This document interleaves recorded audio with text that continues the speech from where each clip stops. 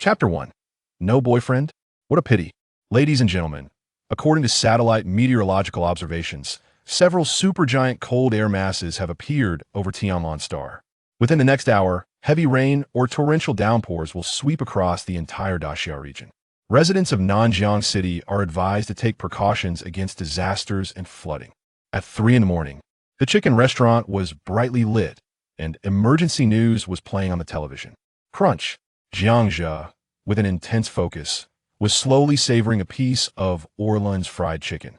Only when the bone was cleaner than a dog could lick did a satisfied expression finally appear on his face. After relishing the taste, Jiangzhe lifted his eyelids and fixed his gaze upon the woman across from him. Beautiful lady, I consulted lawyer Zhang San online, and he mentioned that in my situation, it should be a life sentence. Is there any way to lighten this? I am Xiaoyu, a negotiation expert from the Nanjiang City Police. If you are willing to cooperate and guarantee not to harm the hostages, the police can provide evidence favorable to you. Xiaoyu adjusted her glasses. Her curiosity piqued. She had encountered numerous criminals, yet Jiangzhe, in terms of temperament and appearance, seemed quite unlike them. The other party exhibited an extraordinary calmness and nonchalance. As a criminal expert, she could discern that this was not a facade, but genuine resilience. Moreover, why did his gaze toward her carry a hint of pity? Jiangzhe chuckled softly.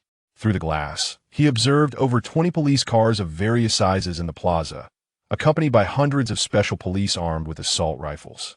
It's quite an adjustment to chat with a beauty like you while fully dressed, Jiangzhe remarked before turning his attention to the center of the restaurant.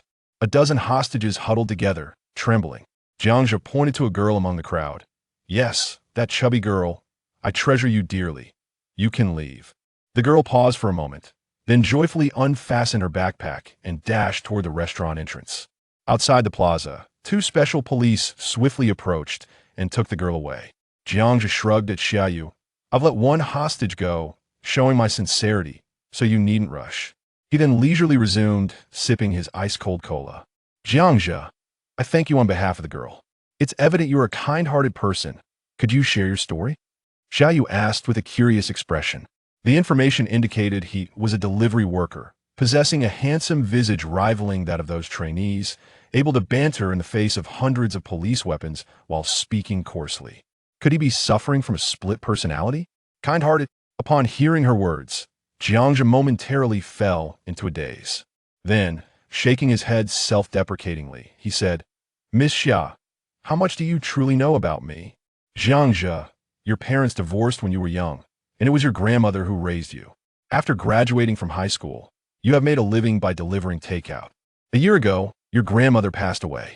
Filial, kind, and helpful, these are the attributes that everyone who knows you would ascribe to you. Moreover, you have borrowed over 3 million from various platforms. Can you tell me what happened? After Xiaoyu finished speaking, her gaze burned intensely upon Jiangzhe. On his youthful face, there lay a depth in his eyes that spoke of life's hardships. It was a contradictory feeling. Xiaoyu was certain that he was a person with a story, and she found herself deeply intrigued. Jiangzhe raised an eyebrow at her words. What do you think? Terminal illness. Xiaoyu responded with a resounding 2-word reply. Heh. Ha ha ha. Jiangzhe transitioned from a faint smile to a hearty laugh, lightly patting the table with his right hand. The things I've stolen, I could never use up in 10 lifetimes. Tell me, if it were a terminal illness, what would it mean to me? Just to fill my belly. All right, I apologize for my rather ominous guess earlier.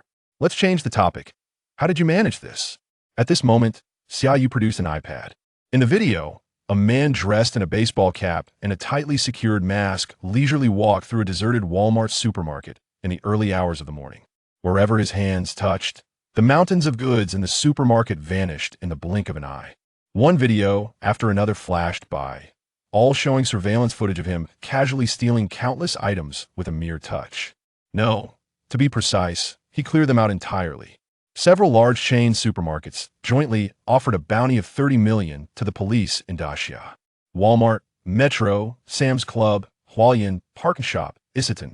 Meat processing plants, canning factories, instant noodle factories, machinery factories, pharmacies, flour mills, distilleries. Vegetable warehouses, construction machinery, precision instruments, clothing factories, fuel depots, seed companies. He robbed everything in sight, from socks to excavators.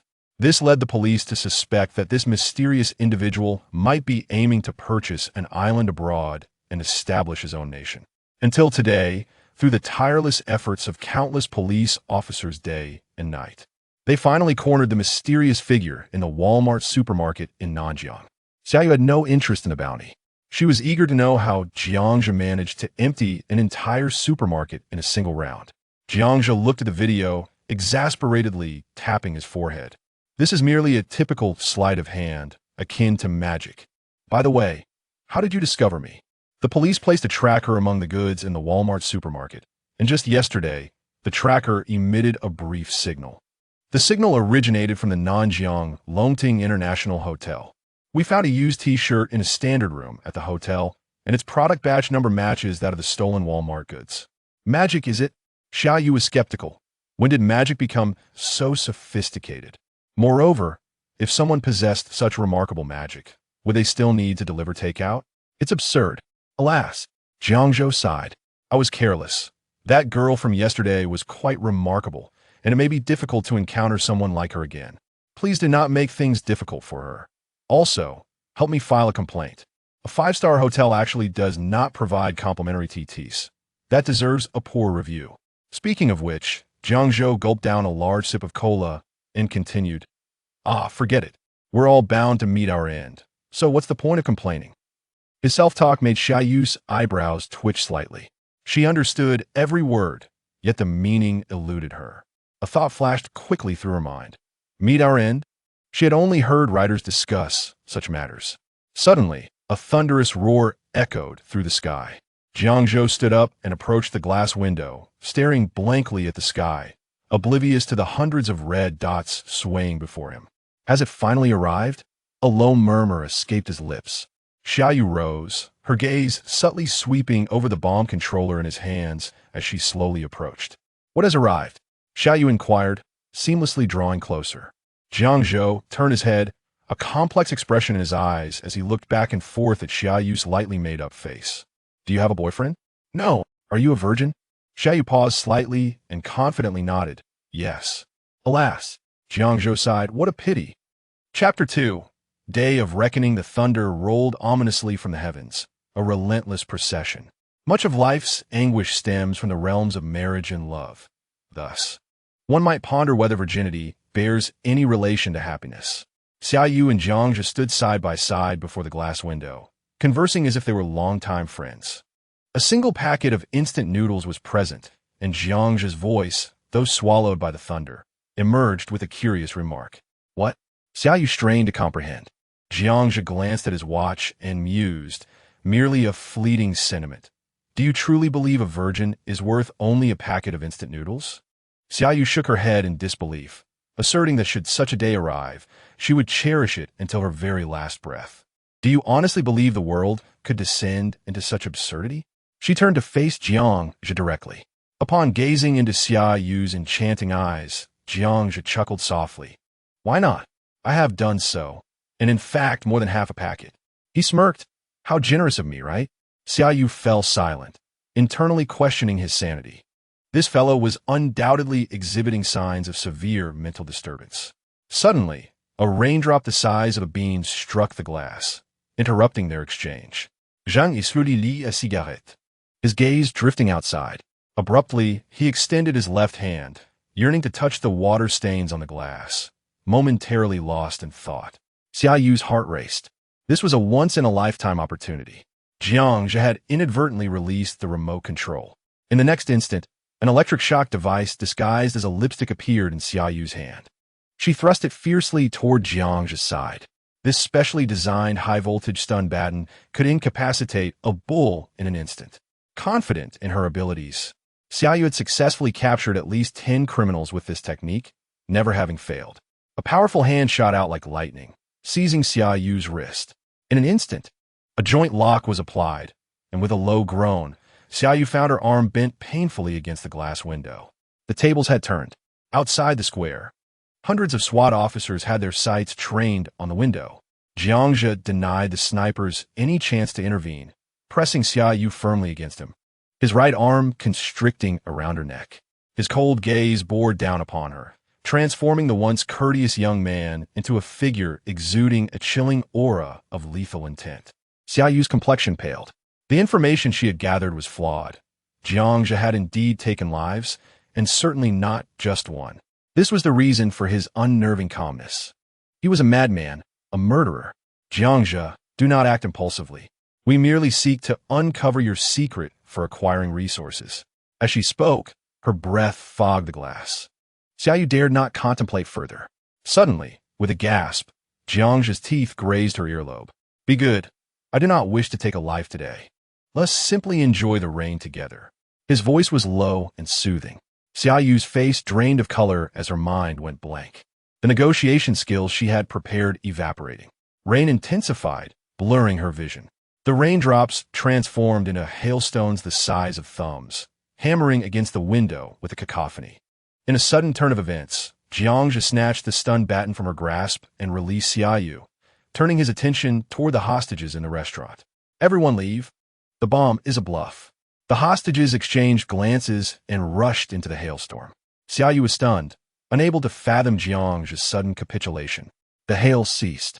2 teams of 6 SWAT officers entered slowly through the door, subtly encircling the pair. Let us depart. I wish no one to be harmed, Xiaoyu urged, unable to restrain herself.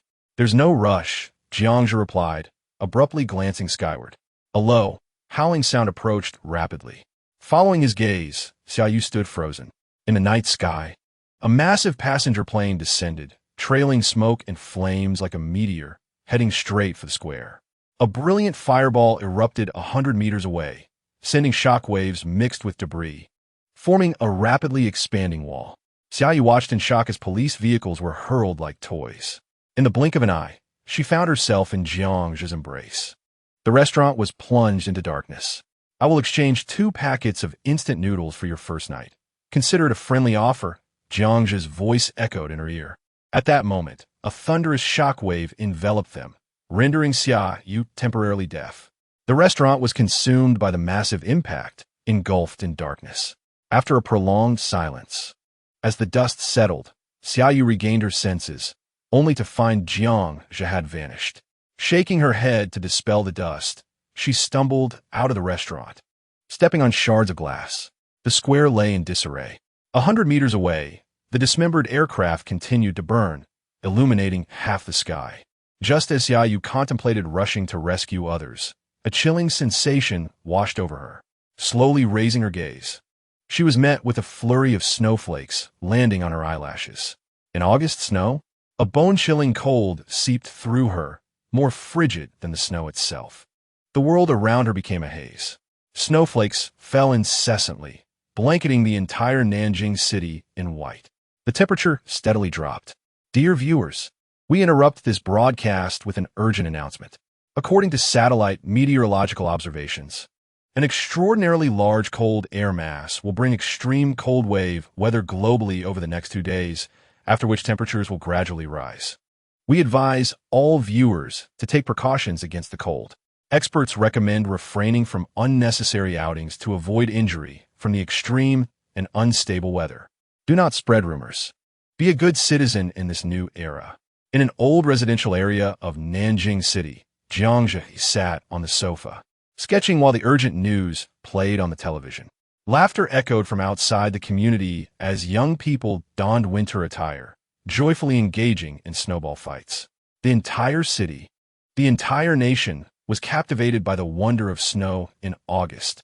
Listening to the laughter outside, a flicker of melancholy crossed Jiangzhe's eyes. This mirth would soon be replaced by endless despair and suffering.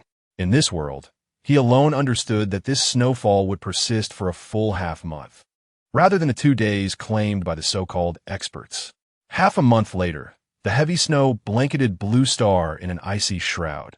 Sunlight refracted, and heat could not be retained at the surface. Global average temperatures plummeted to over -40 degrees. Nature fell silent. The ice age had arrived. Most flora and fauna succumbed to the sudden chill. The true end of days commenced. Traffic ground to a halt, power outages occurred, water sources froze, viruses spread. An energy crisis loomed, and food shortages began. Additionally, monsters from the unknown emerged, mutated wildlife, and transformed humans. All factors contributed to the disintegration of human society. Once, the exalted humans of Blue Star were relegated to the underground, struggling for survival alongside rats. It was not until the emergence of extraordinary beings that a glimmer of hope for humanity's future was born. At that moment, notifications flooded Xiaoyu's phone. Every WeChat group was fervently sharing a post. The apocalypse is upon us. Are you prepared? Those who had previously scoffed 10 days prior were now left to explain how the post had accurately predicted snow on August 20th. It was merely a coincidence. Apocalyptic posts were old tropes. How could they turn real? There would always be one that hit the mark. Drinking snow water will turn you into a monster? More terrifying than being single? Will there be reproductive isolation? I want to hit the streets to meet someone. Surely no bride price is needed, right? Either way, I now believe it. I'm stocking up on food. Remember, experts are among the people. This is terrifying. The post claims sea monsters will emerge to kill. Or are there truly monsters that are bulletproof? Whatever monsters come, they will be dealt with. As long as they dare to enter Daxia, they be met with scallions. Ginger, garlic, cumin, and chili. I stand by my original viewpoint. This person is rambling. Are there really carbon-based life forms that are bulletproof? It's all just coincidence. Don't worry, with Lao Wang Noodle House around. Even in the apocalypse, you can still enjoy a steaming bowl of fried noodles. Follow me to avoid getting lost. The post was blocked by the authorities within half an hour of being shared. This message was anonymously posted by Jiang 10 days ago. As for how many lives can be saved, it all depends on fate. By the way, what does the post say about August 20th, 2032? It's known as Punishment Day. Chapter 3. I can read fortunes. At 8 in the morning, the pitch-black sky gradually brightened, and the snow continued to fall heavily. A night of snow transformed the climate of August from the sweltering heat of midsummer directly into the bitter cold of winter. The sound of horns echoed throughout the streets leading to Xinghai Square in Nanjing City. Vehicles occasionally collided due to the slippery roads, and traffic accidents were rampant. Majestic trees lining the road were burdened with thick layers of snow, occasionally shedding a cascade of snowflakes on hurried pedestrians. The streets had been transformed into a scene of snowmen, with traffic police diligently directing the flow of vehicles. Military trucks could be seen swiftly passing through the city, adding to the tense atmosphere. Just yesterday, girls in short skirts had changed into bulky winter attire. The cursed apocalypse has completely put an end to exposed legs. With a sigh, Jiangzhe drove slowly with the flow of traffic. A journey that normally took just over 10 minutes extended to more than an hour before he finally arrived at the underground parking lot of Xinghai Hotel next to Xinghai Square. In the hotel lobby, many people crowded near the entrance, their anxious expressions gazing out at the swirling snow. These were guests stranded in the hotel. Since dawn, the highways have been closed, and all buses, trains, flights, and ships entering or leaving Nanjing City have been suspended. Those who drove themselves were somewhat better off, as they could leave Nanjing in these 2 days. As for those left behind, one could only wish them good fortune. News of the plane crash had been suppressed by the authorities, but Jiangzhe was aware that it was not just one aircraft that had gone down. As the cold wave arrived, a temperature layer between 3,000 to 10,000 meters above the blue planet's atmosphere plummeted to a chilling -80 to 90 degrees Celsius. This temperature far exceeded the limits of what aircraft could withstand. "Hello, beautiful. Could you please book me a top-floor suite?" Upon reaching the hotel front desk, Jiangzhe flashed a smile at a receptionist engrossed in her phone. "Certainly, handsome. It's $2,500 per night, including breakfast. Please show me your ID," she replied, immediately putting down her phone, her eyes sparkling as she returned a sweet smile. Jiangzhe's handsome appearance successfully garnered her favor. The receptionist had a delightful smile, a rare sight in this desolate world. For those who possess good looks, it mattered little. What truly counted was strength. Strength was the only true allure. "Ah, my dear, you seem to carry a certain heaviness in your aura. Have you encountered any misfortunes lately? Let me take a look at your palm." Jiangzhe began to jest, blinking his eyes. "Ah, you can read faces too?" The receptionist covered her face, playfully extending her fair right hand. With a swift motion, Jiangzhe grasped her hand and discreetly placed a wad of cash in her palm, whispering, "Miss, could you do me a favor? I forgot my ID. Please help me book a room. This money has been blessed at Lutai Mountain to ward off evil. She glanced down at the cash in her hand, momentarily stunned. Meanwhile, Jiang had stepped back 2 meters, wearing a broad smile. Soon, her face flushed crimson. Biting her lip, she pondered for a moment before retrieving an ID card from her drawer. This belongs to a security guard at the hotel. You can use his name. With a bit of clever deception, he secured the arrangement. Beautiful. I'll be staying at the hotel for the next couple of days. If you need a fortune read, come to my room after work. Before departing, Jiang Zhu winked at her, shouldering his backpack and stepping into the elevator. The authorities might have discovered his identity, and he could very well be on a wanted list now. For the time being, using his own ID was out of the question. He could endure a few more days. Eventually, that piece of identification would become worthless. In a suite at Shanghai Hotel, Jiang Zhu gazed through the floor-to-ceiling windows at the white expanse outside. Not far away was the vast Shanghai Square, where he could faintly see children playing. Dozens of snowmen stood proudly on the submerged lawn. Suddenly, a brand-new military-grade monocular appeared beside him without warning. 2 months ago, Jiang Zhu had been reborn from the Ice Age apocalypse and had brought back the ability to manipulate spatial dimensions. By touching objects, he could draw them into a dimensional space.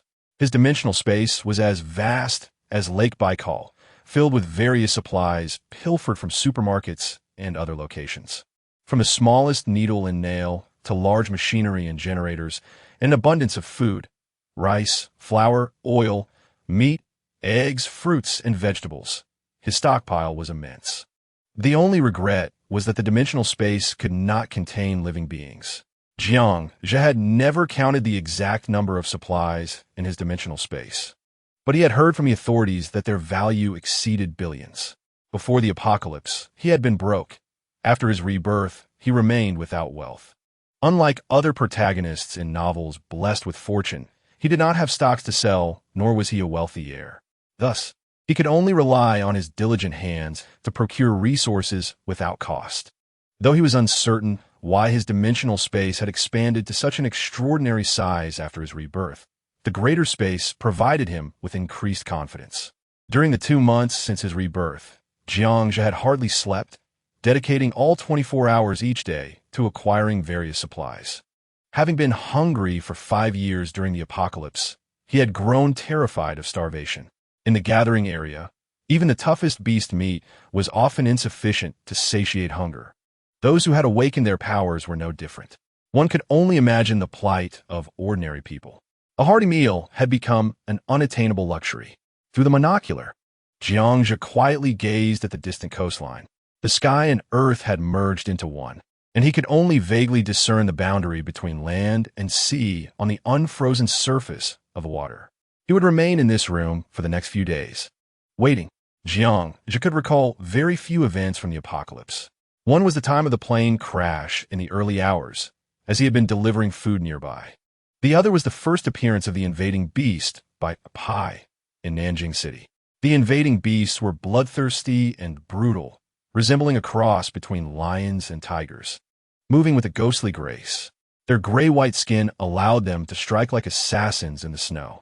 The authorities referred to them as invading beasts, while people in the gathering area called them by Pai. Jiang Zhu vividly remembered one by Pai landing in Shanghai Square, ruthlessly slaughtering defenseless humans. In just 3 short hours, thousands perished at the claws and tentacles of Bai Pai. The Daxiang military mobilized tanks and heavy weaponry, sacrificing over 100 soldiers before finally taking down this Bai Pai. On that day, hundreds of Bai Pai landed along Daxia's extensive coastline simultaneously. Fortunately, the military responded swiftly, deploying heavy forces to prevent these killing machines from breaching inland provinces. Other countries on the Blue Planet also suffered severe losses. Survivors were confronted with the horrifying realization that such terrifying beasts lurked within their world. Bai Pai had never been documented on the Blue Planet before. They were absent from any myth or historical record. Many religious followers deemed these Bai Pai as messengers from hell, released by humanity's greed and selfishness. The beasts in the Ice Age apocalypse were viewed as divine judgment and punishment against humanity.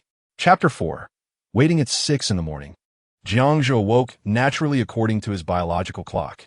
He pushed aside an arm draped over him and rose, stepping barefoot into the bathroom. He tilted his head back, allowing the warm water from the shower to cascade over his face. Since his rebirth, he had made it a habit to take 2 showers each day. The sensation of hot water against his skin was so pleasurable that he couldn't help but let out a contented sigh.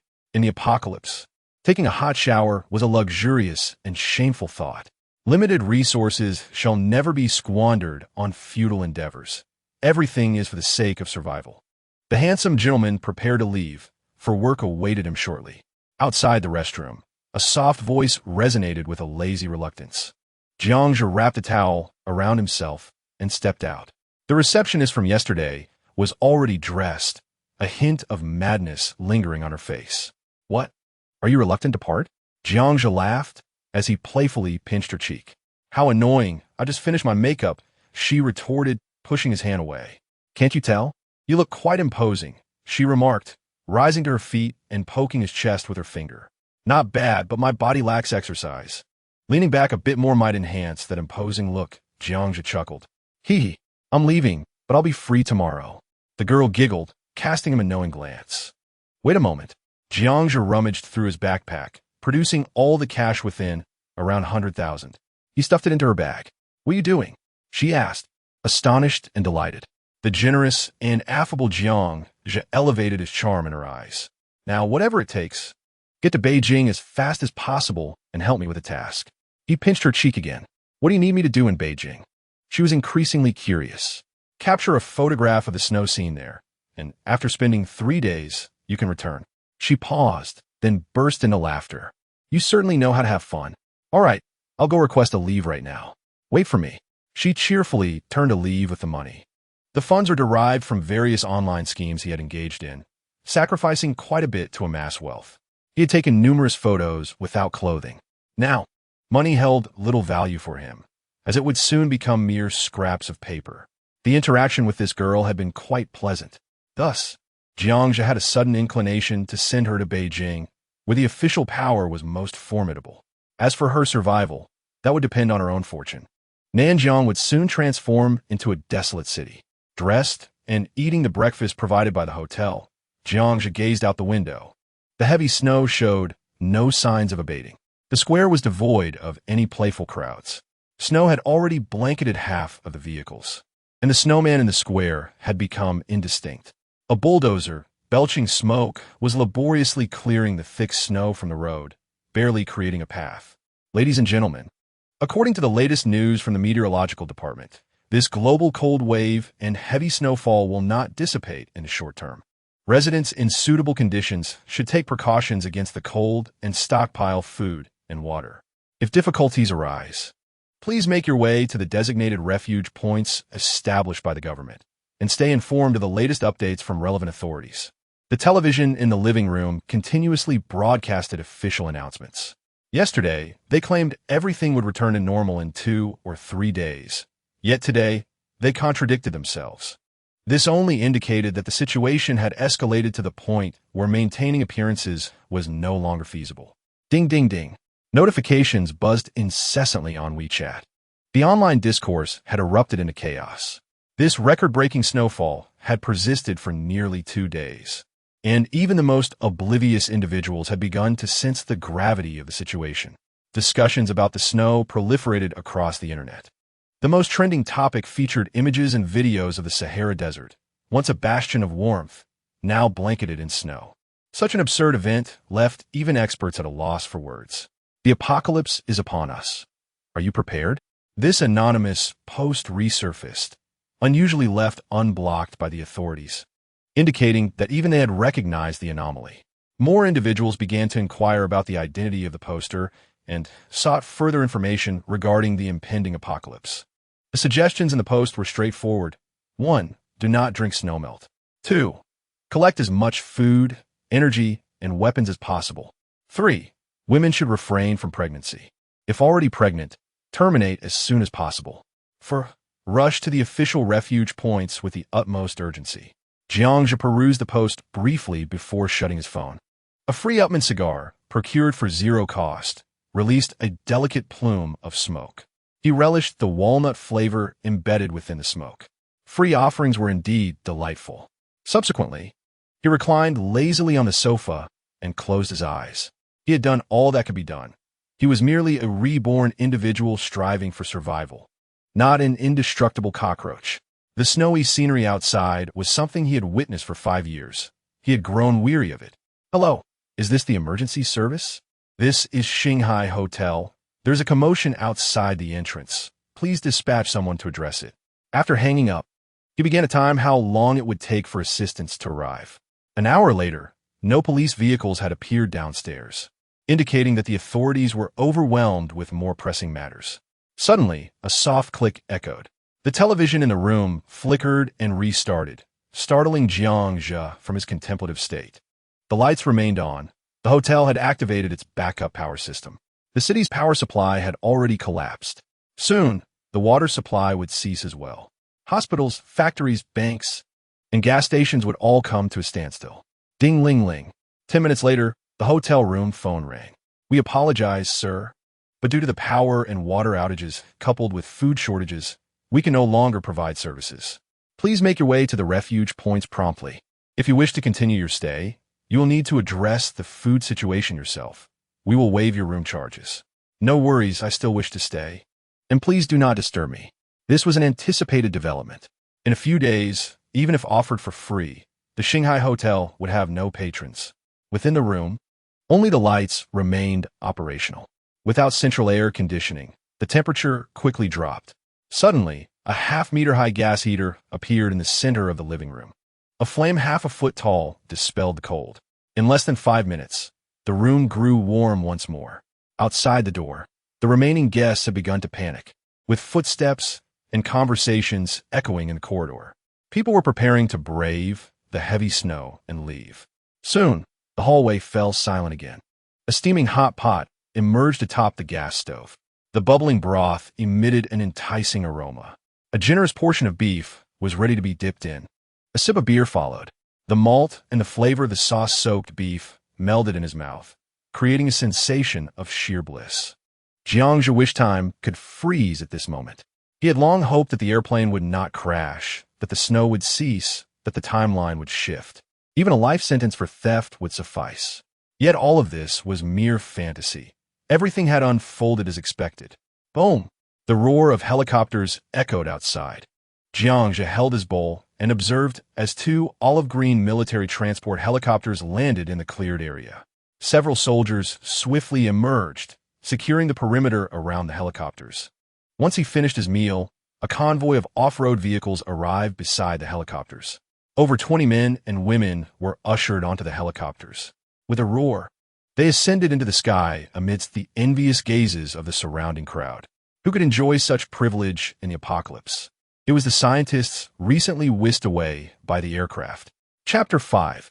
Airdrop Supplies 285. In the morning, Jiang mumbled as he entered the bathroom. Just as he was about to shower, he realized the water supply had been cut off. Throughout the night, the skies over Nanjiang City had been filled with the thunderous sound of helicopters. He counted. 285 had flown over the direction of Shanghai Square alone. Nanjiang had a population of 10 million. Dasha boasted 2 billion citizens. Blue Star housed over 20 billion. The majority would embark on a treacherous journey toward death. Reflecting on this, Jiang felt an overwhelming sense of sorrow. Countless corpses would remain standing on the earth even 5 years later. Jiang himself had nearly perished on the way to the refuge point, a memory too painful to revisit. The glass in the hotel room had formed a layer of frost. The outdoor temperature was nearing -20 degrees. Jiang increased the flame on the gas stove. After a simple meal of pan-seared beef steak accompanied by broccoli, he began to scribble and sketch on paper.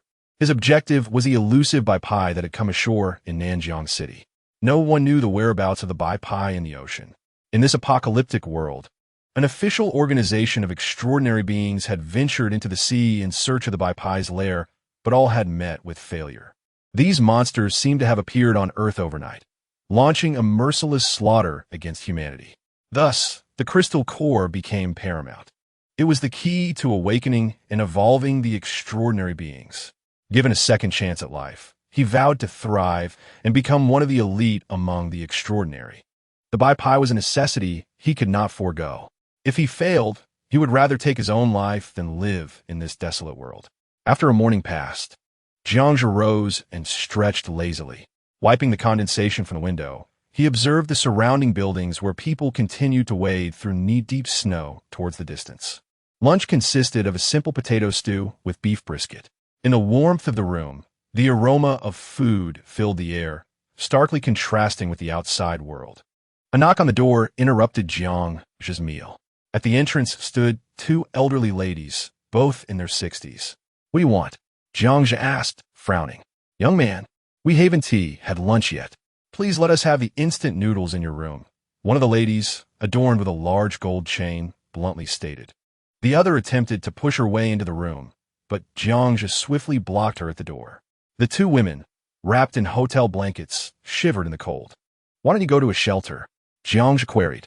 "Oh dear, with our old bones, we cannot walk that far. We plan to stay in the hotel. If the police don't come to help us, I will expose them online. Give us the instant noodles. You are young and can go to the shelter." The elderly lady insisted, her voice rising with agitation. Jiangzhe felt bewildered. The nearest shelter was visible from Shanghai and not far at all. Was it not more important than life itself? "If you're looking for food, go to the government shelter," Jiangzhe responded coldly. Just as he prepared to close the door, two arms blocked the frame. "Young man, be honest and show respect to the elderly," the gold chain lady sniffled. "I can already smell the meat. How about this? We each pay 30 yuan for a meal. Don't worry, I don't eat much," she proposed with a hint of desperation. Jiangzhe let out a derisive laugh, his expression turning icy. "Get lost. Oh, you want to hit me? Come on." The gold chain lady shouted, "Sister, take out your phone. Let us put him on the internet and show everyone." The other lady raised her phone, but Jiangzhe swiftly snatched it away and smashed it against the doorframe, shattering it. In the midst of the stunned gold chain lady, Jiangzhe delivered a swift blow to her face, causing her to tumble into the hallway. He closed the door. He has killed someone. Come quick. He has killed someone." The wailing of the gold chain lady echoed in the corridor like a pig being slaughtered. Jiangzhe donned a pair of headphones and resumed his meal. After a satisfying burp, he reclined on the sofa and began his afternoon nap, savoring the moment. Uncertain of how long he slept, Jiangzhe was jolted awake by the sound of an explosion. Across from Shanghai Hotel, flames engulfed a building's exterior, thick smoke billowing into the sky. Through binoculars, he spotted a crashed helicopter. A relatively intact tail section bore a conspicuous red insignia, accompanied by a series of numerical codes. It was a military helicopter. Soon, the flames were doused by the relentless snow. With such heavy snowfall, flying a helicopter between the buildings was perilous. A moment's inattention could lead to disaster. Jiangzhe lowered the binoculars, offering a moment of silence for the pilot and those aboard. The snow had continued for 3 days, pushing the city to the brink of collapse. The Nanjing authorities announced that the military had commenced rescue operations, stating that, at 3 o'clock sharp, they would airdrop relief supplies. Every 5 hours, a batch would be released, containing compressed biscuits, bottled water, and canned goods. Residents stranded were urged to light bonfires in open areas to provide accurate coordinates for the drop. Anyone caught hoarding the supplies would face severe sanctions. Residents who received the supplies hurried to the shelters. In this time of crisis, unity was essential, and together they would triumph over the natural disaster. Jiangzhe glanced at the clock. It was now 1:30 in the afternoon. Surrounding buildings were filled with hundreds of people rushing towards Shanghai Plaza with various materials to ignite fires. Before long, bonfires sprang up, their flames visible against the heavy snowfall. The crowd thickened, gathering around the bonfires, all eager to secure the first batch of airdrop supplies. Observing the bonfires and the throng of people, Jiangzhe pondered deeply and suddenly realized why the Bai Pai had first appeared at Shanghai Plaza. It relied on sound and magnetic fields to locate its prey. With so many people gathered in the plaza, to the Bai Pai, it was a veritable feast laid out before it. The roar of a helicopter echoed, arriving 10 minutes later than expected. The crowd erupted in excitement, waving and shouting at the helicopter hovering above. Jiang just silently counted 1, 2, 3, 20, as 20 emergency packages dropped from the aircraft. It was far too little. Divided among the multitude, such meager provisions would barely fill the gaps between their teeth. Within a minute, the 10 packages had vanished. Out of 3,000 to 4,000 people, only a few hundred managed to snatch some food. The bonfires continued to burn, and people remained in the plaza, waiting. Supplies were released every 5 hours, and everyone believed they would eventually secure a morsel to eat. However, some would never wait that long. Occasionally, one could see a person who had stood just a moment before collapsing silently into the snow. In extreme cold, many with poor physical conditions could not withstand the sudden drop in temperature. The frigid air led to elevated blood pressure and cardiac arrest. Jiang just ceased to focus on the plaza. The top floor of the hotel seemed devoid of other guests besides him. The corridor was utterly silent. The elevator had ceased operations. Even if there were others in the hotel, no one would expend the energy to climb 20 flights of stairs. Throughout the afternoon, Jiang knocked on every door on the top floor, familiarizing himself with the structure. To kill the Bai Pai, it would be futile in the open wilderness. Only by utilizing narrow spaces to restrict its speed could he find an opportunity for a decisive strike. In this apocalyptic world, 5 years had proven this truth through the sacrifices of countless lives. Chapter 6. Chaos in Nanjiang. The second airdrop was delayed by half an hour.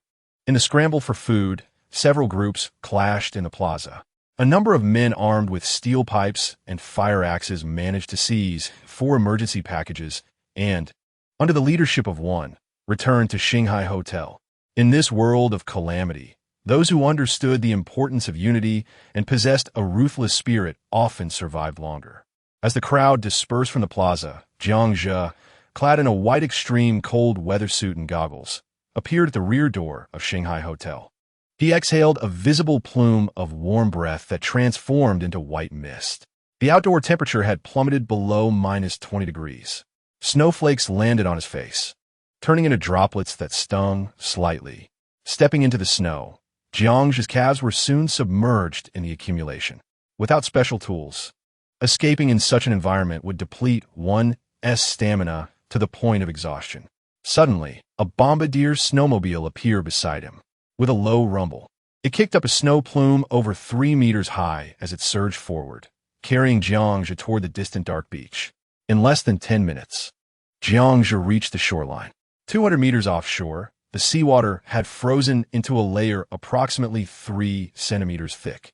Over the coming months, the waters of the entire blue planet would be completely encased in thick ice. Jiang produced a balloon, one end tethered to a weight.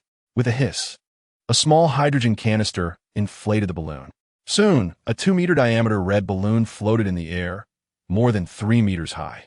Beneath the balloon dangled a palm-sized device, flickering with a red light, a life detector. Within 100 meters, if any moving organism appeared, the device would automatically activate its camera. After expending 2 hours to set up more than 30 detectors, Jiang finally paused, panting heavily. His current condition was rather weak, far from what he had been in the apocalypse. As Jiang returned to the hotel, covered in snowflakes and gasping for breath, he discovered that the lobby on the first floor was crowded with over 100 individuals, men and women alike. Each appeared to be in a state of disarray. "Hey, brother, did you manage to get any food?" At that moment, a tall, thin man in a security uniform noticed Jiang and approached him. The man seemed somewhat familiar to Jiang, and he suddenly recalled that this was the leader of the group that had raided the emergency supplies. "No, who are you?" Jiang shook his head. The man gestured toward the group of people slumped on the floor. "These are workers from around the hotel. We just returned from the nearest shelter. There's no way to get in there anymore. The food supply is completely insufficient. Even what little we have can barely fill the gaps between our teeth." Just as Jiang was about to inquire further, a voice from the entrance cursed loudly. "Damn it, Li Ge, it's cleaner than a cow's lick." Many supermarkets have been forcibly requisitioned by the military. There's no opportunity. 5 young men, resembling snowmen, appeared at the door, wielding fire axes and steel pipes. Li Ge, the tall man, frowned. "Have more distant hotels and supermarkets been searched?" "We didn't dare venture further," fearing the brothers wouldn't be able to endure, replied one young man, his lips turning purple in the cold, trembling slightly as he looked at Jiangxia. Upon noticing Jiangxi's extreme cold-weather down jacket, a glimmer of envy flashed in his eyes. Brother, do you have any more of that kind of clothing? We should help each other out when we're out here. My name is Li Dan. And you? Li Gu turned to Jiangxia, his eyes narrowing. Though the tone was conversational, there was an unmistakable air of insistence. Jiangxia, I'm a guest here. I'm sorry, but I only have this one jacket. Having said that, Jiangxia turned to walk toward the staircase. Behind him, Li Dan's expression darkened, and he ceased speaking. Damn! As Jiangxia vanished up the staircase, a low spit echoed behind him. Back in his hotel room on the top floor, Jiangxia placed a palm-sized metallic device on the windowsill, a detector's alarm system. In the square below, thousands endured the cold, gathered around several bonfires, waiting for food. Within the crowd, someone stumbled and fell heavily into the snow, becoming motionless. The people around merely shifted aside indifferently, then continued stamping their feet. Occasionally glancing at the pitch-black sky, Jiangxia took out his phone, only to discover that the signal had completely vanished. The WeChat group contained only a few final messages. I'm in XXX community. I haven't eaten in 2 days. Can someone help me? Just a pack of instant noodles will do. I'm stuck on the highway. Can someone lend me a down jacket? I'll pay 10,000. Phone XXXXX. I'm 170 centimeters tall, with an alluring figure. Brothers, who will come to save me? My home is freezing. Just come to rescue me. And you can make any demands you want. You know what I mean. Attached was a picture showcasing a curvy figure, though the face was obscured. Who has food? A piece of bread for 1,000. Pay first, then see the goods. Help! My door is blocked by snow. I can't open it. I'm out of power. This is my last distress message. Unit 3, Room 201, XX Community, please save me. The messages ceased updating. With the heavy snowfall, all outdoor lines would be completely severed, which meant the fastest means for people to call for help had been utterly cut off. On the sofa, Jiangxia squinted, dozing off, occasionally opening his eyes to check the alarm device. 5 years of an apocalyptic existence had taught him patience in all matters. Let me go. What are you doing? This is my only down jacket, don't. I'll freeze to death. Suddenly, a woman's piercing scream echoed from the hallway outside. The ensuing dialogue was barely discernible, filled with pleading voices. Bang, bang, bang. Then came the chaotic sounds of banging on doors. Jiangxia furrowed his brow and stepped out of his room, encountering 2 groups of people. In the central hallway, a young woman lay on the ground, trembling, her face smeared with snot and tears, surrounded by 3 young girls. On the other side, a young man cursed as he kicked and struck another man crouched on the floor. Run, you fool. Wouldn't it be better to obey? A young woman, adorned with large round earrings, scolded as she kicked the young woman on the ground, then donned a down jacket from her. Upon noticing the tall figure of Jiang, the 3 girls approached the young man. The 4 gathered together. The young man tightened his grip on the fire axe. Stay out of it, or I'll kill you. He spat, though his eyes remained fixed on Jiangxia. The 2 sides locked eyes in silence for a moment. Seeing Jiangxia make no move, the young man turned with the 3 girls and departed from the top floor. In the hallway, the bespectacled man, who had been crouched on the ground, staggered to his feet and helped the young woman up. Just as the 2 were about to leave, the bespectacled man approached, wiping his nose. You should leave quickly. They will definitely come to seize your clothes and food. Jiangxia grasped the bespectacled man, wanting to turn away. Who are they? The bespectacled man adjusted his slightly bent glasses. I don't know. There are probably dozens of them. South River has already descended into chaos. I went to the nearest shelter. The food there is also scarce. If you have anything to eat, you should escape quickly and check other military shelters. Hearing their conversation, the young woman approached. Brother, I have money. If you can help me, all my money is yours. The young woman, stripped of all but a pink thermal outfit, was well preserved, her skin delicate. Jiangxia ignored the woman, glancing at the shivering, bespectacled man. Bang! He kicked open the door to the adjacent room and retrieved 2 blankets, tossing them to the man. Thank you. The bespectacled man and the young woman wrapped themselves in the blankets. After a brief conversation, Jiang Zhe learned their identities. The young woman, Zhang Lan, was the head of an electronics company in Shangjing, while the bespectacled man, Zhou Qi, was a key technician at the company. They had come to South River on a business trip and were now stranded in the hotel due to the heavy snow. The others had fled, but only Zhou Qi had chosen to remain. However, the bespectacled man held a detail that piqued Jiang Zhe's interest. He was an undergraduate in electrical engineering at Hucking University, a true scholar, save for the fact he lacked a top student badge. Brother, as Zhang Lan's pleas echoed. Jiang Zhe closed the door to his room. Through the falling snow, flickering flames were visible in many rooms of the tall buildings surrounding him. People had ignited anything they could find for warmth. Bang, bang, bang. Suddenly, a knock echoed once more. Jiang Zhe's expression darkened, remaining unmoved. Bang, bang, bang. The knocking intensified, becoming more forceful. Open the door. I know you're in there. Don't play dead. Voices shouted from outside. Chapter 7. The white skin, what's the matter? Jiang Zhe opened the door, casting a cold gaze at the three men. The leader was the same one who had previously chased after the bespectacled man. Zhang Lan and Zhou Qi peeked out from the adjacent room, but were intimidated by the fierce glares of the men. Jiang Zhe had not expected that Zhou Qi and the others would remain in the neighboring room without leaving. His eyes swept over the axes and steel pipes in their hands, and he understood. Their companion had gone to fetch reinforcements. Standing at nearly 8 meters tall, Jiang Zhe towered over them, which had deterred the man from acting alone earlier.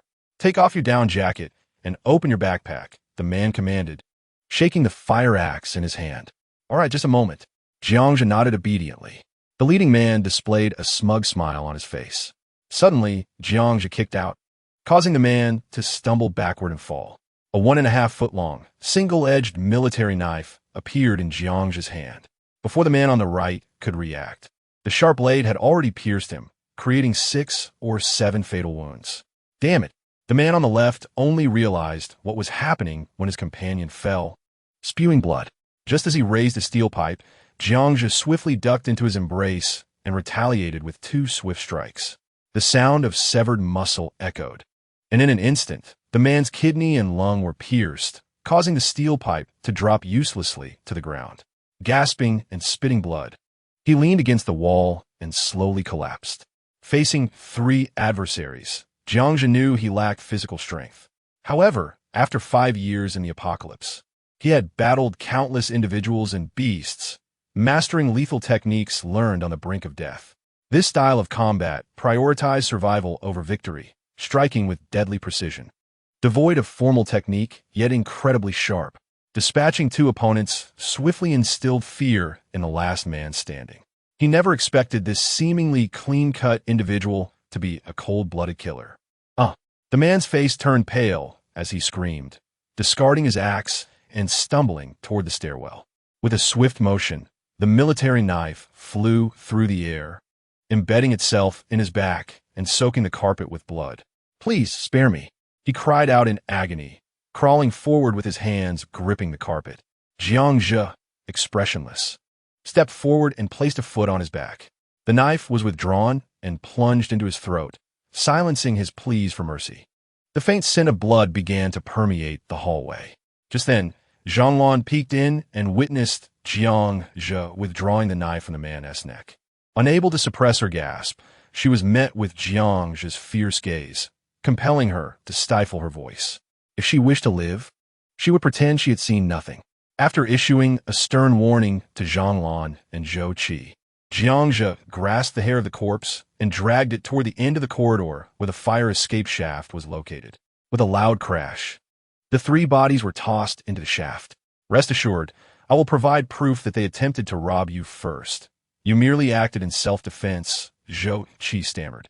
His eyes averted from Jiang Zhe's. Jiang Zhe glanced at him dismissively. I truly wish to testify on your behalf. Zhou Qi trembled. Having been terrified by Jiang Zhe's ruthless actions in eliminating 3 men without a moment's hesitation. Do not approach me, Jiang Zhe commanded. No problem. We are merely staying next door and won't disturb you, Zhou Qi replied before hastily retreating to his room. Suddenly, the alarm in the room's detection system blared. Jiang Zhe dashed back to the guest room.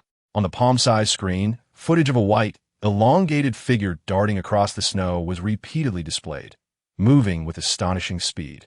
Enlarging the image revealed two tentacles swaying alongside the figure. Jiangzhe instantly recognized the identity of the monster. Just then, the sound of machinery echoed from above. The third airdrop helicopter had arrived. Hovering 10 meters above the square, a soldier continuously dropped emergency packs, sending powerful gusts that whipped up snowflakes and caused chaos among the crowd below. Numerous hands reached skyward, eager to seize the falling supplies.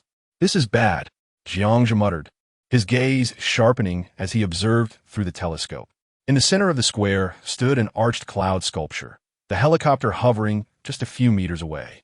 Everyone's attention was fixated on the helicopter, unaware that a white figure was swiftly scaling the sculpture. The massive creature leaped over the crowd, covering the distance of several meters in an instant, lunging toward the hovering helicopter. Before anyone could react, the white creature, standing over 5 meters tall, clung to the open cabin. Its sharp claws struck, slicing the dazed soldier into 3 pieces and sending him crashing down into the crowd below. Simultaneously, whip-like tentacles pierced the cockpit, showering blood upon the glass. The helicopter plummeted rapidly after the attack. Only then did the crowd finally react with horrified gasps. Jiangzhe, witnessing the helicopter's blades shatter and send debris flying, could see dozens of people being cut down in an instant, their screams shattering the night silence. The white figure was in a frenzy of slaughter, moving at a speed exceeding 30 meters per second, evoking terror among the fleeing crowd. In the snow, none could escape its swiftness. Those targeted met gruesome fates, with bodies left unrecognizable. Within a minute, over 100 shattered corpses lay scattered across the square, blood staining the ground. The windows of the guest room shattered, revealing a weapon resembling an ancient city crossbow. Its thick, steel arrows were aimed at the square below. Each arrow, approximately 1.5 meters long, was designed with a trefoil shape to effectively penetrate the white creature's defenses. Custom built from a small hardware store, Jiangzhe had provided the design. Each unit was priced at 3 cases of Maodai. In this apocalyptic world, the city crossbow was the most effective cold weapon for ordinary people against the white creature, albeit heavy and slow to fire. Missing at close range left one contemplating their next life. A heavy machine gun would be more effective, but in Daxia, acquiring such a weapon was a challenge. And with future resources scarce, ammunition presented a significant issue. Taking a deep breath, Jiangzhe steadied himself, aiming the crossbow at the white figure in the square. Given the distance, hitting the target would be challenging. He merely needed to divert its attention. The slaughter continued unabated. Come closer, Jiangzhe whispered. Suddenly, a woman stumbled toward the Shanghai hotel, pursued by the white creature. "Help! Help me!" she cried, her voice filled with desperation. No one responded. No one dared to. Closer. Closer. Jiangzhe held his breath as he aligned the creature within a mechanical sight. The creature drew nearer to the woman. 10 meters, 5 meters, 3 meters. A series of 3 sharp sounds echoed as steel arrows shot forth, embedding themselves between the woman and the white creature. Damn it, Jiangzhe cursed. He had nearly struck the woman as well. However, the arrows captured the creature's attention, halting its advance. Another volley of arrows sped toward the creature, which dodged with remarkable agility, its head adorned with frog-like ears vibrating in alarm. A piercing shriek erupted from the creature's maw as it charged toward the hotel. Chapter 8. Hell on Earth. The white creature's claws effortlessly pierced the exterior wall of the hotel, sending debris flying as it ascended toward the top floor with the intent to eliminate its human challenger. Jiangzhe peered at the creature's rapid ascent, taking a deep breath. He retrieved a windproof lighter and ignited it. Flames engulfed the sofa and bed in the guest room, thick smoke billowing forth. Jiangzhe gradually retreated to the corridor's entrance. Watching through the flames, a burning bottle of incendiary fluid clutched in his right hand. That monster is climbing up, Jiangzhe realized suddenly. Zhou Qi and Zhang Lan from the adjacent room rushed out, their faces ashen, clearly having witnessed the carnage that had just unfolded in the square. If you wish to live, flee swiftly, Jiangzhe barked. Zhou Qi hesitated momentarily, but was soon pulled away by Zhang Lan as they dashed towards the staircase. Vanishing from sight, amidst the crackling sounds of flames, a cacophony of clattering teeth echoed. It was imminent. Two tentacles emerged from outside the window, their tips resembling flat pyramids. Subsequently, a grotesque head surfaced, its slightly agape maw adorned with jagged teeth clinging to morsels of flesh. Short, stout forearms gripped the window ledge, while blood-red, elongated eyes embedded on either side of the head gazed into the guest room. This creature had poor vision. "Hey, you wretched thing, look over here, come on," Jiangzhi yelled. With a thunderous crash, the 2-meter-tall, grayish-white body smashed through the window, nimbly landing on the floor, its head nearly brushing the ceiling. The creature's full form was revealed. Its robust hind legs were thicker than a human waist, while two tentacles swayed languidly behind it, its elongated body stained with blood. As the creature settled, Jiangzhi hurled a Molotov cocktail, which struck the beast, engulfing it in roaring flames. Instantly, it emitted a piercing shriek, charging towards Jiangzhi, who had already sprinted towards the end of the corridor. Behind him, a thunderous sound erupted as the colossal creature barreled through the doorframe, sending a shower of debris flying. Its massive weight, exceeding 2,000 kilograms, imparted a heart-stopping force. The corridor floor thudded ominously as the creature's heavy form raced forward, causing the very structure to tremble. Jiangzhi pressed his lips together and dashed forward, unwilling to glance back, while the sound of the beast's pursuit grew closer, its foul stench permeating the air. He was dancing on the edge of a knife. At the corridor's end hung a life-sized oil painting. 10 meters, 5 meters, the wind howled ominously behind him. In a flash, Jiangzhi executed a slide as a sweeping tentacle narrowly missed his scalp. With a thud, Jiangzhi's feet landed heavily against the wall. A crisp mechanical sound echoed as a metallic sphere penetrated the painting, unfurling into a net. This was a trap Jiangzhi had previously set, designed solely to ensnare this beast. The creature, unable to evade, was captured mid-leap and crashed against the wall. Jiangzhi rolled backward, springing to his feet as a crossbow materialized, aimed at the creature thrashing against the wall. With a series of rapid-fire shots, the crossbow bolts, powered by elastic steel plates, shot forth like lightning. The bolt, as thick as a child's arm, pierced the creature's hide, embedding itself half a foot deep, merely a minor injury in the face of its resilience. Blackish-purple blood gushed forth as the wounded beast opened its gaping maw, emitting a shrill wail, its body convulsing violently. Its tentacles flailed wildly.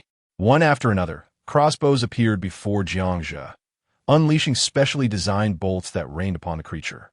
With a resounding crash, the final blow propelled the beast through the wall, revealing a spacious conference room behind. Observing the creature, now resembling a porcupine on the floor, Jiangzhi wiped the cold sweat from his brow, exhaling a breath he had been holding. After expending 15 crossbows and 45 bolts, he had finally subdued the monster. Drawing his military knife, Jiangzhi stepped through the breach in the wall, cautiously approaching the creature's body. Gazing at the stillness of the beast on the ground, he paused, his gaze shifting. With a thought, a canister of liquid nitrogen appeared, and donning gloves, he poured it over the creature's form. The seemingly lifeless beast suddenly writhed violently. Jiangzhi had anticipated this ruse, knowing how many had been deceived by such feigned death in the apocalypse. Within seconds, the liquid nitrogen encased the creature in ice. Only then did Jiangzhi feel secure enough to advance. Planting his right foot upon the creature's skull, he exposed its jaw, revealing a circular, snake-like membrane the size of an apple, its sole weakness. With a swift thrust, the knife plunged in. Jiangzhi retrieved a milky white, bean-sized crystal core, examining it with a smile. He had acquired the key to ascend as an extraordinary being, for years ahead of his previous life.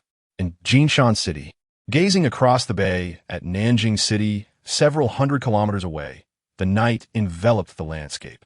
In a basketball arena that had been repurposed as a temporary shelter, which originally accommodated 20,000, nearly 100,000 displaced individuals now filled the space. A glance revealed that most were the elderly, women, and children. Numerous volunteers scurried about, distributing limited food and medical supplies to the sickly women and children. Outside the arena, countless individuals clamored to enter, yet were held back by soldiers at the entrance. "Please, do not push, it is already full inside. Hold on a little longer. The next batch of warm clothing and food will arrive shortly," a middle-aged officer announced, hoisting a megaphone, his hoarse voice attempting to soothe the crowd. "Please, officer, just one blanket," pleaded a boy with lips frozen violet as he strained to get closer. The officer, seeing the boy before him, tore off his own blanket and tossed it to him. "Thank you," the boy replied, donning the blanket and nodding in gratitude. The officer waved his hand, weary, and turned back towards the arena. In the dimly lit corridor, illuminated solely by a single emergency light, chaos erupted within the arena, resembling a boiling pot of oil as screams reverberated. Frantic footsteps filled the air. The officer's expression shifted, and he hurried towards the entrance, his hands grasping the heavy curtain. With a thunderous crash, the double iron doors were flung open by an unseen force. The officer barely had time to react before being struck by the doorframe, stumbling backward 2 meters, unable to rise. "Help, there's a monster!" cried the throng as they surged from the arena. A deluge of terrified faces pouring forth like water from a broken faucet. The fallen officer could only vaguely hear the din of gunfire, screams, and wails blending into a cacophony before a boot struck his head, plunging him into unconsciousness. Time passed, though he could not tell how long. Awakening with a groan, the officer staggered to his feet. The arena was eerily silent. Cautiously, he pushed open the iron door and stepped inside. As he crossed the threshold, he froze in shock, then collapsed to his knees, emitting a heart-wrenching scream that echoed throughout the empty arena. Inside lay countless corpses, dismembered limbs scattered about, and pools of blood staining the walls, corridors, and seats. This was a true hell on earth. Chapter 9. Misinformation at the pinnacle of the Shanghai Hotel. Jiang stifled the urge to consume the crystal core, carefully placing it into a box and storing it in his dimensional space. The crystal core required energy refinement to eliminate the genetic toxins within. Ingesting it directly would lead to monstrous mutations in one's organs. In this apocalypse, each extraordinary individual could awaken 2 supernatural abilities, one primary and one auxiliary. The awakened abilities were classified into 3 major systems. Physical system, which focuses on enhancing physical potential, significantly boosting strength, speed, and reflexes. Mental energy system, encompassing various applications of mental energy, such as fire manipulation, water control, plant growth, earth manipulation, metal control, and rare spatial abilities. Telekinesis system, which develops human mental strength, granting powerful cognitive and telepathic capabilities. In this apocalyptic world, extraordinary beings generally focused on their primary abilities awakened during their first awakening, subsequently refining a secondary ability. Before his rebirth, Jiang first awakened a rare spatial ability within the realm of Laments. Although this ability was uncommon, it was not particularly formidable. The spatial power, akin to that of other novice extraordinary beings, was merely a slight enhancement over the capabilities of an ordinary person. In the apocalyptic world, Laments represented a rather awkward classification. For instance, a first-tier extraordinary being of Laments fire could only conjure a small flame sufficient to boil a bowl of noodles, while a first-tier water user could manifest pure water that quenches thirst. A first-tier metal user could harden their fists slightly more than stone and enhance the purity of metals. Jiang's spatial ability, however, allowed him to store supplies, earning him the affectionate nickname of Jiangma from his teammates. Such a skill was evidently ill-suited for combat. In truth, Laments was not weak, but to truly harness its potential, one needed to reach at least the 2nd tier. Thus, extraordinary beings who majored in Laments became increasingly valuable as they advanced, much like seasoned traditional Chinese medicine practitioners. For example, a 2nd-tier fire user's flames could be intensified, allowing the fire to cling to their body and weapons, while also increasing their spiritual energy for prolonged combat. Jiang had already awakened the spatial ability within Laments. He intended to establish a gathering zone to explore the properties of the crystal core he possessed, subsequently choosing Tiki as his primary extraordinary ability. The rationale was simple. Tiki would grant newly awakened individuals a terrifying enhancement in physical strength, reflexes, and speed. A first-tier Tiki extraordinary being would experience a 3 to 4-fold increase in physical prowess, while a second tier would see an enhancement of 6 to 8 times. And a third tier could achieve a 14 to 16-fold boost, with variations depending on individual physical attributes. This transformation would prevent them from being easily slaughtered like chickens. Consequently, extraordinary beings specializing in Tiki became a core force in resisting the Bai during the early apocalyptic period. Jiangxia had meticulously planned his evolutionary path as an extraordinary being, focusing on Tiki while supplementing it with spatial abilities. Suddenly, footsteps echoed from the staircase. Jiangxia swiftly concealed the Bai's corpse. "Jiangxia, are you all right?" came the trembling voice of Zhou Qi from a short distance away, gripping the leg of a table and staring at him through a hole in the wall. "Get back. This is not your concern," Jiangxia replied calmly, narrowing his eyes at the other. "I didn't hear any noise, and I thought you might have had an accident, so I wanted to help," Zhou Qi responded, slightly dazed. "Did you not see that monster? Do you think a table leg can scratch its itch? If you want to live, get out of here," Jiangxia reprimanded impatiently as he sheathed his knife. All right, be careful." Zhou Qi nodded hurriedly and retreated from the corridor. Jiangxia chose not to speak further. He did not wish for anyone to discover the secret of his spatial abilities, at least not for another month or two. The apocalyptic world would soon face its most arduous challenges, and should others learn of the supplies he possessed, it would lead to endless troubles. Once Zhou Qi's footsteps faded, the Bai's porcupine-like corpse reappeared. Jiangxia began to forcefully extract the arrow from the crossbow. With a heavy exhalation, he realized after a dozen attempts that his arms were growing weary. Just as he lifted his arms to stretch, a dull roar surged toward him. In a split second, Jiangxia bent forward to dodge. Unfortunately, he was a mere fraction of a second too late. "Ugh!" Jiangxia grunted as a white tentacle, resembling a steel whip, lashed against his arm, causing blood to spurt forth. "How can there still be more?" Jiangxia shouted angrily while airborne. In the conference room, a slightly smaller Bai nudged the corpse of the deceased Bai with its head. "Damn it, how could there be two?" Jiangxia's face paled. The intelligence was utterly incorrect. The Bai Nanjiang was not singular. Astonishingly, there was a female as well. The female Bai ceased its actions, and with a series of crunching sounds, it devoured the remains of the male Bai, tearing apart its back with its tentacles. Jiangxia's eyelids twitched. The two tentacles on the Bai's back served as both agile weapons and reproductive organs for these monsters. Such items were highly valuable in the apocalypse.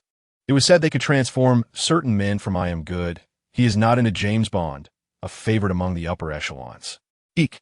The female Bai, with blackish-purple blood dripping from its mouth, slowly turned its head. Its ears, resembling bone fans, perked up. With a swift motion, Jiangxia sprang from the ground and darted toward the opening, simultaneously sealing it with a steel plate. In the next moment, a screeching sound echoed as the Bai's claws struck the steel plate. Thankfully, he reacted swiftly and managed to escape the conference room. The Bai within the conference room suddenly fell silent. Jiangxia retrieved a crossbow, aiming it toward the end of the corridor, wincing at the wound on his arm. However, he dared not relax his vigilance. The Bai's attacks were relentless, never retreating voluntarily. Drip!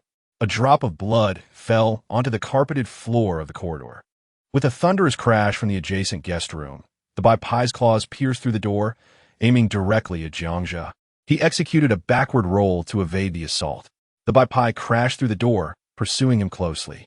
With 3 sharp sounds, 3 arrows from the crossbow shot toward the Bai like lightning. The arrows were swatted away by the Bai, embedding themselves in the wall. The crossbow was too late to be retracted. With a clang, it was reduced to a heap of scrap metal by the Bai's claws. Jiangxia felt a pang of regret. He had only prepared a little over 500 crossbows due to time constraints, until humanity's industrial capabilities were fully restored. Losing one would mean one less. He relentlessly attacked with steel plates and the crossbow, continuously retreating. The combat prowess of a first-tier spatial extraordinary being was pushed to its limits. Yet he still failed to inflict significant damage on the enemy. Without the cooperation of other extraordinary beings, it was exceedingly challenging for a first-tier extraordinary being to take down a Baipai alone. Chapter 10. Bug Exploit. At the Shanghai Hotel, Jiangzhe gripped the crossbow tightly, fixating on the doorway. The battle between man and beast had descended to the lower floor. A fresh gash on his thigh oozed blood profusely. During the fight, he had been cut by the Baipai's claws, exposing muscle and causing excruciating pain that made cold sweat bead on his forehead.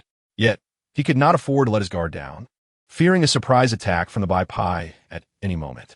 The agony in his arms and thigh intensified, and his vision began to blur.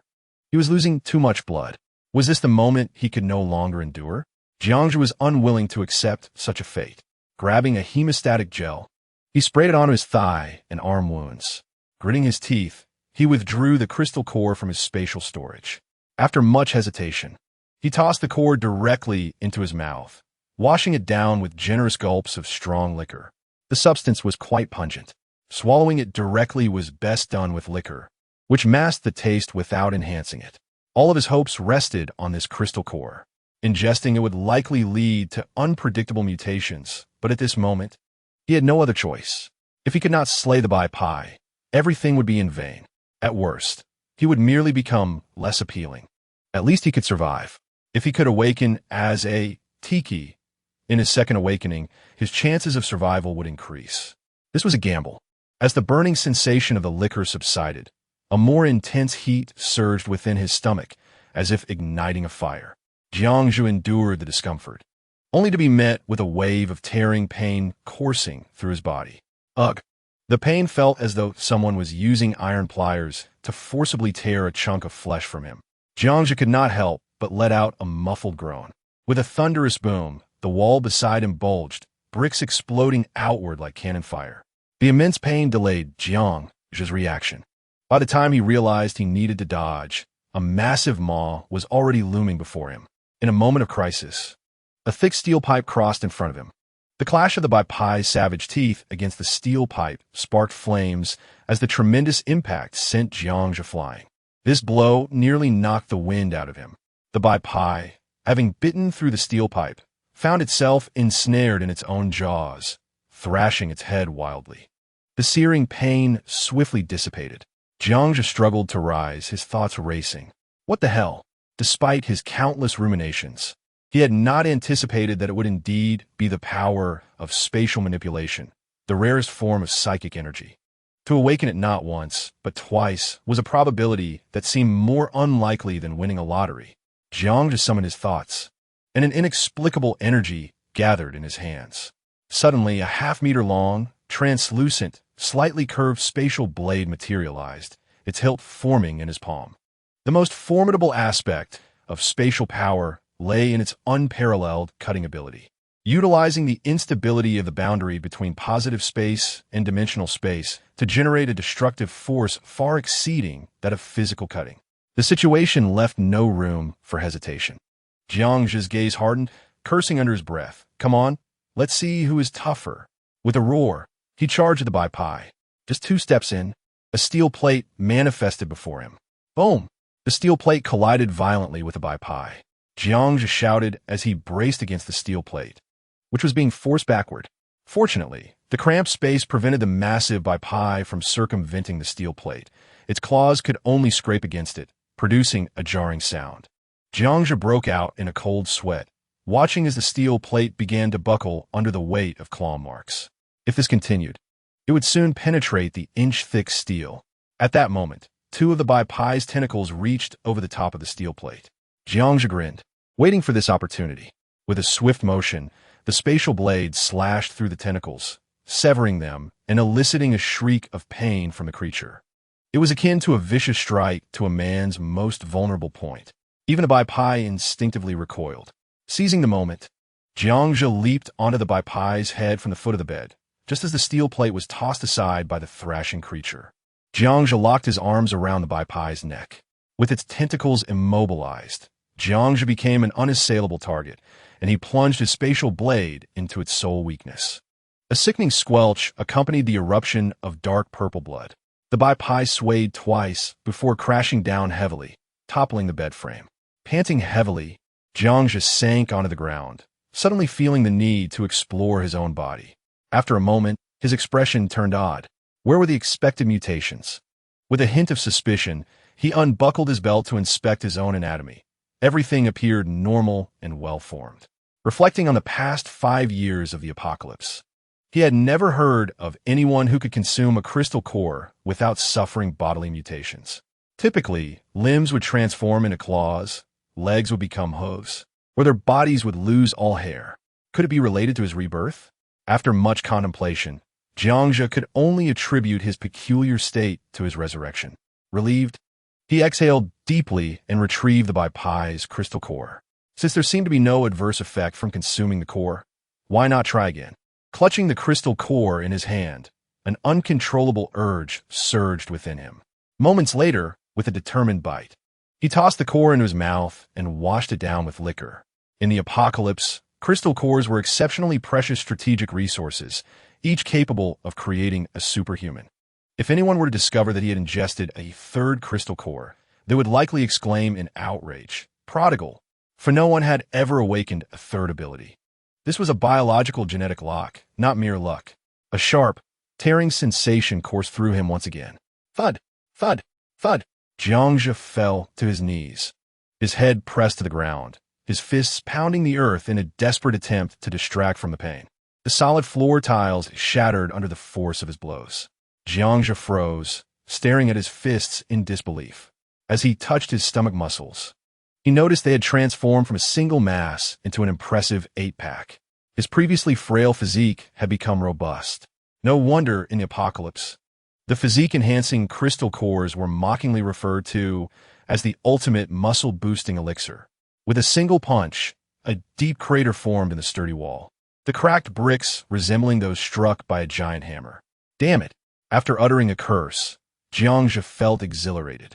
It was truly different now. Following his rebirth, not only had he escaped any side effects, but he had also shattered the ironclad rule that superhumans could only awaken 2 abilities. With uncontainable excitement, Jiangzhe began to wreak havoc on the furniture in the room. He had awakened the physical enhancement ability with a 4-fold amplification. What he had failed to achieve in 5 years prior to his rebirth had been accomplished in a single night. The tearing sensation subsided, and he could distinctly feel a tremendous power lying dormant within his muscles. With each punch, the air reverberated and the solid door splintered like paper. The exhaustion from his recent battle with the Bai vanished completely. Ha ha! Jiangzhe laughed heartily at his fists. In this apocalypse, he would no longer live humbly like dust. Outside the city of Nanjiang, along the G58 highway, a group of fully armed police and soldiers stood vigil, scanning their surroundings. Among them, Xiaoyu licked her parched lips, casting frequent glances toward the direction of Nanjiang.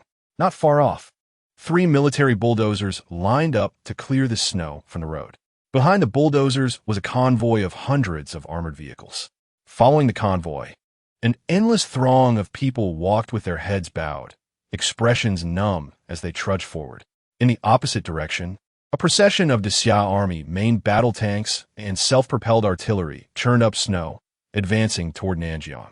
The rumble of machinery echoed overhead as a formation of armed helicopters sped by. Why are we relocating in the dead of night? A female officer beside Xiaoyu whispered, her voice tinged with concern. I don't know. It doesn't seem like they're going to rescue anyone, Xiaoyu replied, furrowing her brow at the rumbling tanks. Just last night, the police and military had received orders to expedite the evacuation of civilians from the shelter to the outskirts of the city. But this scene resembled not a relocation, but rather a desperate escape. A sense of foreboding and unease crept into Xiaoyu's heart as she suddenly recalled the anonymous post mentioning a monster impervious to bullets. Chapter 11. No One Wants to Die. Snow fell heavily.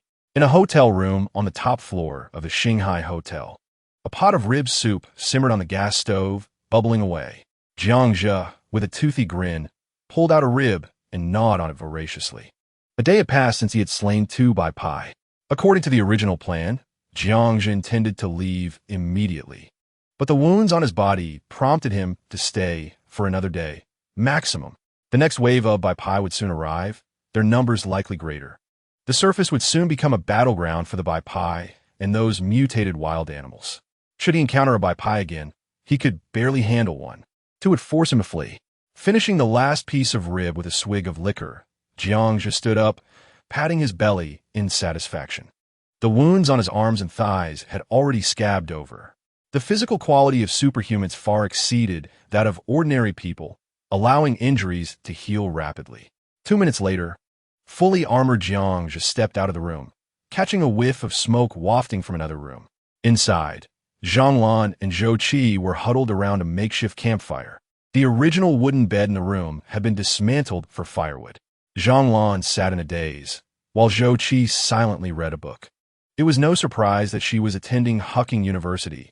She was a definite academic achiever, still studying even in the apocalypse.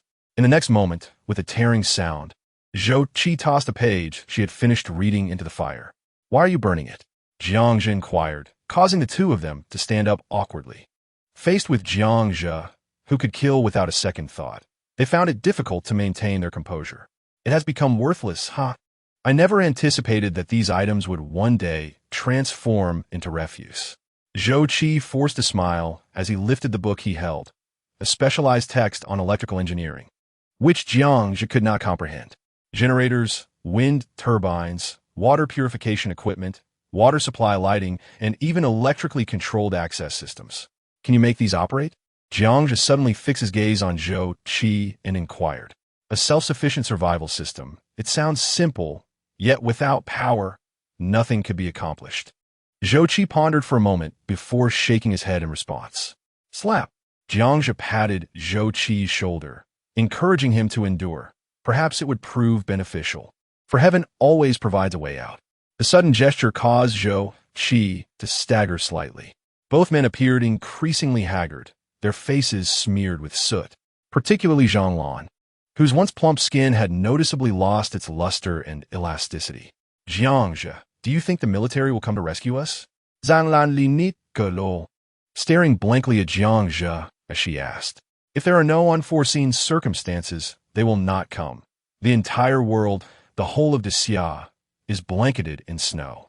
There are too many people. We cannot be saved. Woe is me. I do not wish to die. I still have a substantial fortune." Upon hearing Jiangzhi's words, Zhonglan could not help but weep. "No one wishes for death," Jiangzhi stated, then reached into his backpack to retrieve bread that had frozen solid. Handing it to Zhou Qi, "Make the fire stronger. Do not fall ill, for being sick now equates to losing half a life." After this instruction, he turned to leave. Zhonglan's eyes widened as she extended her hand, attempting to snatch a piece of bread. Slap! Jiangzhi yanked her hair and pushed her to the ground. Zhou Qi was taken aback by the sudden action. "Did I say you could have it?" Jiangzhi looked down at Zhonglan and asked.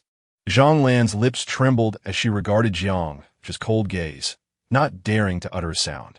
Just as Jiangzhi was about to turn and depart, Zhonglan spread her arms to block him, saying, "Brother, I know you are capable.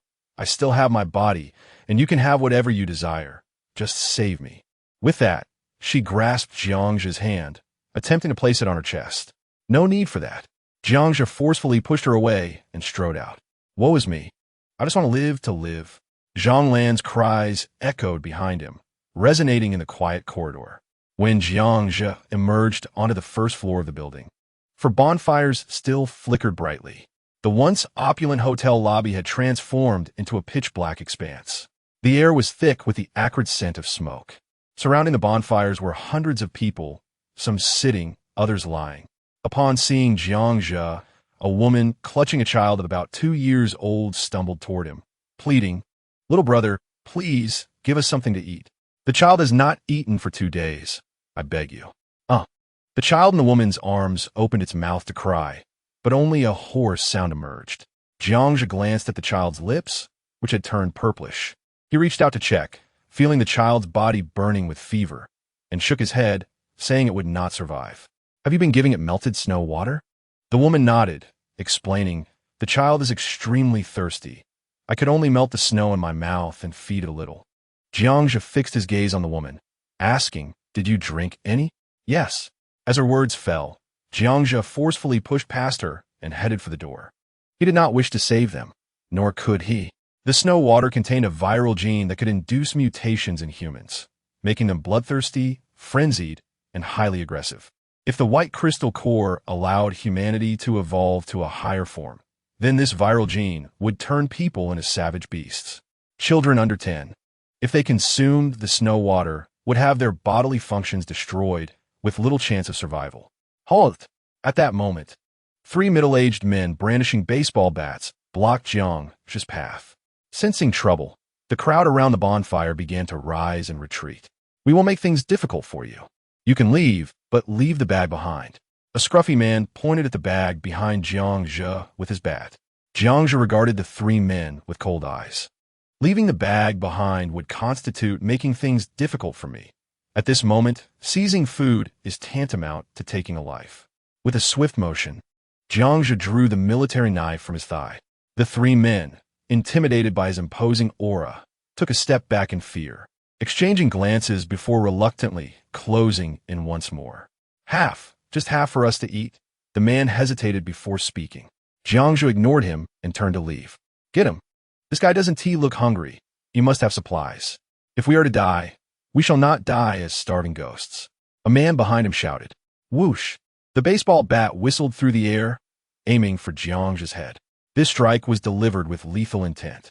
Awakening his physical enhancement ability, Jiangzhe's strength, speed, and reflexes quadrupled compared to an ordinary person. The seemingly powerful swing was riddled with openings in his eyes. In a flash, Jiangzhe bent low, not looking back, using his shoulder to block the descending arm. The bat missed entirely.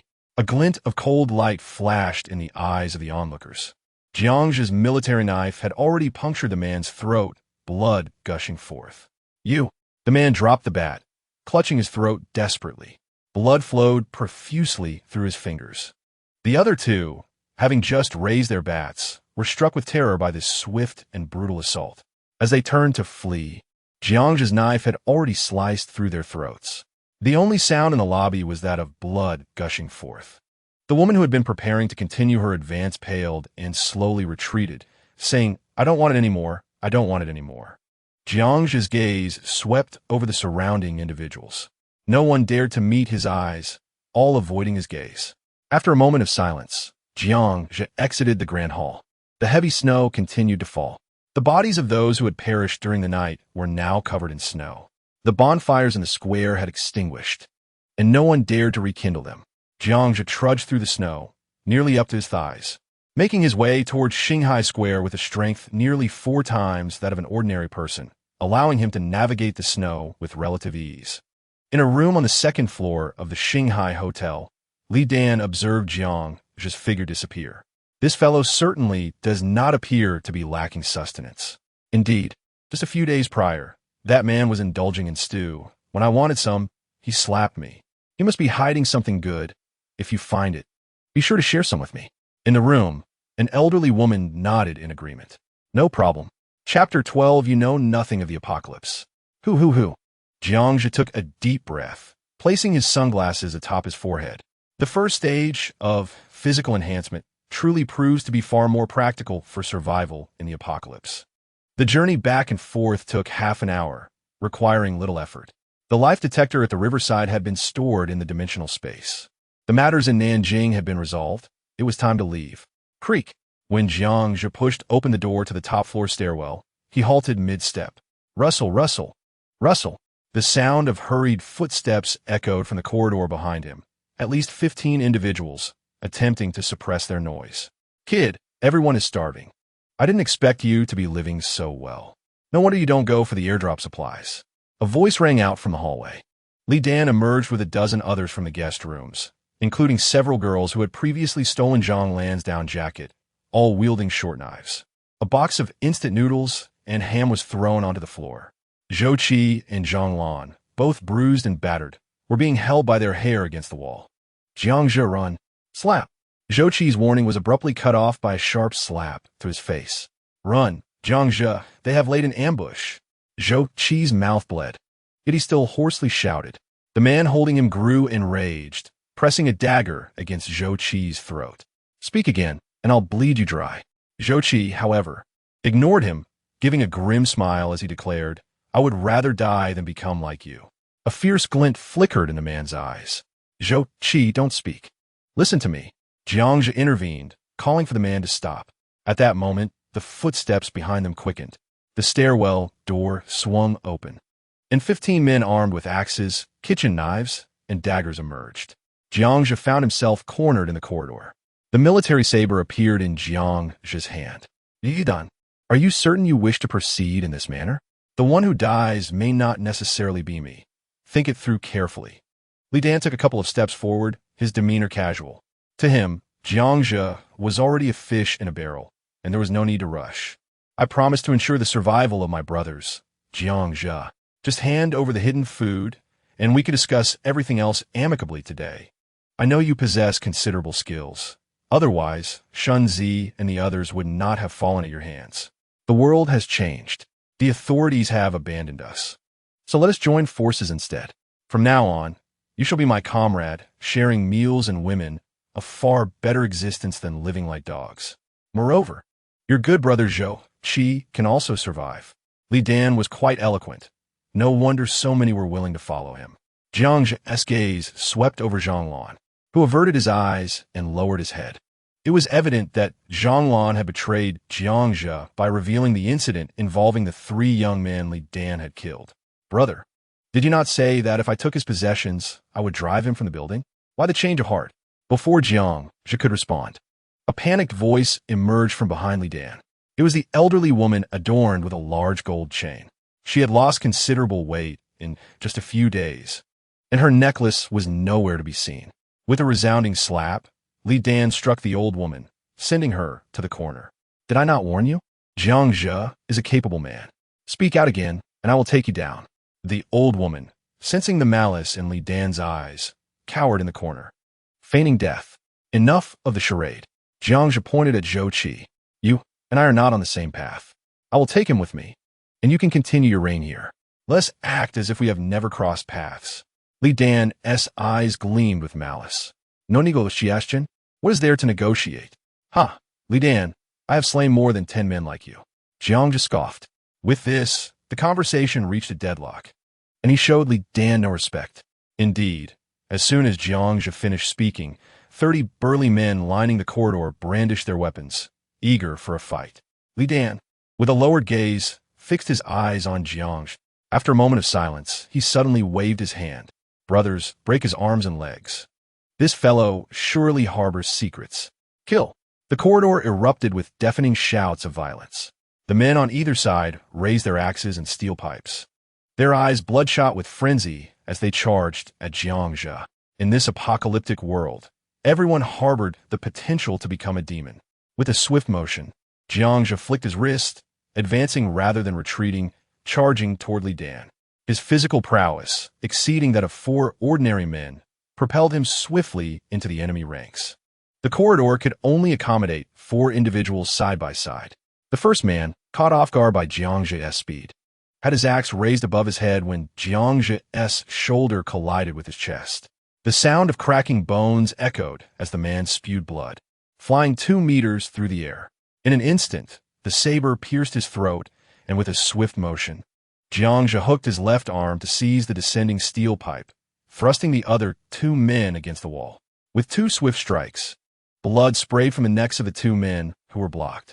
Jiangzhe parried the descending steel pipe with his saber, delivering a devastating uppercut to the last man, who coughed up blood mixed with teeth. A horizontal slash of the saber followed. In less than 3 seconds, the 4 men lay lifeless on the floor. A collective gasp echoed from the men behind as they halted in their tracks, disbelief etched on their faces. Li Dan, with an incredulous expression, swallowed hard, retreating to the back of the group. He had tried to overestimate Jiangzhe's capabilities, but now realized he had underestimated him. The display of skill had been absurd. As though witnessing a movie unfold, more than 20 subordinates turned their gazes toward Li Dan. "Boss," several called out, hoping he would make a decision. The situation had become awkward. Jiangzhe's combat prowess was too formidable. Even if these 20 men were to sacrifice themselves to take him down, how many would survive? The atmosphere in the corridor shifted subtly. The once boisterous group had fallen silent. Li Dan's expression shifted as he gritted his teeth and stepped forward. Jiangzhe, for the sake of my brother's lives, let bygones be bygones. Leave the food and walk away. Jiangzhe flicked the blood from his saber. Observing the stains on his down jacket, he frowned. In the dimensional space, there were hundreds of thousands of cotton jackets, but he had grown accustomed to being frugal in this apocalyptic era. He was still unaccustomed to soiling such fine garments. I mean what I say. I will not leave anything behind. Li Dan's face turned angry. Are you truly willing to risk it all? No, it is a matter of life and death. Jiangzhe shook his head. In his eyes, Li Dan and his group were already dead. With a swift motion, a 9mm standard police pistol appeared in Li Dan's hand, its dark muzzle aimed at Jiangzhe. Come on, let us see whether your blade is quicker or my gun. Li Dan shouted fiercely. Jiangzhe furrowed his brow. A first-level extraordinary individual could not withstand a bullet. Even the strongest first-level extraordinary individuals of the physique type would sustain light injuries if struck. Only those who reached the second level in physique could withstand gunfire. Jiangzhe needed to leave immediately and did not wish for any unforeseen events at this critical juncture. Did you steal that from the police? Indeed, why? I dare to rob the police. Do you think I fear you? One last time, drop the saber. Jiangzhe let the saber droop in his right hand. Realizing why Li Dan had initially refrained from drawing his gun, he did not want to waste bullets. The surrounding men relaxed their expressions. However, Jiangzhe's left hand slowly rose. You know nothing of the apocalypse, and that is no fault of yours. Chapter 13. The unliving are unusual in the corridor. You know nothing of the apocalypse, and that is no fault of yours. Everyone around heard Jiangzhe's seemingly nonsensical words, their faces filled with confusion. In the next moment, a massive steel plate appeared, severing the corridor in two. Before anyone could react, a half-human-high crossbow materialized before Jiangzhe, crafted from fine steel. The bolt, as thick as a child's arm, emanated a chilling glow, aimed at the 15 men behind. No, the pleas for mercy barely escaped their lips. With a series of sharp sounds, the steel bolts flew through the air. A cascade of blood mist sprayed throughout the corridor. This weapon was specifically designed to take down pale-skinned foes, and when used on humans, it was akin to being struck by a 30mm cannon. There was no time for screams. In the blink of an eye, the 15 men were torn apart by 3 waves of bolts, their bodies shredded with immense energy. Some even split in half. The walls of the corridor turned a vivid red, resembling a passage to hell. With a series of loud thuds, sounds emerged from the other side of the steel plate. Suddenly, the steel plate vanished. The scene beyond was revealed to the remaining individuals. Zhang Lan and the elderly woman could not help but scream. They soon doubled over, retching. Li Dan's hand holding the gun trembled as he slowly backed away. In just 3 seconds, 15 men had turned into a heap of remains. The overwhelming scent of blood assaulted everyone's senses. With a clang, someone dropped their weapon, shouting, "Run!"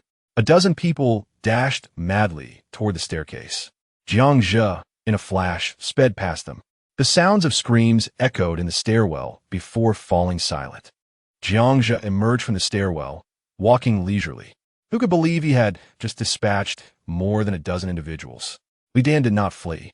Upon witnessing Jiangzhe's speed, he realized there was no chance of escape. The fate of his subordinates served as a testament. The opponent's methods had transcended the capabilities of ordinary humans. Running would only hasten their demise. Especially at this moment, while others could run, he could not. In recent days, Li Dan has been living quite lavishly, having gathered a band of dozens of followers by wielding a stolen firearm. He has finally experienced the exhilarating sensation of being above others. His female superior, once valued at millions before the snowstorm, has willingly crawled into his bed for the sake of a meal. Not only does he not despise the apocalypse, he subtly yearns for this world to remain in such a state indefinitely. Li Dan believes he could reign as the king of Nanjiang City. However, everything is unraveling now, as Jiangzhe shatters all his illusions. Jiangzhe, I admit defeat. I was blind just now. Please spare me. As he watches Jiangzhu approach slowly, Li Dan's face pales, and he retreats, stammering for mercy while raising the pistol above his head. He doesn't even dare to pull the trigger. Hand it over. Jiangzhu halts before him, and the pistol is promptly surrendered. Examining the weapon in hand, Jiangzhu notes that the magazine still contains 5 bullets. In this apocalyptic world, such a gun can only be of use in gathering zones. In the wild, it wouldn't even be effective against a mutated snow hare. Those physically enhanced, extraordinary beings wield firearms with a caliber of over 13 millimeters. Jiangzhu has even witnessed extraordinary individuals using modified pistols with 30 millimeter calibers.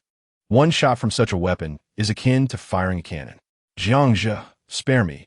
I have supplies in the warehouse on the 2nd floor. I'll give you the key. Li Dan pleads once more. Want to live? Yes. He nods eagerly, forcing an ugly smile.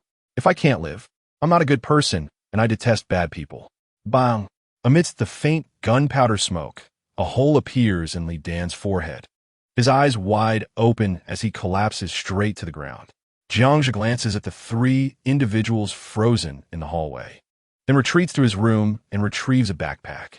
Zhou, the nearby Zhou approaches, eyes closed, unable to bear the sight of the corpses strewn across the corridor. With a swift motion, a pistol is thrust into Zhou's hands. Can you use this? Zhou inspects a gun, but I don't know how to shoot. Shooting is simple. Come, I'll teach you. Safety, sights, align them, and just fire away. There's no secret to it. The more you practice, the more accurate you'll become. Jiangzhu then squats before Zhanglan and the old lady, calmly surveying the two. Little brother, I was wrong. I shouldn't have spoken about your matters to Li Dan.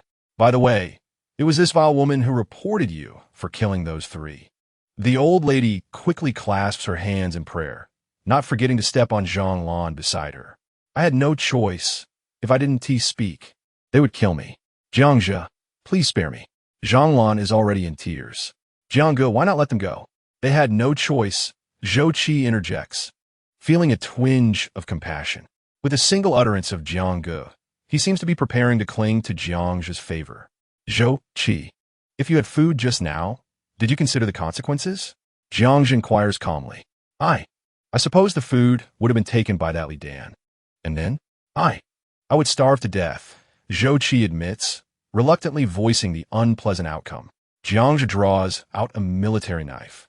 Therefore, from another perspective, it would be quite justified for me to kill both of them. No, Jiangzhu, I was wrong. I only want to live. Zhanglan and the old lady cling to Jiangzhu's legs, pleading. He. Jiangzhu laughs coldly. That makes perfect sense. You want to live, so others must die. I truly understand. His understanding is chillingly detached. I won't dare again. Please spare me. The old lady, quick-witted, changes her plea. Jiangzhu remains silent, rising to grip Zhou's hand and the gun together, unyielding to any struggle. Zhou, have you come to your senses? You witnessed what just happened. If they live, you must die.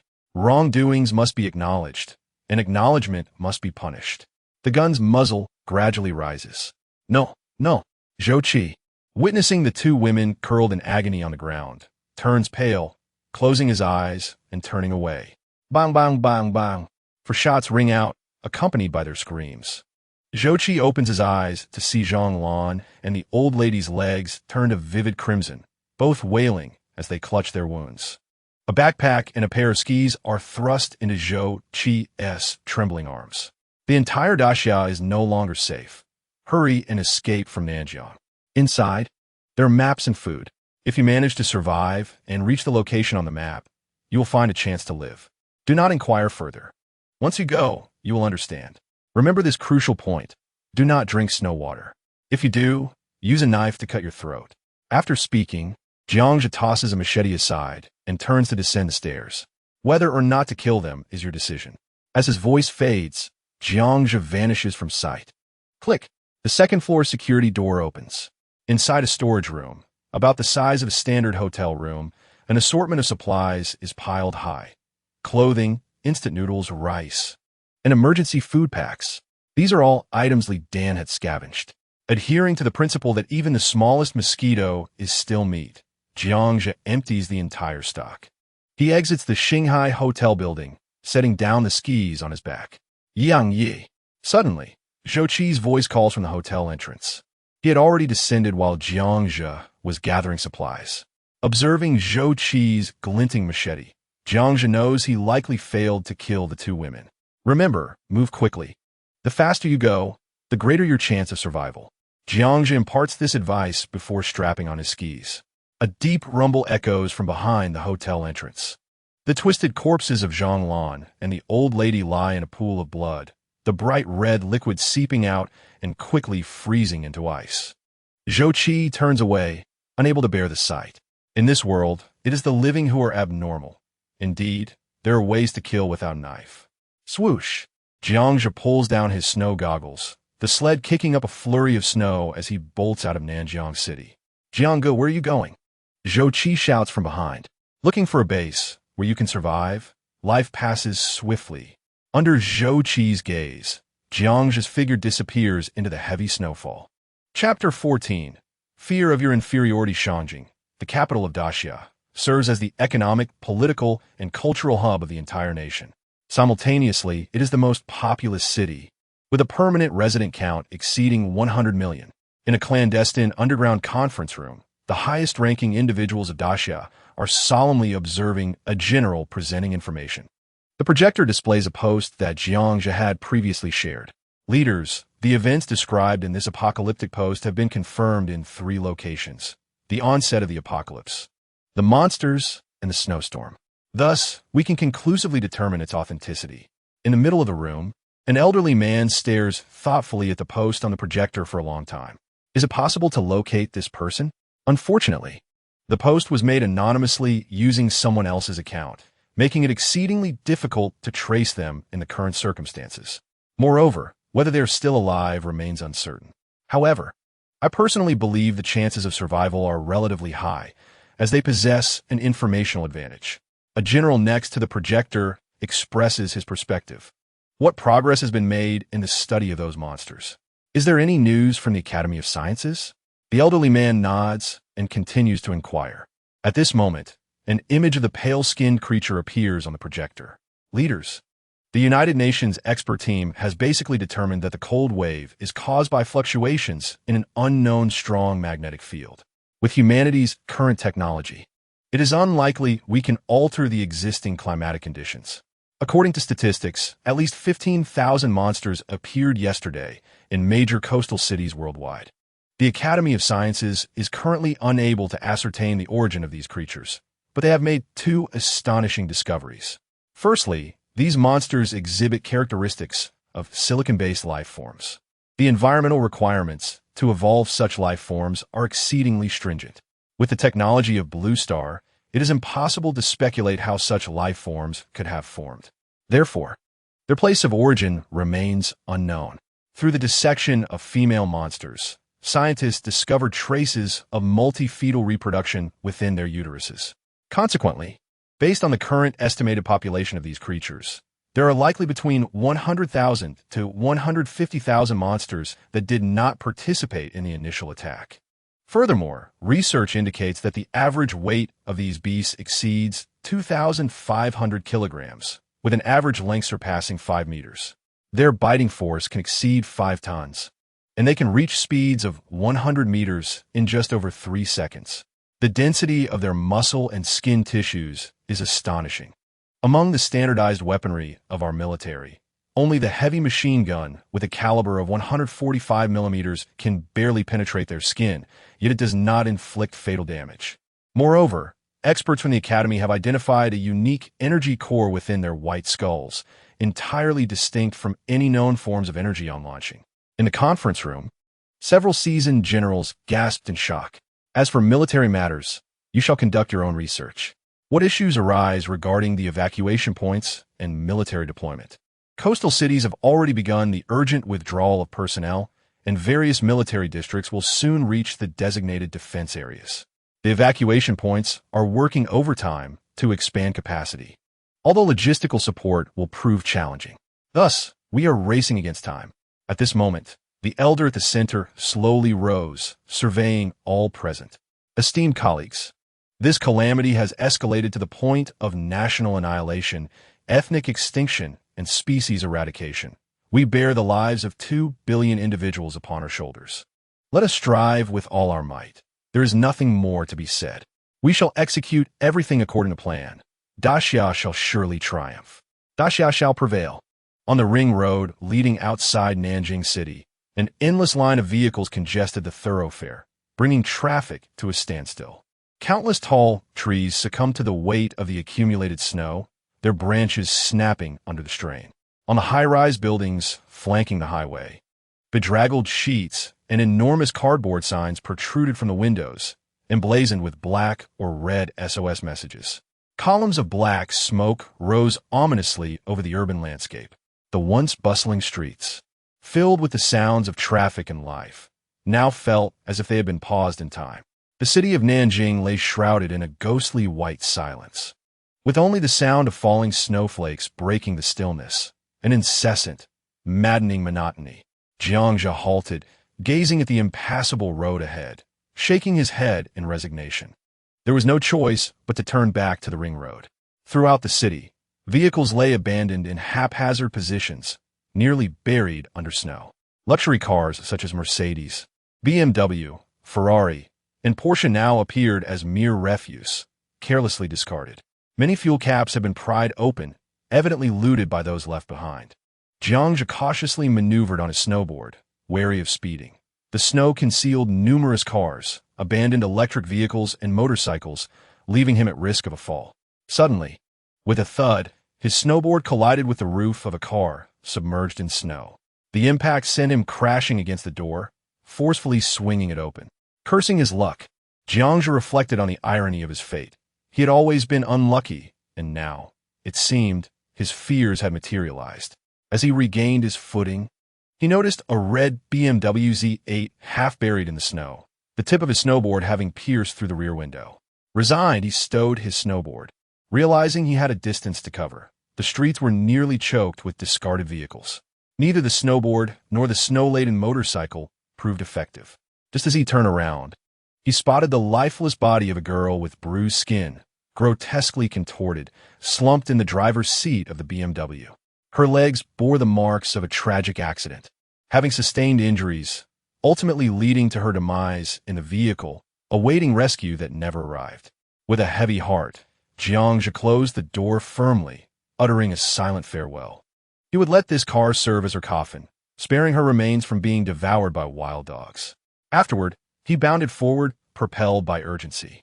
2 hours later, on the now somewhat emptied streets, Jiangxia came to an abrupt stop, displacing a flurry of snow. He scanned his surroundings, his gaze landing on a convenience store by the roadside. Stomping his feet to shake off the accumulated snow, he surveyed the interior of the convenience store. Finding the shelves nearly stripped bare, with only a few cups, mops, and plastic buckets left behind, items deemed useless by others. Yet, for Jiangxia, they were treasures. He swiftly gathered the remnants, driven by his ingrained habit. Before long, a roaring campfire flickered to life within the store. He placed his insoles atop a shelf to dry, while simmering a pot of braised beef over the flames, steam rising invitingly. After traversing the snowy terrain for 2 hours, even with his extraordinary resilience, fatigue weighed heavily upon him. His undergarments and insoles were thoroughly soaked. He needed a respite to dry off and replenish his energy. Despite the hardships, Jiangxia remained cheerful, surrounded by an abundance of supplies, far more comfortable than his previous life. Just as he prepared to rise and depart, a deep bark erupted from the convenience store's backyard. In an instant, a knife appeared in his hand. As he stepped into the backyard, he was met with the sound of barking, low and hoarse, lacking any semblance of intimidation. In the small courtyard, a large Saint Bernard was tethered, its chains straining against its weight. Jiangxia recalled encountering this breed while delivering takeout before the apocalypse. He had heard it was among the largest dog breeds, weighing over 100 kilograms and standing nearly a meter tall. However, this particular Saint Bernard appeared to be in dire straits, with a gaping wound over its right eye, blood matting its fur. If the injury were any deeper, it would become a one-eyed dog. Upon noticing Jiangxia's presence, the large dog staggered to its feet, lowering its head and baring its teeth, emitting a low growl from its throat. Nearby lay the frozen body of a man, his foot dangling limply from an overturned wheelchair, his head marred with blood. A bloodied steel pipe lay discarded beside the corpse. Assessing the scene, Jiangzhe surmised the events that had transpired. The man was the dog's owner, likely attacked by someone attempting to rob him, resulting in injuries to both the dog and its master. Yet, the thick fur of the Saint Bernard had spared its life. Enough with the growling. There's nothing left in the house to steal, Jiangzhe remarked to the large dog. It seemed to comprehend his words, for it ceased its growling, laying down beside the man's corpse, exhausted and starved. Suddenly, the Saint Bernard sprang to its feet, fixating on the shattered window. A series of faint sounds echoed from behind Jiangzhe. Instinctively, he summoned a circular shield to his left hand and brandished his military knife with his right. With a swift motion, he sent a tawny figure hurtling away with a blow from his shield, revealing it to be a wild dog. Jiangzhe's formidable strength had shattered its spine, leaving the creature incapacitated in the corner, yet it continued to snarl defiantly. Meanwhile, the Saint Bernard engaged in a fierce struggle with another wild dog, its black fur gleaming. The black dog, cunning and evasive, avoided direct confrontation with the larger canine. Seizing the opportunity when the Saint Bernard was momentarily distracted, it lunged to gnaw at a piece of flesh from the corpse of the man. Just as it prepared to attack again, Jiangzhe's shield cleaved through the air, striking the black dog at its waist, sending it crashing into the wall, nearly severing it in two. With a swift motion, Jiangzhe retracted the shield and turned his attention back to the Saint Bernard. The intelligent creature, recognizing that the enemy of its enemy was a friend, no longer bared its teeth at him. However, the large dog appeared on the brink of collapse, its powerful limbs trembling as it struggled to remain upright, panting heavily. In this apocalyptic world, few individuals would keep dogs as pets. Food shortages had forced many beloved pets to become sustenance for their human companions. Certainly, many have fallen prey to wild dogs.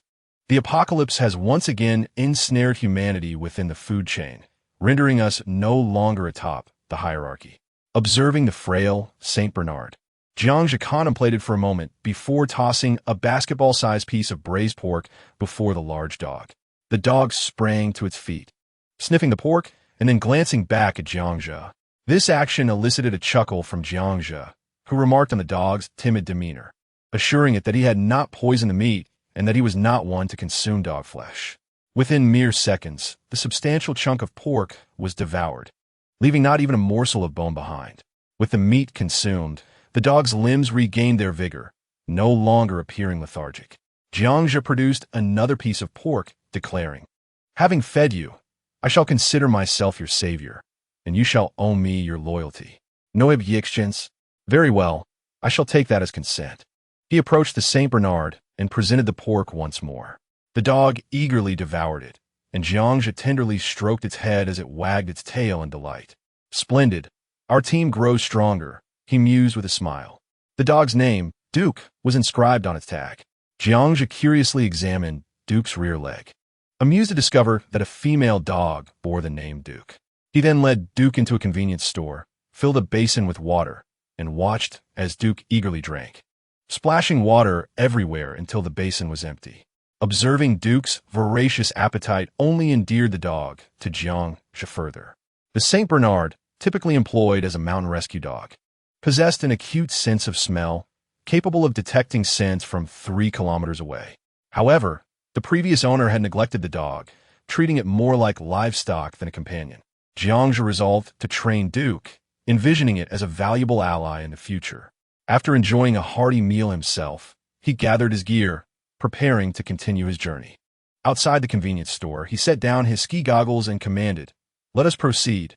With a swift kick, he playfully nudged Duke on the head, then firmly grasped the dog's collar, instructing, "Remember, do not drink snow water. It is harmful. Do not lick it." Just as he turned away, Jiangzhe spotted Duke attempting to lick the snow water. This dog, for which he had traded 2 large pieces of pork, could not end up as mere dog stew. Consuming snow water could lead to mutations in humans, and although animals may not be affected as dramatically, even the gentlest creatures could become aggressive. "Duke, Sensing Jiang's stern gaze, emitted a whimper. Releasing Duke, the dog affectionately nudged Jiang's leg. Jiang produced a bottle of mineral water. And after Duke drank the entire 2-liter container, he exclaimed, impressive. Donning his ski goggles, Jiang called out, let's go. Suddenly, Duke vanished from sight. Jiang paused, realizing that the snow now reached thigh-deep. Duke leaped into the snow, nearly disappearing entirely. After some time, the dog's head finally emerged from the snow. Good grief, I have rescued an ancestor. While others have dogs pulling them, I find myself pulling a dog. Retrieving a snowboard, Jiang humorously secured Duke to it with rope, fastening it around his waist. With a whistle, he charged into the snowstorm with Duke in tow. 100 kilometers outside of Nanjiang City, makeshift military camps arose amidst the vast expanse of snow. The G58 highway leading from Nanjiang to the outside world lay just 100 meters away. A dozen officers from the Dachau military observed the dense crowd on the road, each furrowing their brows in concern. Is this the last batch of residents being evacuated from Nanjiang City? A lieutenant general inquired of his aide. Yes, General. The final group of residents from the relocation site is here, the aide responded quietly. What is the status of our weaponry? General, the situation is dire. We have only managed to bring over 100 heavy artillery pieces, and many wheeled heavy equipment are stuck behind due to the snow-covered roads. Our heavy weapons cannot achieve precise strikes without satellite guidance. Additionally, due to the weather, many aircraft cannot take off. Enough. Go urge them, the lieutenant general interrupted, gesturing for silence. After a moment of reflection, he continued, the orders have been dispatched, correct?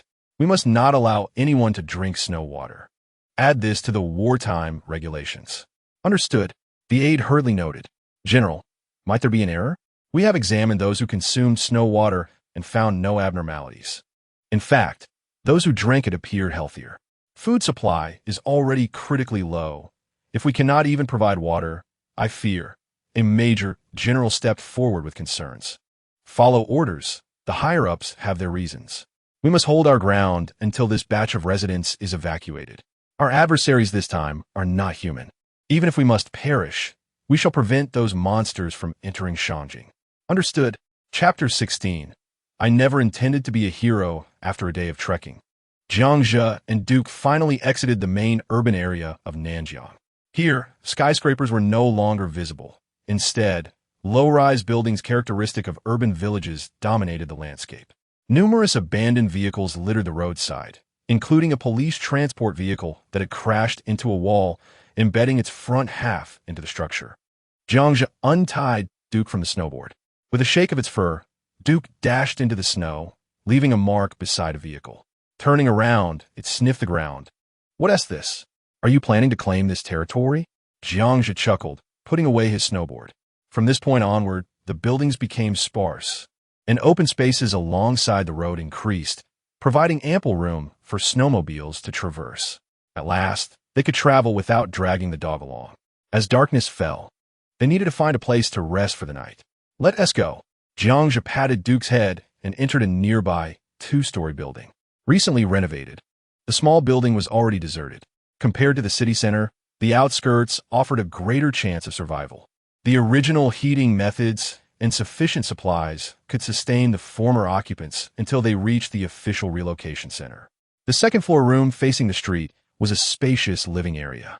The nearly 100-inch television, leather sofa, and carpet indicated that it belonged to a well-to-do family. Yet, the wealth amassed over countless years had vanished overnight. The television and sofa were still covered in plastic, hinting at the owner's lingering hope of returning home after the snowstorm. Without needing to exert effort, Jiang swung his axe to split the wooden door and sofa.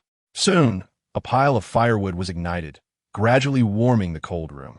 On a rack, Jiang hung his damp clothing and socks to dry. Before long, an acrid odor permeated the space. However, Jiang remained unfazed.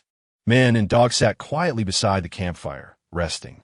Jiang retrieved a hefty lamb chop, placing it over the flames to cook. As the fat dripped into the fire, the flames flared higher.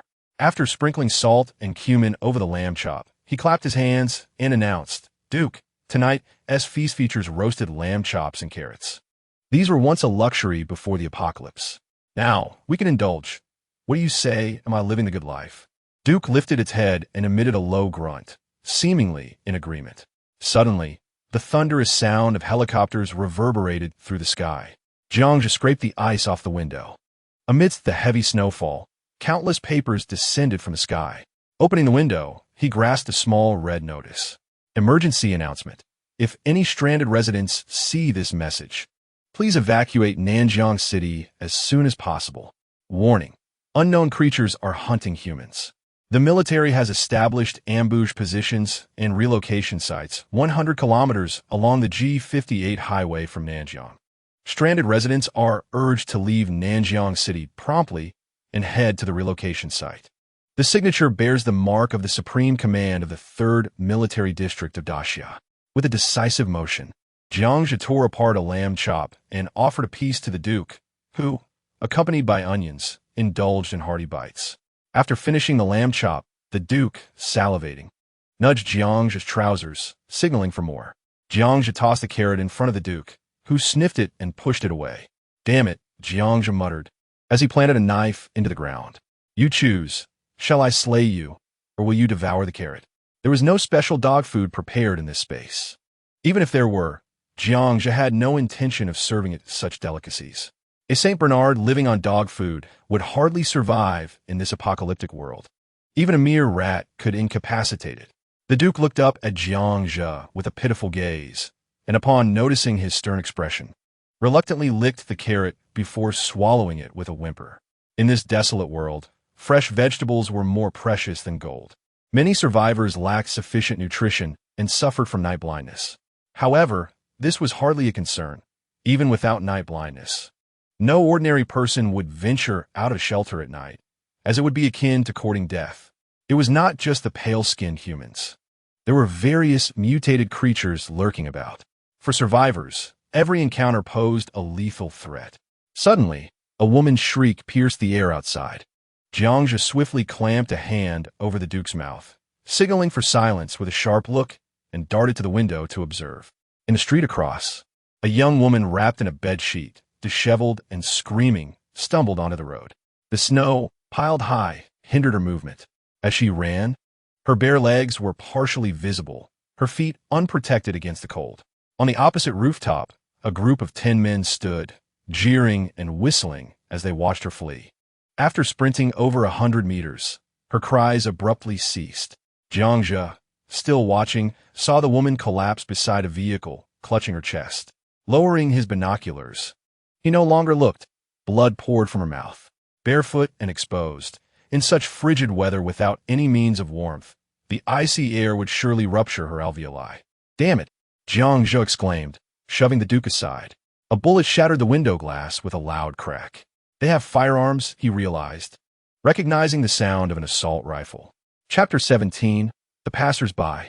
The occupants inside the house heard the commotion and promptly burst out, threatening if you don't come out, we'll toss in Molotov cocktails to burn you alive. Hurry up, don't dilly-dally. Outside the window, a dozen men shouted towards the second floor. Clearly, they had spotted the light in the upper room and realized someone was hiding inside. Originally prepared with a crossbow and handgun, Jiang reconsidered and holstered his weapons. He secured the Duke with a leash, cautioning, don't make a sound. They have guns, and I'd rather not have to stew you. The fact that they had established themselves here suggested they might possess even better armaments. After all, if things escalated, Jiang would likely be the one at greater risk in close quarters. Tat, tat, tat. Jiang led the Duke out of the small second floor. Don't shoot, gentlemen. We are merely passers-by, seeking refuge. As he spoke, he approached the group of 10 while holding the Duke's leash. 3 among them brandished torches, illuminating the space in front of the building. A burly man, his face rugged and adorned with a military camouflage hat and cold-weather gear, stood prominently among them. The other 9 wore various attires. 5 wielded guns while the others carried axes and daggers. The burly man aimed a standard Dacia military QBZ 1919 assault rifle at him. Who else is with you? He inquired with a piercing glare. Just me and him, Jiang replied, gesturing towards the Duke. Where did you come from? The man squinted suspiciously, his gaze sharpening upon the Duke, which sparked a flicker of desire in his eyes. The Duke, sensing the danger, let out a low growl. But Jiangzhe quickly silenced him with a kick. We escaped from Shanghai Plaza. Brother, we should stick together. It's written that there are monsters in Nanjing City, and staying here is perilous. Ah! The 10 men erupted in a chorus of derisive laughter. Jiangzhe's clean appearance seemed to diminish their wariness. Their weapons lowered, they relaxed their guard. Monsters? Have you seen them? No monster can withstand what's out there, the burly man scoffed, slapping the barrel of his rifle. Look at these two. They appear quite well fed and surely aren't lacking in provisions. At this moment, one of the burly man's subordinates chimed in. His observation was astute. Jiangzhe, clad in top-tier winter gear, appeared vibrant and full of life, a stark contrast to someone who had been starving for days. Open your backpack. Let me take a look, the burly man commanded, shaking his rifle. Jiangzhe complied, revealing the contents of his backpack, which included instant chicken legs, chocolates, instant noodles, compressed biscuits, Red Bull, and bottled water. Oh, quite a bounty you have here. The burly man's face lit up, as one of his subordinates lunged forward to snatch the backpack. Brother, save some for us. We have over 100 kilometers to go, and we'll starve if we don't eat. Jiangzhe shrugged, feeling a bit helpless. Fleeve? You think too highly of yourselves. You can only come with me. The burly man smirked, gesturing with his weapon for them to follow. Jiangzhe patted the Duke on the head, signaling for it to remain quiet, and followed the group across the street. The door creaked as they lifted a heavy curtain and entered a second-floor shop at the corner. The windows and doors were sealed shut with a rolling shutter, leaving only a small entrance for entry. Once inside, they were greeted by a warmth reminiscent of spring. Against one wall lay piles of rice, flour, vegetables, instant noodles, bottled water, and beer, alongside numerous glass tanks teeming with a variety of fish. Observing this fish market, a subtle smile crept across Jiangzhe's lips. The center of the room was cleared, dominated by a coal-burning stove with a large pot simmering above, emitting a tantalizing aroma of meat. Brother, that woman must be dead. Huh? What a pity, and there's even a young one here, but alas, no women left. By the stove, a balding middle-aged man stirred the pot with a ladle. Upon seeing the newcomers, he donned a pleasing smile and greeted the burly man. Yes, she's gone. We need to keep a closer watch on those who remain and lock them up. The burly man instructed 2 of his subordinates, who brought their guns to Jiangzhe's chest. Meanwhile, the cook pulled out a kitchen knife, eyeing the Duke. I say, my good man, you've already taken the food. There's no need for such measures. If you keep us, you'll have to feed us, and this dog eats a lot. It's simply not worth it. Jiangzhe addressed the burly man seated on the couch. If you hadn't mentioned it, I might have forgotten. Kill the dog, and after seeing me kill, do you still think you can leave? The burly man scoffed as he lit a cigarette. The balding cook bowed slightly and said, This is Long Ge, who escaped from the 3rd prison of Nanjing. He was quite a figure back in the Shure district. Kid, consider yourself unfortunate. Bear with it a bit longer. And once we leave here, you'll be free. The 3rd prison? Jiangzhe scrutinized the burly man and his companions. So they were a group of escaped convicts. It seemed their firearms had also been seized from the police. The 3rd prison of Nanjing housed only the most dangerous criminals. This Long Ge was likely planning to hold them hostage. You beasts! You will meet your end, Li Long. The state will not spare you. Suddenly, a hoarse roar echoed from the stairway nearby, accompanied by the rattling of iron bars. Jiangzhe turned to see hands emerging from the ground beside the stairwell, grasping the bars and shaking them. It appeared to be a basement. Ha ha ha! Zhao Guanjiao, the world has changed. Do you know what the situation is outside now? Nanjing has nearly been deserted. Is there still a nation? Who still cares for this place? Go, bring him to me. Shouting so loudly, it seems he has not been beaten enough. Under Long Ge's command, 2 robust men approached, opened the gate, and dragged a man dressed in police uniform by his hair, throwing him at Long Ge's feet. With a swift motion, Long Ge stepped on the man's head, declaring, Zhao Guanjiao, this is the apocalypse. It is no longer prison. Here, I'm the one in charge. Zhao Guanjiao found himself in dire straits. His right calf was fractured, the stark white of his bone protruding. His right hand hung limply, also broken. His face was bruised, one eye was swollen shut. Even as Long Ge pressed him to the ground, He continued to curse. You are full of nonsense. The great Xia will never perish. Li Long, you've killed so many. Someone will come for you. Long Gu pressed a cigarette, but against Zhao's face. The hissing sound filled the air as smoke curled upwards. Zhao winced in pain, but remained defiant, a truly resilient man. Zhao Guanjiao, why persist? Join us. You could enjoy the comforts of life. Following Long Gu wouldn't be so bad, would it? Zhang Tsu offered a consolation. Bah, Zhang Hongliang, you are embarrassing the police. Zhao spat back. Zhang Tsu's expression shifted, and he picked up a wooden stick, thrusting it into Zhao's fractured calf. Embarrassing? Is it not better than living like a dog? Zhang's face twisted with savagery as he slowly twisted the stick. Zhao's pained howl echoed softly. At this moment, a man beside Jiangzhe reached out, attempting to choke him. But Jiangzhe tilted his head aside, grinning. Killing? I am far more acquainted with it than you. Chapter 18. You are insulting me, as the words left his lips. A vague luminescence flickered in the man's eyes across the room. Startled, he was about to pull the trigger, but suddenly he felt as if his hand no longer belonged to him. The scene around him began to swirl. A burst of blood shot skyward as his neck was cleanly severed, smooth without a trace of jagged edges or bone fragments. Another man was splattered with blood, caught a moment of shock. In that half-second of disbelief, the sound of a gunshot rang out, a bullet piercing the man's forehead, and he fell backward, unable to comprehend the origins of Jiangzhe's softly glowing weapon or the gun he possessed. At that moment, a head rolled across the floor. The onlookers gaped in astonishment, just as 3 more gunshots echoed in the room. 3 men wielding handguns had blood bloom from their chests, spinning as they were hurled backward. In less than 2 seconds, 5 subordinates had been eliminated. Long Ji's expression turned grave as he reached for the assault rifle on the sofa. Suddenly, a knife flew through the air. With a scream, Long Ji's arm was pinned to the sofa, the wide blade nearly severing it entirely. As he howled in agony, the remaining 4 men raised their axes, only to find Jiangzhe's pistol aimed at them, challenging, "Let us gamble. Who wishes to find out how many bullets are in this gun?" The remaining 4 men hesitated, frozen in place. A cry erupted as Zhang Tsu attempted to escape amidst the chaos, but was tackled by the Duke, who bit down on his rear. With a snap, the Duke's jaws clamped down between his legs, eliciting another inhuman scream. In less than 5 seconds, the situation in the seafood shop had reversed. Jiangzhe leisurely pulled out rope, binding the remaining men securely before brandishing the assault rifle throughout the shop.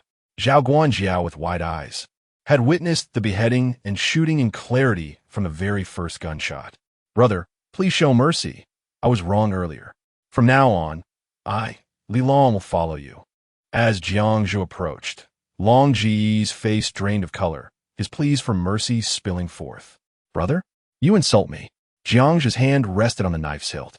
With a sharp slap, Long Gu struck himself. Yes, you possess great skill. I am unworthy to be your brother. A master, truly a master." Long Gu forced a smile, but it only made him appear more grotesque. Jiangzhe ignored him and shouted towards the basement. "Is there anyone alive? Come out." Yes. "Little brother, there are others," Zhao Guanjiao answered quickly, struggling to rise, limping toward the basement. Moments later, with the sound of footsteps, 16 people staggered out, supporting one another, 12 women and 4 men.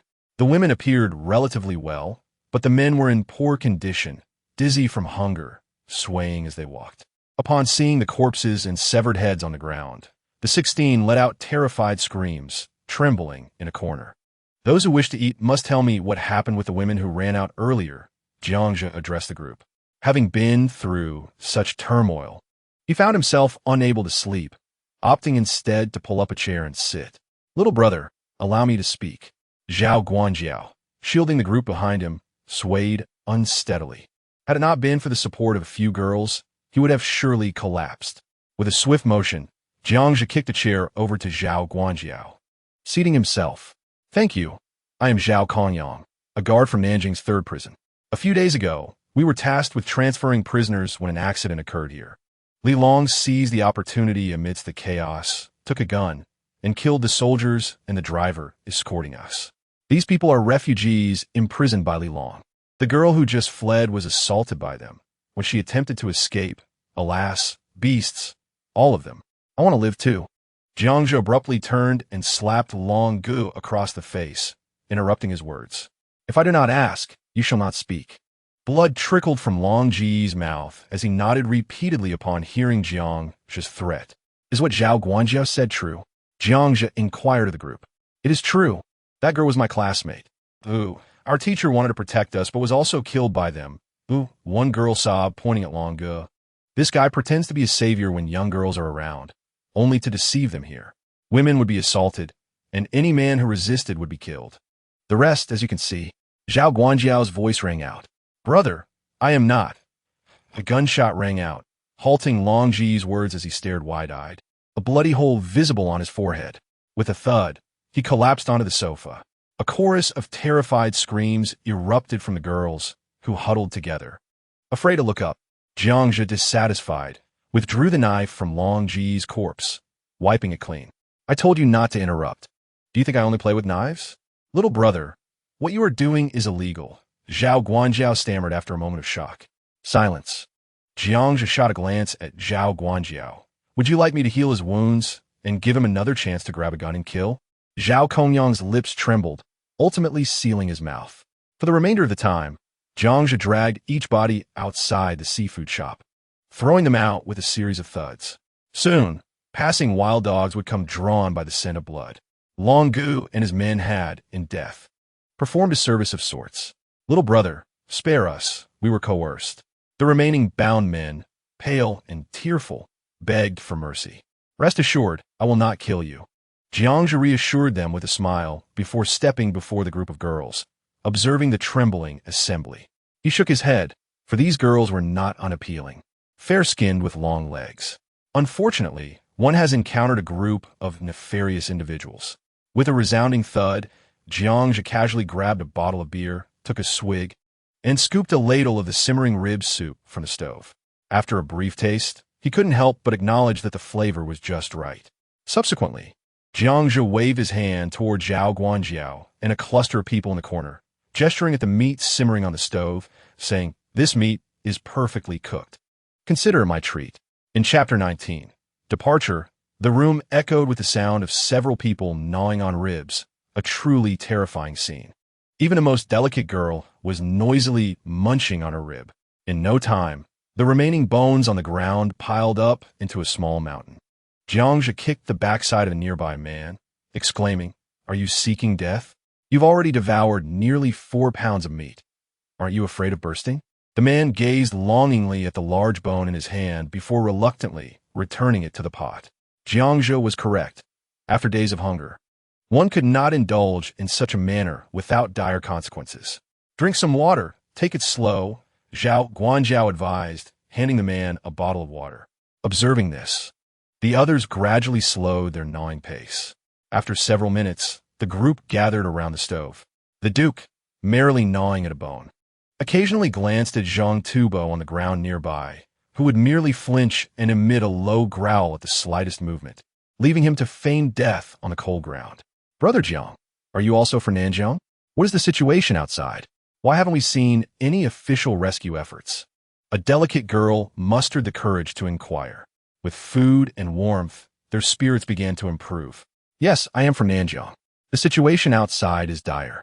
It seems the military will not be able to rescue you," Jiangzhe replied, discarding the rib in his hand and extending a propaganda flyer from his pocket to the girl. "Monsters?" Zhao Guanjiao and the others' expressions darkened, their voices slipping out in alarm. Indeed, formidable creatures resembling aliens. Bullets bounce off them without leaving a mark. Many lives were lost at Xinghai Square in Nanjiang. A collective gasp emerged from the girls, their hands instinctively gripping each other. "Have you seen them?" Zhao Guanjiao questioned, skepticism lacing his tone. "I have," Jiangzhe nodded, lighting a cigarette. "If I hadn't fled quickly, I would have been in quite a predicament." "Can you describe what they look like?" the delicate girl inquired, suppressing her fear. 3 meters tall, 5 meters long. "Let me put it this way. If you encounter one, it would be the end of you," Jiangzhe remarked in a peculiar tone, causing the group of girls to huddle together in fright. It turned out that the apocalyptic posts were indeed true. At that moment, a girl in the crowd murmured. Zhao Guanjiao shot a glance at Jiangzhe, refraining from further inquiries. Instead addressing the nearby girls, "You must leave at first light. Prepare now and gather as much food as you can." Realization dawned upon them, and they hastily rose to collect supplies. "Brother Jiang, could you lead us to a safe haven?" The delicate girl implored, her large eyes gazing at Jiangzhe.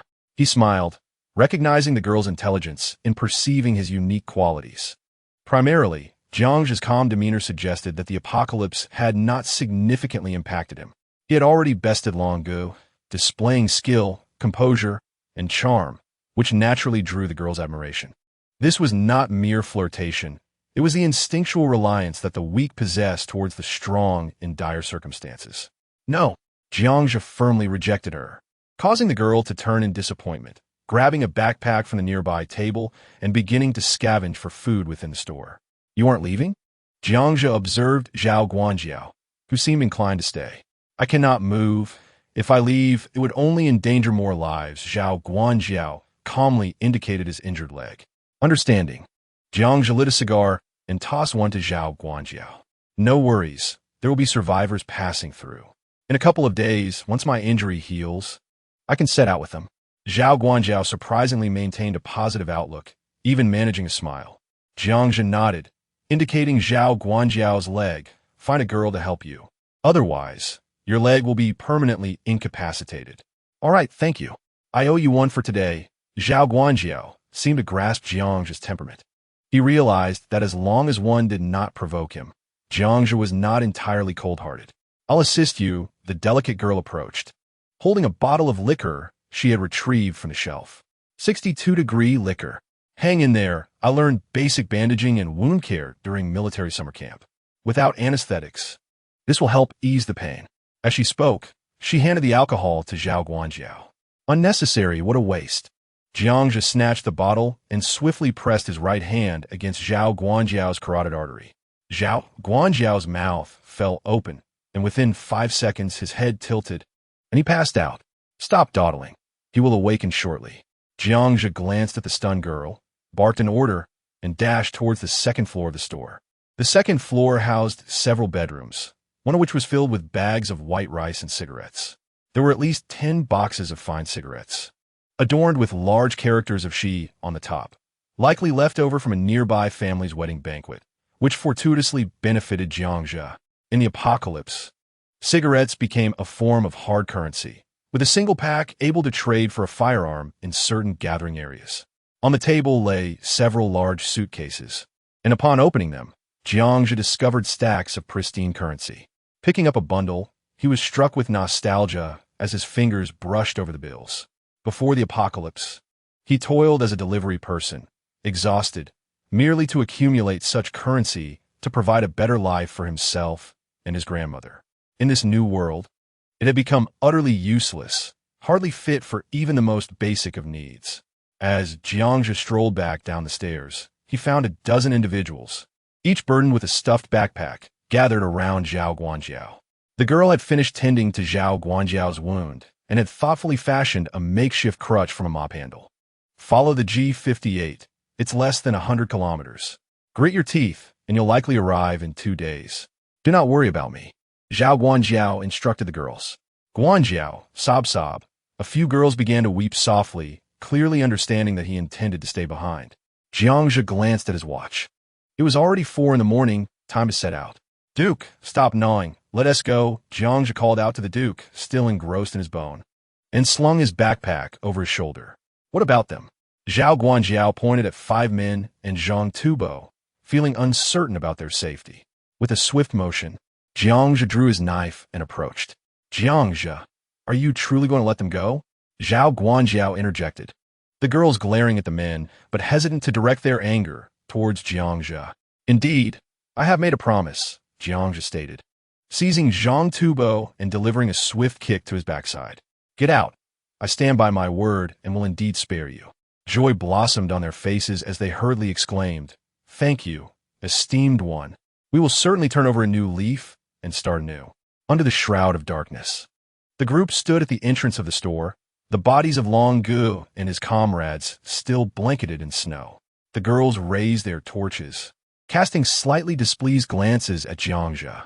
Had he not rescued them, they might have openly expressed their grievances. Jiangzhe paid no heed to their stares and approached Zhang Tubo. In Chapter 20, an unexpected turn, remove your clothing and take off your shoes as well. Jiangzhe commanded, his gaze fixed on Zhang Tubo and his companions, deftly flicking his knife. Zhang Tubo reacted, quickly shaking his head. No, please. That would lead to death. Brothers, spare me. It was all their doing. I had no part in it. With a swift slice, 2 of Zhang Tubo's fingers fell to the ground. Not willing to comply? Then I shall take a leg. I will. The 5 men hurriedly began to strip, leaving only their trousers, shivering in the heavy snowfall. Jiangzhe raised his assault rifle, pointing toward the building 200 meters away. Do you see that? If you run inside, you may survive. I keep my word. With a bang, Jiangzhe fired the first shot. The men cried out in despair. Running toward the distant 10-story building, Jiangzhe commanded, Go, keep your eyes on them. The Duke fervently pursued a few individuals. A cry of despair echoed through the wind and snow, while those behind silently observed. Jiangzhe returned to the seafood shop, frantically scavenging for provisions, ultimately leaving enough for the caretaker to last 4 or 5 months. Jiangzhe, they're all gone, just like that girl, Zhao Guanjiao murmured upon Jiangzhe's return. Their demise was due to their lack of strength. It is time to move on. Jiangzhe strapped on his skis as a dozen individuals approached, bowing in unison. Thank you, Brother Jiang. At that moment, Jiangzhe stepped forward, gently lifting the chin of the most delicate girl, creating an ambiguous atmosphere. She blushed yet mustered the courage to meet his gaze, while those around them silently watched. Jiangzhe glanced at the other attractive girls and shook his head, stating, In this apocalypse, beauty is a sin. Only those who are less fortunate may survive. Heed this as you wish. Brother Jiang, we have noted this. Take care. The girls solemnly nodded, misunderstanding resolved. Just then, the caretaker limped over, whispering, Little brother, it seems we may not meet again. I am curious. Your skills and marksmanship are impressive, yet you do not appear to be military. Might you tell me who you truly are? Jiangzhe donned his ski cap, grinning at Zhao Guanjiao's inquisitive expression. I am a delivery worker from Nanjiang City, number M0023, easily verifiable. With a swift motion, he placed a handgun in the caretaker's hand. Under the watchful eyes of the crowd, he and his dog vanished along the roadside into the heavy snow, observing Jiangzhe and Zhou Qi disappear into the distance. The remaining individuals embraced the caretaker. The girls smeared their faces with soot, stepping into the deep snow as they walked away. A delivery worker? Zhang Guanjiao at the entrance glanced at the gun in his hand, shaking his head in disbelief. Damn it, I can't believe this. Moments later, a startled shout erupted from the seafood shop. The provincial road, parallel to the G58 highway, witnessed a snowmobile racing at high speed, trailing plumes of snow as it sped onward. We must thank the government for their thoughtfulness, Jiangzhe, piloting the snowmobile, called back to the Duke, whose hair had been blown into a wild mess. On the spacious provincial road, abandoned vehicles had been pushed aside by military bulldozers, creating a clear path. The snowmobile glided effortlessly across the terrain. The Duke clung tightly to Jiangzhe's clothing, too frightened to move. The low rumble of the snowmobile resonated like a sharp arrow piercing through the stillness. Suddenly, a tire rolled out from a diagonally parked RV. Jiangzhe swerved, the snowmobile skidding sideways, crashing into a mound of snow with a loud thud. After a brief moment, 2 hands emerged from the snow. Damn it, even if it were the King of Heaven, I would make you regret this, Jiangzhe grumbled as he dug the Duke out and, with a stern expression, approached the RV, brandishing a knife. Barking, the Duke shook off the snow, equally displeased as he growled at the RV. Upon reaching the rear, Jiangzhe halted abruptly. Before him knelt a man and a woman, supporting each other. Upon seeing Jiangzhe, they suddenly dropped to their knees. Without hesitation, they bowed 3 times, leaving Jiangzhe bewildered. Behind them stood a young girl in a red down jacket, clutching a Peppa Pig doll, her eyes wide with a mixture of curiosity and fear. Little brother, I'm sorry, our RV had an accident. Could you take us with you? Thank you, the scruffy man pleaded, bowing again. We mean no harm, the woman added, continuously apologizing. Cautiously, Jiangzhe approached, knife in hand, and with a swift kick, he knocked the man over. Sorry? Do you even realize how close you came to killing someone? I'm truly sorry. We didn't want to hurt anyone. I was afraid you wouldn't stop. So, I threw a tire. The man struggled to explain, continuing to bow. Jiangzhe noticed the man's leg was twisted unnaturally, a clear sign of injury from the accident. Don't hurt my dad. He's a good man. Please don't hurt him. The little girl cried, her small arms outstretched to shield her father. Little Xiao, don't do that. Quickly apologized to the brother. The woman urged, anxiously pressing her left hand on the girl's head. The family knelt before Jiangzhe, visibly weak from lack of food. Seeing Jiangzhe remain unmoved, the woman crawled toward him, grasping his pant leg. Little brother, please, save us. The child is innocent. Jiangzhe crouched down, gently peeling the woman's hand away. I, too, am a child, equally innocent. You nearly caused my death. Since you have apologized, we shall consider this matter settled. If you dare grasp my leg again, I will strike you all. The woman stared at him, tears streaming down her cheeks, mingling with the cracked skin of her lips. She cried softly, lifting the girl and blocking Jiangzhe's path. As long as you take my child, we will stay behind. Please, are you forcing me to act? Jiangzhe, agitated, pushed the woman aside, cursing, as if I owe you anything, damn it. Chapter 21, Xiaomi. With a thud, the woman knelt once more, blocking Jiangzhe's path. Little brother, tell me, what would it take for you to save my daughter? Jiangzhe turned back, glancing at her. I lack the ability. The woman paused, glancing at the Duke at his feet. Little brother, if you can take a dog, then treat my daughter like a dog. As long as she doesn't starve, she is very obedient. Wave. The woman kissed her daughter on the forehead, speaking calmly. Xiao Xiao, be good. Mama cannot protect you. It is Mama's fault. Holding her daughter's face, she gazed deeply, as if wishing to imprint her into her memory. Mama, I don't blame you, the girl said, embracing her mother's neck. The woman kissed her daughter's neck again. Little brother, we were at fault. I know you harbor resentment. I will pay with this life. Damn it. Jiangzhe had just turned away when the woman, wielding a screwdriver over half a foot long, plunged it into her neck. The crosshead emerged from the other side, dripping with blood that melted the snow on her shoulder. Blood pooled in her mouth as she stared wide-eyed at Jiangzhe, a plea for help evident in her expression. Help save the child. With a thud, her body collapsed. Mama, Xiao Xiao doesn't blame you. Mama, the girl wailed, clutching her lifeless mother. My dear, what will I do without you? Why, oh why must it be this way? The man wept, holding both his wife and daughter skyward. The Duke, returning, sniffed at the huddle of three. With a soft sound, the man took the screwdriver and drove it into his own neck.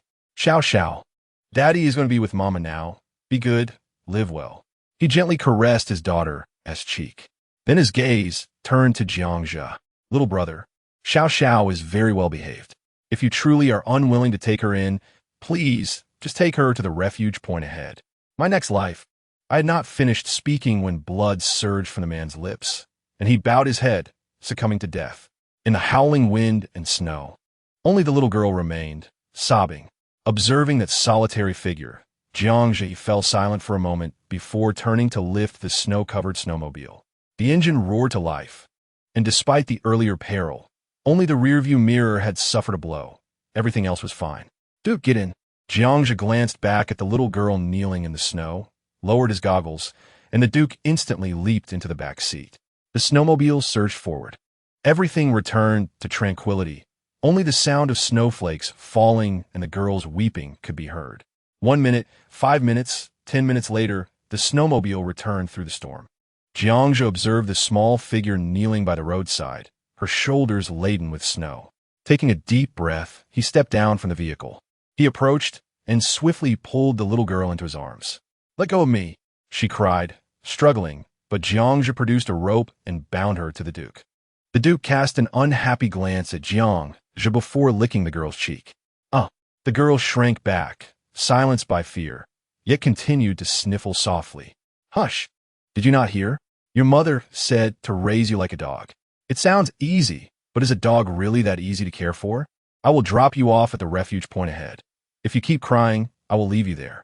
Finally, the girl ceased her sobbing. As they spoke, the snowmobile rolled on, vanishing into the vast snowstorm. 2 hours later, within an auto repair shop beside the provincial road, a bonfire blazed brightly. A pot hung from the overhead beam, simmering a fragrant fish soup. Beside the pot, white flour pancakes soaked in fish broth emanated a delightful aroma of fish and wheat.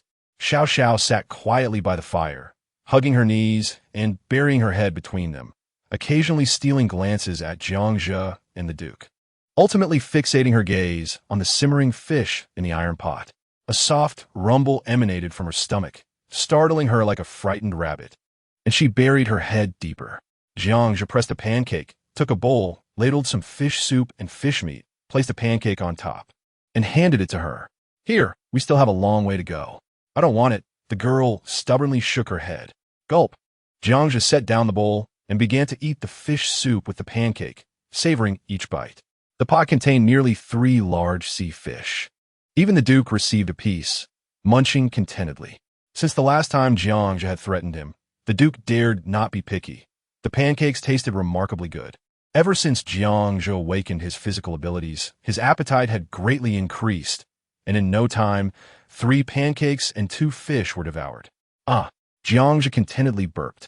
Duke, finish your bowl, he called out, noticing the untouched fish in front of the little girl. The Duke immediately perked up, his head leaning forward. Bad dog, that's mine. The girl protested, swiftly clutching the bowl to her chest and devouring the pancake. Jiangzhe smirked, dismissing her tantrum. In the apocalypse, one could not afford to be picky when hunger struck. In the frigid wilderness, even excrement was claimed by wild dogs. Before long, the little girl gently released a satisfied burp. The 3 of them sat around the bonfire, lost in thought, the only sound being the crackling of the burning wood. What's your name? Jiangzhe broke the silence. Su Xiaomi, the girl shyly replied, peeking out from her knees. Indeed, food is the best remedy for a troubled soul, whether in the world before or after the apocalypse. After eating, the little girl no longer resisted communication. Xiaomi?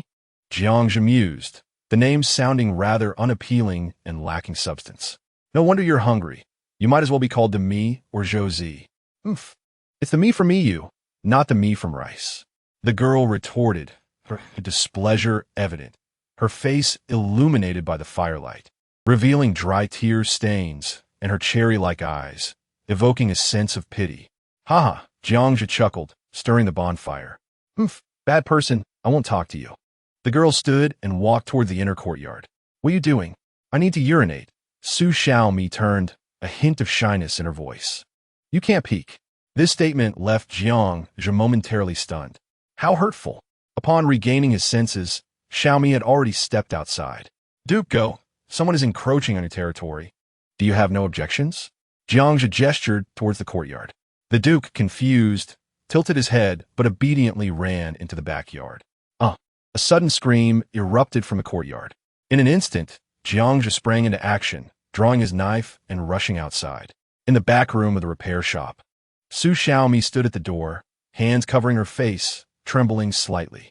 Jiangzhe slowly sheathed his knife, ignoring her.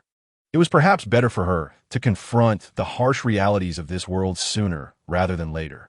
Above her, 2 bodies of elderly individuals clad in tattered shrouds hung stiffly from the beams, their skin darkened by the cold, a tragic and eerie sight. On one wall hung a family portrait, the 2 gentle-faced elders depicted therein with the very souls now lost within that room. After a moment of contemplation, Jiangzhe turned and exited, with Xiaomi trailing closely behind, returning to the front room. The girl was clearly shaken, clutching her shoulders tightly against the Duke. With a crunch, Jiangzhe pulled out 3 vibrant green cucumbers and began to munch on one. Tossing the others to Xiaomi and the Duke, he checked the time. It was now the 7th day of the apocalypse, and survivors were relocating to underground bases. The surface was no longer habitable. Xiaomi gasped as the Duke finished his cucumber and leaned in to snatch the one from her hands. She quickly concealed her remaining cucumber, eyeing the Duke warily. Eat the cucumber, don't waste it.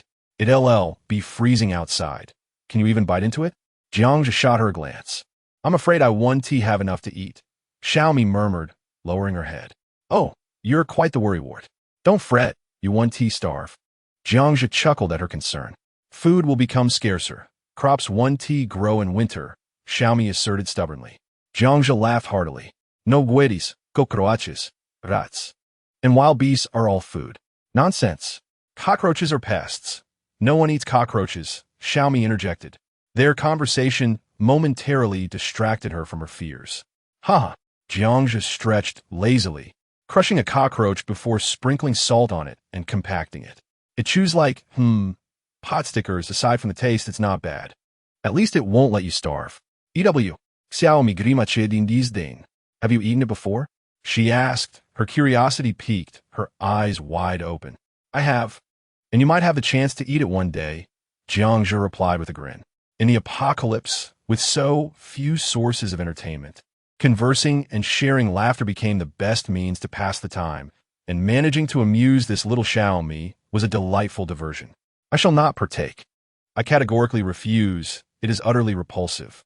Xiaomi wore an expression of unwavering determination. Repulsive? Jiangxia chuckled, shaking his head. You have yet to witness true repugnance. This remark piqued Xiaomi's curiosity. What? Jiangxia gazed at Xiaomi with a haunting look. Corpses. Xiaomi gasped. Had completion pudding. Her small hand clutched tightly at the Duke's ear. Have you ever tasted it? Xiaomi's voice trembled slightly. Guess? Jiangxia flashed a devilish grin, then abruptly rose. Let us depart. It is time to set off. The trio of 2 individuals and 1 dog exited the repair shop. The snow continued to fall. The sky was a dull gray, and when one looked up, only snowflakes as large as goose feathers were visible. This time, Jiangxia did not bind Xiaomi. She obediently climbed onto the snowmobile. This child has emotions, yet she is no fool. Approaching noon, how feeble.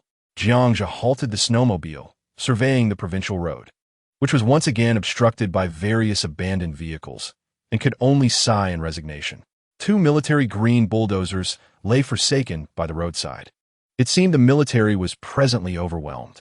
Jiangxia altered his direction, descending the embankment, traversing a patch of farmland, and hurtling toward the G58 expressway, several kilometers away. The snow-covered corn and wheat were stirred up by the snowmobile, creating a green corridor behind them, yet it was quickly concealed by fresh snowfall. Someone. Suddenly, Xiaomi shouted from behind. Following the direction of her small hand, a dozen figures were continuously digging through the snow and the fields, pulling at the ears of corn. The noise of the snowmobile caught the attention of a few, who stumbled through the thigh-deep snow toward them. I will not stop. Jiangxia barked coldly. The snowmobile suddenly accelerated. The group of a dozen, initially intending to intercept the snowmobile, quickly stepped aside upon witnessing its rapid approach. Stop and take me with you. I will offer 500,000. One man clad in a fur coat shouted at Jiangxia. Stop! Stop! Those left behind hurled ears of corn at the snowmobile, but could only watch helplessly as it sped away into the blizzard. 500,000. That is a fortune. My parents could never earn that much. Xiao mi murmured softly. It is of no use how much one earns now. It is merely waste paper. From this point onward, one could frequently encounter groups of refugees along the G58 expressway, the starving scouring the earth for unripe crops. In a short span of just over 10 kilometers, at least 10 groups attempted to flag down Jiangxia's snowmobile, all of whom he outpaced with his speed. In the heavy snow, the embankment of the G58 expressway became distinctly visible as the snowmobile drew nearer, revealing a sparse crowd upon the road. Brace yourself. With a loud command, the snowmobile surged onto the expressway, gliding several meters through the air before crashing onto the highway. Vehicles here were already sparse. When the heavy snow initially fell, the expressway had been closed and a path had been carved out by military bulldozers. The snow in the middle was slightly lower than that on either side. With a clear path ahead, the snowmobile raced along the expressway. Along the road's edges, one could often spot individuals with backpacks, heads bowed as they hurried onward. Many attempted to approach and stop them, but were deterred by the assault rifle in Jiangxia's grasp. Here, the military's resettlement point was drawing near. The crowd grew increasingly larger, predominantly on foot, with some carrying skis, all intent on their journey. Suddenly, in the middle of the road ahead, A man brandishing a bow, an arrow aimed at Jiangzhe, shouting loudly. Behind him stood a dozen men and women, their eyes gleaming with excitement. Jiangzhe lowered his head slightly. With a sudden increase of throttle, the snowmobile shot forward like an arrow. Whoosh! The man's expression changed as his arrow flew toward Jiangzhe. A swift sound rang out as the blade of a knife sliced through the air. Jiangzhe possessed 4 times the reflexes and strength of an ordinary person, making it easy for him to evade the arrow. However, there were others behind. Jiangzhe had no choice but to draw his weapon. Bang! The man had not anticipated Jiangzhe's boldness. With a muffled thud, the man's body was hurled away like a bowling pin by the weighty snowmobile. Chapter 23. Forward Operating Base Bang. The man's body skidded several meters away, crashing into the highway guardrail, blood splattering across his face, lying in the snow like a broken sack. He appeared unlikely to survive. Ah, he is killed. The people beside the man snapped out of their stupor, shouting in unison. 3 rushed over to assess the man's injuries, while the remaining few encircled Jiangzhe's snowmobile. Nearby, other refugees, witnessing the death, hastily quickened their pace to leave. The sudden collision had caused the Duke in the back seat to lose his grip and tumble into a nearby snow pile. Bang! Bang! Bang! The sound of gunfire echoed. Jiangzhe, brandishing his assault rifle, fired near the feet of the approaching individuals, causing them to freeze in place. Do you wish to take charge? Have you considered the lives you may lose? Jiangzhe's words made those surrounding him retreat 3 meters in fright. Xiaomi clutched tightly to his clothing. Woof! At that moment, the Duke emerged from the snow pile, growling softly at the group. You have killed a military brother. You are finished. Do you understand? One woman pointed at Jiangzhe threateningly. Jiangzhe's gaze hardened, aiming his rifle at her. A rumble. A military Green 8x8 all-terrain combat vehicle raced toward them. With a whoosh, its 8 tires equipped with snow chains kicked up a large cloud of snow. Do not speak. Do you understand? Jiangzhe murmured a command. Xiaomi nodded. Throughout this journey, she had realized that this man was unlike others, establishing an undeniable authority in her heart. Who fired the shots? 3 soldiers clad in cold weather gear jumped from the vehicle, surrounding them. He is killed, sir. He is armed. Immediately, one among the crowd pointed at Jiangzhe and shouted. Whoosh! The 3 soldiers readied their rifles, aiming at Jiangzhe at the rear. Lower your weapon, or face immediate execution. A commanding shout emanated from the lead officer. Jiangzhe glanced at the officer's insignia, noting he was a company commander, while the other 2 were mere soldiers. Woof! The Duke, bold as ever, bared his teeth at the leading commander. We are comrades. Do not shout. Jiangzhe kicked the Duke, raising his voice. He then addressed the company commander earnestly. I am Zhang Hongliang, a guard from Nanjing 3rd Prison. Commander, 3 days ago, we were ordered to relocate prisoners. We encountered a vehicle accident en route, and Guard Zhao Kongyang was injured, currently overseeing the prisoners at a seafood shop in Nanjing. I am searching for assistance. Please do not be alarmed. With that, Jiangzhe executed a crisp military salute. Xiaomi watched in astonishment. The serious Jiangzhe exuded an imposing aura, more soldierly than the soldiers themselves. The company commander scrutinized Jiangzhe, inquiring why he possessed a standard military rifle. Commander, this weapon belonged to a soldier from the prisoner transport vehicle. Regrettably, he perished in the accident. Jiangzhe expressed a face full of regret and sorrow. Hearing Jiangzhe's words, the officer remained skeptical. How can you prove your identity? Commander, you may contact the leadership of Nanjing 3rd Prison. They can vouch for me. Simply mention that Guard Zhao Kongyang and Zhang Hongliang are requesting assistance. Otherwise, Guard Zhao cannot hold out for much longer. Observing the officer's rifle lowering slightly, Jiangzhe sensed that the situation had shifted in his favor. Can police kill indiscriminately? He has killed a military brother. Commander, do not listen to his nonsense. At that moment, someone in the onlooking crowd shouted. The commander frowned, asking, what is happening? Zhang Hongliang, speak. Jiangzhe, unperturbed, stepped forward, meeting the gaze of the dozen or so individuals head-on. Commander, that man just now attempted to kill me with a bow and arrow to seize the snowmobile. I was merely executing emergency protocols. Anyone who dares to obstruct the police in their urgent duties and threatens the safety of police personnel is subject to lethal force. The squad leader turned to the group, questioning the veracity of the officer's statement. The military brother merely intended to intimidate him. One individual faltered in his words. Intimidate? With a swift motion, Jiang just seized the collar of the man, yanking him to retrieve a broken half of an arrow from the ground. Do you see this arrowhead? It was aimed at my neck. Do you truly believe it could not kill? Jiang's grip was so powerful that it left the man trembling. Observing this scene, the squad leader exchanged glances with two soldiers, and the three of them holstered their weapons. It was undoubtedly the police. Otherwise, how could they be so brazen in front of soldiers? Moreover, the individual had clearly sought his own demise by attempting to assault the police with a bow and arrow. At this moment, the squad leader was disinclined to intervene in this troublesome matter. It was an incident of traffic, and if there were grievances, they should consult the traffic police or pursue legal action against Zhang Hongliang in court. With that, the squad leader dismissed the situation. The terrain vehicle surged forward, leaving behind a crowd that exchanged knowing glances, fully aware that the military brother was most likely doomed. Pursue legal action? They could locate the courthouse. But the culprit had fled, rendering their efforts futile.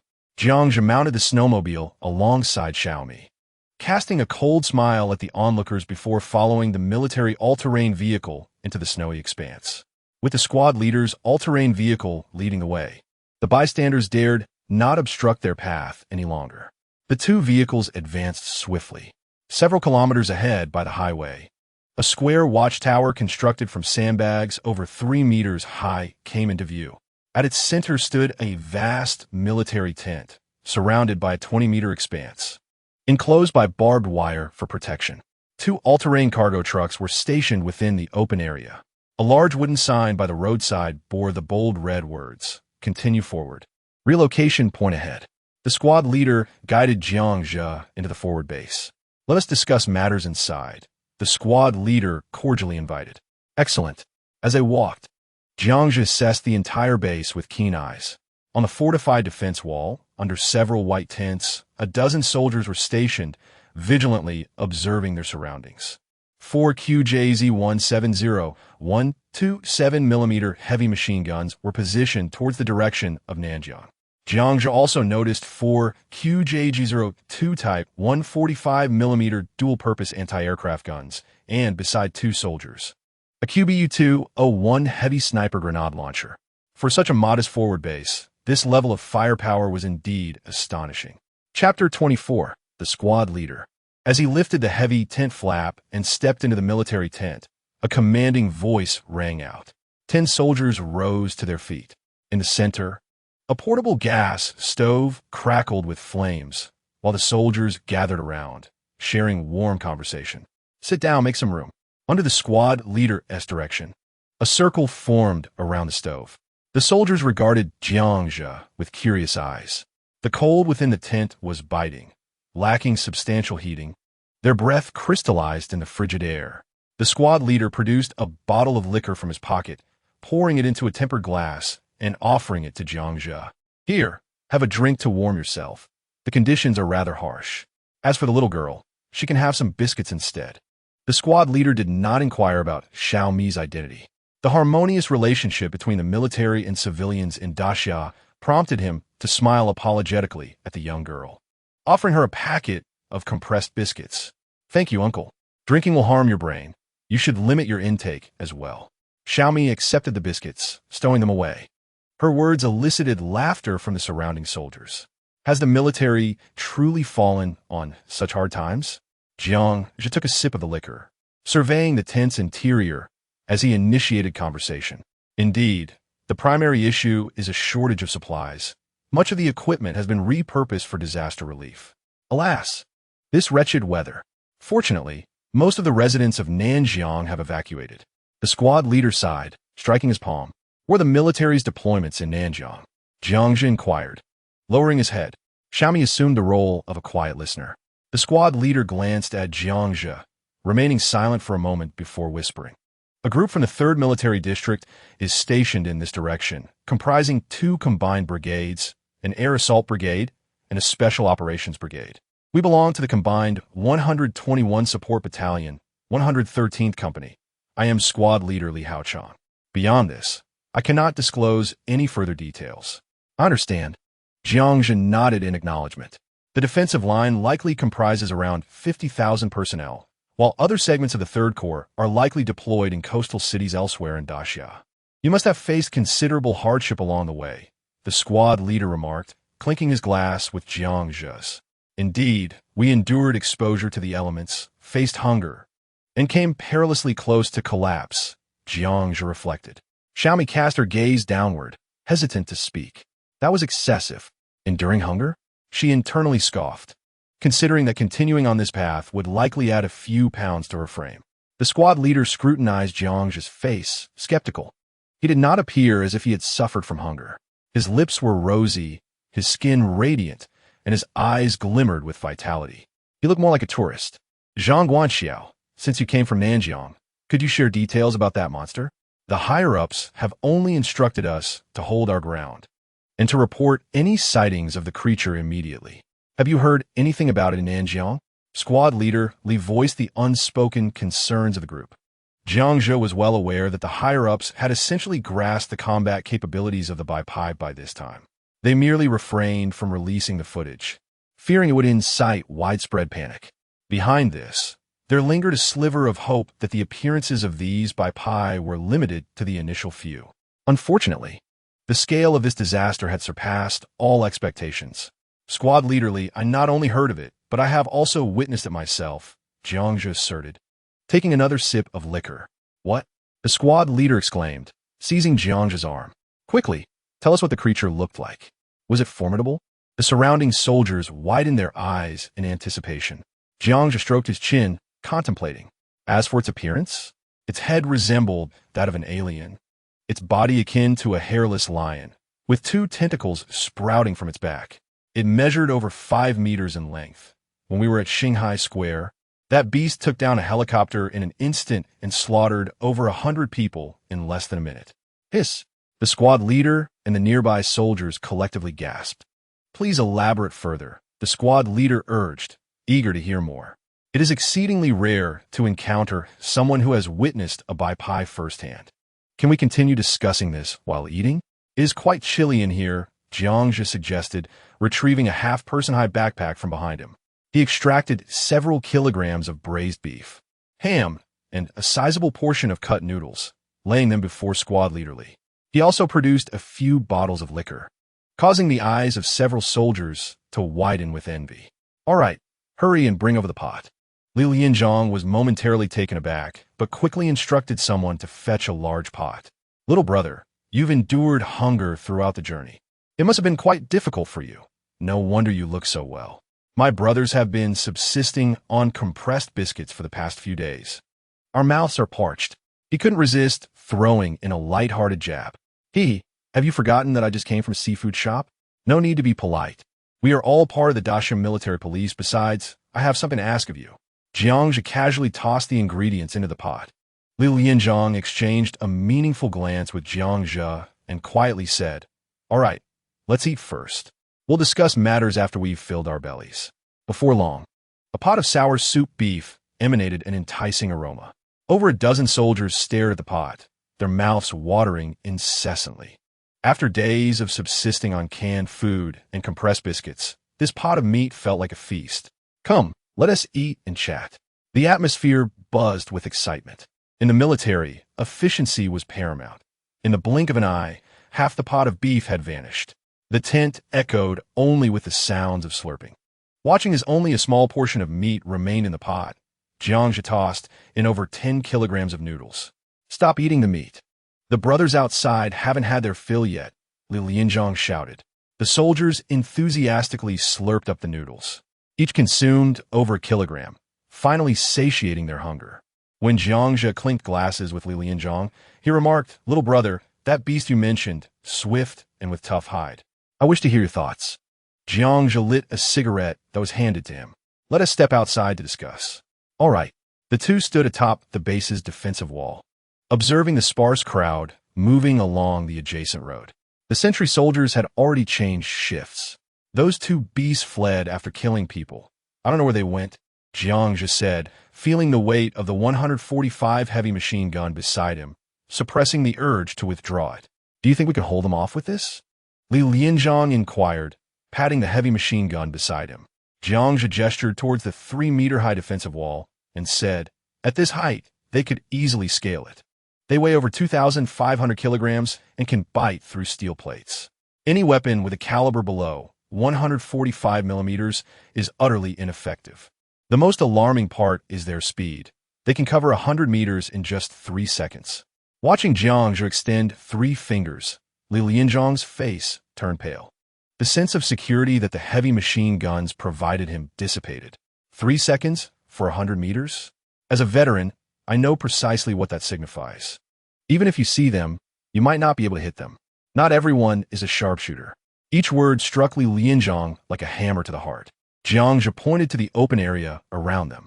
You know, if one of them were to enter the base, what the consequences would be, you're more aware than I am. After a moment of silence, Li Lianzhang crushed out his cigarette with force. Is there a way?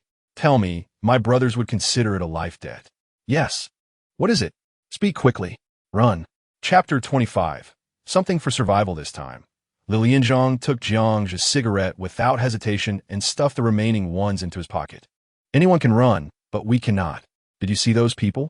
Li Lianzhang exhaled a ring of smoke, pointing at the figures on the highway. Yes, Jiang nodded. There are still at least several 100,000 people fleeing on the G58 highway. If we run, who will hold the line? Jiang fell silent. What if more of those white-skinned beasts arrive? After a long pause, he continued, sigh. Li Lianzhang, siga legally. If death is inevitable, so be it. Look at those people. Even if they survive, how much better off will they be? Will they be reduced to digging through corn stubble for food every day? Jiang glanced at him in surprise. This fellow was surprisingly perceptive.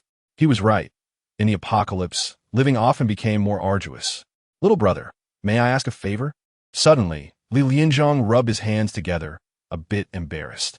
The snowmobiles can be yours, but you must provide me with a 147mm machine gun. Jiang had anticipated this fellow's intentions. He had been eyeing his snowmobiles along the journey, his eyes gleaming. Moreover, Jiang had already contributed a pot of sour soup beef to win a favor. He was merely hoping to see if he could acquire a heavy machine gun. That's not possible. Li Lianzhang shook his head firmly. My brothers rely on it. There are 2 spare 127mm guns on the vehicle. You can take one along with 5,000 rounds of ammunition. If it weren't for the current situation, my actions would warrant a military tribunal. Perhaps realizing the slim hope of survival, Li Lianzhang grew bolder. Add 50 kilograms of beef, and I will give you the 147mm gun. Jiang flicked the ash from his cigarette. Li Lianzhang hesitated for a moment, then gritted his teeth and nodded. Plus a pack of cigarettes. Deal. The snowmobile keys were tossed to Li Lianzhang. This thing is quite fast. I can send people further afield to gather supplies. Even if we die, we cannot let the brothers fight on empty stomachs. Half an hour later, the sky began to darken. Another day was drawing to a close. The sound of engines roared as Li Lianzhang drove the all-terrain vehicle to the highway, a few hundred meters from the base. With a swift motion, he tore open the military canvas in the back seat. A 145mm heavy machine gun lay quietly inside, accompanied by a dozen boxes of ammunition. Without a word, Li Lianzhang set the gun and ammunition on the ground, planning to take them away himself. If anyone asked, he would simply say he found them. If you dare to expose me, even you, a fake cop, will meet your end. Jiang chuckled as he placed the gun on a single ski sled, covering it with military canvas. How did you figure it out? Li Lianzhang lit a cigarette. A real cop wouldn't let me get away. Your intentions are too obvious. Fine. I meant well. Jiang extended his hand to bid farewell. Take care. The gun is yours, but no backing out. After Li Lianzhang finished speaking, he climbed into the all-terrain vehicle. Just as he turned around, he suddenly halted. Hey, what is your name? Jiang. What do you do? Deliver food. Li Lianzhang stood and saluted Jiang, pressing the accelerator. The all-terrain vehicle veered off the road, heading towards the forward base. Jiang and Xiaomi approached. The two of them and the dog gazing at the shadowy outline of the forward base amidst the snowstorm. A red military flag stood tall against the snow. Half an hour later, the sky had completely darkened. The sound of breathing and the crunch of snow filled the air as Duke panted, straining to pull the sled behind him with Xiaomi on it. It was a pity for such an imposing figure. Look at how weak you become. A mountain rescue dog, and you can't even save yourself. You're barely a good dog. Jiangzhe walked ahead, continuously hurling playful banter at Duke. Xiaomi clutched her Peppa Pig doll tightly, holding onto the sled. They were still over 10 kilometers away from the settlement. Jiangzhe dared not take out the snowmobile again. If he encountered military personnel, it would likely be requisitioned. Currently, it was akin to a wartime scenario. The military would not entertain any reasoning, and not every commander would be as amiable as Li Haozong. There was another purpose. Duke was exhausted. He needed to train. It was not necessary to be as fast as he was. As long as he could outrun others, the chance of survival would increase.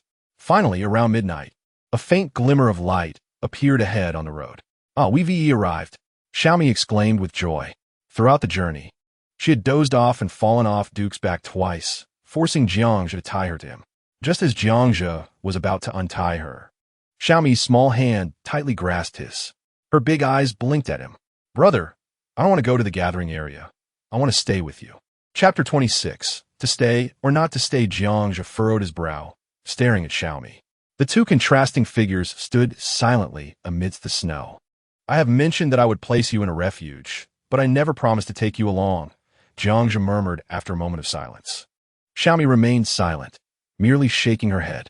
"I will eat what the Duke eats. Brother, I want to stay." After a brief pause, Xiaomi glanced up at Jiangzhe's impassive face before lowering her head again. "Your life was exchanged for the lives of your parents. They do not hold such influence and can only bring you this far. You are not yet worthy of standing alongside the Duke," Jiangzhe stated coldly. The initial plan was to escort her to the gathering point, and furthermore, Jiangzhe had no intention of caring for a young girl, regardless of her appearance. She was merely a burden now.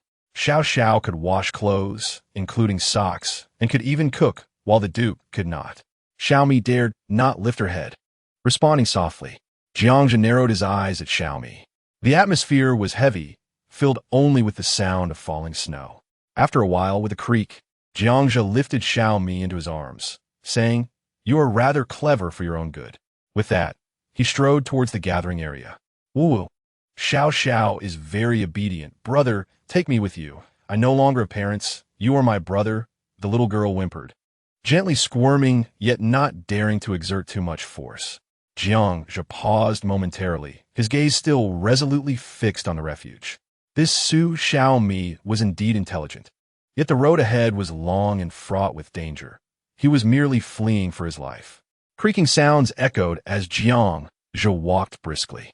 Soon, on the left side of the highway, a vast military camp came into view. The towering defensive wall, over 6 meters high, was lined with an array of weaponry aimed at the approach. In the center of the camp, dozens of helicopters hovered continuously, and numerous floodlights cast broad beams of light, illuminating an area of over a kilometer in the snowy night. For the first time in days, Jiangzhe witnessed such a bustling scene, evoking a sense of returning to a civilized world. Ahead on the highway stood a barricade made of sandbags, with only a single passage wide enough for trucks. For 147mm anti-aircraft machine guns were directed towards them. Beyond that were 4 military 99B heavy tanks, their robust 120mm gun barrels clearly visible. Behind the tanks stood 2 enormous floodlights, and the din of activity emanated from a massive tent. Everyone from a line and hurry. There is hot water and food inside. After eating, soldiers will escort you away, the soldiers shouted through loudspeakers. A long line of refugees, numbering in the hundreds, swiftly passed through the tent. Occasionally, someone fainted and was promptly carried away by nearby soldiers. "Woo-woo, brother, let me follow you. Xiao Xiao has no relatives left." Xiaomi continued to plead softly. Yet, Jiangzhe remained unmoved, refusing to negotiate. The two soon arrived at a large military tent spanning the road, with a row of tables set at the front. Behind the tables were 10 busy female soldiers registering the information of each refugee. When Jiangzhe approached with Xiaomi in his arms, a robust female soldier did not even glance up as she inquired, "What is it?" "Xiao Xiao wants to stay with me," Xiaomi insisted. Hmm? The soldier suddenly raised her head, her weary yet delicate face showing curiosity. What's going on? It's nothing. This little girl was saved by us on the way. Please register her, Jiangzhe replied calmly. Little girl, is what he said true? The soldier asked Xiao Mi, looking into Jiangzhe's calm eyes. Xiao Mi lowered her head, softly responding, yes, I want to stay with him. The soldier glanced at Jiangzhe and chose not to speak further. She couldn't compel Jiangzhe to do anything. Name, Su Xiaomi, Hyunse. Refuge point, Longtanwan number 12. Take your tags. After eating, soldiers will protect you when you leave. Next. The soldier handed over a tag inscribed with Jiangzhe and Xiaomi's names. As they passed through the tent, Jiangzhe's expression grew increasingly somber. Do not crowd. There is enough for everyone. After eating, leave immediately. Beyond the registration tent, 2 military field kitchens were parked by the roadside, where soldiers were distributing food. Each person received a bowl of meat porridge and a piece of flatbread, barely satisfying their most basic nourishment needs. Further along, on either side of the spacious 4-lane highway, stood a neat row of tents. In front of each tent, an oil drum burned brightly, sending flames spiraling upwards. Many refugees who had already eaten gathered around the oil drums to warm themselves. All the refugees were to spend the night here, departing under military protection the following morning. After the military-provided dinner, the two were assigned to a tent further back. Holding their tags, Jiangzhe remained silent, while Xiaomi sat quietly beside him. Longtanguano. 12 was a deeply etched memory. Years ago, Jiangzhe had been assigned to Longtanwan number 20, over 30 kilometers from this refuge. Most of these shelters were military supply bases or repurposed air raid shelters, constructed primarily in mountainous areas, varying in size. His vivid recollection of the No. 12 refuge stemmed from the fact that it had been breached by the Whiteskins, with barely a few of the over 30,000 inside managing to escape. Upon hearing this, the hunting team from the number 20 refuge had gone to the number 12 shelter to transport supplies. The horrific scenes of bodies strewn everywhere became one of the most unforgettable images in his memory. Inside the tent, Jiangzhe discreetly glanced at the quietly contemplative Xiaomi beside him, a flicker of helplessness passing through his eyes. To place her on that vehicle would surely lead to her demise. To keep her or not, this dilemma troubled Jiangzhe. Irritated, he stepped out of the tent, deciding to take things one step at a time. You stay here. The Duke will keep you company.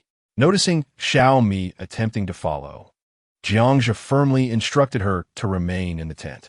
Outside, in the open space, large wooden boards stood at intervals, plastered with palm-sized pieces of paper left by refugees. Mother, I have been assigned to Yinshan number 28. Do not worry. Son, Li Feng of Dingxing Trading Company. I am Zhang Wuli, a neurologist at the 4th Hospital in Nanjing. If anyone sees my wife, please inform her that I have been assigned to Yinshan number 32. My wife's name is Zheng Wan.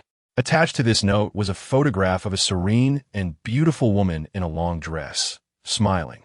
Communication had been severed, and people could only use these primitive methods to convey messages. Jiangzhe observed for a while before wandering around the placement area. At that moment, the number of refugees arriving from Nanjing was dwindling. Suddenly, a figure caught Jiangzhe's attention. Chapter 27. From now on, you will wash the socks. Why are you following me? A female soldier, adorned with a bright red cross on a field medical vehicle, scrutinized Jiangzhe curiously. She was the same robust soldier who had registered him earlier, petite yet embodying a blend of southern femininity and strength. Jiangzhe glanced at the truck and realized she must be a medic in the army. Noticing no one around, he produced a small bar of Dove chocolate and handed it to her. Sister, could you do me a favor? The soldier examined the chocolate, accepted it, and then gestured for him to get in. Inside the truck was a row of medical supplies, with a single field stretcher resting in the corner. The soldier unwrapped the chocolate and popped a piece in her mouth, her brows lifting in delight. Sister, do you know Sun Changfu? He is a platoon leader in your artillery brigade, with a face full of acne. Jiangzhe waited for the soldier to finish before asking. Sun Changfu. Unfamiliar with the situation, the artillery brigade had its own designated personnel. The female soldier tucked the remaining chocolate into her cold-weather gear. Sister, could you inquire about him for me? He is a distant relative, and I must locate him. I will return tomorrow. All right, I will ask someone. Just as Jiang turned to leave, the female soldier grasped his arm. Sister still has something to say. Don't be so impatient. Sit down. The female soldier chuckled. Haha, I'm not in a hurry. It's the eunuchs who are anxious. Jiang just settled into a chair. The woman laughed heartily, reminding him, remember to stay with the group. Do not fall behind. Tonight is the last batch of people. I estimate that in 2 or 3 days, the army will withdraw in phases. I heard from above that monsters have appeared throughout Lanxing and Daxia, resulting in many casualties. Be alert. Thank you, sister, you are truly kind. Jiang nodded appreciatively. The kindness from a stranger was indeed rare. What do you mean by kind?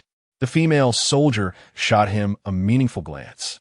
Jiang forced a smile. It was both easy and difficult to respond to such a statement. Moreover, this was a military camp. Was it too reckless for her to flirt so casually? Sister is good in every way. Jiang provided a flawless answer. He. The female soldier giggled. This little mouth must have deceived many girls. All right, I was just teasing you.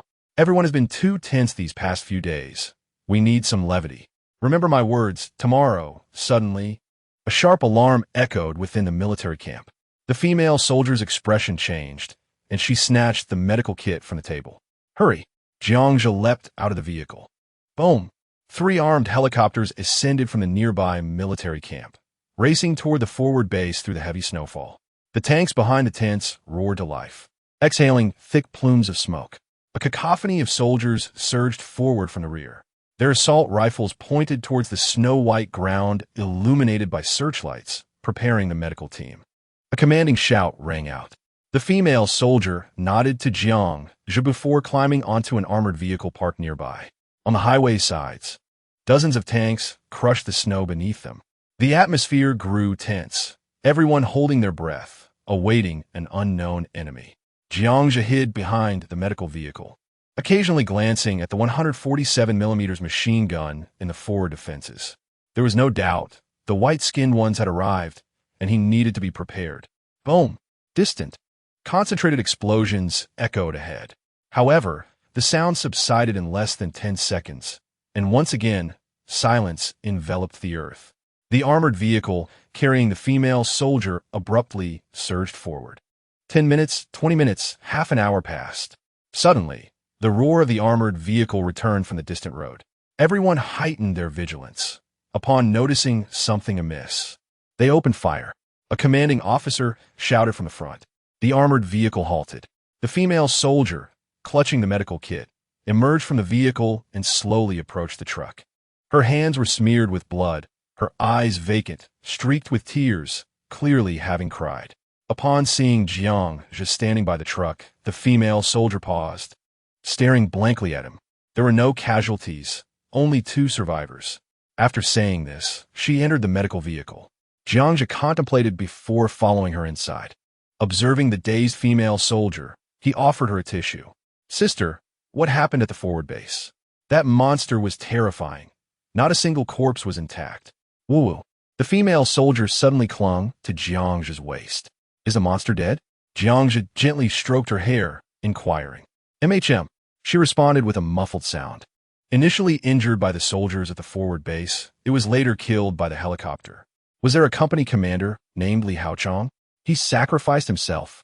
Jiang fell into silence, recalling the words of Commander Li, wondering if the soldiers stationed at the forward base had eaten well before their demise. This single monster was merely a scout. Soon, a large number of white-skinned ones would launch an assault. The casualties would be numerous. After a long pause, the female soldier suddenly stood up, cupping Jiang's face with her hands. Brother, I was supposed to be discharged in 2 months, but I doubt I will make it to that time. Sister, at this moment, no one knows what tomorrow holds, Jiang replied, looking down at her. They exchanged a silent gaze. Suddenly, she pressed her lips against his. Brother, I have never been in love. Please be my boyfriend for just 1 day. MHM. Jiang locked the door behind them. Subsequently, their youthful bodies entwined like wild beasts. The intense flames ignited the confined space. In the cold night, a barely audible nightingale chirped, sometimes melodious, sometimes urgent. At 5:30 in the morning, the call to rise echoed as a soldier urged everyone at the tent. One by one, they emerged from their shelters. Jiangzhe led Xiao Mi toward the convoy, each person receiving a flatbread and a bottle of water. Xiao Mi clung tightly to his clothing, unwilling to let go. The retreating party would soon set off. Come, little girl, you can ride. A soldier extended his hand from the back of the military truck.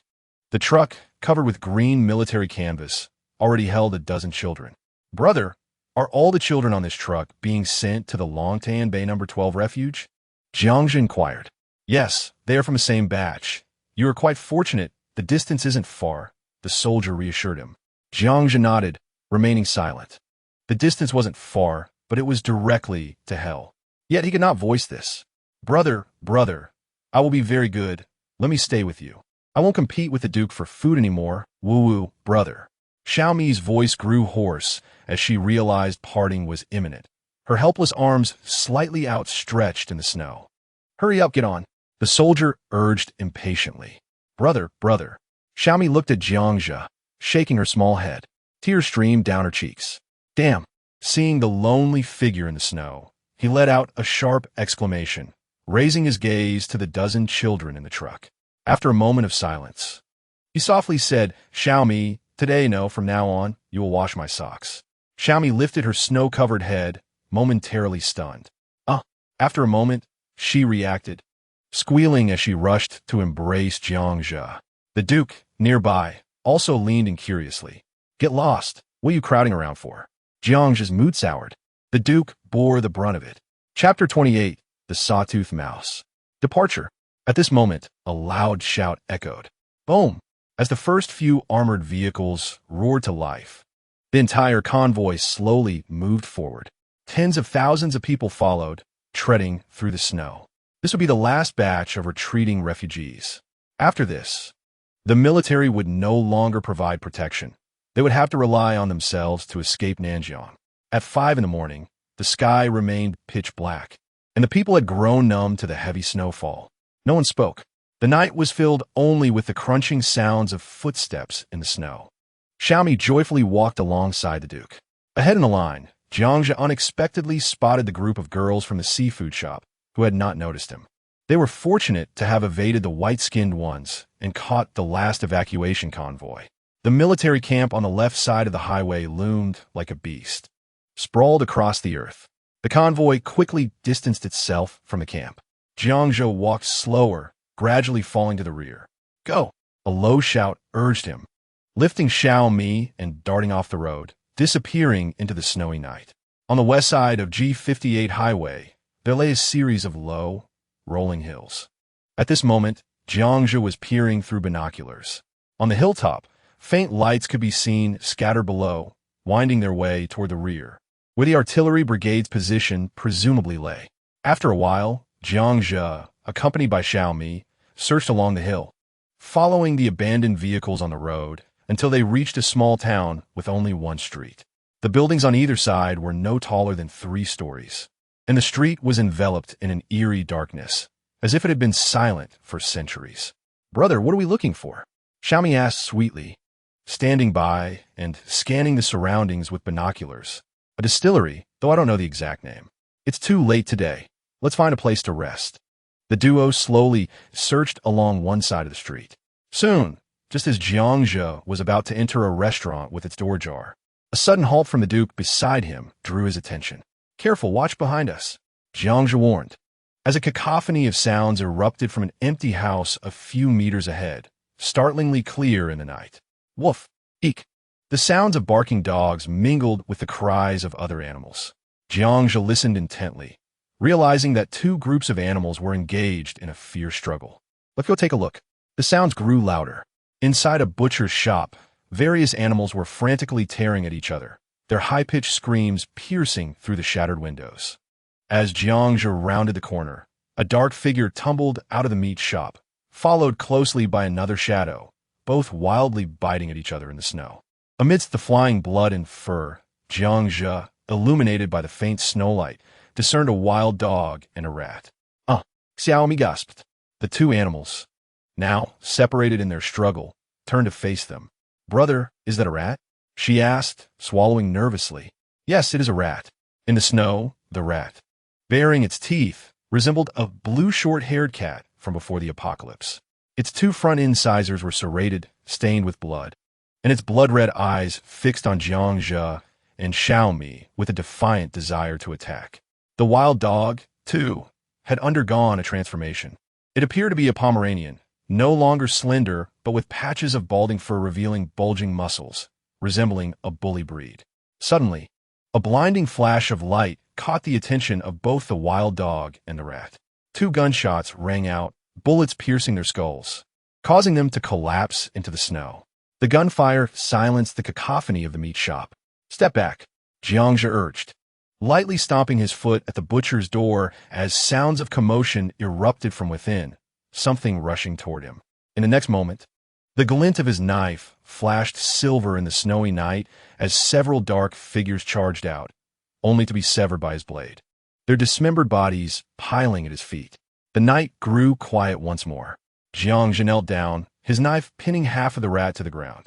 After glancing around, he entered a small supermarket nearby. A campfire was soon lit, its roaring flames dispelling the cold. The trio of man and dog gathered around, while Jiangzhe wiped his knife clean with a piece of cloth he found on the ground. "Brother, is this what you call a mutated animal?" Xiaomi inquired curiously, poking at the rat's corpse with a stick.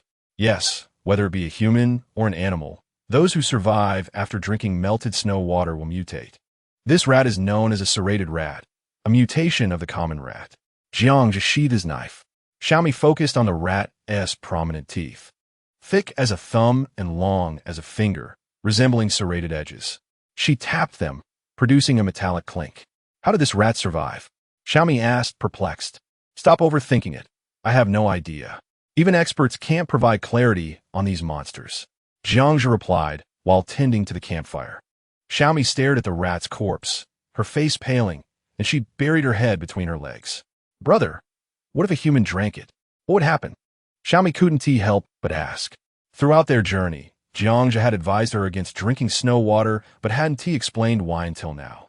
Increased joint sizes, tighter muscles, immense strength, extreme cold resistance, teeth as sharp as spikes, and a frenzy for flesh, particularly human flesh.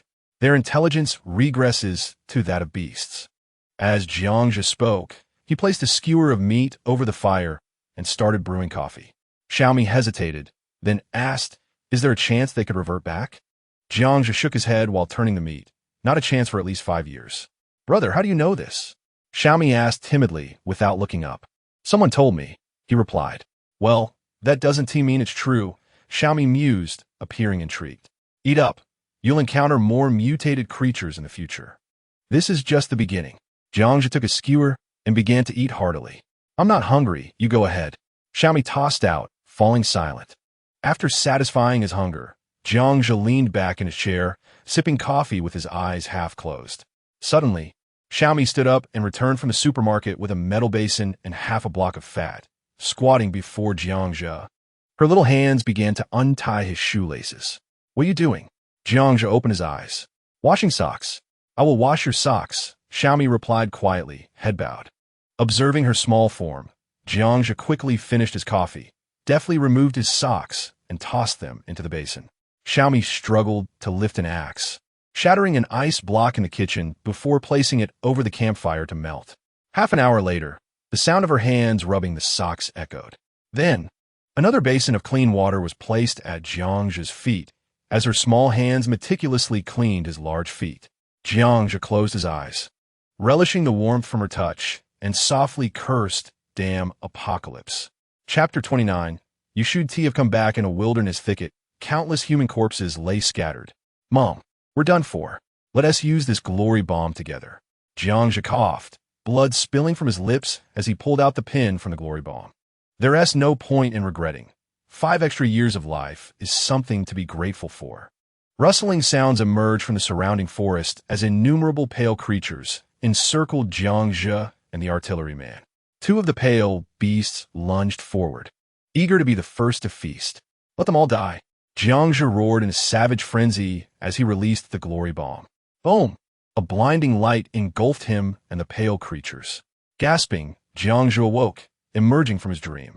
He had dreamt of the artilleryman and the moment before his death. This artilleryman was the one he sought, Sun Chongfu, a former company commander in the 3rd Military District's Artillery Brigade. During the ambush battle in Nanjing City, Sun Chongfu's unit was scattered, and he had taken refuge in a distillery to survive. Later, Jiangzhe and Sun Chongfu became teammates in the refuge's hunting team. As an artilleryman, Sun Chongfu was known for his swift and precise shots, earning him the nickname Artilleryman. He had become an extraordinary being before Jiangzhe did, saving his life several times during their hunting days. In this apocalypse, friends were invaluable treasures. This time, Jiangzhe was determined to help him survive. At 8 a.m., the sky outside had begun to brighten ever so slightly. By the flickering glow of the campfire, Xiaomi remained in a deep slumber. Rising, Jiangzhe added some firewood, coaxing the flames into a lively dance. In a flat-bottomed pan, steak and eggs sizzled, releasing an enticing aroma. The delightful scent roused Xiaomi from her sleep. After tidying up, the two swiftly consumed their breakfast and stepped out of the small supermarket. This time, Jiangzhe chose a direction and moved forward with purpose. Yesterday, while Xiaomi slept, he had activated his phone's offline function in the spatial charger, which guided him to the distillery. In fact, the supermarket where they had spent the night was not far from the distillery, merely over 1,000 meters in a straight line. With a knife in his left hand and a gun in his right, Jiangzhe vigilantly surveyed his surroundings as mutated beasts had begun to emerge. He felt confident in evading any attacks, but Xiaomi could not afford such a risk. A surprise bite could lead to complications. Approaching the distillery, Jiangzhe soon spotted the sign at the entrance. The distillery was quite expansive, featuring warehouses, brewing workshops, and fermentation pits, all equipped with comprehensive facilities. Outside the warehouse, a trailer was half filled with finished white liquor. Jiangzhe led Xiaomi and Duke through a gap in the brewing workshop's door. In the center of the factory stood a stainless steel fermentation tank, towering over 5 meters, connected by various pipes to a multitude of unrecognizable devices. As he opened the feed port atop the fermentation tank, a faint aroma of liquor wafted out. The residue inside had frozen harder than the cement floor. Xiaomi, you and Duke stay here. I'll go look for someone. If anything seems off, use the walkie-talkie, Jiangzhe instructed, handing Xiaomi a walkie-talkie and giving her a brief tutorial. Although pale, Xiaomi nodded in agreement. By the latest, when night falls and I return, do not wander off, he reiterated, lowering Xiaomi and Duke down. His backpack contained ample food. As long as they avoided any white-skin threats, they would be safe. Suddenly, a loud rumble echoed as a 20-ton excavator appeared in the factory. Clumsily maneuvering the excavator, Jiangzhe began digging a pit at the factory entrance. Relying on a video tutorial on his phone, as he had never driven one before. Thankfully, a driver's license was not required at this moment. As long as he didn't T-collapse the building, everything would be fine. At the military camp adjacent to Highway G58, the tents that had housed refugees were now taken down. The checkpoint was devoid of any refugees, with only soldiers clad in winter gear and armed with rifles moving about. Following the appearance of the white-skinned beast last night, the checkpoint was on high alert. As Jiangzhe came into view, 2 soldiers escorted him into the camp. You're late. The last group of evacuees has already departed with food. It's not safe here, one soldier informed him, handing Jiangzhe a package of flatbreads and water. Brother, I'm here to find someone, Jiangzhe replied, glancing into the distance where yesterday's medical vehicle had vanished. Find someone? Who is it? The soldier asked, bewildered. Chen Yun. From the medical team, Jiangzhe responded. During their intimate conversation the previous night, he had learned her name. What is your relationship with her? Boyfriend. Wow, man, you're brave to come back at a time like this. Impressive. The soldier gave him a thumbs up, and together they made their way towards the military camp. Jiangzhe waited quietly at the entrance, while soldiers on the defensive wall curiously regarded him. At this time and place, encountering an ordinary person was anything but common, especially after last night, when everyone understood the grim reality facing the survivors remaining in the southern direction. Suddenly, Chen Yun appeared in the distance, calling out as she rushed towards him. Without hesitation, the two embraced fervently at the military camp entrance, leaving the 4 soldiers on guard momentarily dumbfounded. Whistles echoed from the defensive walls as soldiers chuckled, peering at the couple kissing amidst the falling snow. Laughter brought a moment of levity to the otherwise tense atmosphere of the camp. Gasping for breath, Chun Yun reluctantly broke away, her eyes fixed intently on him, tears streaming down her cheeks. "Fool, why did you come back? I promised you I'd be your boyfriend for a day. And it hasn't even been 24 hours yet. Besides, I need to find Sun Changfu," Jiangzhe replied with a silly grin. Dressed in full combat gear, Chun Yun appeared somewhat bulky in her thick bulletproof vest, resembling a comical Pikachu, though her grenade belt dulled the effect. "Heartless, I thought you came to find me. Sun Changfu is at the artillery position on the western hillside." She pointed in that direction. As Jiangzhe had suspected, she handed him a letter, instructing him to deliver it to Sun Changfu without saying anything else. After a moment's hesitation, she accepted the letter, tears cascading down her face once more. "You shouldn't have come back. Just go. I'll ensure the letter gets to him. If I'm still alive, I'll definitely find you at Longtan Bay Base number 12, Jiangzhe promised, patting his snowboard on his back. "I can catch up with the evacuation team in half a day, no worries." Removing her gloves, Chun Yun cupped Jiangzhe's face, rising on her toes. The two stood like statues, allowing the snow to blanket them. "Jiangzhe, go now, leave immediately." They released each other, and she pushed him away forcefully. Jiangzhe silently watched her, his heart heavy. "Big sister, if you're willing, I can take you away right now, and no one will find us." He knew this was futile, yet the words slipped out. Chun Yun inhaled deeply, brushing the snow off his shoulders before turning back towards the military camp. "I'm not leaving." She quickened her pace, ultimately running away and disappearing into the camp. In the artillery brigade's encampment, within a field tent, dozens of soldiers huddled together for warmth and conversation. Sun Changfu, his face marked by adolescent acne, remained silent, showing no signs of joy or sorrow as he listened to his comrades' chat. "I heard that the monster from yesterday was transported away overnight. Not many people saw it. I wish I could see what it looked like. Better that you never see it in your lifetime. Also, I heard many perished at the forward base. Was that monster really that formidable?" At that moment, the quiet Sun Changfu pointed to a soldier. "Lias, take a few men and clear the snow off the cannon." We would wanted to misfire. "Understood." As soon as the order was given, a soldier rushed in, handing over a letter. "Company commander, this is from a female soldier." Laughter erupted in the tent, but Sun Changfu shot them a glare before tearing it open. "Changfu, if you can't take it anymore, run to the small town distillery east of the encampment. That's your way out. This isn't a joke. Remember not to stray. Otherwise, I will marry the girl you secretly adore, Chui Chui. Signed, a friend you've never met." Sun Changfu grabbed his binoculars and bolted out of the tent. Peering through them, he spotted a small town barely visible through the snow at the foot of the eastern hills. At the center of the town, a towering red flag stood out prominently atop the tallest three-story building, making it impossible to miss. He lowered the binoculars, frowning as he reread the letter. "This is absurd. The secret about Chui Chui is known only to me. Not even she is aware." On Highway G58, a long line of evacuees trudged through the snow. "Be careful. Summer, you helped a fallen woman regain her footing." Gazing at the seemingly endless line of people behind her, Xiaoyu felt a persistent frown etching her brow for several days. She could not fathom why, for the refuge was not far off. Yet, an inexplicable sense of unease churned within her. "Xiaoyu, have a sip of water." At that moment, a female police officer of similar age offered her a bottle of pure water. "Isn't the daily ration only half a bottle?" Xiaoyu inquired, licking her parched lips. "I've already had snow water. I'm not thirsty," the officer replied with a smile. Xiaoyu's frown deepened. "Isn't it prohibited to drink snow water? You are violating regulations." She could only issue a quiet warning to her dear friend. The feeling of unease intensified within her. "Oh please, it's been over 10 days. I've seen those who drank snow water, and they are fine. Besides, many who caught colds have recovered after drinking it.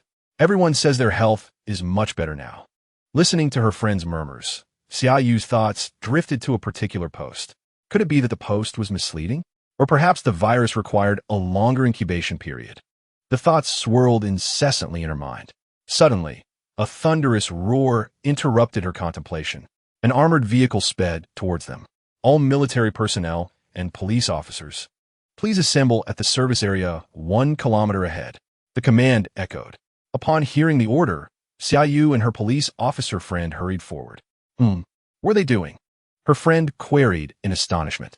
Xiaoyu spotted hundreds of all-terrain trucks parked in the service area, with fully armed soldiers guarding the entrances and exits. Assemble. A sharp whistle pierced the air, and the squads quickly formed up. 3,000 soldiers and 1,000 police officers gathered in the plaza. As confusion enveloped the crowd, a colonel climbed onto an armored vehicle, holding a loudspeaker. Those who have consumed snow water, please raise your hands. We are going to conduct blood tests. At that moment, Xiaoyu's heart constricted. Among the crowd, approximately 200 hands were raised, including her friends. Those who raised their hands stepped forward and boarded the vehicles. Under military orders, the 200 individuals swiftly climbed aboard the parked trucks, rumbling away towards an unknown destination. Everyone, proceed to collect ammunition. Another command rang out. Xiaoyu realized that something unknown had transpired. Xiaoyu, the director is calling for you. A colleague approached, signaling her with a glance. Xiaoyu nodded and followed him to a secluded corner at the back of the service area. The director, her superior and a comrade of her father, addressed her with unusual gravity. Xiaoyu, remember, if any unexpected situation arises, you must protect yourself. Xiaoyu was momentarily taken aback. Such words should not come from the director. Director, what on earth is happening? She asked, gripping his arm. After a brief hesitation, he retrieved a document from his pocket and handed it to her. Remember, the contents of this must not be disclosed to anyone. Xiaoyu quickly scanned the top-secret document, her face turning pale. Director, do we really have to proceed with this? Yes, it involves a genetic virus that disrupts the human gene chain. Experts at the Academy warn it could transform people into another species. Currently, there is no treatment available. We can only control the armed personnel. The next step is to monitor these refugees. There is an order from above. If any aggressive behavior is detected, shoot to kill. Xiaoyu stared blankly at the document, her gaze fixating on the virus's name, Life's Black Light. With a firm pat on her shoulder, the director said, Xiaoyu, in this calamity, no one is absolutely safe. You have seen that apocalyptic post. Regardless of the circumstances, you must protect yourself. Surviving is the only hope. Seeing the director's expression, which she had never witnessed before, Xiaoyu nodded numbly. Suddenly, a chilling scream echoed from the highway. Xiaoyu turned in alarm. The soldiers and police rushed towards the source of the sound. Grab your weapons. The director drew his sidearm without hesitation and dashed out. Monsters! They're killing people. Get out of the way. The crowd on the highway erupted in chaos. Fleeing in all directions, many trampled in the frenzy. The cacophony of screams, cries for help, and the sound of running feet mingled together. Had it not been for the gun in Xiaoyu's hand, she would have been trampled beneath the surging crowd. Stop! Raise your hands! The command rang out. Finally, Xiaoyu pushed her way to the front, where hundreds of soldiers and police officers aimed their assault rifles at a dozen figures squatting in a circle in the middle of the road. Xiaoyu raised her weapon as well. A series of horrifying crunching sounds filled the air. Stop! This is your final warning. A company commander fired into the air. Suddenly, one figure slowly turned. With pronounced cheekbones and pallid skin, black veins coursed across its body like vines. Its pupils shrank to pinpricks.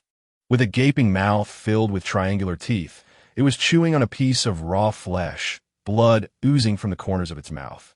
Through the gap, Xiaoyu spotted a blood-soaked woman lying on the ground, her bones starkly exposed.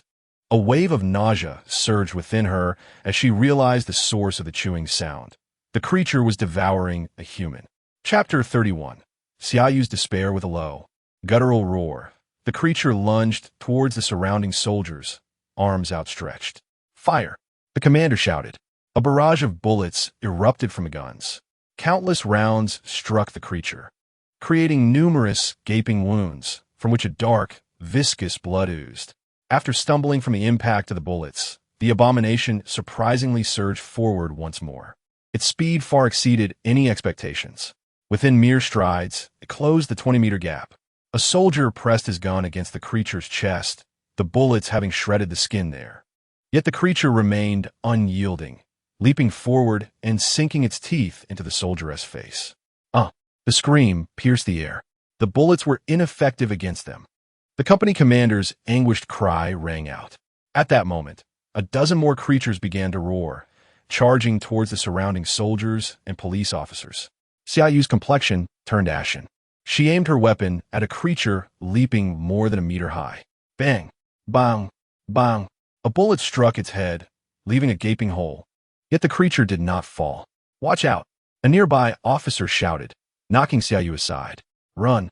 The bullets have no effect on these monsters. The officer pulled Xiaoyu away as they fled for their lives. Help! Run!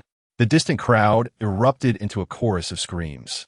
From the crowd, thousands of creatures emerged, lunging at the panicked masses. A man was tackled to the ground by one of the abominations, blood splattering as a chunk of flesh was torn from his back. The creature devoured it in a single bite before sinking its teeth into the man's face, his screams fading into silence. The fleeing crowd surged over the highway barriers, scattering in all directions. A dark mass of people spilled into the fields. On the highway, only the countless flesh-eating abominations remained. Amid the relentless gunfire, Xiaoyu watched as soldiers and police officers were overwhelmed, their final screams echoing as they exhausted their last bullets. In the snow, a pregnant woman reached out towards Xiaoyu, her husband straining to pull her away, only to collapse in the snow. Just as Xiaoyu moved to assist, she abruptly halted. The man rose from the snow, black veins snaking up his neck like worms, spreading across his face. With an ominous crackling sound, the previously emaciated man seemed to grow taller, his black pupils fading until they were nearly non-existent. Ai Chung, a man forcefully seized his dazed wife beside him. Husband, it's me. The woman let out a chilling scream. The man savagely bit into half of her cheek. Xiaoyu witnessed this horrifying scene, tears streaming down his face. His gaze swept across the vast expanse filled with fleeing crowds before he discarded his long gun and turned to flee towards the distant, boundless snowy plains. In an unnamed town on the eastern side of G58 highway, Jiangzhe stood atop a three-story tent. Through a military-grade, high-definition telescope, he could see the hexagonal defensive positions unfolding alongside the military camp in the distance. Armed helicopters and transport helicopters buzzed back and forth. Checking the time, it was 1 p.m. on August 10th. In no more than 3 hours, the Bai Pai would launch a surprise attack from Nanjiang along the G58 highway. In his previous life, Jiangzhe had evacuated with the second batch of refugees from Nanjiang. Along the way, the mutated beings among the refugees, those who had drunk snowmelt, began to appear, leading to the collapse of the entire refugee group. After nearly half a month of fleeing, he finally reached the official refuge. By the timeline's reckoning, the refugee convoy on G58 highway should be in disarray at this moment. 10 days was a critical point. The earliest individuals to have consumed snowmelt would collectively mutate at this juncture. This was merely the first wave of unforeseen events. Subsequently, the Bai Pai would break through the military's defenses and indiscriminately slaughter the fleeing populace. The 3rd military district stationed in Nanjiang had 50,000 troops scattered across dozens of kilometers of front line. It was far too dispersed. In his past life, the Bai Pai had shattered their defenses in less than 2 hours. Yet, this was an inextricable predicament. Without a concentrated force, the Bai Pai would circumvent the defense line and directly pursue the refugee convoy. Alas, these soldiers were indeed unfortunate. Jiangzhe could not help but sigh. The bravest and most elite veterans of the Great Xia were essentially exhausted in this counteroffensive. In Nanjiang, a desolate white blanket enveloped the area, where one could occasionally glimpse the silhouettes of animals darting through the snow. Beneath an overpass, a pack of wild dogs with bloodshot eyes dug through the snow, growling as they dragged out a frozen corpse. In mere moments, the wild dogs lunged at the body, tearing its clothing apart and beginning to feast. The temperature plummeted to over -30 degrees, rendering the corpse harder than stone, yet did not deter them from gradually devouring it. A sudden, thunderous roar of a beast resounded, echoing between the city buildings. Amidst the howling winds, a massive yellow figure leapt from a snowdrift. One of the wild dogs, caught off guard, was swiftly caught and torn apart. The lion, now with a broken chain around its neck, let out a fierce roar towards the retreating wild dogs, sending them scattering. The lion cautiously surveyed its surroundings before devouring half of a wild dog. Suddenly, it straightened its body, its forepaws lowered. Fixated on a truck not far away, a white figure, nearly 3 meters tall and slender, emerged slowly from behind the vehicle. The lion, sensing an immense danger, let out a low growl and began to retreat. The Bai emitted a low-frequency sound akin to grinding teeth, causing the lion to pivot and flee. Just as it leapt onto the roof of a truck, a white figure shot out from the left side with lightning speed. Caught off guard, the lion was knocked over, and before it could rise, 2 tentacles shot forth, piercing its heart. The lion's agonized roar was abruptly silenced as a more terrifying maw opened wide, crushing its skull. The sound of horrific chewing ensued, and soon the once mighty lion was reduced to fragments. Afterward, rhythmic sounds emanated from the Bai, seemingly communicating amongst themselves. One after another, the chilling echoes filled the entire street. Amidst the snowflakes, countless white beasts surged forward like tanks toward a singular direction, shaking off the snow from the branches on either side. Chapter 32. The Nanjiang Counteroffensive. In Nanjiang, a tracked armored vehicle sped across the open snowfield. Inside, a soldier complained to the company commander, "Why aren't we using drones anymore? This dreadful weather drains the battery too quickly. They won't last long in the air." The commander tightened his collar, his eyes glued to the outside. "What about the military satellites?" The soldier pressed on. "Has your head been buried in the snow? With such thick clouds above, do you think satellites can see through them?" The commander rapped the soldier's helmet, signaling him to be silent. "Have the landmines been laid?" "Yes." The commander leaned back in the vehicle, a sense of unease creeping into his heart. Suddenly, an explosion in the distance caught his attention. Bang! The commander abruptly stood up, forgetting the low ceiling, and his helmet struck the vehicle's roof. Ignoring the dizziness, he grabbed the telescope and peered out the window. The sound of continuous explosions echoed from afar. "Move quickly." Moments later, the commander's face turned pale as he let out a piercing scream. The armored vehicle swerved in an arc and charged towards the defense line. "Commander, what did you see?" The driver, startled by the commander's reaction, stammered.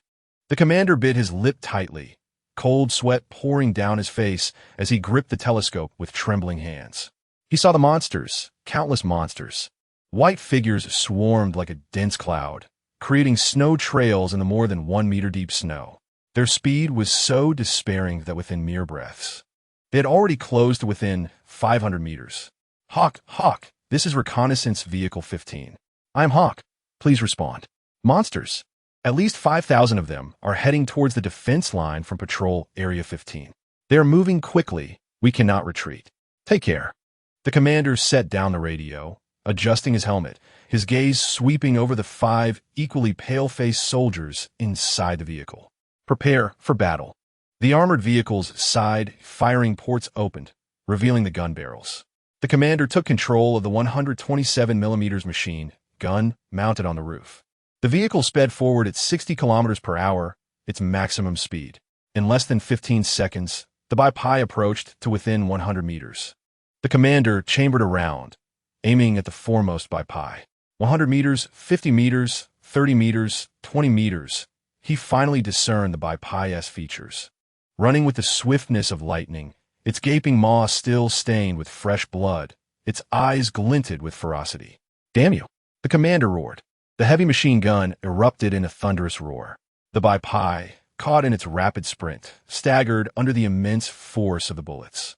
The commander briefly felt a surge of hope as the Bai tumbled, but it quickly regained its footing and continued its pursuit of the armored vehicle. The heavy machine gun once again belched forth flames. A white figure violently collided with the armored vehicle from the side, causing the squad leader to sway precariously, nearly thrown off balance. Simultaneously, a mournful alarm echoed from the distant army's position. The sound of assault rifles firing rang out like popping beans. The squad leader glanced back towards the enemy line, exhaled deeply, and turned to continue firing. Suddenly, a searing pain tore through his chest. Coughing, he looked down to see a tentacle piercing through his torso.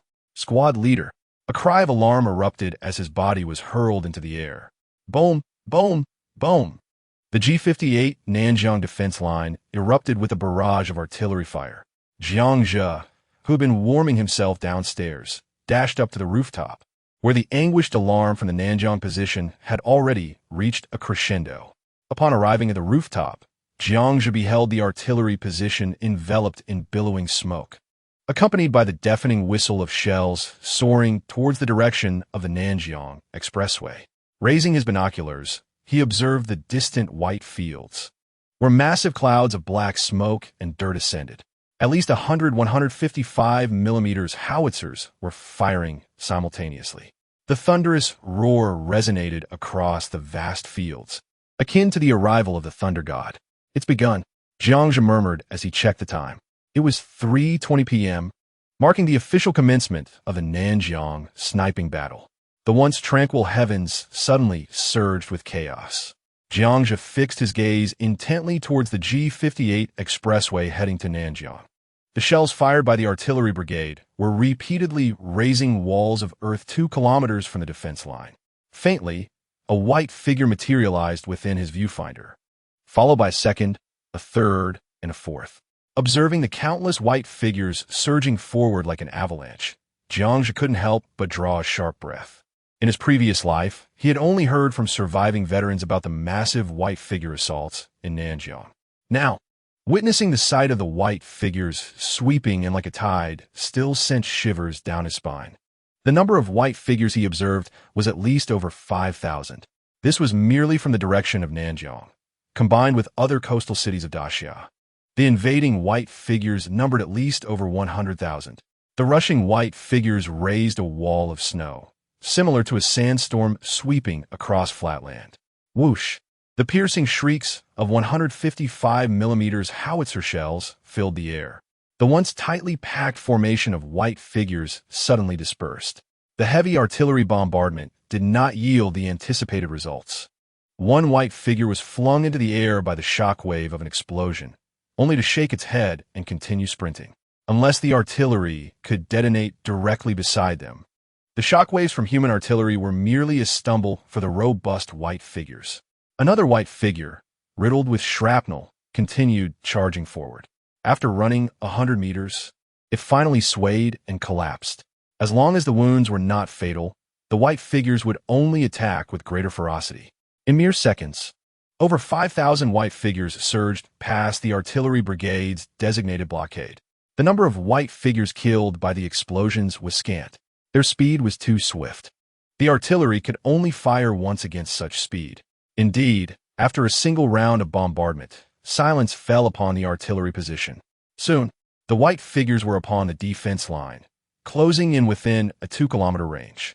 At that moment, over 100 olive-green armed helicopters lined up in the air above the front lines, unleashing hundreds of ground attack rockets from their bellies. The rockets left behind trails of white smoke in the sky. Jiang Zhe observed, shaking his head. The white figures were not foolish. Rather, they displayed remarkable intelligence. With their speed, they could easily evade the attacks. As expected, the formation of white figures suddenly split to the sides. The charge of the 5,000 white figures was imposing. Jiang Zhe could not fathom what it was like to witness thousands of cavalry charging together in ancient times.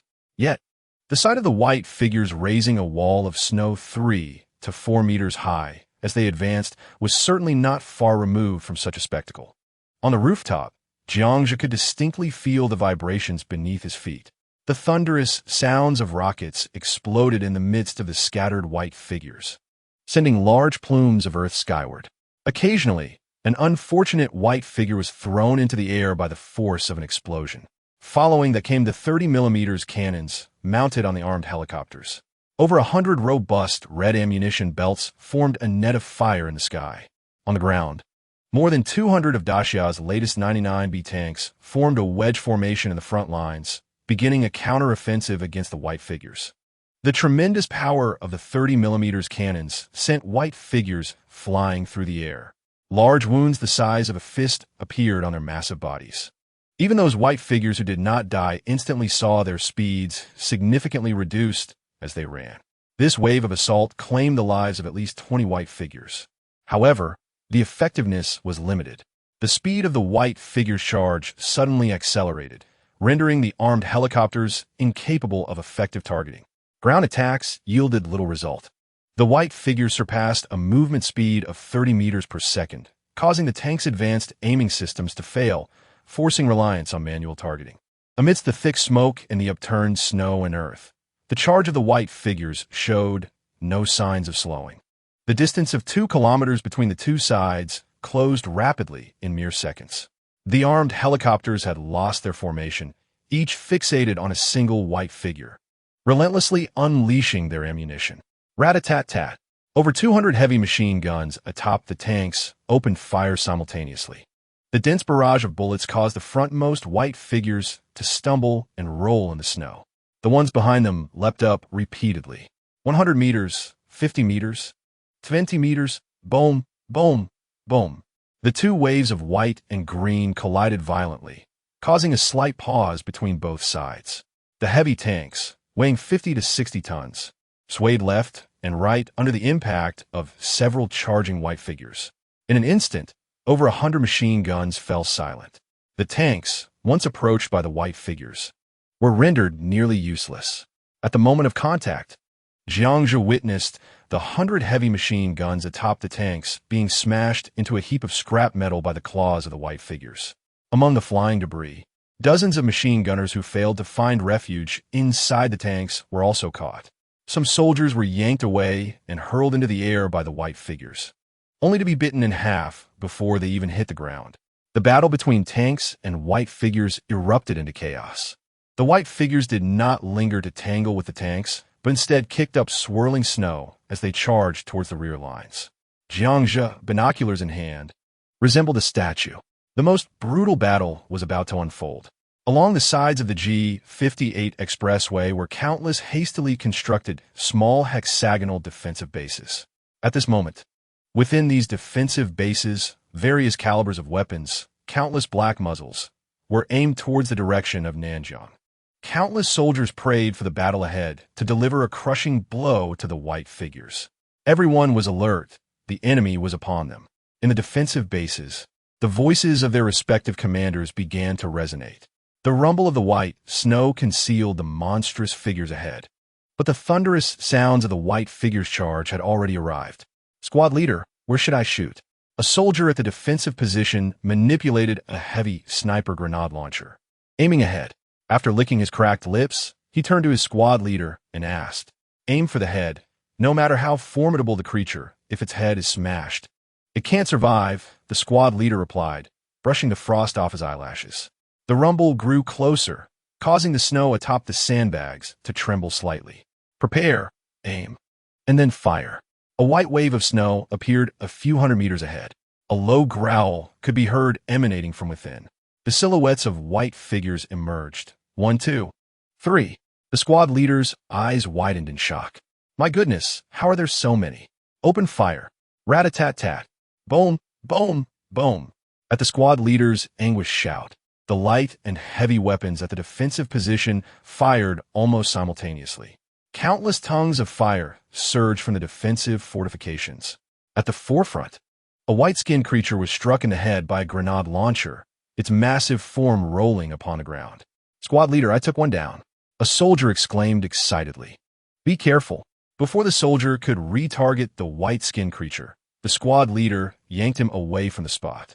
A powerful claw pierced through the squad leader's chest. Belonging to a white-skinned beast, nearly 3 meters tall, its jaws clicking menacingly. With a sudden thrust of its fearsome head, the squad leader's upper body vanished. Squad leader, the soldier shouted in realization. Just as he raised his sniper grenade launcher, a shadow descended upon him, and with a sickening sound, he was cleaved in two by a claw. At that moment, throngs of white-skinned creatures leaped into the defensive fortifications like malevolent spirits in the snow, unleashing a torrent of bloodshed. The Third Army's constructed defenses would soon be breached by the white-skinned onslaught. Jiangzhe set aside his binoculars. Despite his accustomedness to life and death, a sense of heaviness weighed upon his chest. This was nearly a massacre. Countless despairing soldiers pulled the pins from their grenades, prepared to perish alongside the white-skinned creatures, only to find they could not match the speed of their foes. Ordinary soldiers faced such monsters without even a sliver of opportunity for resistance. Explosions and roars filled the air, with soldiers being slaughtered one after another. No longer needing binoculars, Jiangxia could see from the rooftops of the town the white-skinned creatures soaring like phantoms above the fortifications, amidst clouds of smoke and fire. Many soldiers retreated from the defenses, but unfortunately, the vast majority were caught and killed by the white-skinned beasts. Jiangxia fell silent for a moment, then turned to pack up the tent and other belongings before descending the stairs. Chapter 33. I miss you so much at the artillery brigade's position. Sun Changfu gripped his binoculars tightly, gritting his teeth. At the foot of the mountain, countless white-skinned creatures surged from all directions toward the military camp surrounding the headquarters. The 6-meter-high defensive wall appeared as fragile as paper before the terrifying beasts. With a single swipe of their claws, they could scale it in mere moments. In the air, armed helicopters unleashed a relentless barrage upon the white-skinned creatures atop the wall. At this juncture, the military could no longer concern themselves with friendly fire. Yet the prowess of the white-skinned creatures surpassed Sun Changfu's expectations once again. He observed one of the beasts using its tentacles to hurl a sheet of steel, impacting a nearby helicopter that could not evade in time, cleaving through its cabin, sending it spiraling to the ground. Hundreds of surviving tanks bombarded the perimeter continuously. A brutal melee ensued at the headquarters, with countless shells shooting skyward, mingled with the remains of both humans and white-skinned creatures. "Look, a monster is charging this way," a sharp-eyed soldier shouted. Sun Changfu hastily turned to see 100 enormous white figures racing toward the artillery position, leaving a trail of snow behind them. Prepare for battle. With the commander's thunderous command, the monsters had already surpassed the effective range of the 155mm artillery, rendering it useless. Over 2,000 artillerymen stood at the forefront, aiming their weapons at the approaching beasts. Many soldiers turned pale, fully aware that this hastily erected line of defense could not withstand the onslaught. Fire! At a distance of over 100 meters, thousands of machine guns erupted in a chorus of gunfire. Regrettably, the speed of the white-skinned creatures instilled despair in everyone. Even climbing the slope took only 4 seconds. In the blink of an eye, the creatures were upon them. With a sickening sound, blood splattered across Sun Changfu's face. When he opened his eyes, he beheld the headless corpse of Comrade. The entire fortification had descended into chaos. Soldiers surrounded the white-skinned beasts, firing bullets, while rockets with white smoke trails flew erratically throughout the position. In a moment of shock, Sun Changfu witnessed a soldier being bitten in half by a white-skinned creature. Damn it! A surge of adrenaline coursed through him. Sun Changfu pulled 2 grenades from his belt and charged forward. Boom! The grenades exploded above the creature's head, merely causing it to shake its head slightly. Just as Sun Changfu prepared to press on, a soldier's corpse hurtled through the air, knocking him off balance. He tumbled down the slope for more than 20 meters. The white-skinned creature attempted to pounce on him, but was sent sprawling by a nearby anti-tank rocket. Cough! Cough! Squad leader, we must retreat. Staying here is futile. It will only lead to our demise. His subordinate, Liuzi, implored with a quavering voice as he pulled Sun Changfu from the snowdrift. Witnessing the white-skinned creatures slaughtering soldiers as if they were mere fowl, Sun Changfu bit his lip until it bled. With a salute toward the distant military camp, he urged, "Come on, brothers who are still alive, follow me." The 6 subordinates scrambled and rolled down the slope, fleeing toward the foot of the mountain. After running over 1,000 meters, Sun Changfu gasped for breath, gesturing to the others to halt. In the waist-deep snow, they sprinted with all their might, their lungs ablaze. Explosions continued to echo from afar. The military camp still held its ground. An armed helicopter, having exhausted its ammunition, launched a suicide attack against the white-skinned creatures below. Soldiers on the defensive wall clutched grenades, ready to detonate them. Observing the chaos, Sun Changfu's eyes reddened. "Run! There's a monster coming!" Liuzi screamed in terror. The group turned to see white-skinned creatures pursuing fleeing soldiers within the camp. 3 soldiers stumbled toward them, panting heavily. Behind them, a white-skinned beast lunged forward. Run! Sun Chongfu dared not linger any longer, leading the group toward the town. He did not forget that letter. Now, he had no opportunity for doubt. Only trust in the one who knew his secret. Gunfire and screams echoed behind them. The 6 men did not dare look back, racing toward the town. Sun Chongfu spotted the flag atop the building, quickening his pace. Chongfu, come here. Suddenly, Liuzi shouted. I'm not dead yet. You don't recognize the commander? Sun Chongfu shot a fierce glare at him. No, squad leader, look at the wall. Following Liuzi's direction, Sun Chongfu saw 4 bright red characters on a wall outside the town. Chongfu, come here, accompanied by a large arrow pointing in a direction. The letters were crooked and ugly. Damn it, Sun Chongfu cursed. Can't you even spare the effort to write a surname on the wall? It felt as if these people had been lured into a trap by a brothel. I can't go on, squad leader. You all go on without me. The last soldier gasped, raising his weapon.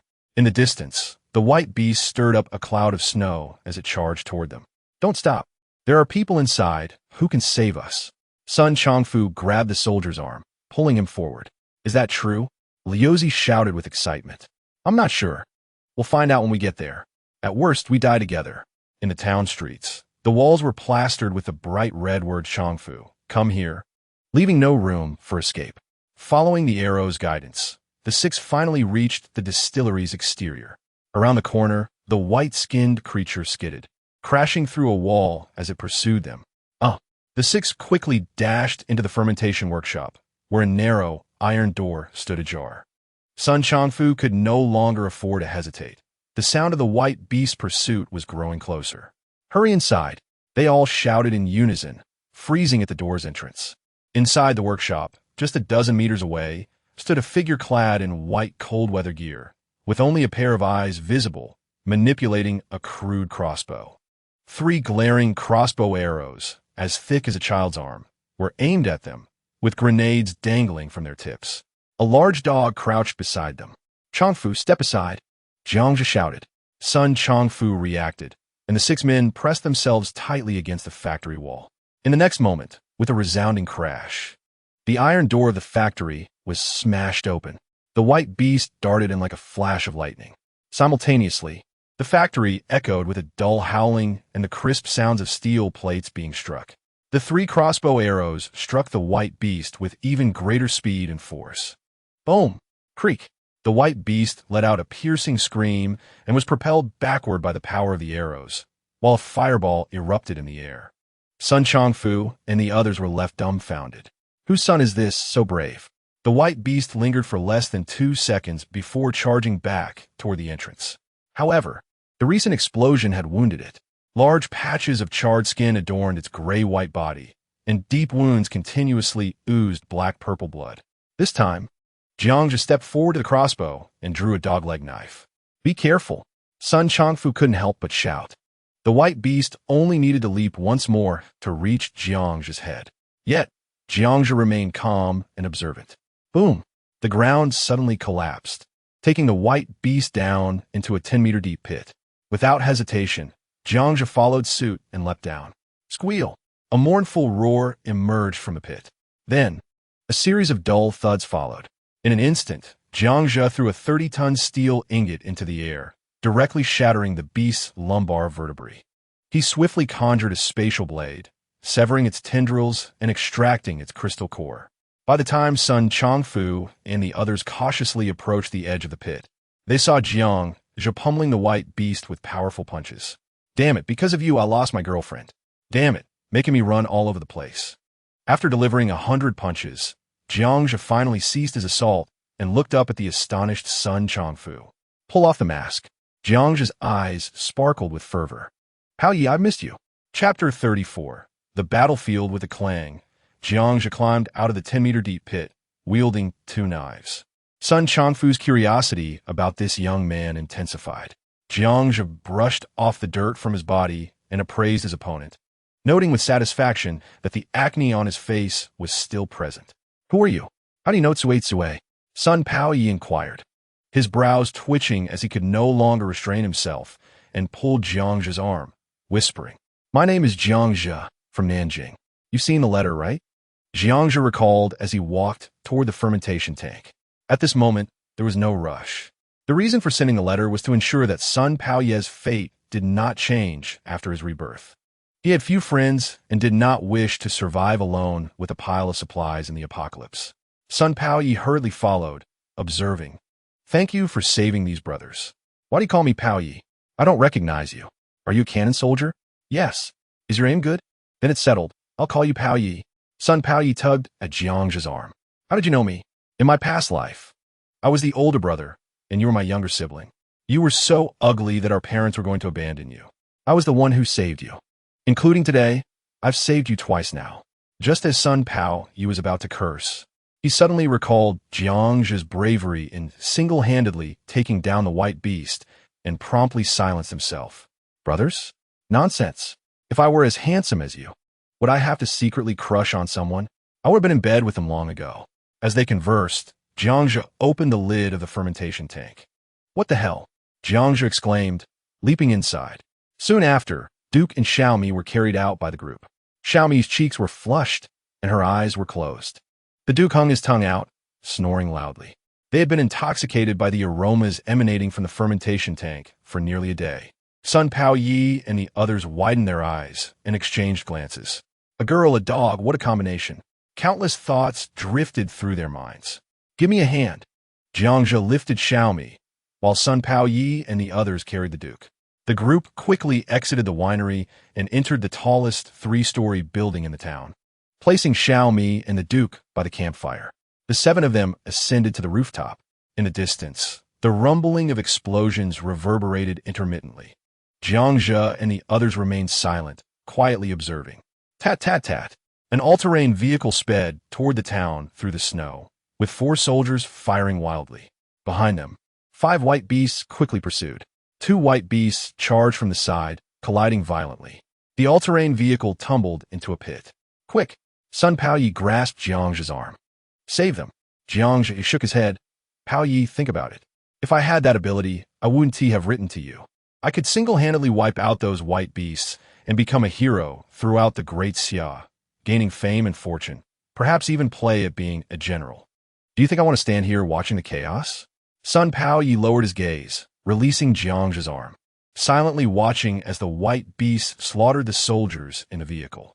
"Squad leader, this little brother is right. You're asking too much. Those monsters are too fast. If it weren't for that pit, who could withstand them? Taking down one is already impressive." Sixie spoke up in persuasion.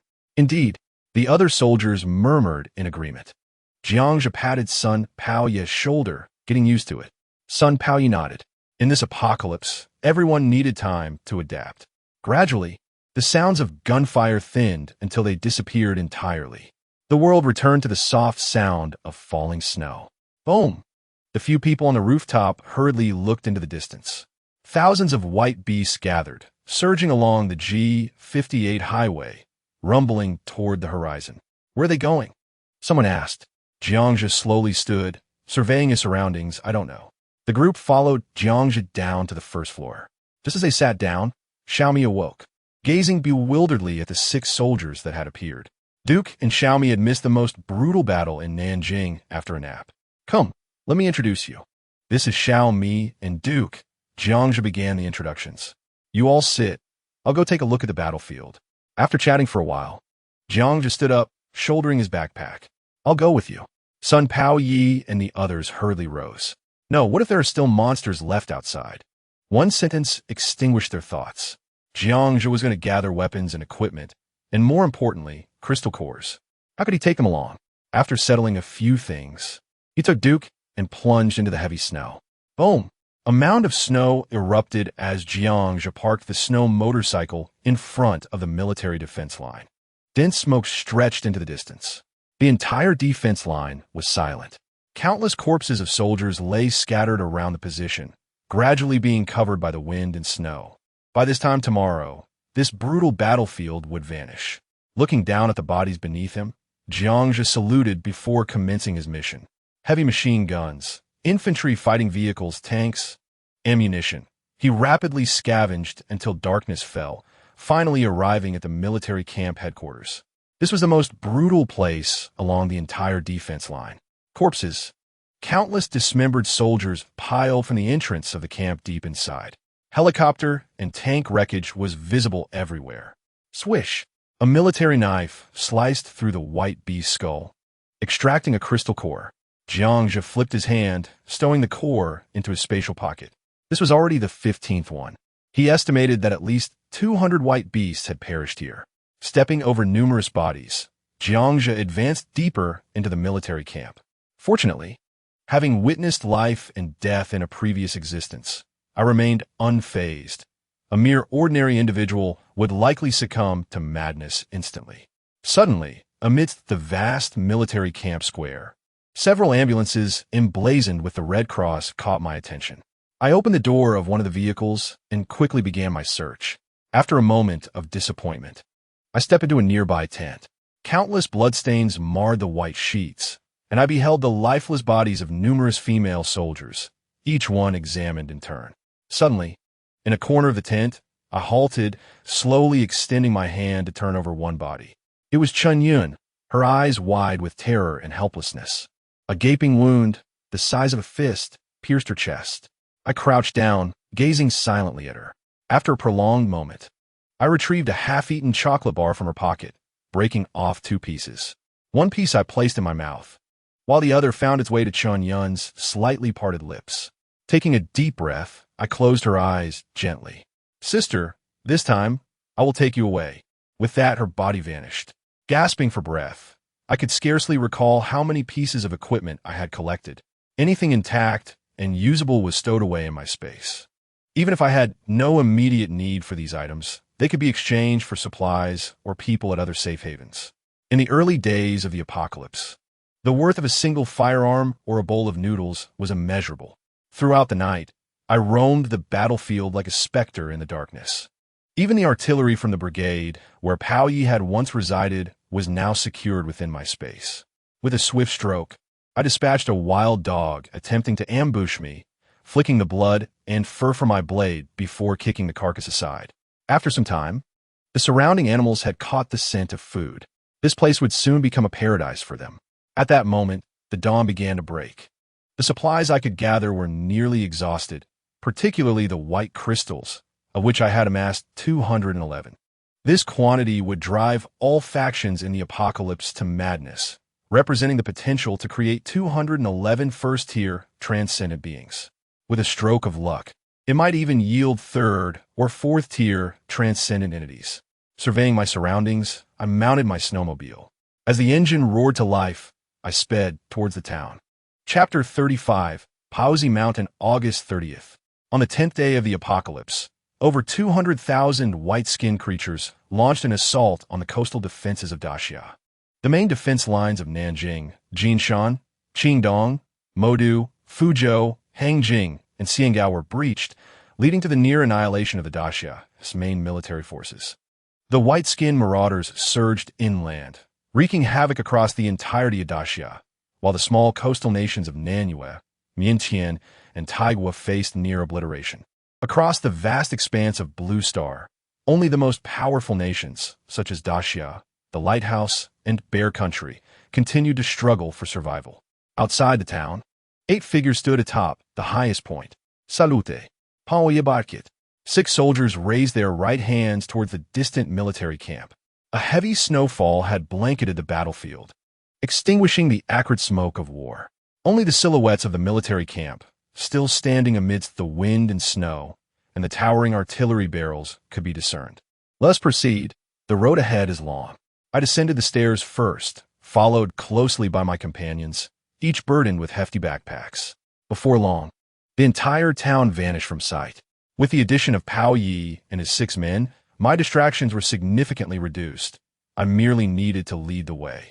The tasks of vigilance and preparing meals were left to Pao Yi and his comrades. Creaking and crunching echoed across the highway as we trudged through the snow. Jiangja, let's take a moment's respite. Everyone is exhausted, Pao Yi called out after 2 hours of arduous travel.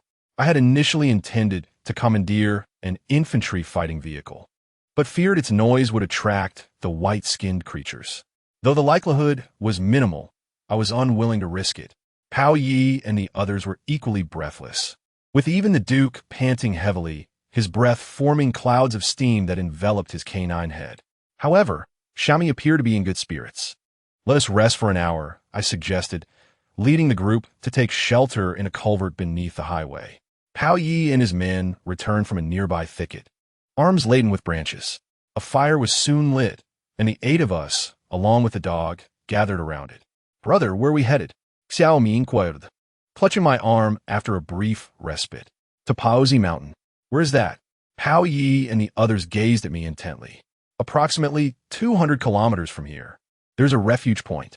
As I ladled some sweet syrup from the pot over the fire, the sugary warmth coursed down my throat, enveloping me in a comforting heat. Then, under the curious gazes of my companions, I traced the outline of a map of Daxia in the dirt with a stick. Nanjing, Jinshan. Yesterday, there were at least over 100,000 white-skinned creatures that breached Daxia. Observing the situation here in Nanjing, other regions must be even worse. The main forces of Daxia are virtually gone. Gasps of disbelief escaped Pao Yi and the others. "So, are you saying that other areas are also unsafe?" Pao Yi piresit urgently. "Indeed, the white-skinned creatures have surged inland. There is no safe place left in Daxia." "Don't ask. I will explain further." I continued drawing arrows in the dirt. Now, it is not only Daxia. The entire Blue Star is facing the threat of the white-skinned creatures. To put it bluntly, the entire Blue Star has become their hunting ground. Do not be deceived into thinking that the depths of the mainland are safe. Just look at the speed of those white-skinned creatures from yesterday, and you will realize that those nations will meet their demise before long. How many armies are stronger than Daxia in this world? If so, humanity is doomed. What is the point of living? Paoya murmured quietly. Not necessarily doomed. Life will simply be more arduous, I replied, continuing to draw. "And what are the Yaren? Has a command been issued in your army against drinking snow water?" "Yes. That is a wartime regulation. No one dares defy it," Pao Yi stated. "Then, what exactly is Yaren?" Upon hearing Pao Yi's inquiry, I nodded. "The conditions within the army are somewhat better than those for civilians. I suspect that at this very moment, all cities are descending into chaos due to Yaren attacks. Externally, the white-skinned creatures threaten us, while internally, we face Yaren. Humanity is at its most challenging juncture. Those who drink snow water will mutate, developing a taste for human flesh. You have seen zombie films, right? It is quite similar. Now, I surmise that all of Daxia is in turmoil. In the future, people will only be able to survive within refuge points. I have already prepared a shelter base at Paozi Mountain. Pao Yi, will you accompany me? Or will you go your own way? If you choose to part, we shall separate here. As for who survives, that is left to fate." Having delivered my message, I cast aside the stick. This statement was primarily directed at Pao Yi's 5 subordinates. I welcomed those willing to follow me, but those who hesitated should depart promptly. My parents and younger sister. One soldier's eyes reddened as he spoke, lost in thought. My words had surpassed the comprehension of all present. Do not dwell on it. They have either reached a refuge point or perished. The heavy snowfall, white-skinned creatures, Yaren, and mutated beasts all demand lives. If you believe your family can survive, you may go in search of them. I shall not impede you. I spoke bluntly, lacking the heart to offer consolation. In this apocalypse, to survive, one must grow accustomed to its cruelty. The atmosphere in the culvert fell into an intense silence, punctuated only by the crackling of the firewood. "Jiangxia, how did you come to know all this?" Pao Yi was the first to react, inquiring. "I saw it on the post in the Apocalypse Forum. Wasn't there a thread regarding the apocalypse? It was written by the same individual. However, it had long been deleted. I am an enthusiast of survival in the apocalypse, so I believed it. To my surprise, it truly saved my life. Now, there is no longer any internet. No one will verify what Jiangxia says. As long as we can muddle through, that's sufficient. I remember there was a post titled The Apocalypse is Here. Are you prepared?" Reflecting on it now, everything mentioned aligns perfectly. This person is undoubtedly a prophet. A soldier interjected. Alas, if this person had stepped forward earlier, perhaps more lives could have been saved. Pao Yisikit. Nonsense. How many would actually believe it? He might have been deemed insane and locked away. Jiangzhe coldly laughed. Team leader. I wish to follow Jiangzhe, suddenly spoke Lu Zi. Lu Zi, whose real name is Zhao Lu, was often called Lu Zi by southern comrades who mispronounced the character Lu as Lu. Have you thought this through? You won't return home? Pao Yi asked with a frown. No, it's several thousand kilometers back home. Team leader, do you think I could survive that journey on foot? Liu Zi replied affirmatively, voicing the dilemma shared by all present soldiers. Afterward, once the heavy snow ceases, perhaps communication will be restored, and there may be hope to find other refuge for our families, Jiangzhe casually remarked. This statement left everyone with a glimmer of hope. Really? Pao Yi's voice trembled slightly. Don't ask me. I gleaned it from the post as well. Jiangzhe clapped his hands and stood up.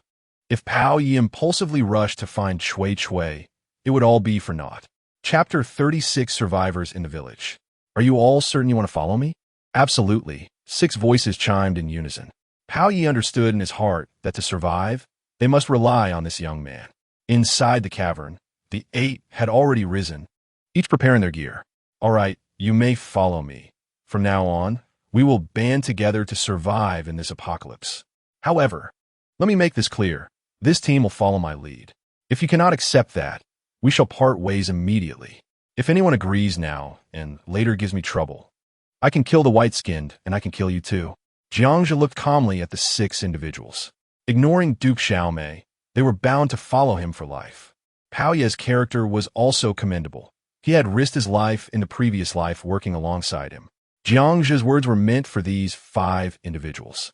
Rest assured, Jiangzhe, you have saved us. You are the most capable here, and if we don't listen to you, who else could we possibly heed? Pao Yi, the team leader, firmly supported Jiangzhe. In truth, Jiangzhe's statement was unnecessary. The 6 had witnessed him single-handedly defeat the white-skinned, even if he did not speak.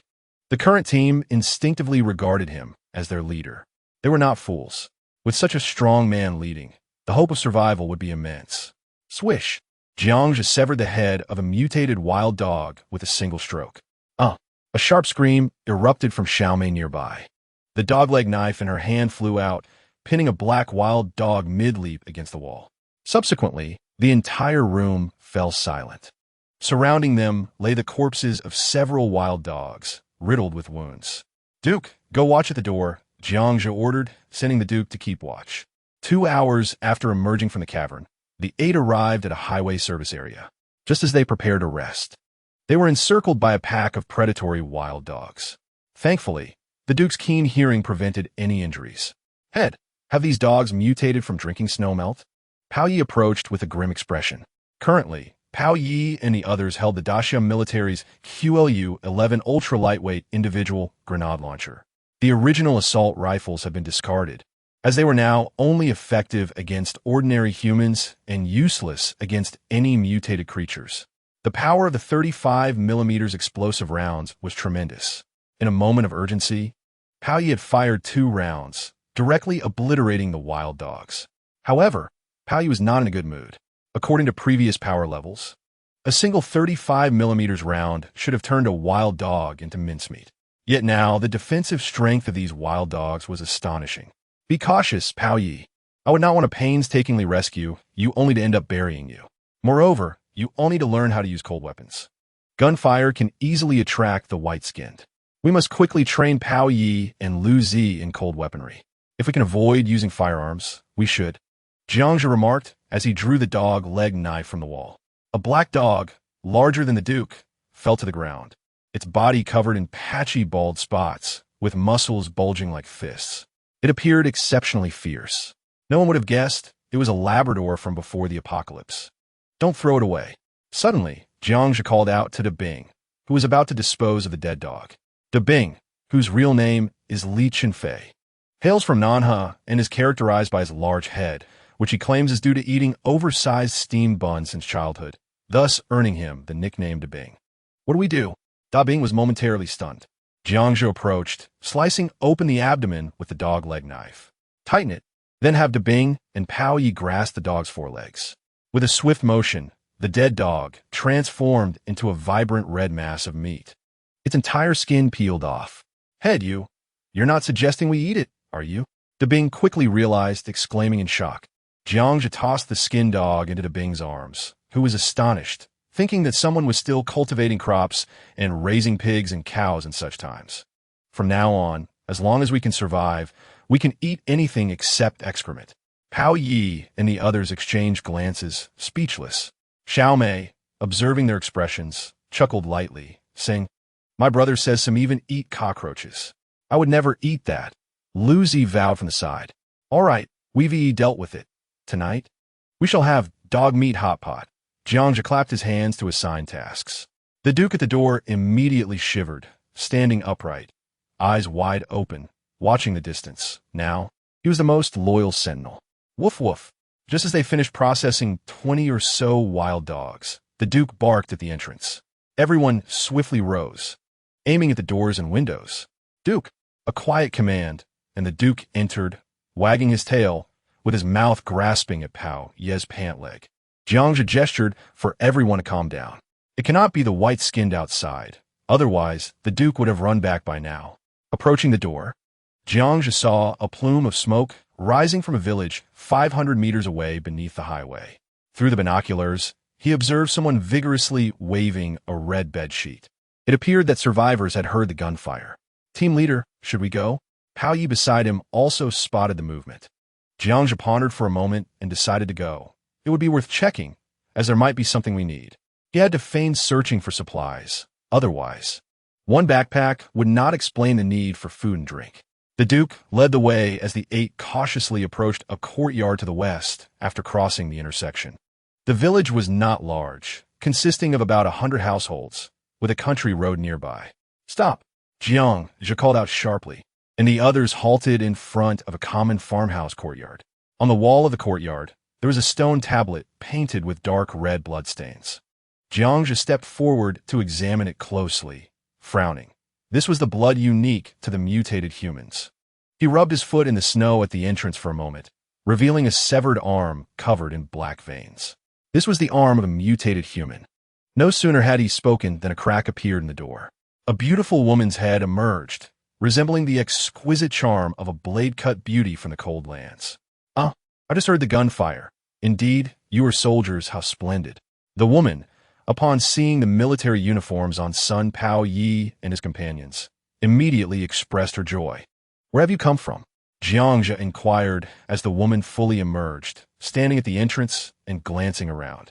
She hurriedly opened the iron gate, urging them to enter, exclaiming how frightening it was outside.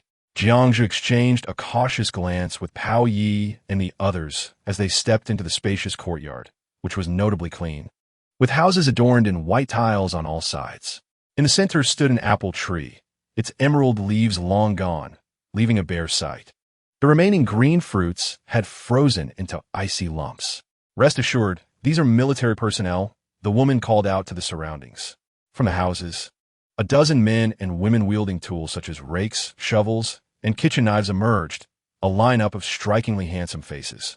As the main door curtain was lifted, a middle-aged man stepped out, flanked by 2 robust men holding standard-issue assault rifles.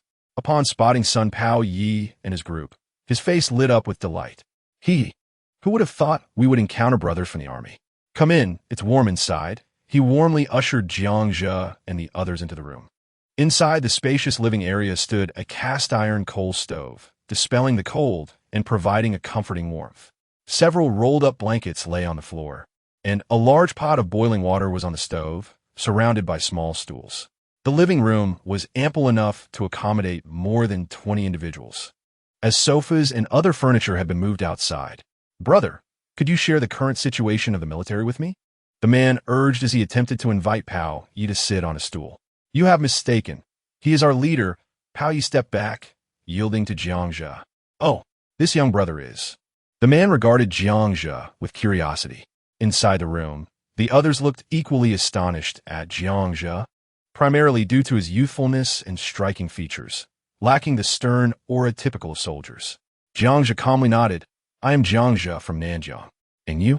The man, clad in a thick down jacket and adorned with large diamond rings on 2 fingers, appeared amiable with well-maintained skin, suggesting he was likely a manager in a company before the apocalypse. Since their introduction, He wore a somewhat formulaic smile.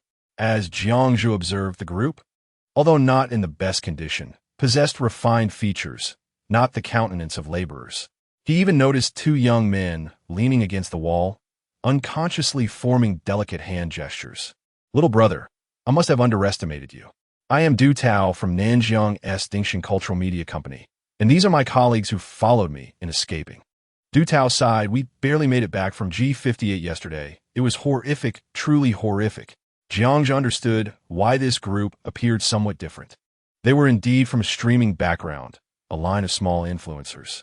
Without hesitation, Jiangzhu took a seat on a stool. The others in the room either settled on cushions or squatted on the floor. Handsome, this is our boss, the girl who had opened the door introduced. Hey, Alan. What boss? There is hardly a boss left here, Du Tao chuckled wryly. Jiangzhu discreetly glanced at the two bodyguards behind Du Tao, noticing them conceal their firearms. He subtly signaled to Pao Yi and the others, who promptly disengaged their weapon safeties. Nevertheless, Jiangzhu's right hand remained gently resting on the hilt of his knife. Escaped from G58? What is the situation ahead now? Jiangzhu inquired.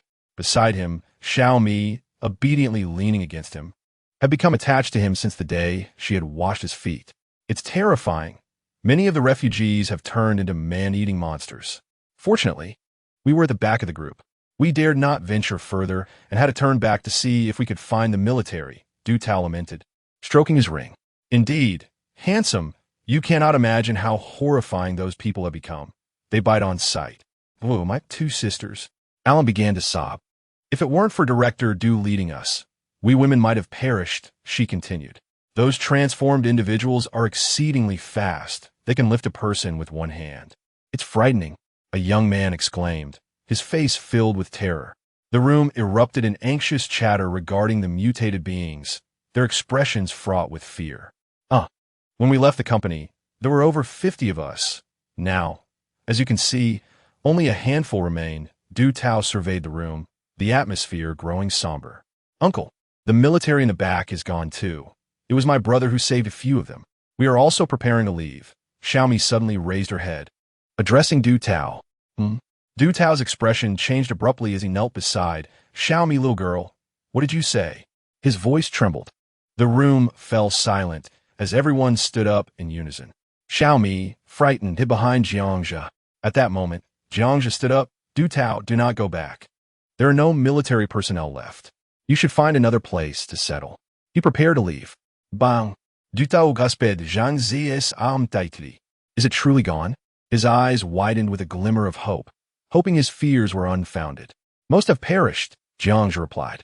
Du Tao left a favorable impression en Jiangzi. Leading his employees to escape while maintaining their well-being indicated he was a compassionate and loyal leader. Jiangzhu felt inclined to offer him free advice.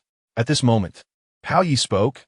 I am Sun Chongfu, the artillery company commander of the 2nd Group Army of the Great Siam Military District.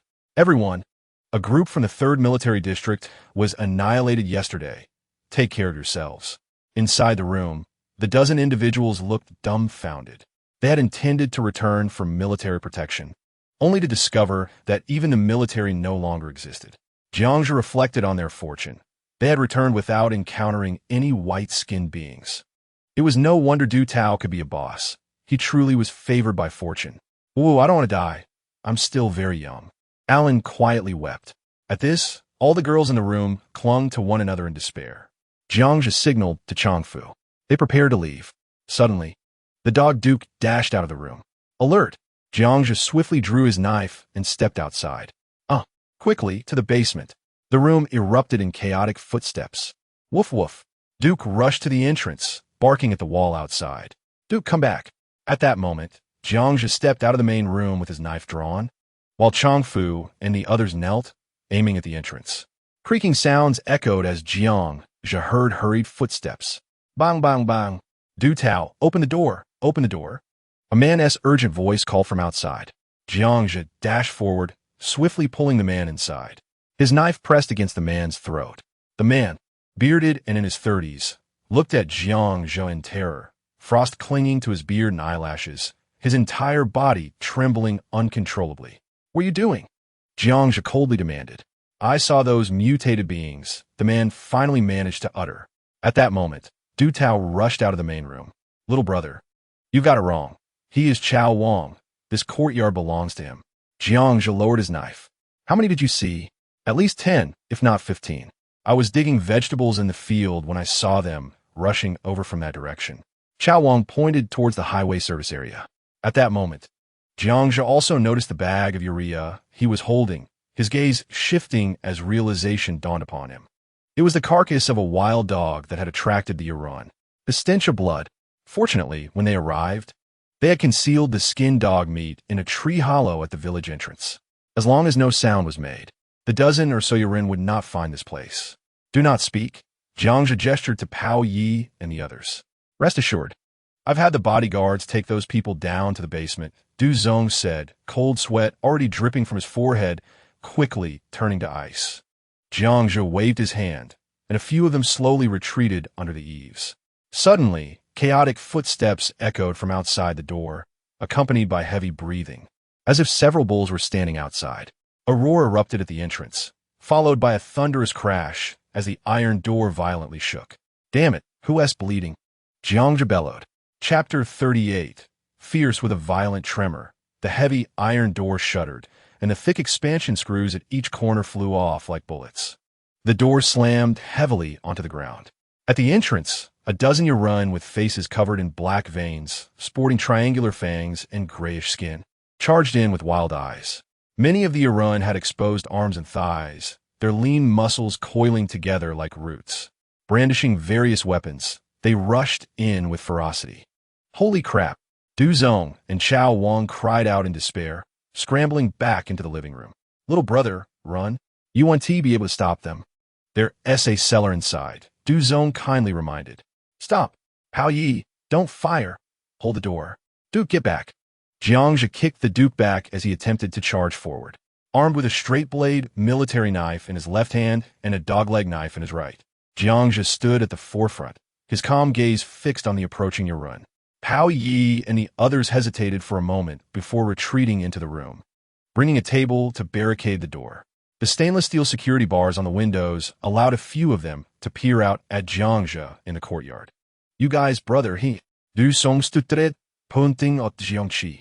He is quite formidable. He should be fine. Lu Zi drew his military knife from his leg, though it was evident he wasn't as confident as he claimed. Jiangzhe stood at the eaves, wielding his dual knives with precision.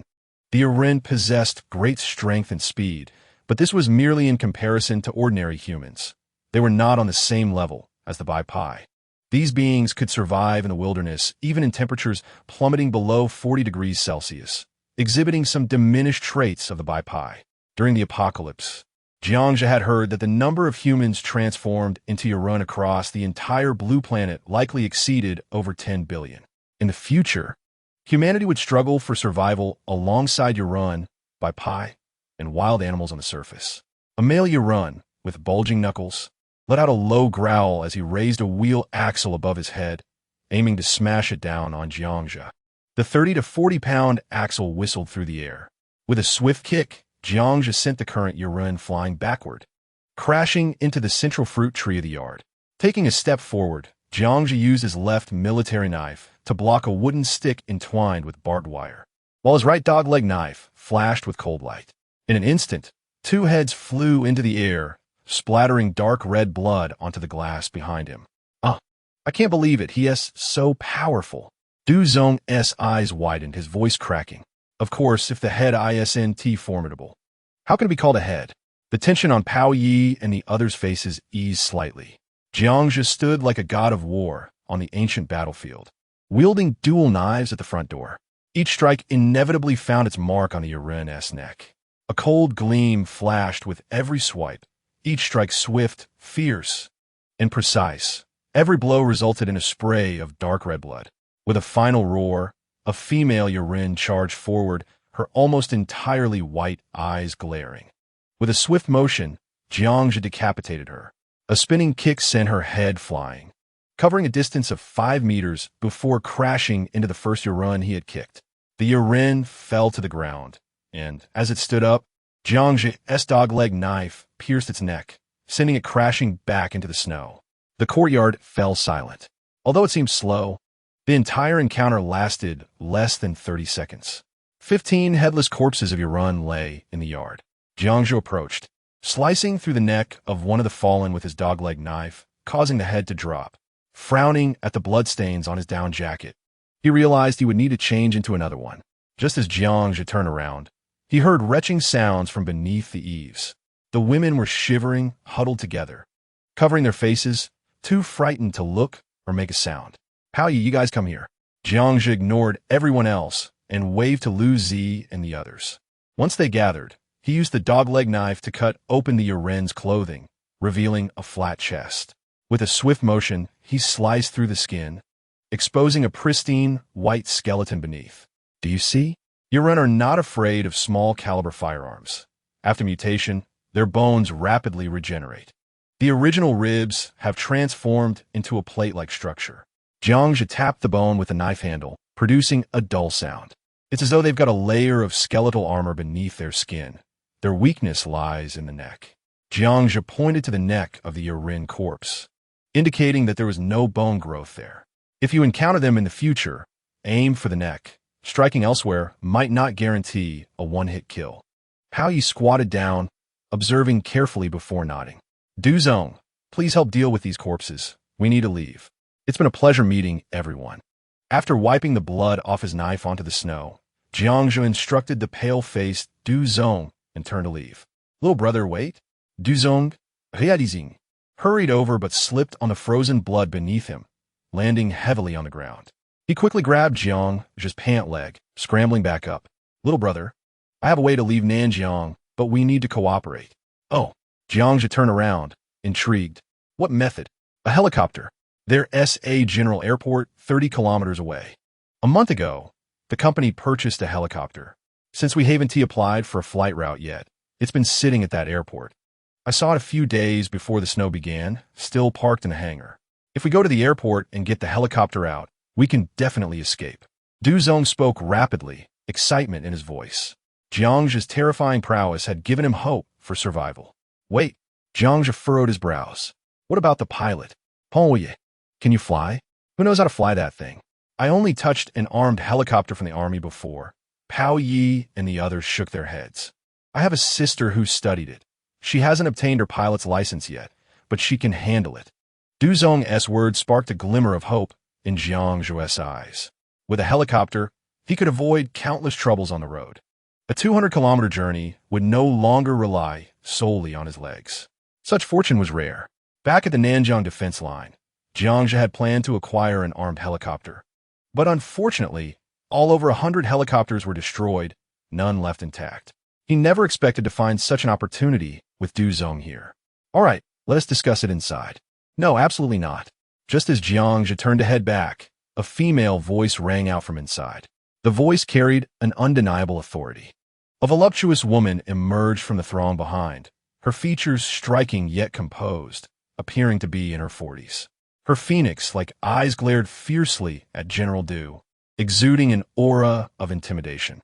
Upon witnessing the gruesome scene of corpses scattered throughout the courtyard, she doubled over and retched. After a brief moment, she regained her composure and straightened up, asserting, Du Tao, I disagree. The helicopter is our last means of escape. How can we trust these people? Moreover, that helicopter can only accommodate around 20 individuals. If we take them, what about our own people? Jiangzhu remained silent, calmly directing his gaze toward Du Tao, who was likely her husband. Du Tao furrowed his brows. Ayu, without this young man, do you think we could reach safety with just us? Brother, my sister-in-law makes a valid point. If needed, I can fetch the helicopter. You all can wait here. At that moment, another female voice chimed in. A younger woman emerged from behind Ayu, not traditionally beautiful, but possessing a charm that was hard to dismiss. Her puffy down jacket did little to conceal her curvaceous figure. Jiangzhu couldn't help but chuckle at General Du's predicament as both his wife and sister-in-law confronted him. In the courtyard, a crowd observed the exchange in silence. Sister-in-law, General Du has a point. What if we encounter those monsters on the way? Heraldng, hiding under the eaves, piped up, sensing the tension. Shut up. Who do you think you are to speak here? Ayu slapped Heraldng across the face, causing her to burst into tears, covering her face in shock. The onlookers were taken aback. Liuzu, Jiangzhe barked.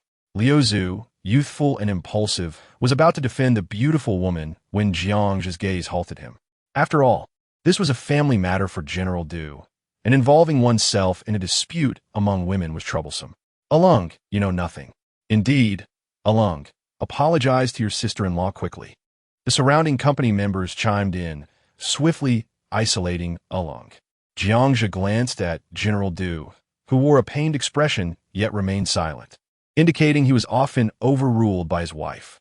Du Shui, I've heard you can pilot a plane? Jiangzhe called out. I am Du Shui, and without me, none of you will escape. She responded defiantly, her chin raised. The airport is easy to find. I will wait for you there.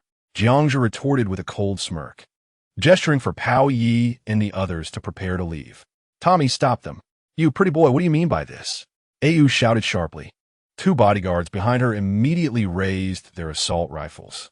Pao Yi and his group reacted swiftly, drawing their weapons as well, creating a tense standoff in the courtyard. Stop. Everyone, let us not act rashly. We can negotiate, Du Tao urged, beads of sweat forming on his brow. Tommy, lower your weapon. The bodyguards ignored him, instead looking to Au for direction. Don't lower it. You were in the military. What are you afraid of? Au retorted, her eyes narrowing. Jiangzhe scrutinized the robust bodyguards behind the women, realizing General Du had not fully briefed him, concealing his wife and sister-in-law. He unsheathed a blade and approached Au slowly. No, young man, don't act rashly, Du Tao exclaimed, panic overtaking him as he stepped in front of Jiangzhe, attempting to placate him. The blade rested against Du Tao's neck, halting his voice, his eyes pleading for mercy as he subtly shook his head. Get away. I'm no longer interested in cooperation. This is a robbery now. Jiangzhe's demeanor turned icy as he fixed his gaze on Du Tao. The latter's lips quivered, and upon sensing Jiangzhe's murderous intent, he stumbled back. Useless, Du Tao. You are utterly useless, Au shrieked from the steps, ignoring the bodyguard's rifles. Jiangzhe advanced step by step. What do you want? Au stammered, finally showing signs of fear, retreating a step as her bodyguards positioned themselves in front of her. What are you doing? I'm a black belt in karate. Duxu chutet defioni, adopting a combatance. Karate? Jiangzhe cast her a sidelong glance. Indeed, with a swift motion, Du Shui was sent sprawling by a powerful blow, knocking down the 5 women behind her. She landed in a heap on the bloodied snow, almost colliding with the head of a creature. Screaming, she scurried into a corner in fright. Meanwhile, the bodyguards found themselves disarmed as an irresistible force swept over them. When they looked down, their rifles had vanished. Jiangzhe's grip tightened around one guard's neck. I dislike being threatened with a gun. Why did you think I would be reasonable? With 2 swift snaps, the bodyguards fell limp. The crowd gasped and recoiled in shock as bodies tumbled down the steps. Isn't this excessive? Pao Yi furrowed his brow from a distance. Commander, I believe the head has a point. If he possessed such skills, would he allow himself to be threatened? I see no fault in his actions. However, that woman is exceedingly insufferable, still putting on airs at a time like this. Liuzu commented, stepping forward to help Heraldng up from the ground. Jiangzhe, overhearing their conversation, chose to remain indifferent at this early stage of the apocalypse. He was willing to grant Pao Yi some patience to adapt to this new world. Please, young man, spare my wife, Du Tao pleaded, rushing towards Jiangzhe and nearly kneeling. Jiangzhe pressed the blade against his shoulder, commanding, get away. You want a helicopter, but if you harm my sister-in-law, I will never assist you, nor will I abandon the others here. Au lunged at him again, blood at the corners of her mouth, shouting vehemently at Jiangzhe. The blade hovered over Du Shui's pale neck as Jiangzhe's cold gaze fixed on her defiance. After a moment, he warned, remember your words. If you dare to betray me, your family will face dire consequences. Rest assured, we will heed your words, Du Tao quickly reassured, embracing Du Shui with a nervous grin. Jiangzhe gradually retracted his blade, allowing those around him to exhale in relief.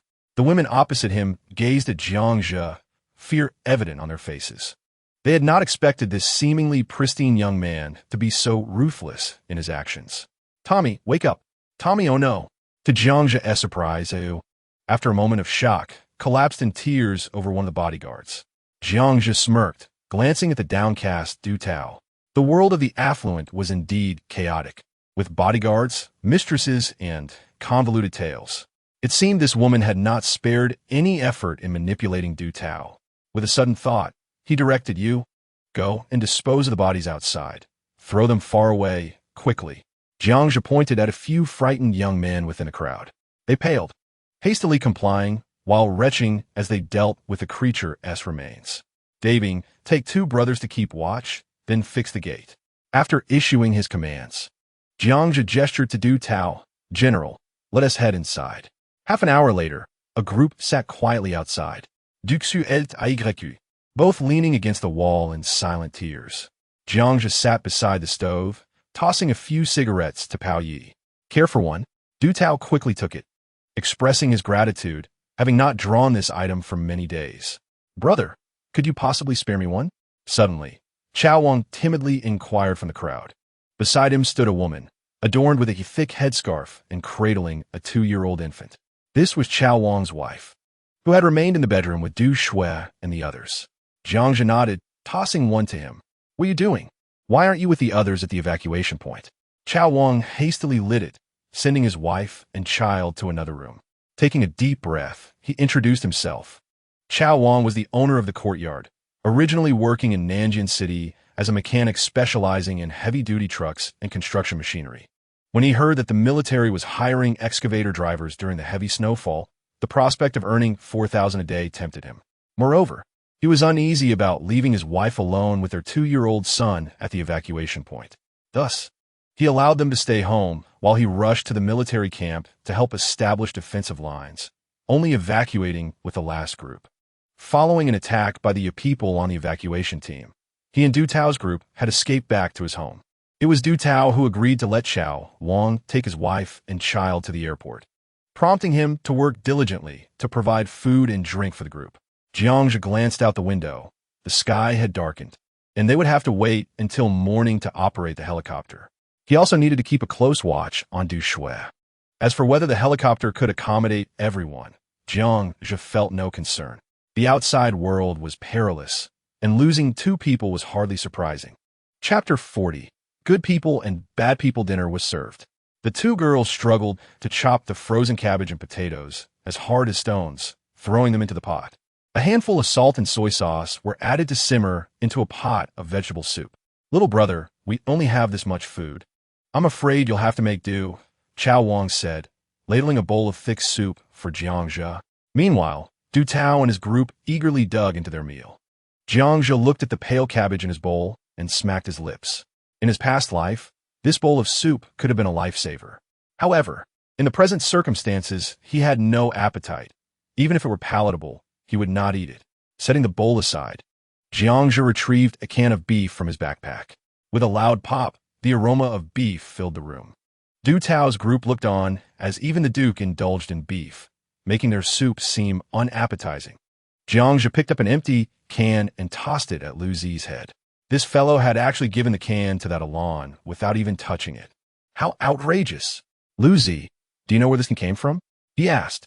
"It came from the battlefield, the one you brought back all night," Lu Zi replied. Avoiding Jiang's fierce gaze, Jiang slowly approached Alon, squatting down to look at her. Her face was still somewhat swollen, her wide eyes filled with panic. He snatched the can from her hand. "Do you know this could save lives?" "Yes, I know," she replied, on the verge of tears. "Every day, people outside are starving, and some even die of hunger. We carried this can back from dozens of kilometers away at the cost of our lives. What do you think you can offer in exchange?" Jiang asked calmly. I.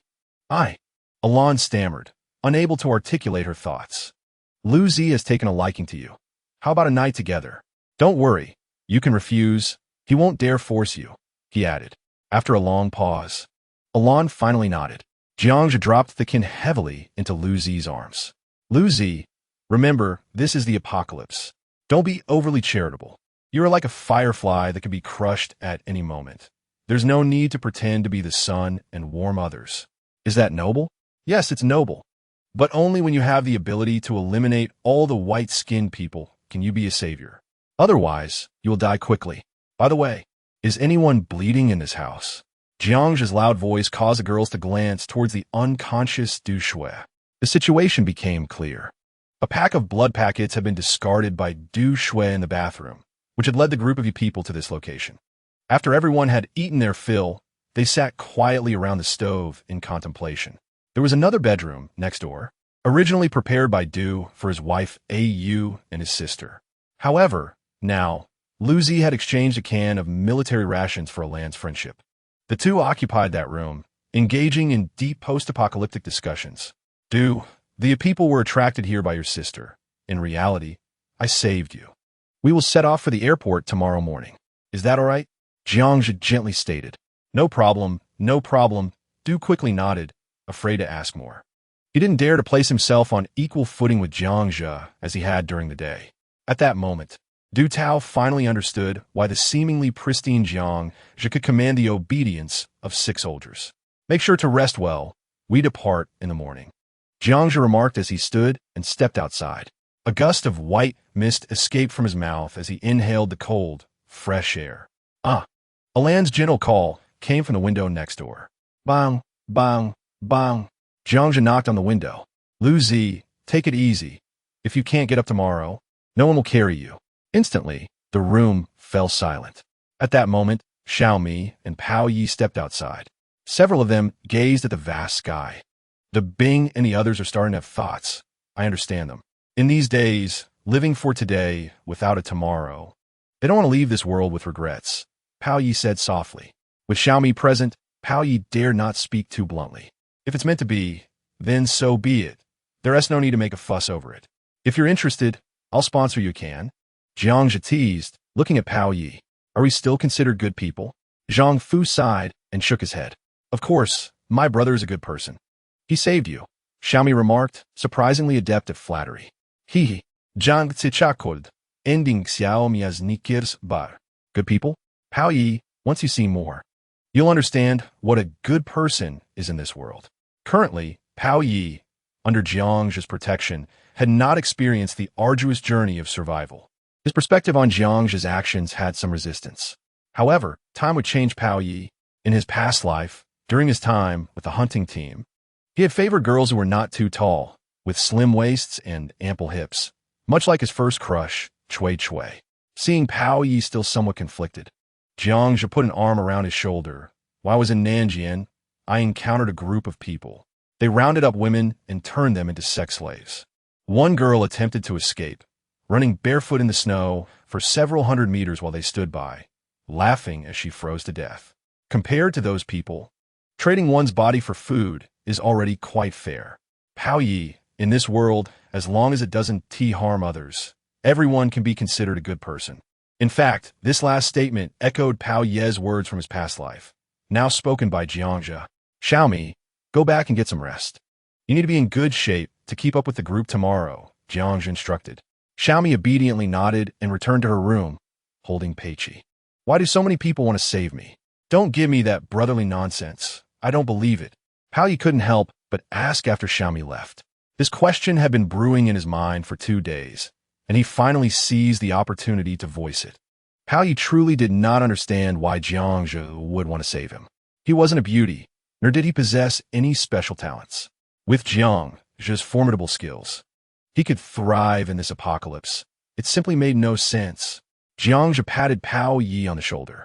As for brotherly bonds, those don't matter. I just want to help you live well. Remember this, we are brothers, good brothers from our past lives. Looking at Jiang's sincere expression, Pao Yi was taken aback for a long while. Finally, he slightly nodded. Fine, I'll consider it a favor.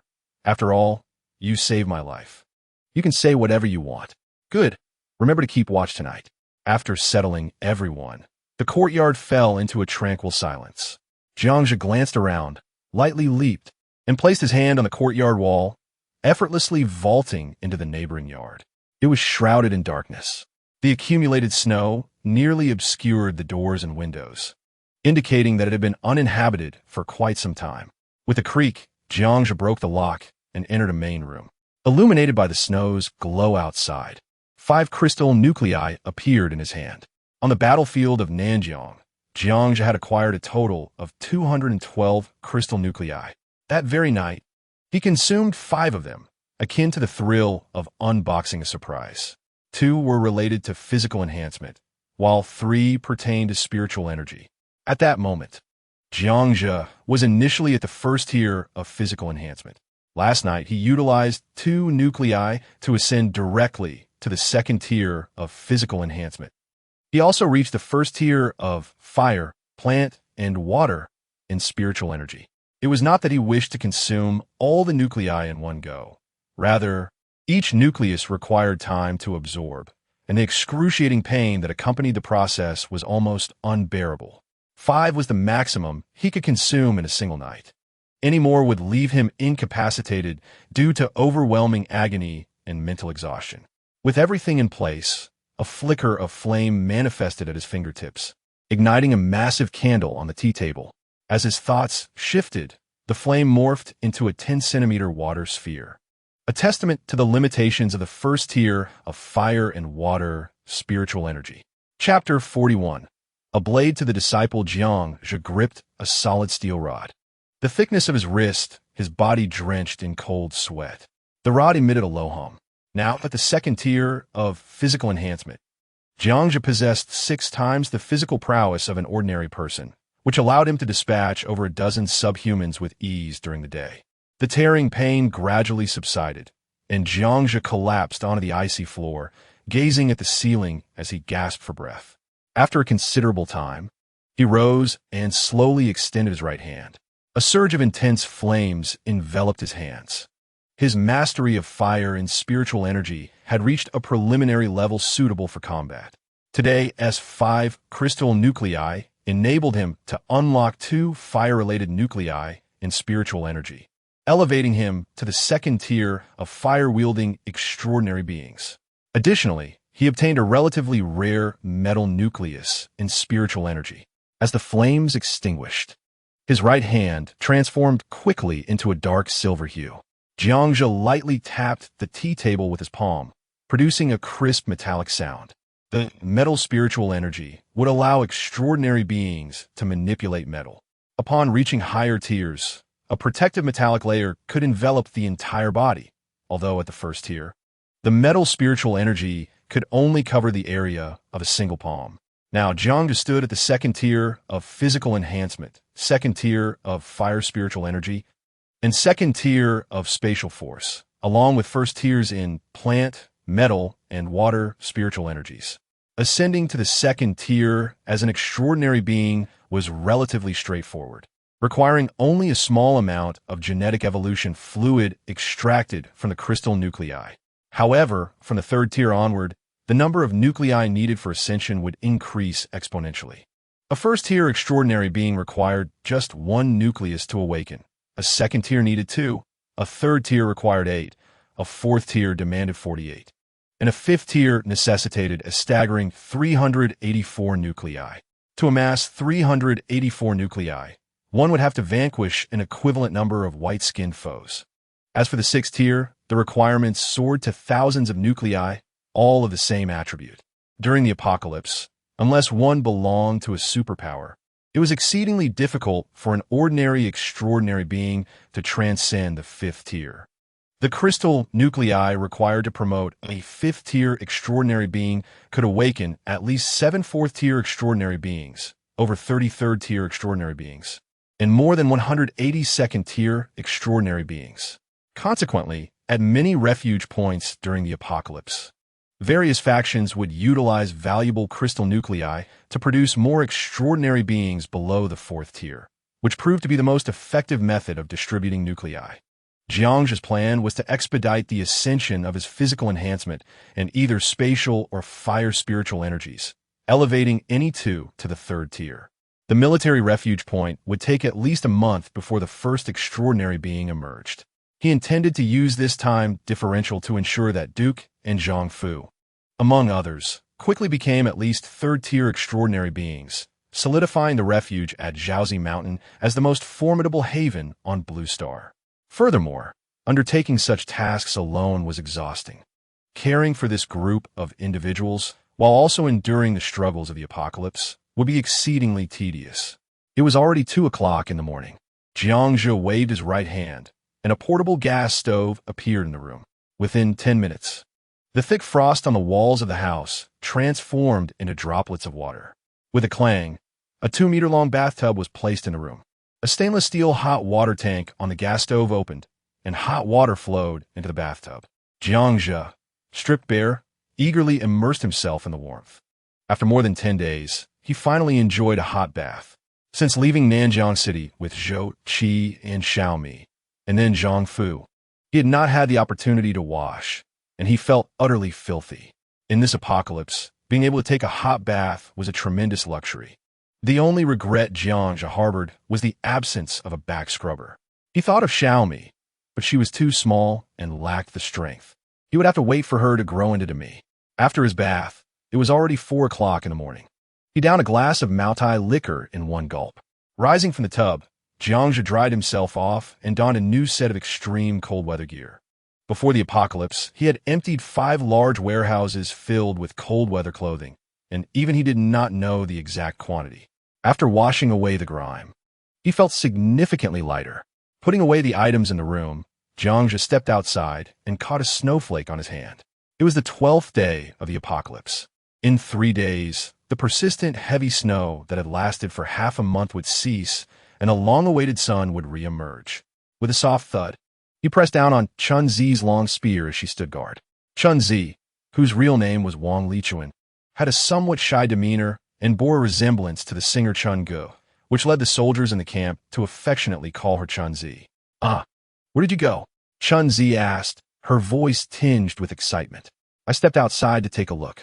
Wake everyone up and tell them to prepare breakfast. We will depart shortly," Jiangzhe instructed before heading to the gate. Upon seeing the bloodstains on the wall, his brow furrowed. The severed arm discovered yesterday belonged to a subhuman, and the torn wound bore the hallmark of a white-skinned foe. If that were the case, they would need to exercise extreme caution on the way to the airport. With Jiangzhe's current strength, facing a white-skinned adversary alone posed little challenge. But Zhongfu and Zhou Qi could be killed in an instant. Jiangzhe had no desire to return to the Jiaozi mountain base alone. Before long, a faint light glimmered from the main room of the courtyard. When Jiangzhe returned to the room, everyone had prepared their belongings. With a backpack at each person's feet, 2 girls assigned to cook had already set breakfast simmering in the pot. Alon shyly sat behind Lu Zi, occasionally stealing glances at Jiangzhe. Du Tao's sister and wife leaned against him, silent and downcast. Jiangzhe approached. "Du Tao, is your sister ready to pilot the plane?" Alahite, Du Tao nujet du xuesarm. The girl lifted her head, determination in her eyes. You despicable one, ambushing me. If we had a suitable venue, you would not stand a chance against me." Jiangzhe chuckled at her naive bravado. "Du Shui, you have quite a bit of confidence in your abilities, don't you?" "Of course. I know you're formidable, but I won't be outdone. Besides, I'm a novice disciple of the Beichun Yidao style from Minghua country." Du Shui sprang to her feet, glaring at him indignantly. "That sounds quite impressive," Jiangzhe mused, stroking his chin.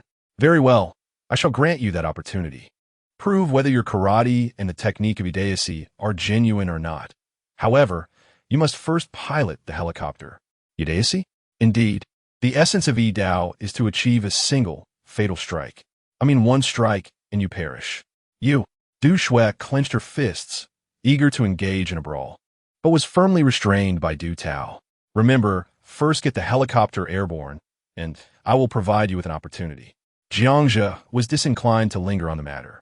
He turned and settled beside the stove.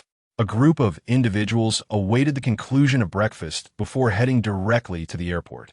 Chapter 42. Do you want me to cover for you?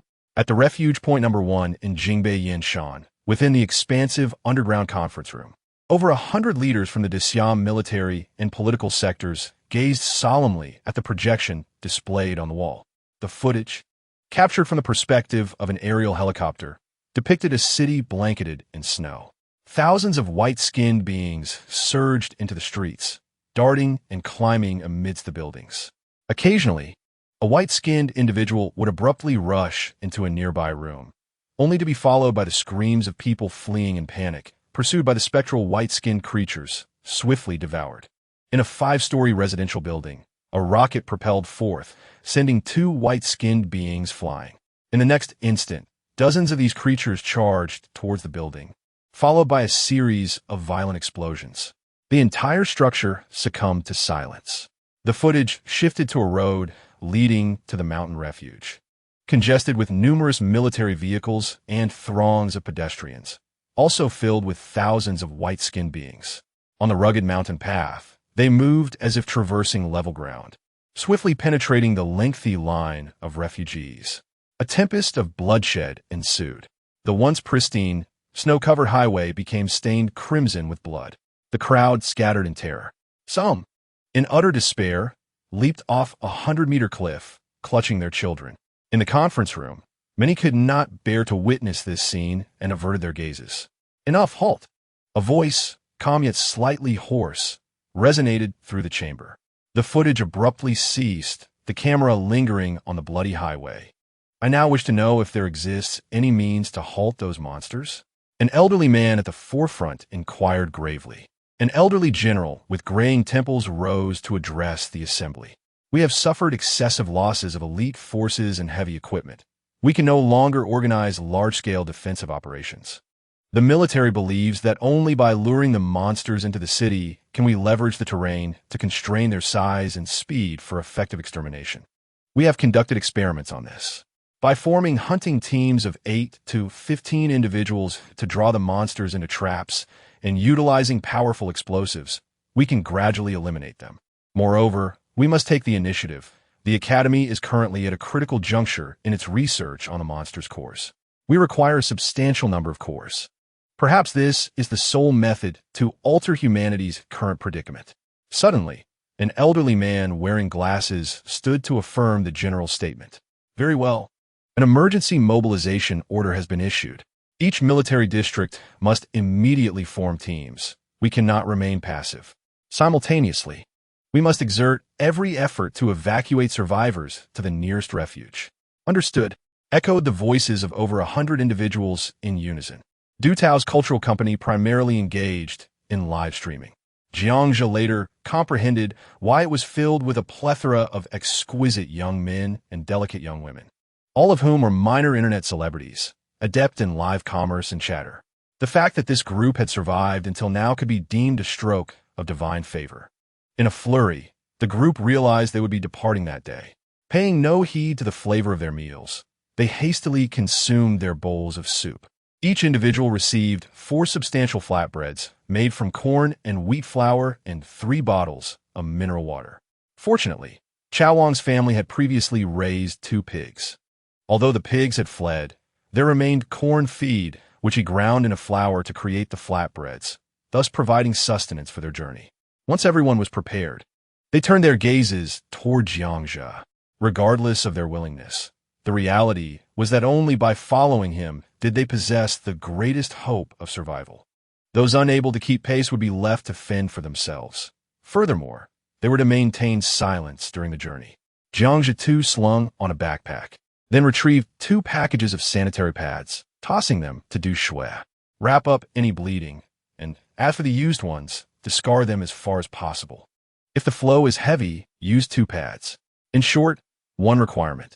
Do not let the urine catch our scent. Jiangxia stated coldly.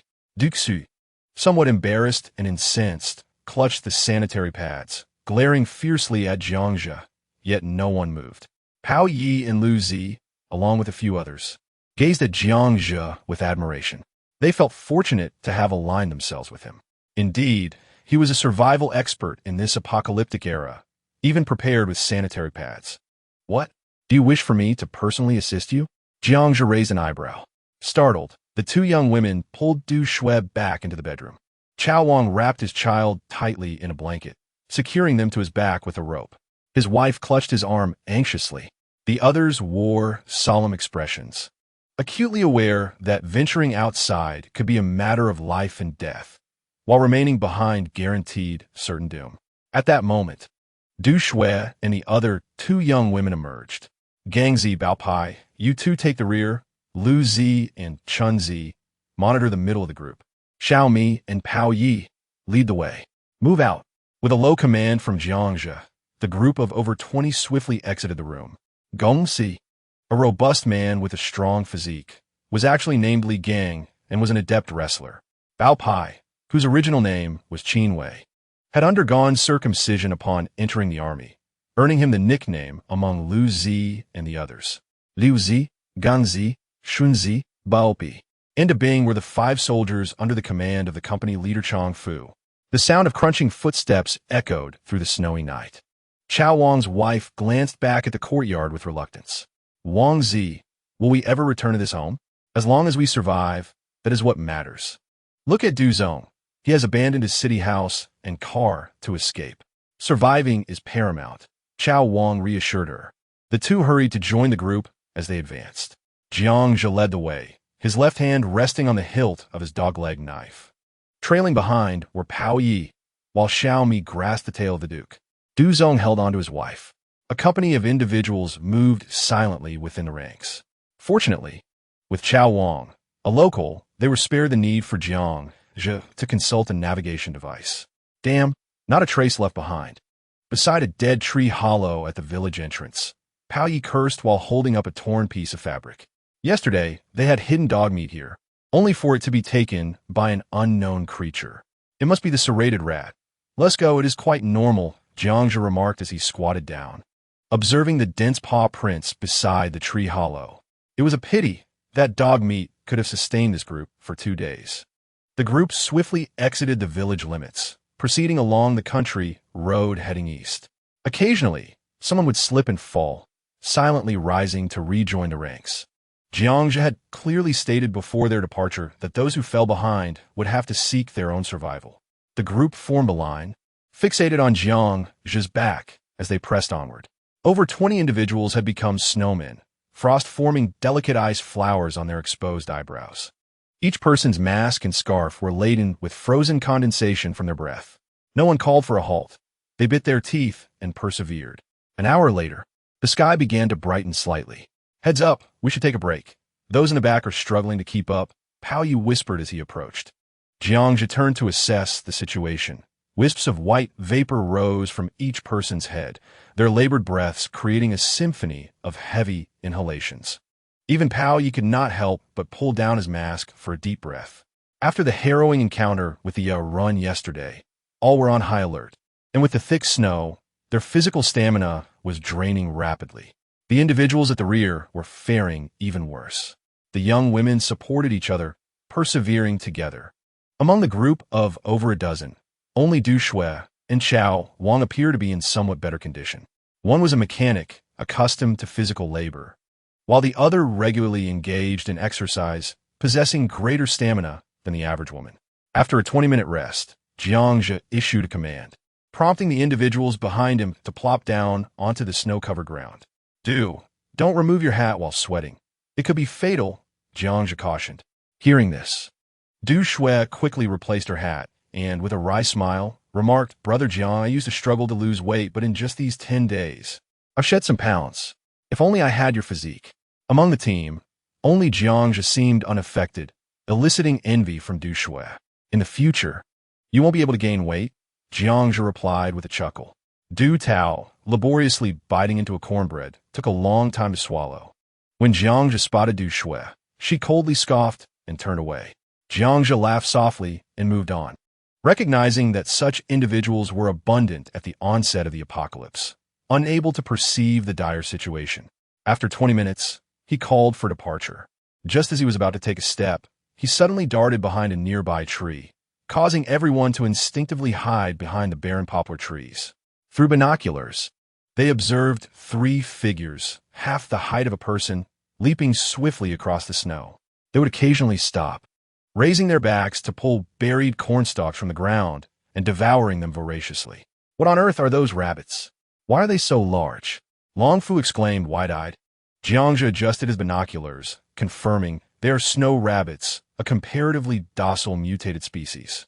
As long as they don't attack, they typically won't harm humans. Let's move on. In the aftermath of the apocalypse, any flora and fauna that did not succumb to freezing would undergo mutation. Brother, can I take a look? The little girl, Xiao Mi, inquired upon hearing they were rabbits. Wow, such adorable big rabbits, she exclaimed. The half-meter-tall rabbits were far from cute. "Let us go.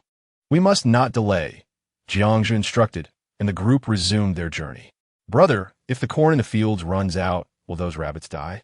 Xiaomi asked anxiously. "No. Many plants will survive, such as spruce, oil pine, agave, and long-stem grass.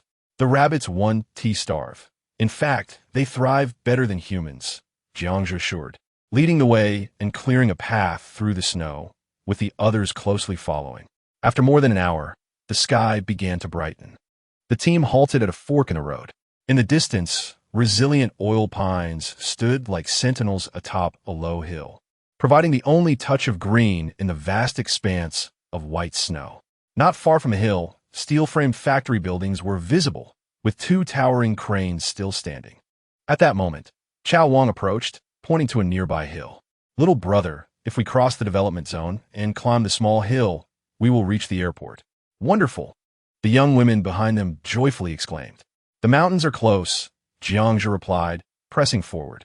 Just as he took a step, he halted abruptly, kicking aside the snow to reveal a layer of ice beneath. "Is this a river?" "Yes, it used to be a small river, nameless and only waist-deep," Chao Wang explained. Jiangzhe waved his hand, signaling the group to continue moving. The nameless river was flanked by sparse woods, with a faint mist of humidity wafting through the trees. Walking on the river's surface, the surroundings were entirely white, reminiscent of a snowy fairy tale. Were it not for the apocalypse, this place would undoubtedly become a sought-after tourist destination. Suddenly, Duke, the dog, stopped and began barking at a nearby thicket. "Stop!" Jiangzhe signaled, and the group froze. Almost immediately, a deep, resonant mooing echoed from the trees across the river. "Moo moo moo," followed by a chorus of barking. The group crouched down at the sound. With a thunderous crash, two cows, one large and one small, burst from the thicket, accompanied by dozens of wild dogs. In an instant, the dogs were racing alongside the cows. For large dogs, resembling golden retrievers, leaped onto the smaller cow, causing it to cry out in distress as it fell. The larger cow nearly toppled over, its hooves kicking wildly as it turned in a frenzy. Its horns caught a wild dog that hadn't been quick enough to evade. The large black cow, having mutated, was indiscriminate in its appetite. Over 20 wild dogs, under the command of a robust border collie, surrounded the two cows. Those cows belonged to the cattle farm in the development zone. Chao Wang's voice rang out in realization. Jiangzhe observed closely and indeed noted the pale yellow identification tags on their ears. The wild dogs, larger than before due to having licked the snow, appeared ferocious and no longer resembled the docile pets they once were. Among them was a brown-haired poodle, now the size of a golden retriever, its mouth gaping wide, transformed into a formidable creature. The young women behind Jiang just stifled their gasps, terrified as they watched the scene unfold. The pack of wild dogs was less than 20 meters away. Jiang just slowly drew his knife, aware that the wild dogs had spotted them but were temporarily distracted by the cows. Du Shui and the others huddled closely together, with a few armed individuals aiming their weapons at the wild dogs. "Hey, give me a knife." Du Shui's voice suddenly reached Jiangzhe as she tugged at his arm. Seeing her determined expression, he hesitated for a moment before pretending to rummage through his backpack and handed her a straight knife. If it gets too dire, call for help. The most unfavorable situation had arisen. In this open space, even with Jiangzhe's second-tier physique, he couldn't protect everyone against the pack of over 20 wild dogs. Although Du Shui was not particularly skilled, she displayed considerable courage, at least willing to confront the beasts with a knife. Far braver than the trembling women who clung to each other. Jiangzhe didn't expect her to kill any wild animals. He merely hoped she could defend herself. Taking the knife, Du Shui flicked the blade and confidently stated, "Don't worry, I might just save you. This knife is quite decent." With a flourish of the blade, she remained alert, her skill with the knife commendable. Jiangzhe's knife was undoubtedly superior, crafted before the apocalypse with a price equivalent to a bottle of Mao Tai. Made of high-speed steel with a hardness of HRC 60, capable of slicing without dulling.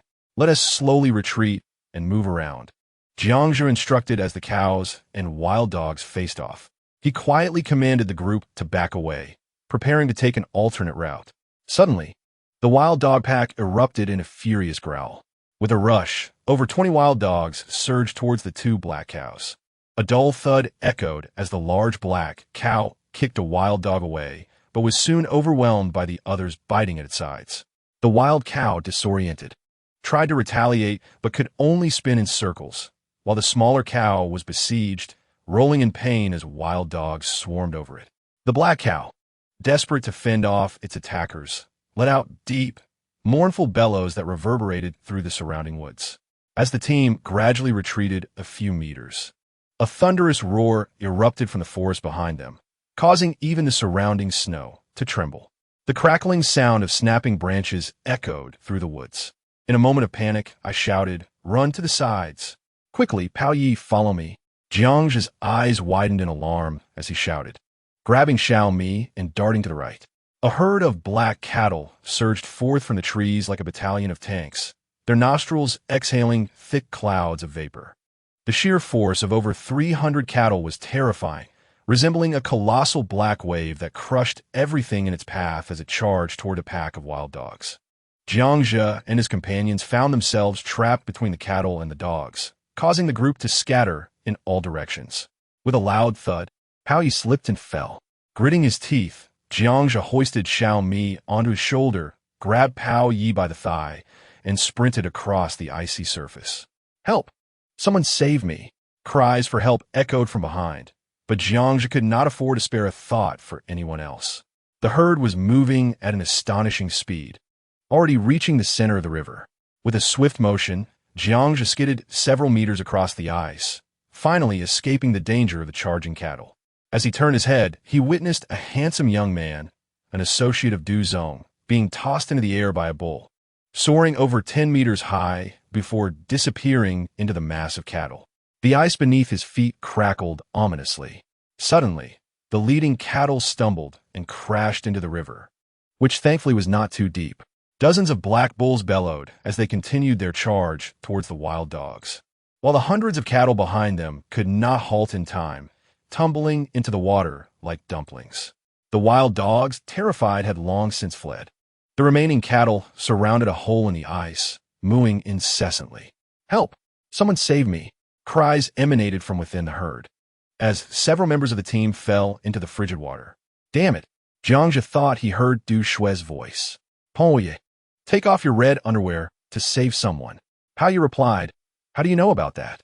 Jiang's hand was already reaching for Pao Yi's trousers. "Hurry!"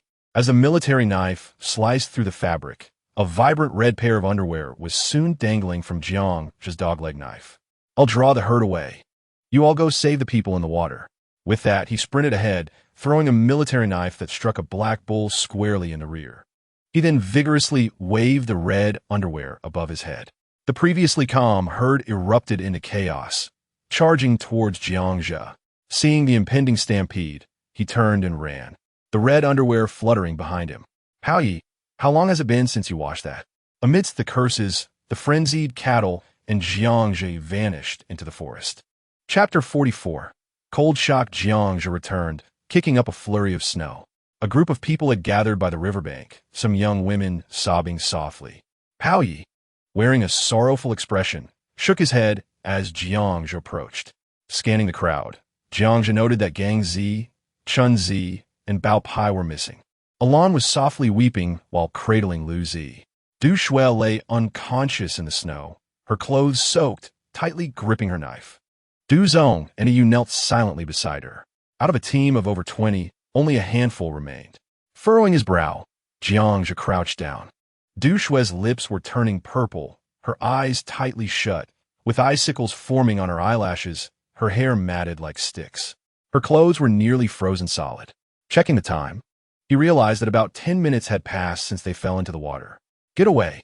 Jean Cordy commanded, pushing Du Zong d'Azid. He bent down and lifted Du Shui, sprinting forward.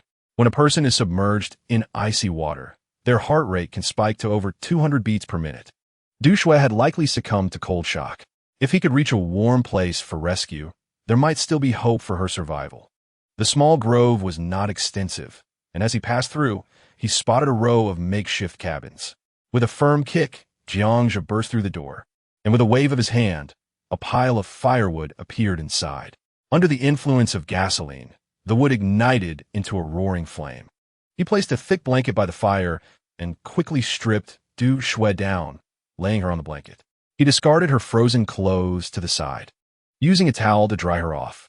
Just then, footsteps sounded outside. "Little brother, how is my sister?" Du Zong rushed up, grabbing Jiang's arm in anxious inquiry. "I don't know yet. Let us wait a moment. There's a chance she may survive. Pao Yi, you all go wait in the next room." "All right." Hearing that there was a glimmer of hope for his sister's survival, Du Zong let out a sigh of relief. The remaining members of the group poured into the adjacent room. As the flames crackled, wisps of steam began to rise from Du Shui's head, and her purple lips started to regain color. Jiang just sat beside her, his gaze sweeping over her glistening form. "Not bad, quite fit," he mused, noting that she had no excess flesh. Her skin was as smooth and pale as a peeled egg, taut and firm. Her long legs were particularly eye-catching. Yet beyond that, he dared not gaze further. After a moment, Jiang used a stick to roast Du Shui's black silk underwear and bra, primarily to prevent her from catching a cold. If she were to become distracted while flying later, it could lead to dire consequences. "Ooh, gross," he muttered to himself. After some time, he had forcibly roasted 2 pieces of clothing, feeling rather unfortunate. Despite the drying clothes, Du Shui showed no sign of waking. Jiang frowned. "Hey, don't you dare die. Otherwise, no one will be able to fly the plane," he said, giving her face a couple of slaps, but there was no response. Suddenly, Jiang began performing artificial respiration. 10, 20, 30. Perhaps feeling the warmth of Jiang's body, Du Shui finally reacted on the 35th attempt, instinctively wrapping her arms around him. With a gasp, she awoke, her eyes fluttering open. Du Shui jolted awake, immediately covering her most private areas and squatting down. Her face flushed with indignation as she exclaimed, "Shameless, despicable, scum, filthy pervert." Jiang licked his lips and sat down, tossing the roasted black silk outfit to her. "If you had your wits about you, you would know what happened." After a moment, Du Shui noticed the damp clothes scattered about the room and finally pieced together the situation. "Get out. I need to change," she shouted after a brief silence. Jiang shot her a glance. "If you don't change, I'll call everyone from the next room over." Du Shui clinched her fists, attempting to rise but quickly squatting back down. Seeing that Jiang was not watching her, she hesitated for a moment before hurriedly putting on the black silk outfit. Jiang stole a glance, unable to suppress a grin. Indeed, she looked even more alluring in the outfit than in her previous state. "Hurry up and dry your clothes. We don't have time to waste." Du Shui, aware of the urgency, quickly lifted her damp clothes to roast them. At this moment, Jiang also took off his shoes to warm them by the fire, casually retrieving a pack of sanitary napkins from his backpack and tossing them in front of her. "Thank you," Du Shui murmured, lowering her head in gratitude. "If you die, no one will fly the plane," Jiang replied flatly. "You." Du Shui was taken aback. Suddenly, Jiang reached out and placed his palm on Du Shui's forehead, prompting her to jump back like a startled rabbit, adopting a defensive stance and glaring at him. "What are you doing?" Although her expression was one of anger, her black silk outfit softened the tense atmosphere, making it appear more like a playful exchange between lovers. "Do you feel unwell? You better not catch a cold." Upon hearing Jiang's words, Du Shui realized her misunderstanding and sat back down. "I'm fine. Although I'm a woman, I'm not as fragile as you think." Half an hour later, Du Shui finally dried her clothes. Meanwhile, a group of people squeezed into the makeshift room. Jiang counted. Only 14 people and 1 dog remained. The group, which included Jiang, Xiao Mi, and Pao Yi, was left with only Lu Zi and Bing. Du Tao, Yu, Du Shui, along with the Chao Wang couple, Alan, and 2 other girls joined them. The atmosphere in the room felt somewhat oppressive. How did Gang Zi and the others die? Jiang was the first to break the silence. They were caught by the bull and were killed instantly. Some were bitten to death by the bulls. Pao Yi, lighting a cigarette and leaning against the wall, spoke with a lingering sense of dread. The others fell silent. The cruelty of the apocalypse began to reveal its harsh reality. Who could have imagined that living beings would be chewed to death by bulls? Jiang just said nothing, breaking a piece of firewood and tossing it into the flames. "There's no choice. This is the apocalypse. Let's go." It's best to get used to it. The group gathered their gear and stepped out of the makeshift room to continue their journey. This time, everyone was more cautious every few steps. Jiangzhe would use binoculars to scan the surroundings. Fortunately, they encountered no danger. A herd of black cows was seen in a distant grove, occasionally making noises. The pack of wild dogs had also vanished. Creek. They aimed to cross the hill and traverse the development area, which was the shortest route. The group cautiously advanced along the wall on one side of the street in the development area. Let's go. The broad street was littered with abandoned vehicles.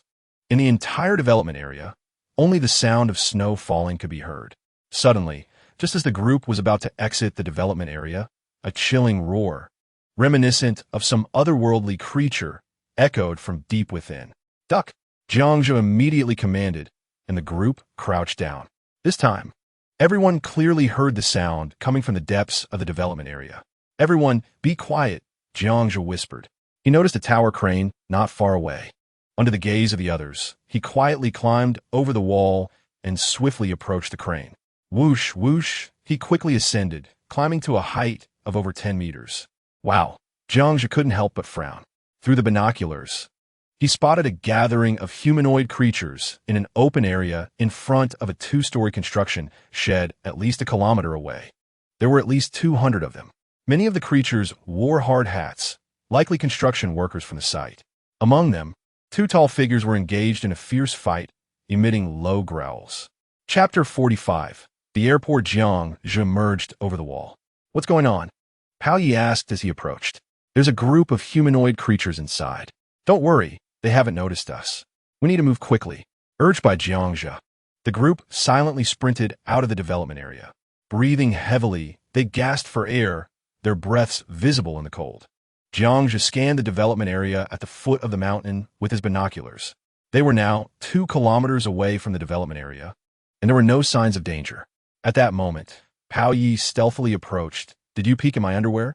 How else would you know it's red? Damn, Jiangzhe chuckled. I just guessed. ISNT, this your zodiac year? After saying this, Jiangzhe hurriedly walked away. Pao Yi grumbled, in this freezing weather. Where can I find another red one? I don't even know how to bring it back. Ayu, are you done? Du Zong's voice called from a distance. Shortly after, Ayu emerged from a grove of pine trees. After glancing at Jiangzhe, she quickly lowered her head and sat under a tree with Du Zong. Jiangzhe ignored her, feeling regret for the deceased Gang Z, Bao Pai, and the others. The ones who deserved to die lived on, while the innocent perished. After resting for half an hour, the group continued their journey. Look, there's the airport, Chao Wang exclaimed, pointing excitedly at an open area at the foot of the hill.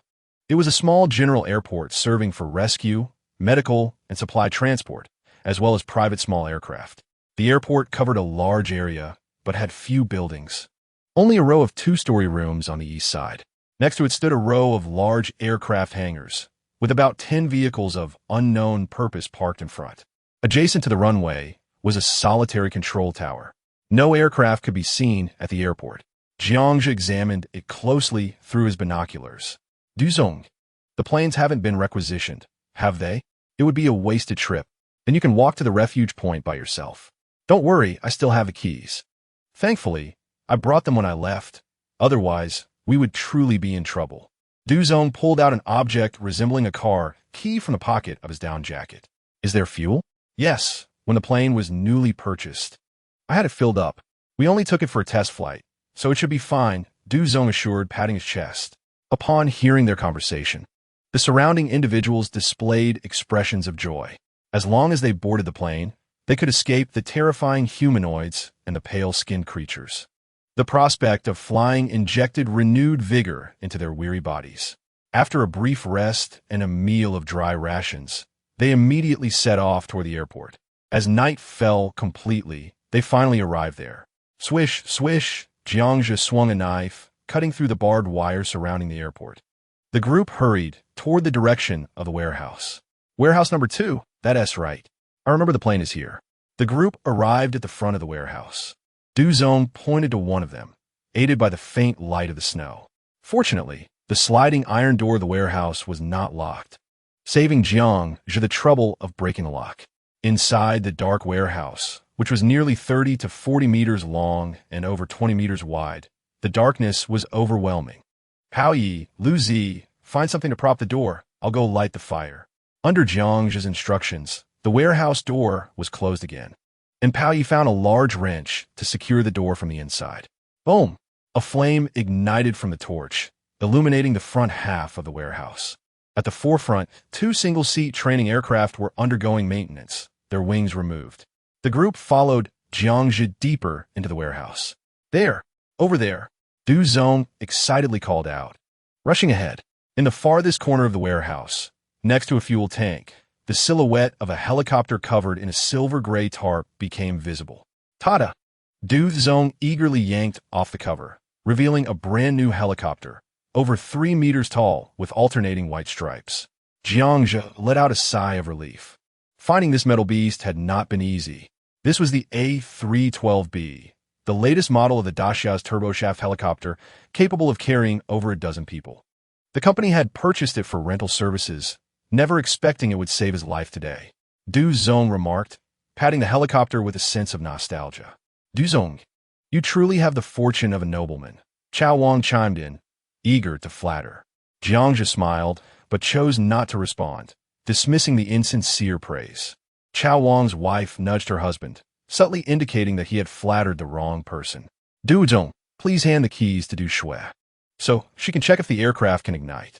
Upon hearing Jiangzhi's words, Du Zong promptly passed the keys to Du Shui. A group of people stepped back several meters, all anxiously watching Du Shui as she entered the cockpit, except for Jiangzhi. The girls even clasped their hands together in silent prayer, hoping not to meet their demise at the finish line. Suddenly, the cockpit illuminated brilliantly, confirming the electrical system was intact.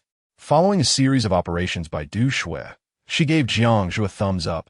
With a rumbling roar, the engine came to life, and the rotor blades above began to turn slowly. A gust of wind stirred up dust, causing the onlookers to inhale a mouthful of it. Yet, joy was unmistakably etched on their faces. The helicopter was operational. Soon after, the rotor blades gradually ceased movement. Du Shui jumped out of the cockpit, announcing that the helicopter was in perfect condition and that there was sufficient fuel for a journey of 500 to 600 kilometers. This was the best news they had heard in days. Jiangzhi couldn't help but smile, suggesting they rest early today and set off at dawn. Cheers erupted from the nearby girls, including Pao Yi and Xiaomi, who expressed their delight. In a corner of the warehouse, a pile of disassembled wooden packing boards was conveniently available. Before long, a roaring bonfire blazed brightly. Several women assisted, chopping vegetables and boiling water, while even Du Zong's wife, Ayu, rarely took on a helping role. In high spirits, Jiangzhi tossed 10 cans of beef into the pot. The rich aroma of meat filled the air, making their mouths water in anticipation. With a large bowl of meat soup and soft steamed buns, the group nearly savored their meal until it threatened to escape their throats.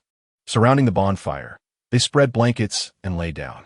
After a day filled with life-and-death experiences and nearly 30 kilometers of arduous trekking, exhaustion weighed heavily on them. A few girls whispered together as they lay side by side. Chao Wan's wife fed her child meat soup nearby. The men sat together, silently smoking, while Xiaomi curiously fiddled with a trainer plane, holding on to Duke. A serene atmosphere enveloped them, and Jiangzhi experienced a nostalgic feeling reminiscent of a pre-apocalyptic picnic. At that moment, Pao Yi quietly leaned in and whispered, "Boss, why not share a meal with them? Do you not trust them?" Jiangzhi replied softly, "Not trusting them is something you'll understand later." Pao Yi nodded, seemingly grasping the sentiment, and closed his eyes to doze off. "Oh dear, I need to relieve myself. Du Tao, please keep an eye on the door for me." Suddenly, Ayu stood up, expressing her need to go out with Du Tao. Jiangzhi, concerned about attracting wild animals, declined her request. "Yes, it's for a bowel movement." Ayu lowered her head. "Go ahead. Having just eaten, I can't even stand the sound of it." Jiangzhi waved his hand. "Pao Yi, please watch the door."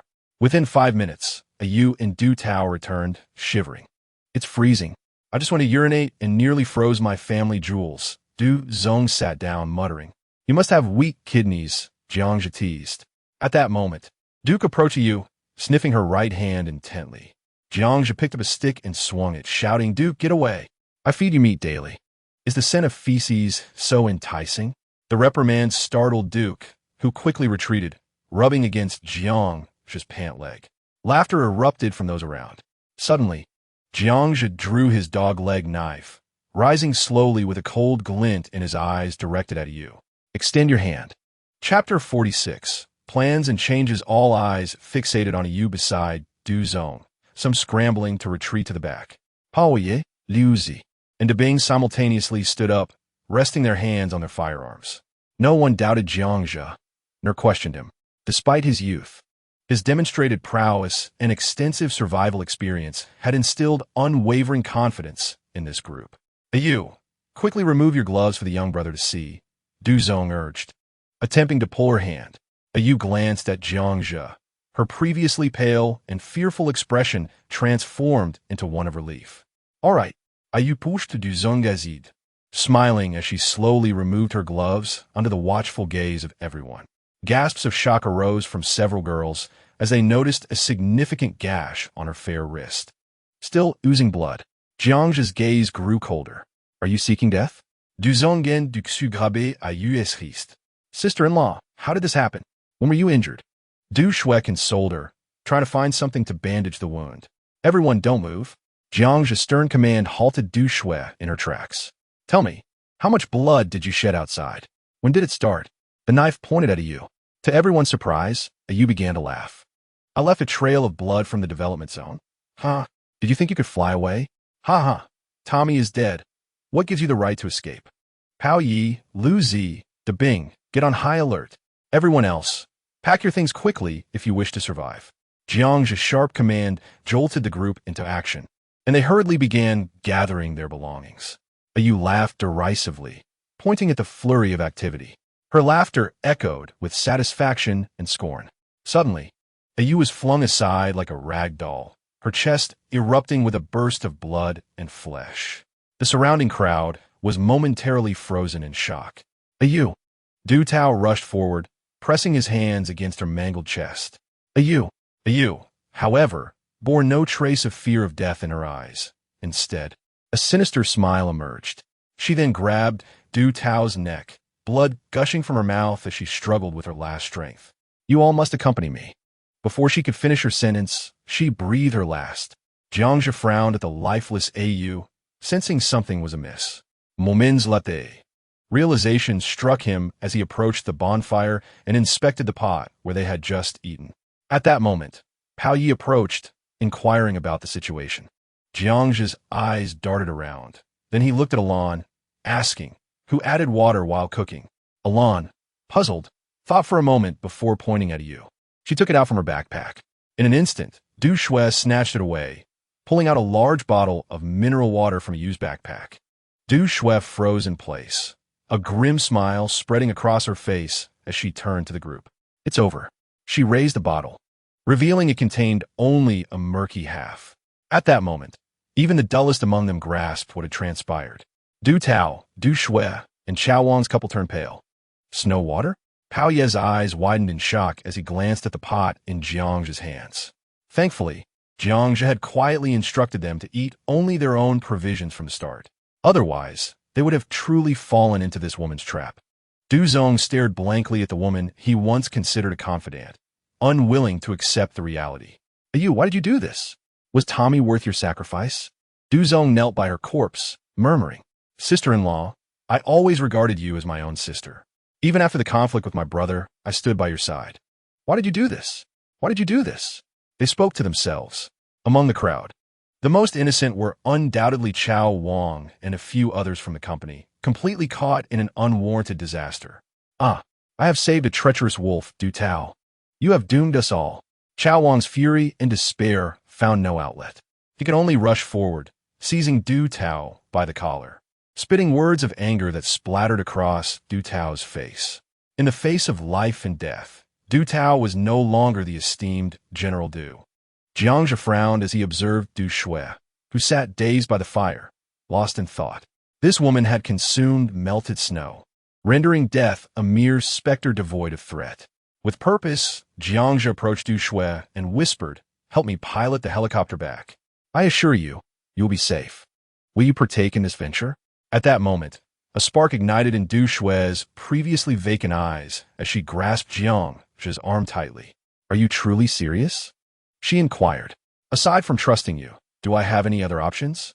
Jiangzhe fixed his gaze upon her and replied slowly, You must trust me. After a brief silence, Du Shui nodded. Very well, I believe you.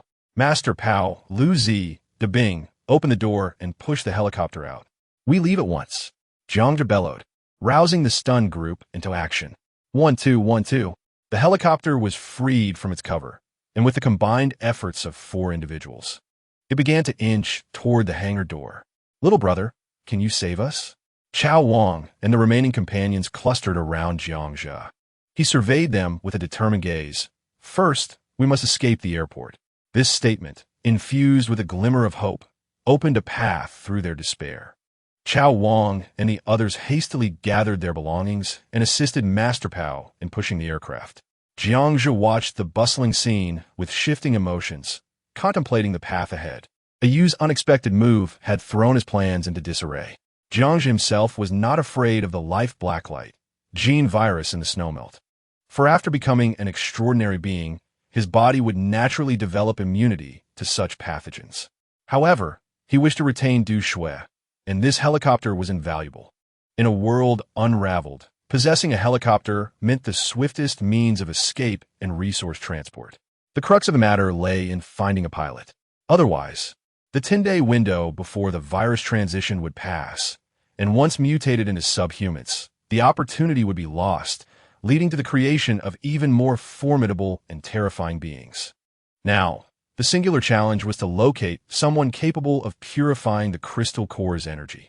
Ordinary individuals who ingested the core would suffer mutations, transforming into chaotic, extraordinary beings. These beings bore no distinction from others, save for their grotesque, mutated organs, tentacles sprouting from their abdomens, compound eyes replacing normal vision, and arms rendered skeletal, while their legs became unnaturally robust. In dire circumstances, no one wished to become such a monster. As Jiangzhe pondered, a sudden thud echoed from above, reverberating through the warehouse. Chapter 47. The Subhuman Leader. A subhuman shattered the skylight of the warehouse. In midair, Jiangzhe delivered a powerful kick, sending the creature crashing against the wall. The force, akin to nearly 1,000 kilograms, caused blackish-red blood to erupt from the subhuman's mouth. Boom! Boom! Boom! A cacophony of relentless impacts resonated at the entrance as countless subhumans assaulted the warehouse door. Master Pao pushed the helicopter aside. Jiangzhe commanded sharply, fearing that the door's collapse might damage the aircraft. The sound of shattering glass rained down, coupled with startled screams as a group hastily sought refuge.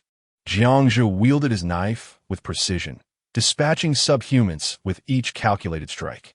Many bore yellow safety helmets, evidently drawn by the blood that Yu had surreptitiously spilled along the way.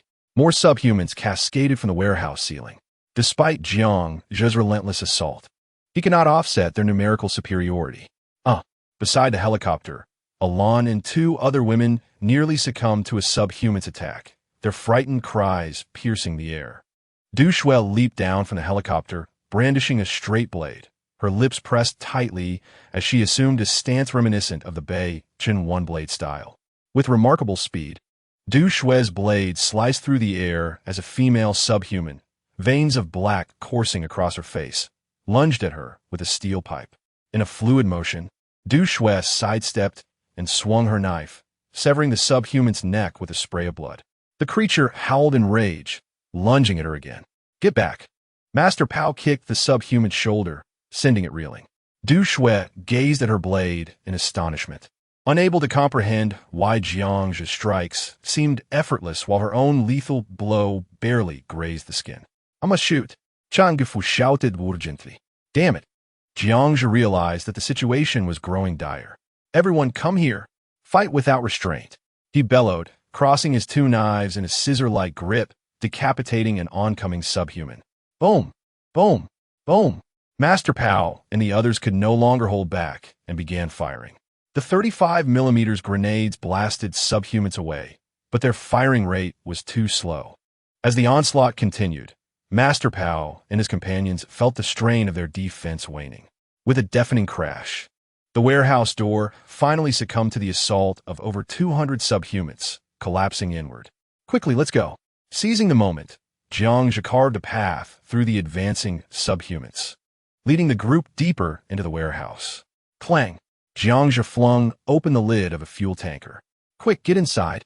Alon, Chao Wang, and his wife, Xiaomi, and Duke hurriedly jumped into the tank. Jiangzhe positioned himself at the front, while Master Pao and his companions guarded the rear with their firearms. The sound of gunfire echoed like popping beans throughout the warehouse as beneath the tanker, the grotesque faces of subhumans, veins pulsating with darkness, surged forward, brandishing their weapons against the tanker. Jiangzhe and the others valiantly repelled those attempting to scale the tanker. Fortunately, the tanker's top was easier to defend, allowing the four to withstand the onslaught. "What are you doing standing there?" Jiangzhe exclaimed as he dispatched a subhuman attempting to leap onto the tanker, only to find Du Shui emerging behind him. I want to help you," she declared, her earlier bravado crumbling in the face of the reality before her. Watching Jiangzhe dispatch subhumans with the grace of slicing fruit made her previous arguments seem juvenile. The Beichen one-blade style truly was a lethal technique. Had it not been for Master Pao, she would have perished. "Get back in there and don't cause trouble," Jiangzhe retorted, flinging his military knife into the forehead of a subhuman aiming to ambush Master Pao. He pushed Du Shui back, only to feel his hand sink into something soft and yielding. Du Shui stumbled back, shooting him a glare, her cheeks flushed. She then shouted, "I refuse to become like Alon, relying on a man for survival. My Alon earns her keep through her own abilities. Why should I look down upon her?" On the tanker, Lu Zi expressed his displeasure, launching into a tirade. "I will not use my body to barter," Du Shui declared. Before she could finish her sentence, Jiangzhe grasped the nape of her neck and hoisted her into the tanker. "Your battlefield should be in the bedroom. Jiangzhe, you bastard." Du Shui's curses echoed as the lid of the tanker slammed shut. The warehouse resounded with the relentless gunfire. Surrounding the tanker lay the bodies of hundreds of subhumans. Yet close to 200 continued their charge towards the top. Jiangzhe felt a surge of gratitude for the presence of the tanker, granting them a tactical advantage. Otherwise, these individuals would have relied solely on his blades to survive. "We're out of ammunition," Dabing shouted, panic in his voice. Jiangzhe reached into his backpack and retrieved a cylindrical magazine, tossing it to him.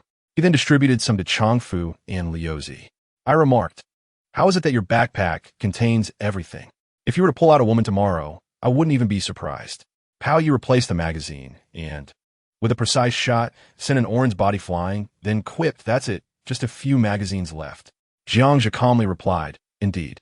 A deep, resounding roar echoed from the entrance. Illuminated by the flickering campfire, a towering Orin, nearly 2 meters tall and remarkably muscular, slowly entered, wearing a safety helmet. The surrounding Orin ceased their attacks upon hearing the roar. Thud, thud, thud. The imposing Orin brandished a solid steel rod over 1 meter long in his right hand and a triangular shield fashioned from cut steel in his left, steadily advancing towards the oil tanker. The panicking Orin formed a circle, clearing a path for him. Observing the formidable Orin, Jiangzhe wiped the blood from his blade. It was evident that this Orin group had established its own leader. Orin were not devoid of intelligence. On the contrary, their cognitive abilities were quite commendable, capable of uttering simple words. They utilized rudimentary tools and favored communal living. Each Orin group gradually developed a leader. In a past life, Jiangzhe had heard tales of a leader commanding hundreds of thousands of Orin, possessing immense strength. The structure of the Orin community resembled that of humanity's early tribal era. The Orin leader halted, gazing up at Jiangzhe atop the oil tanker. He suddenly opened his mouth wide, straining to shout a single word, "Die." Between his jagged, triangular teeth, glistening red flesh was visible, along with the incessant drool and mucus spewing forth. This was a display of defiance, and Jiangzhe was unaccustomed to such foul behavior. Get lost," Jiangzhe bellowed back at the Orin leader. This roar startled the Orin leader, who paused momentarily before swinging down his iron rod. "Roar!" The surrounding Orin leapt onto the tanker, emboldened and recklessly fearless. Pao Yi suddenly aimed for the Orin leader's head. Boom! Unexpectedly, the Orin had already raised his thick, palm-sized shield, and a flash of fire erupted. The steel plate warped under the immense force, and the Orin's feet left marks on the ground. Watch out! A steel rod, over a meter long, shot towards Pao Yi's chest like a bolt of lightning. Clang! In the dimly lit warehouse, a basketball-sized spark erupted. Fortunately, Jiangzhe reacted swiftly, using a dagger to deflect the steel rod. Pao Yi, take Liuzi and Dabing to the oil tanker. Hurry! Jiangzhe barked, his anger evident. Be careful. The three of them emptied a magazine of bullets and hurriedly dove into the oil tanker. With a clang, Jiangzhe deftly lifted the iron lid to shut it. The Orin leader swung his thigh and charged forward, taking 2 steps before bringing his shield crashing down towards Jiangzhe's head. What the hell? Do you know what an aimbot is? With that, Jiangzhe extended his palm, seemingly attempting to block the impending shield. 2 meters, 1 meter, 1 foot. The distance between Jiangzhe's palm and the shield diminished. Suddenly, the entire space before Jiangzhe darkened. A steel ingot, over 4 meters in diameter, materialized in the air and then plummeted rapidly, engulfing the Orin leader's form. Boom! The earth-shattering sound rendered the warehouse silent. The surrounding Orin were equally startled. The colossal steel ingot vanished, leaving a nearly 1 meter deep crater in the hardened concrete floor. Jiangzhe leaped from the tanker, retracting the steel ingot into his dimensional space. At the bottom of the crater, the Orin leader and over 20 Orin were crushed into a vague mass of flesh and blood. A steel ingot weighing several tons fell from nearly 4 meters above. The tremendous kinetic energy would be insurmountable even for the strongest of humans. The remaining hundreds of Orin, armed with weapons, looked on helplessly at Jiangzhe until he drew his dagger. Roar! The Orin surged with newfound fury, encircling Jiangzhe. Under the influence of the gene virus, the physical prowess of the Orin rendered each one a template of superhuman capabilities. Data suggests that these beings possess 3 to 4 times the strength and speed of ordinary humans, comparable to first-tier physical extraordinary beings. More importantly, they were undeterred by the cold. With a thud, Jiangzhe kicked an Orin aside, twirling his dagger. Today he had been outmaneuvered by that Yu, and pent-up frustration compelled him to vent on these Orin. Come on, today I shall send you to the afterlife, Jiangzhe shouted as he charged forward against the Orin. Swish! An Orin wielding a wooden stick wrapped in barbed wire had his arm severed by Jiangzhe's dagger. Just as Jiangzhe aimed to decapitate the Orin, he heard a series of low, rapid thuds behind him. The sound of rushing wind filled the air, and Jiangzhe's expression shifted to alarm. The threat behind him was no Orin. Before he could react, he caught a glimpse of white rushing towards him. A dozen Orin were sent soaring through the air. The enemy's speed was too great to evade. Damn it! Jiangzhe shouted as he swung his dagger behind him. Swish! Boom! An overwhelming force struck him, and he felt as though he had been collided with by a truck traveling at 100 kilometers per hour. Thud, thud, thud. His body flew forward like a cannonball, toppling the 10 or so Orin in his path. Damn, why am I so unlucky today? Jiangzhe gritted his teeth against the pain in his chest, rolling to avoid a steel pipe that an Orin had hurled at him, swiftly severing the Orin's calf with his dagger. Roar, roar, roar. It was only then that Jiangzhe realized 2 white-skinned beings were ruthlessly slaughtering the remaining Orin in the warehouse. Although the Orin were fierce and unyielding, they stood no chance against the overwhelming weight and speed of the white-skinned adversaries, much like humans facing insurmountable odds. One Orin, clad in an electric net uniform, leaped high with an axe, striking at the head of a white-skinned creature. Screech! The white-skinned being roared in pain, having felt the blow, and lunged at the Orin. Crack! It sank its jaws into the Orin's head, crushing it with ease. The white-skinned creature's steel teeth, sharp claws, and tentacles claimed the life of each Orin with every strike. Coughing, Jiangzhe struggled to rise, seizing the opportunity amidst the chaos between the Orin and the white-skinned beings to slowly retreat. In this vast, unobstructed warehouse, Jiangzhe lacked confidence in delivering a fatal blow to the 2 white-skinned beings. Ultimately, after the Orin had lost dozens of their number, they recognized their inability to contend with the white-skinned foes, and the remaining 30 or so fled, howling as they rushed for the exit. One of the white-skinned beings pursued them.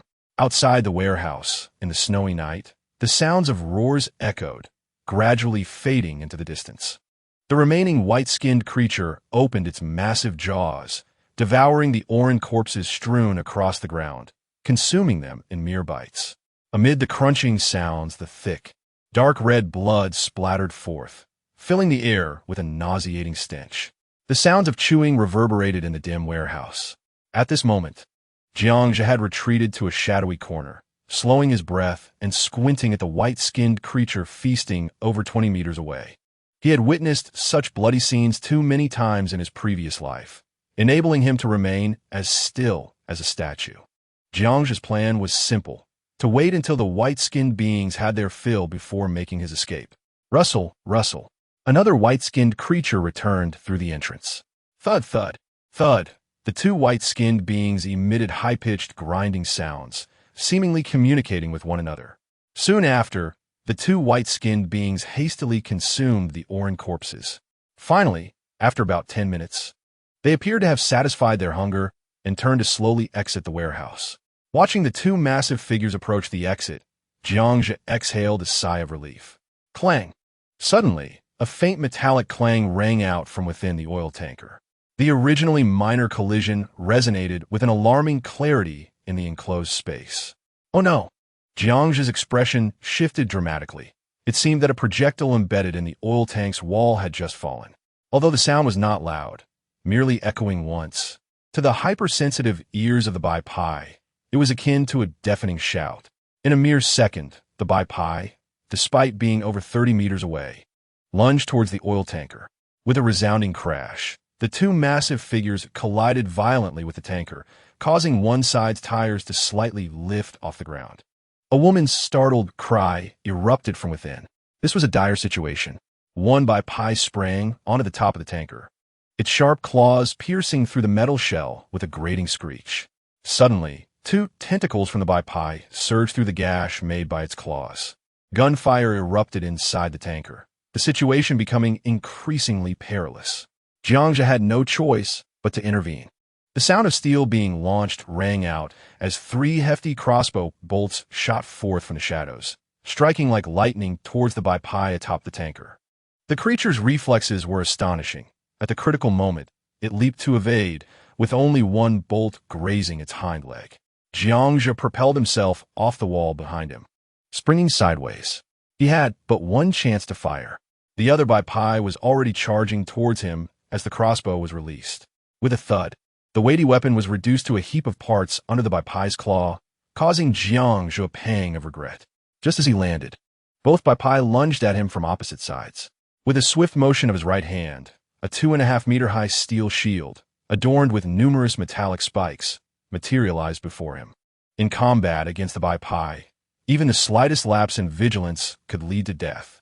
Suddenly, a noise erupted from above Jiang's head. Without a moment's thought, the shield vanished, and he leaped forward. Large chunks of debris rained down. The two Bai Pai had scaled the wall like gigantic geckos, their limbs gripping the surface with tenacity. As Jiang sprang up, another crossbow appeared before him. The Bai Pai on the wall began to shift their bodies slowly, emitting low growls towards him.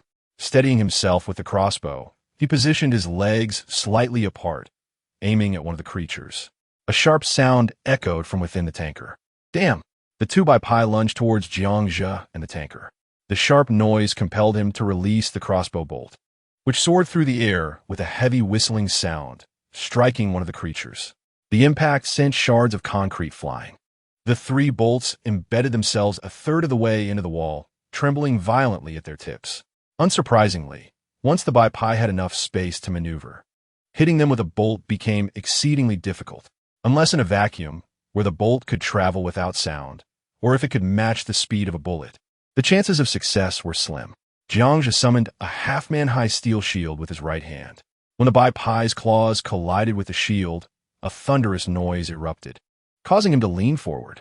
Despite possessing 6 times the strength of an ordinary person, He was still pushed back over 2 meters by the sheer force transmitted through the shield. The other Bai had once again lunged at the tanker, its tentacles striking down fiercely towards the tank. Jiangzhe hurled his knife, transforming it into a crescent moon aimed at the Bai. The sound of his shoes scraping against the ground was piercing. He charged towards the Bai, while the sound of the other Bai's pursuit echoed behind him. Suddenly, the spiked shield appeared again, and without hesitation, the pursuing Bai leapt over the more than 2-meter-high shield. In that instant, a space blade, gleaming like moonlight, shot up from behind the shield at lightning speed. It was a trap. The blade sliced through the Bai's abdomen, a half-meter-long gash erupting with dark purple blood. The creature staggered upon landing, letting out a pained roar. Its tentacles wrapped around its midsection, yanking out a mass of exposed entrails and devouring it voraciously. Jiangzhe could not help but flinch, marveling at the creature's tenacity despite having witnessed such scenes before. The two Bai flanked Jiangzhe, aware that this man was not to be trifled with, and refrained from attacking immediately. Their grotesque heads gaped wide, emitting a grinding sound. Jiangzhe gently swung the space blade in his right hand, noting that the injured Bai appeared fierce, though its wound hindered its movement. A change of battlefield was imperative. Otherwise, should the two Bai attack the tanker, no one inside would survive. With this thought racing through his mind, Jiangzhe began to retreat slowly towards the hangar door. The two Bai, sensing his movement, let out low growls and followed suit. In a flash, Jiangzhe turned, sprinting like a cheetah into the vast snowy expanse outside. The two Bai growled as they pursued him. 250 meters away stood a 20-meter-high, slender airport control tower. Jiangzhe surged towards the tower, summoning every ounce of strength since his rebirth. The deep snow could not impede his speed. In the blink of an eye, he had covered nearly half the distance. Behind him, the Bai's massive form kicked up a snowstorm, intent on engulfing his fleeting shadow. Continuing this way, he would inevitably be caught. A sudden thought struck him, and a grenade launcher materialized in Jiangzhe's grasp. Unlike lightweight models, this was a heavy grenade launcher, boasting more ammunition and a longer barrel. He pivoted, kneeling on one knee, and aimed the 35mm muzzle at the rapidly approaching Bai. A series of muffled gunshots reverberated through the night sky, accompanied by bursts of flame from the muzzle. Jiangzhe fired at a rate akin to that of an assault rifle. His body remained steady, seemingly unaffected by the powerful recoil of the grenade launcher. It was a feat that ordinary soldiers could scarcely achieve, as the force alone would dislocate their shoulders. In the air, an explosion erupted. The Bai's massive form was sent flying by the explosive round. Without a glance back, Jiangzhe turned and sprinted towards the tower once more. Meanwhile, the injured Bai lagged behind, its speed significantly reduced. Jiangzhe ducked into the first floor of the tower, arriving at the elevator. With a creaking sound, he pried open the halted elevator doors and peered inside. The shaft led straight to the top floor, but the elevator had descended to the basement due to a power outage. With a swift motion, he wielded the space blade, severing the thick steel cable. At that moment, Jiangzhe inhaled deeply, turning his gaze towards the approaching Bai. The creature that had been blasted by the grenade launcher was charred, with gaping wounds oozing nearly black blood. "Come here." Jiangzhe extended his middle finger at the foremost Bai before diving into the elevator shaft. The space blade effortlessly embedded itself into the shaft's wall as Jiangzhe climbed rapidly to the top floor, akin to a gecko. The Bai's massive form barreled through the wall and into the elevator shaft, pursuing him without hesitation. Watching the Bai scrunch up below and scramble upward, Jiangzhe couldn't help but smile. This was the most fortuitous encounter. With a sudden extension of his right hand, a solid steel rod, 2 meters in diameter and 3 meters long, materialized in the air, nearly filling the entire elevator shaft. It hurtled downward toward the Bai. The creature, sensing the imminent danger, emitted an urgent growl. From a height of over 20 meters, the hefty alloy steel rod descended with tremendous force upon Bai's head, causing the entire tower to tremble slightly. In an instant, Bai vanished from sight. Jiangzhe exhaled a breath of pent-up tension. Outside, only the last injured Bai remained, now a mere shadow of its former self. With a creak, Jiangzhe Pride opened the elevator door and slipped inside.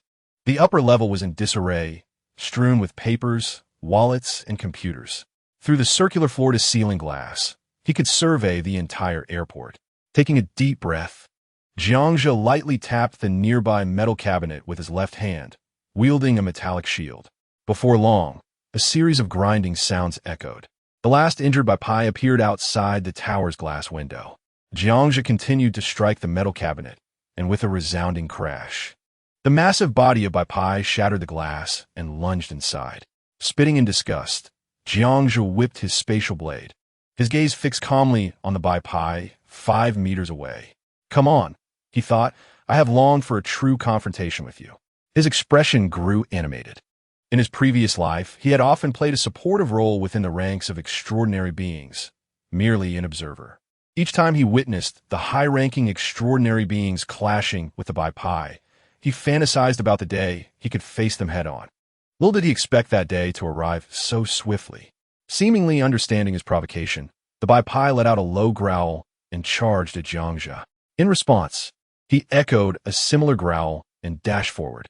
Before they could meet, the Bai Pai's lengthy tentacles struck out like venomous serpents from either side. Having battled these creatures for years, Jiangzhe was intimately familiar with their attack patterns. With a thunderous clash, he braced against the numbing sensation in his left hand, accelerating his movements. The spatial blade in his right hand sliced through the air, severing one tentacle. The Bai Pai emitted a piercing roar, and Jiangzhe's blade aimed for its hind leg. The creature attempted to leap, but crashed against the ceiling, momentarily halted, and a torrent of dark purple blood gushed from its rear leg. In agony, the Bai Pai flailed its remaining tentacles. Suddenly, a brilliant burst of light erupted from Jiangzhe's shield, causing the Bai Pai to instinctively turn its head. Seizing the opportunity, Jiangzhe propelled himself off the wall and leapt above the Bai Pai. "Di!" he shouted, plunging the spatial blade downward with ferocity. "T'inquanta, principa!" Jiangzhe laughed heartily, reveling in the sight of the fallen Bai Pai. After 5 years in a refuge, his earnest dedication had earned him a place in the hunting squad as a logistics officer. He had managed the watch, laundry, and meals. At last, 4 arduous years culminated in a chance to become an extraordinary being, yet he was assigned an undesirable spatial core elixir. A first-tier spatial extraordinary could create a 5-square-meter dimensional space, making them the ideal support on the battlefield. Thus, despite becoming an extraordinary being, Jiangzhe's primary function was to transport supplies, a beloved figure in logistics, always ready to assist. Regrettably, he never reached the second awakening before his hunting squad was annihilated by the Bai Pai, returning in his rebirth, while most remained oblivious to the core. He could now confront the Bai Pai directly. What could bring greater joy than this? Jiangzhe felt there was nothing. He carried an abundance of resources and possessed a rapid upgrade ability. In this lifetime, he would no longer need to rely on others or live in trepidation. 20 minutes later, Jiangzhe trudged back to the hangar against the swirling snow. By the oil tanker, he heard the voice of Pao Yi. "It's me." Upon seeing Jiangzhe return, a group of people sighed in relief, emerging from the tanker. The ground was littered with the corpses of subhumans and deep craters. Many stared in shock at the scene. Inside the tanker, they had heard the sounds of battle, not anticipating the ferocity of the conflict. After an unexpected turn of events, "Wife!" Chao Wang's whispered lament caught Jiangzhe's attention. He then noticed Chao Wang kneeling beside the oil tanker, cradling his wife, who lay lifeless with a fist-sized wound in her chest. Chao Wang was drenched in blood. Earlier, in the tanker, his wife had shielded their child from the creature's tentacle, but the child was also lost. Pao Yi, witnessing the tragedy, sighed and explained. Jiangzhe shook his head, gently patting the head of the little girl beside him. Choosing silence, the surrounding girls remained quiet, no longer in a state of panic as they had been the first time. No one shed tears. They had grown accustomed and numb to such sights. The skylight of the helicopter hangar was shattered, with snowflakes cascading inside. It was no longer safe to remain there. Under Jiangzhe's direction, the group relocated to another hangar. The campfire roared back to life. Jiangzhe refrained from seeking a place to consume the core. The appearance of subhumans and Bai Pai made the airport unsafe. If another Bai Pai or subhuman were to appear at a critical moment, Pao, the little girl, and Du Shui would likely not survive. In the midst of the bustling activity, Alan and a few girls prepared a pot of sweet soup. The group gathered around the fire, some lost in thought, others chatting. Chao Wang laid his wife and child in the crater created by the earlier chaos, sparing the need to dig a grave. Tonight, what exactly was that creature? Du Shui inquired after a moment of silence. Jiangzhi exhaled a puff of smoke. The Bai Pai, a beast that surged from the sea, kills with ease. Meanwhile, Pao Yi and Lu Zi open up about the battle in Nanjiang, recounting the harrowing events to Du Shui and the others. Upon hearing the tales of Bai Pai's slaughter at Nanjiang, expressions of shock spread across Du Shui and her companions' faces. The subhumans were already terrifying, but to think there were even more formidable Bai Pai. Is there still a way for us to survive? A girl sighed in despair. As one of the foremost military powers on Blue Star, Daxia had been unable to withstand the onslaught of the Bai Pai. One could only imagine the terror they instilled. Finally, Du Shui could no longer resist glancing at Jiangzhi, who was lost in contemplation. How did you manage to kill those Bai Pai? From the descriptions of Changfu and the others, she was both terrified of the Bai Pai's might and astonished by Jiangzhi's strength. Jiangzhi nodded at his dagger. It can be done with a blade. The Bai Pai are powerful, but they are not invincible. How can one kill them with a knife? Du Sui eagerly pressed Francis. There is a weak point beneath their neck. You can stab through there, but first you must make the Bai Pai pause. Listening to Jiangzhi's words, Du Shui straightened her posture, her expression filled with indignation. That's like saying nothing. Will the Bai Pai just stop on its own? No, unless it is about to consume you, Jiangzhi replied coolly. Little girl chuckled softly at Du Shui's plight. Suddenly, Du Shui stood up and bowed deeply to Jiangzhi. Jiangzhi, I wish to be your apprentice and learn how to kill those monsters. Very well. What will you offer in exchange? Jiangzhi flicked the ash from his cigarette. I can fly planes for free, Du Shui suggested after a moment's thought. Not sufficient, Jiangzhi shook his head. I have yet to repay the life I saved. Flying planes does not count. I can help with laundry, socks, anything you need, she insisted. Not acceptable. Xiaomi suddenly stood up, exclaiming, Sister, you cannot take away my opportunity. Everyone looked at Jiangzhi with peculiar expressions. In an exchange of glances, an insidious halo was subtly placed atop his head. Cultivation? Du Shui gazed at Xiaomi with a sinister glare, and the word flashed through her mind. Subsequently, her gaze flicked towards Alan, who was leaning against Lu Zi. Her complexion fluctuated between red and pale. What did she have left? Clearly, apart from her body, there was nothing else to offer. Selfish and ruthless. With a heavy heart, Du Shui dropped those 4 words and sat down. Brother is not that kind of person. He even saved the Duke. Xiaomi seemed to be at odds with Du Shui, her small mouth unwilling to relent. Du Shui glared at Xiaomi in indignation. Can you speak? Are you implying that I am worth less than a dog? Jiangzhi ignored the others and took out a map of Xia, scrutinizing it closely. Du Shui leaned over, asking, Where exactly are we going? Here. Jiangzhi pointed to a spot on the map, which was circled but unnamed. This place was so obscure it did not even have a name. Where is this? It seems not far from Shenyang City, Du Shui remarked, gesturing at the map. Jiangzhi folded the map and turned to look at Chao Wang and the others beside him. Since we have survived, I offer you 2 paths. 1, we part ways and seek our own fortunes. 2, you may follow me, but let me be clear, your lives and deaths will be determined by me. As his words fell, the faces of Chao Wang and the others turned pale, their gazes dropping as they pondered their options.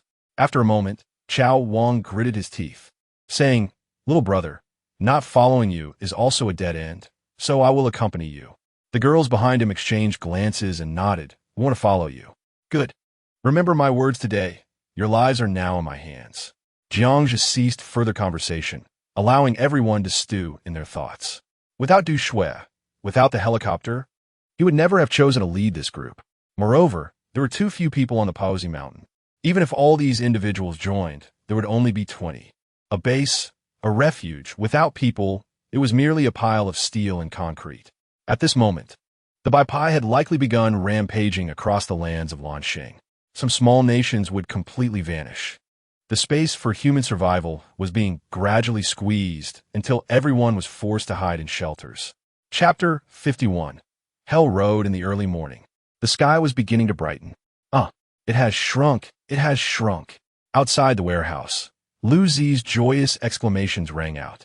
The surrounding people turned to look at the doorway, and after a brief moment of astonishment, they rushed towards it with a cheer. It really has shrunk. The snow is finally stopping. The girls jumped up in delight. The once enormous snowflakes in the sky had indeed thinned considerably, and the day was much brighter than before. Jiangzhe glanced at his watch. It was the 14th day of heavy snowfall. By tomorrow, the snow would completely cease, and the situation would worsen. 1-2, 1-2.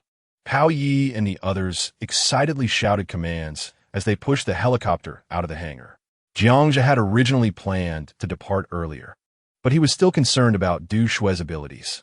He patiently waited until dawn before directing everyone to act. A clear space had already been cleared in front of the hangar. With everything prepared, Jiangzhe nodded towards Du Shui in the cockpit. Vroom, vroom, vroom. As the engines roared, the helicopter's rotor blades began to spin faster and faster. Large flakes of snow danced wildly in the powerful airflow. The entire group squeezed into the helicopter. Only Jiangzhe remained standing in the open space, vigilantly scanning the surroundings with binoculars. He did not wish to take off while Bai Pai was still aboard. After confirming that no anomalies surrounded them, Jiangzhe swiftly opened the co-pilot's door and jumped inside. Let's take off. At that moment, Du Shui wore a serious expression, nodding before slowly pulling the helicopter's control stick. The aircraft began to sway left and right. Bang! The landing gear struck the ground with a jolt. Cries of alarm erupted from the cabin. Come on. Can you do it? Xiang Qi snapped at Du Shui. In this frigid weather, takeoffs are already difficult. Aren't you supposed to be quite capable? Is this all the courage you have? While operating the aircraft, Du Shui did not forget to retort. Does having courage guarantee survival? Jiangzhe lowered his voice, knowing he could not disturb her at this moment. Heartless man.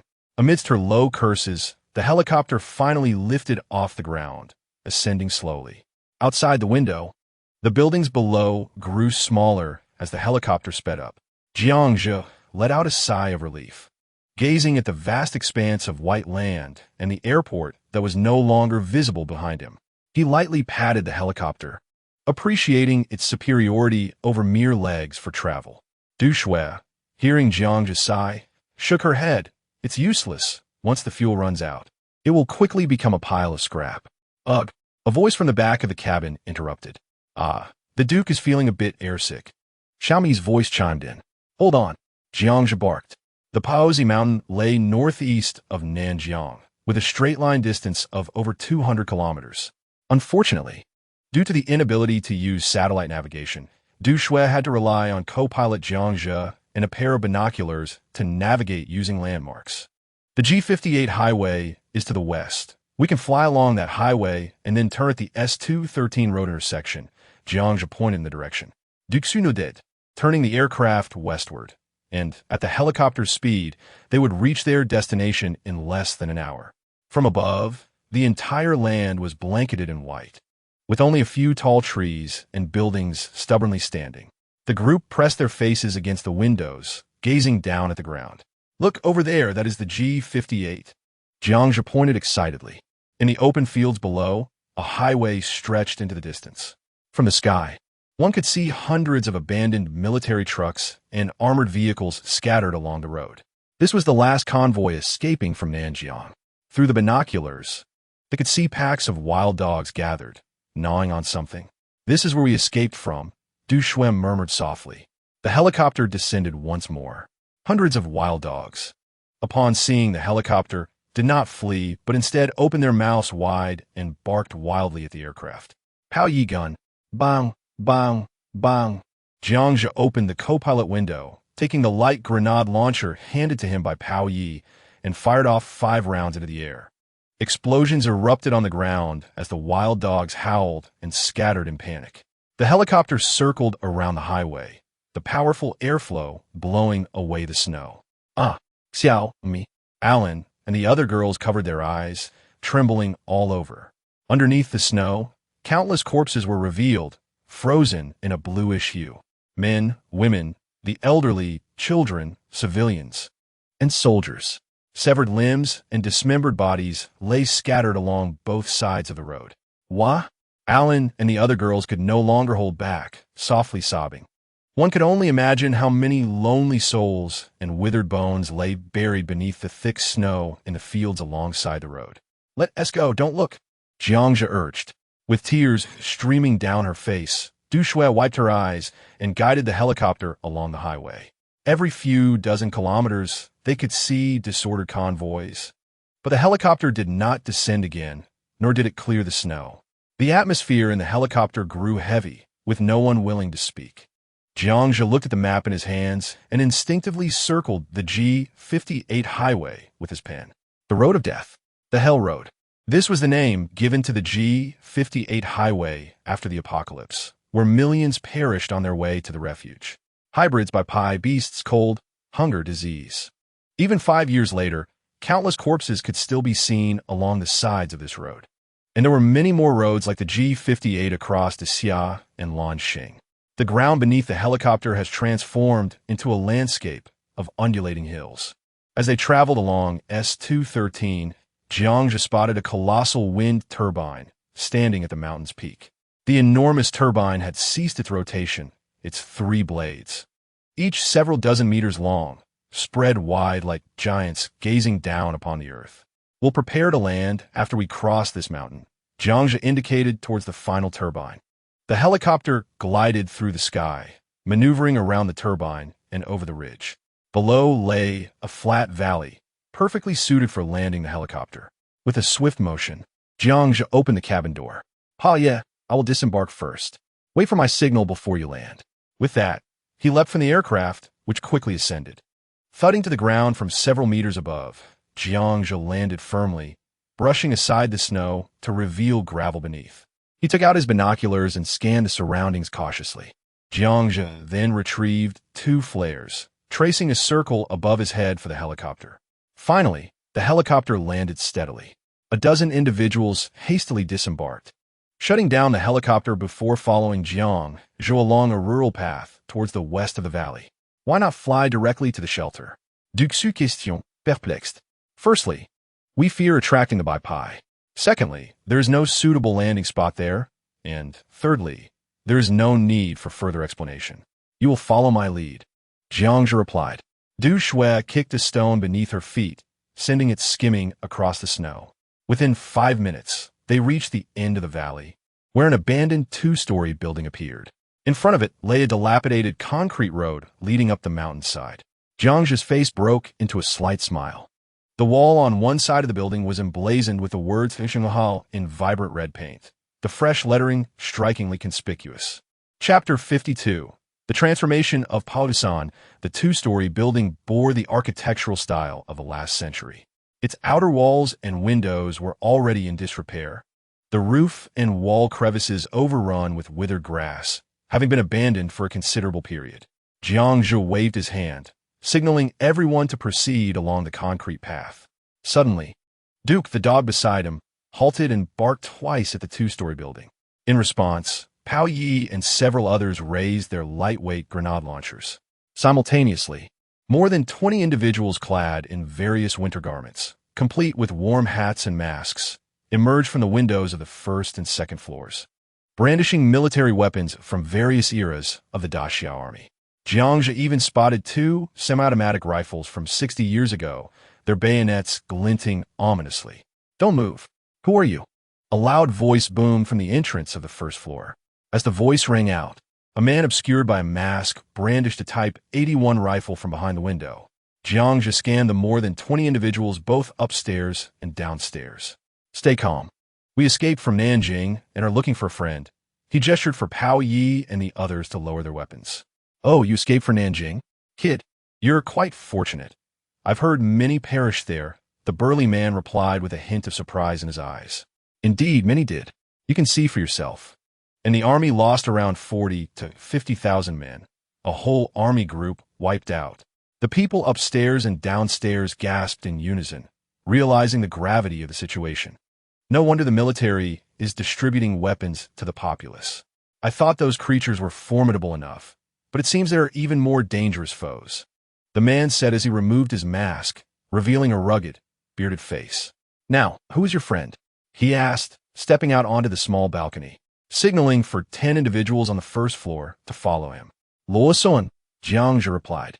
Luosun? Haha, so you're a friend of Luosun. How intriguing. Cool, me. I'm Wang Chun. I'll take you to the shelter. After instructing his subordinates, Wang Chun led a dozen individuals down the path into the mountains, leaving the remaining 10 at the base. Among the group, Jiangzhe subtly shook his head at Pao Yi and the others, signaling them to remain patient. The opposing group had enveloped them discreetly, clearly on high alert. Jiangzhe understood this reaction. It was natural for outsiders to be met with suspicion. However, the appearance of these survivors had exceeded his expectations. Luosung was Jiangzhe's closest friend before the apocalypse, his sole companion. Together, they had navigated the treacherous landscape of the end times, escaping from Nanjing and enduring countless hardships until they reached the shelter. Tragically, at the shelter, Luosung had been brutally slain by a transcendent being who severed his limbs, using him as bait to lure the Bai Pai. Regrettably, Jiangzhe had not had the chance to avenge him before he was reborn. 2 months prior, Jiangzhe had amassed over 3 million through various loans and had entrusted the majority of it to Wasun, urging him to stockpile resources and establish a shelter at Kavisan. Yet, given the current situation, it appeared that something had gone awry at the shelter. Contemplating this, Jiangzhe narrowed his eyes as he surveyed the individuals at the shelter. If Wasun had indeed met with misfortune, Jiangzhe would show no mercy to these people. The ascent was not as arduous as one might imagine. They traversed the distance in less than 10 minutes, arriving at the entrance of a wide, arched mine shaft, standing 5 meters high. Above the entrance, amidst withered vines, were several carved characters. The red paint on the 6 characters was already peeling. Brother, is this the shelter? The inquisitive Xiaomi asked, gazing up. It was understandable for her to be curious, as the place appeared rather shabby, hardly resembling a refuge. The others also regarded the cave with skepticism. Can this truly serve as a shelter? Pao Yi inquired, joining the conversation. There is no better place than this, Jiangzhe replied, eyeing the inscription above the mine entrance. Wang Chun chuckled. It seems Wasun has informed you of the situation here. Otherwise, how could you have found this place? As he spoke, he led the way into the cave. In the icy ruins of the apocalypse, the optimal shelters were those situated near volcanic craters, geothermal areas, or hot springs. The geothermal heat from beneath the earth provided better, living conditions for those seeking refuge. Haojisenwahao was originally an iron ore mine abandoned decades earlier due to rising underground water. However, this was of little importance. In the aftermath of the apocalypse, a hunting team had hidden here from the Bai Pai and discovered the mine's remarkable properties. Within the mine, they found not only hot spring water, but also abundant iron ore. When Haojisenwahao was uncovered, it attracted countless individuals from surrounding shelters. After 3 years of construction, it gradually evolved into the largest refuge in the area, boasting ample water resources and seclusion, a perfect sanctuary. As dozens of people entered the depths of the mine, the echoes of their footsteps reverberated through the cavern. The walls on either side were entwined with frozen vines, their yellow leaves scattered across the ground. A member of the shelter ignited a torch, illuminating the passageway for several meters ahead. After advancing another 10 meters, they encountered a thick iron door blocking the passage. The door featured a human-sized small entrance, firmly shut. Jiangzhe glanced back. The tunnel's entrance was not far, only about 30 meters away. Bang! Bang! Bang! Wang Chun pounded on the iron door. They're coming, they're coming. An observation hatch on the door opened, and upon seeing Wang Chun, the small door creaked open. Wang-gu, it's not time for a shift yet. A figure clad in a down jacket appeared. The man wrapped in a blanket stomped his feet and declared, someone has arrived, having escaped from Nanjing, looking for Luo Shun. I will take them to find Chang'e. The man who opened the door glanced curiously at Jiangzhe and his group.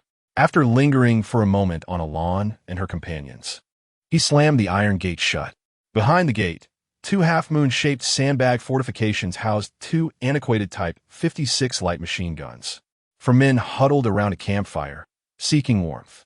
With a wave of his hand, Wang Chun ordered the people around the refuge to raise their weapons and aim at Jiang's team. I apologize, but those entering must first disarm before seeing Chang Ge, Wang Chun stated, directing his gaze at Jiang, recognizing him as the leader of the group. Where is Luo Shun? Jiang inquired, his brow furrowed. Luo Shun is of little consequence. He is a fool. If it weren't for him, the brothers would not have found this excellent hideout, jeered a man from the refuge. Enough, show some decorum, Wang Chun admonished, frowning to halt the laughter from his subordinates. Jiang fell silent for a moment, then suddenly smirked. You're right. He is indeed a fool. I must have a serious talk with him. With that, Jiang produced a dagger and handed it to Wang Chun. Chapter 53. This account must be settled reluctantly. The few men under Pao Ye's command surrendered their grenade launcher to the opposing faction. Within a mere 20 meters, they encountered a barrier constructed from thick steel rods, welded together. Behind it, heavy cotton curtains completely obscured the alleyway. Faint sounds of conversation emerged from within, seemingly from a considerable number of people. Wang Chun tugged at a rope attached to the wall, causing a clear, ringing sound to resonate. The heavy cotton curtains lifted, revealing a man in a cotton hat who looked on with interest. Oh, new arrivals. And a woman too, splendid. Upon seeing Du Shui and Alon, the man displayed a gleeful expression and promptly opened the small door in the barrier. Jiang followed Wang Chun inside, and the scene before him opened up, with a sudden warmth enveloping the space. A rectangular area, 10 meters high, 20 meters long, and 10 meters wide, emerged akin to a small plaza. Opposite the plaza was a dark alleyway. On either side of the small square were a series of compartments carved from the stone walls. On the walls, faded white slogans, painted many years ago, proclaimed, "Safety first, strive for progress." This place had likely originally served as a repair station for the mining crew and a resting area for personnel. Thick cotton curtains hung over each compartment. At the center of the small plaza blazed a towering campfire. A dozen young men and women gathered around 3 log tables next to the fire, engrossed in a game of mahjong. The ground beside the tables was littered with beer, liquor, soft drink bottles, and various refuse. Damn, today's luck is terrible. I'll watch a film later, a brash voice echoed from the crowd. As Wang Chun led Jiang Zhe and his companions closer, the players paused, rising to observe the newcomers. In a flash, a dozen men and women seized the rifles leaning against the tables. Only one man remained seated at the table, one foot perched on a stool, lighting a cigarette and tilting his chin. Wang Chun, what are they here for? The man, in his 30s with a buzz cut, narrow eyes, and a ruddy complexion, did not appear to belong to a post-apocalyptic world. Changgu, they have come looking for Luo Shun, having escaped from Nanjiang, Wang Chun replied, his hands at his sides. Oh, Changgu seemed intrigued and approached. Noticing Du Shui behind Jiangzhe, his eyebrows lifted in a smile. Nanjiang is quite far. I heard many perished on the journey. No one knows you have come here, right? Well, you can stay here from now on. Where is Luo Shun? Jiangzhe stepped forward calmly, confronting Chang Gu directly. Luo Shun? Chang Gu paused, taken aback by Jiangzhe's audacity. I do not keep idle people here. We are mining. With a click, Chang Gu drew a pistol from behind his waist, shaking the 92-style handgun mockingly. Wang Chun, lock them in the mine. If they don't mutate in 10 days. The men will work in the iron mines, and the women will cook and do laundry. No, I want a mine too. Du Shui shouted beside him, sensing the unmistakable desire in Chang Ji's eyes, an unabashed craving. Oh, Hyang Yi fuklid darkly. But brother would be heartbroken. Instead, why not watch a romantic film from Sakura Country and discuss life? Let others handle the hard labor. Just then, amidst the conversation, chaotic footsteps echoed from the alley opposite the plaza. More than 20 individuals, their clothes filthy and faces obscured, slowly emerged. Jiangzhe's gaze sharpened, fixating on one figure among them. It was Luo Shun. A group of people lined up at the pit's entrance. Dinner time. 2 middle-aged men from a nearby house lifted a pot of sticky food and a basket of flatbreads, distributing sustenance to the crowd. Luozi, Jiangzhe called out loudly. One man in the throng froze, slowly lifting his head, then unwrapping the filthy scarf from his face. Yang Dian. Luo Zi's lips trembled as he hoarsely called out. Staggering towards Jiangzhe, he grasped Jiangzhe's arm, his eyes gleaming with joy, guilt, and tears. Jiangpian, I thought you. So good to see you. Luo Zi, what happened? I gave you several million. How did you end up in such dire straits? Jiangzhe brushed the dust off Luo Zi's shoulders, slightly displeased. Luo Zi cast a furtive glance at Chang'e. I'll explain later. Ha ha ha. I wondered who had the foresight to stockpile resources in this godforsaken place. Turns out it was you, my friend. I owe you my thanks. At that moment, Chang'e swaggered over, glancing at Jiangzhe before breaking into a smug grin. Jiangzhe ignored Chang'e and focused on Luo Zi, placing his right hand on his shoulder. So, are you saying that all those resources they consumed were mine? Jiangzhe pointed to the bottles and trash strewn on the ground. Yes, Jiangpian, I'm sorry. I didn't expect things to turn out this way, Luo Zi admitted, guilt-ridden. All those resources had been purchased with Jiangzhe's money, only to benefit others. Even he himself was being driven to mine iron like a dog every day. Well, it is what it is. As long as we are alive, it's fortunate I arrived in time, or I might have had to hang you on the wall. Jiangzhe reflected, gazing at Luo Zi's grim face. Listen, don't be angry. I'm a man of conscience, not one to let you starve. From now on, you and Luo Shun will mine iron together. If you do well, I might reward you with a piece of meat that you can buy for yourself. Now, that'll be delicious. Chang'e laughed heartily, raising his gun in amusement. The surrounding men and women erupted in laughter. Jiangzhe then patted Luo Zi's shoulder, saying, Luo Zi, I will help you out later. You look like you're about to wither away. Sit down and rest. Luo Zi was taken aback, but found himself pressed to the ground by Jiangzhe's strong hand. Jiangzhe then turned to the others, Xiaomi, Pao Yi, Lu Zi, De Bing, calling each name before pausing momentarily. Kneel down, close your eyes. A stern command suddenly resonated throughout the small plaza. Chang'e's expression shifted abruptly. The atmosphere among the people in the refuge grew tense as they prepared to raise their weapons. With a clap, a large hand seized the gun that Chang'e had raised. In Chang'e's astonished gaze, Jiangzhe delivered a knee strike that shattered his rib. A 127mm heavy machine gun appeared in Jiangzhe's grasp, and with a rapid series of shots, bullets formed a crimson chain, sweeping through the surrounding men who had only just begun to react. Blood and dismembered limbs filled the air. A gruesome spectacle where even the cries of anguish could not be heard, and the sight of standing figures had vanished. The thunderous roar of the heavy machine gun ceased, a faint wisp of gunpowder wafting from the barrel. Silence enveloped the mine. Jiangzhe's hands returned to their unarmed state. Heaving, the assailant known as Liao Zi, upon witnessing the carnage, retched violently. Alan, prepare a meal for my friend. Cannon, keep watch over the remaining individuals. The sounds of footsteps echoed from the passage leading outside. Those stationed at the machine gun, alerted by the gunfire, rushed back. With a swift motion, Jiangzhe drew his knife and advanced 2 steps, lifting the curtain just as 4 armed men emerged. A flash of cold steel glinted ominously. One by one, their heads rolled to the ground. Jiangzhe methodically wiped the blade clean on the curtain, turning to reveal a chilling smile. Chang'e, having consumed so much of my provisions, I must settle the score. Chapter 54. Preserving Cultural Heritage. A half-hour later, a circle of individuals gathered around a campfire, Liaozi laboriously gnawing on a piece of meat the size of a human head. Just moments prior, an entire chain of 127mm bullets had been expended. In the pit, aside from Chang'e and Wang Chun, all who bore arms had been reduced to mere remnants. The air was thick with the stench of blood. The 20 or so miners, previously with Liaozi, were herded into a corner by Liaozi. The stewed meat, now a mush, quickly diminished under Liaozi's voracious appetite. Jiangzhe opened a can of cola and handed it over. Liaozi, in his eagerness, drank too hastily, causing the bubbles to erupt from his nostrils, splattering the nearby Duke who had been drooling in anticipation. Laughter erupted from Xiaomi at the scene. Liaozi rolled his eyes in exasperation, but eventually swallowed the morsel that had lodged in his throat. Liaozi, what's the situation with these individuals?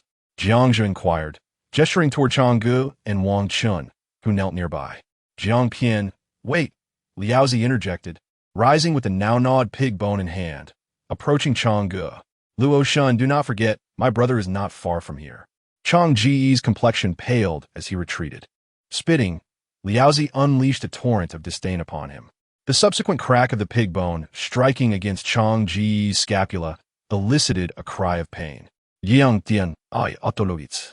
It was my drunken folly that led to this. These provisions were purchased with your funds. If you feel wronged, feel free to take your vengeance upon me. I will not hold it against you.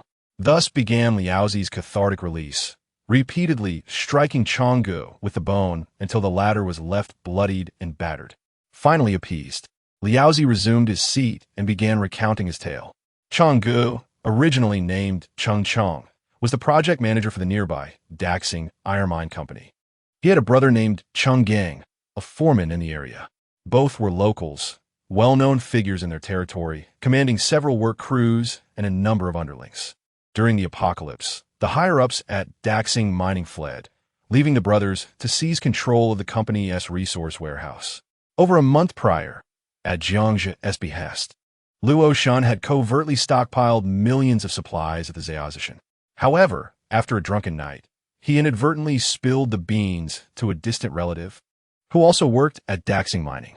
In a bid to curry favor with Cheng Chong, this relative disclosed Liaozi's stockpiling, prompting Cheng Chong to take action. Meanwhile, his brother Cheng Gang established himself as a local warlord at the Daxing mining site, 10 kilometers away. Jiang Pian, let us depart immediately. The nearest military refuge lies just over 50 kilometers away. Once we arrive, Cheng Gang will have little recourse. Liaozi expressed concern over Cheng Gang, who commanded a formidable force of over 100 well-armed men. Fear not, Luo Shun. With our leader present, even 200 more would pose no threat, Liaozi scoffed. Indeed, brother Luo Shun, Jiang'e is formidable. He single-handedly dispatched dozens of adversaries, Xiaomi affirmed earnestly. You just killed 4 with a single strike. When did you acquire such skills? Liaozi pondered aloud. The surrounding faces remained placid, and Liaozi began to trust their words. Yet, he was perplexed as to how Jiangzhe had suddenly become so formidable. Cough, cough. I have a penchant for fitness and watching combat techniques, Jiangzhe replied, clearing his throat. Liaozi, that cannot be right. Weren't you always preoccupied with those films? When did you take up knife training? Liaozi's remark elicited a flurry of glances from Du Shui and Alan, who exchanged subtle expressions. No, Liaozi, do not speak such nonsense.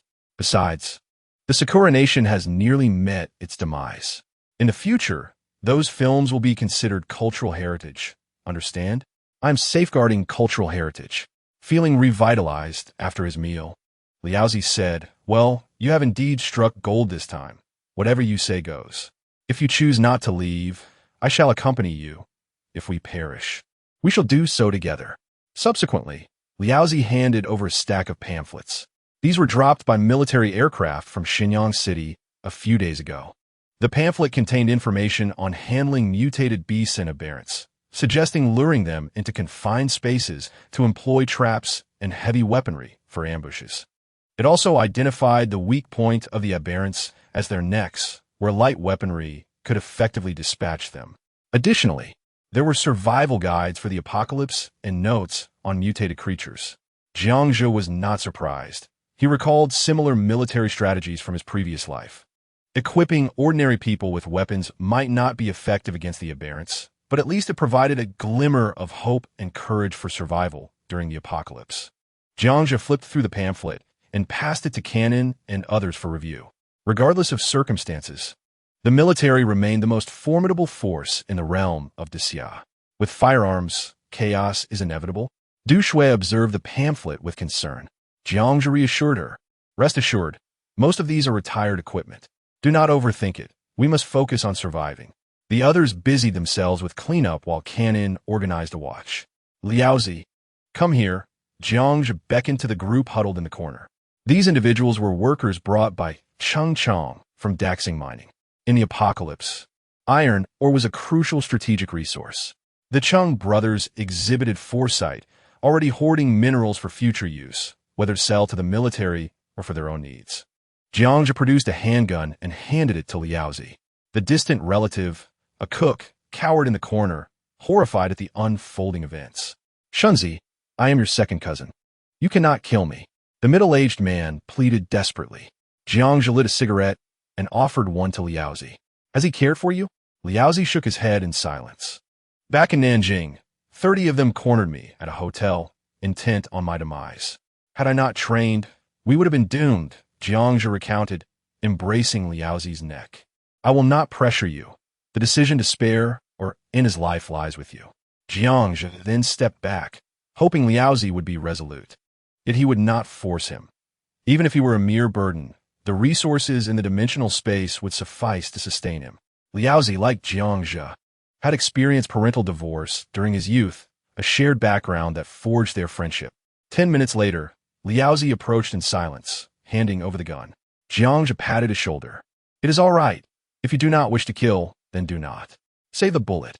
He cannot remain at the base. Provide him with a package of food, and he shall depart immediately. There are numerous refuge points nearby. Survival is not difficult. The donkey nodded. Jiang Pian, thank you. It is nothing. We are friends. No need for formality. Jiangzhi consoled with a smile. Thank you, little brother. Thank you, Shunzi. I promise I will not act foolishly again. Before long, the donkey's second cousin, overwhelmed with gratitude, was escorted out of the base with a food package in hand.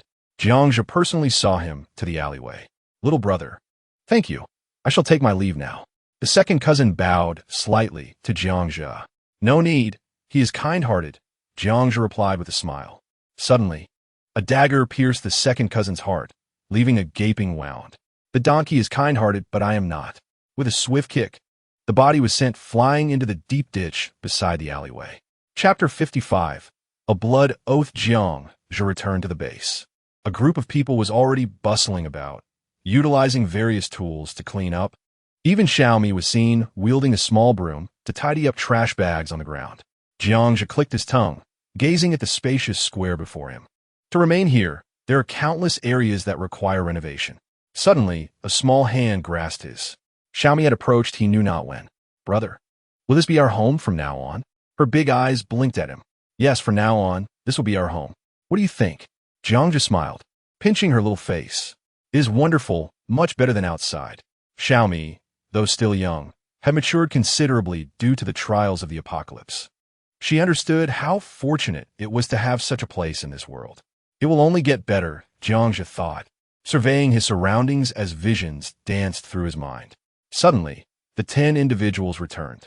The vigilant Pao Yi emerged from the alley. Jiangzhi glanced at Changgu and Wang Chun, huddled in a corner, and after a moment of contemplation, chuckled coldly. Well, having consumed so much of my provisions, it is time for repayment.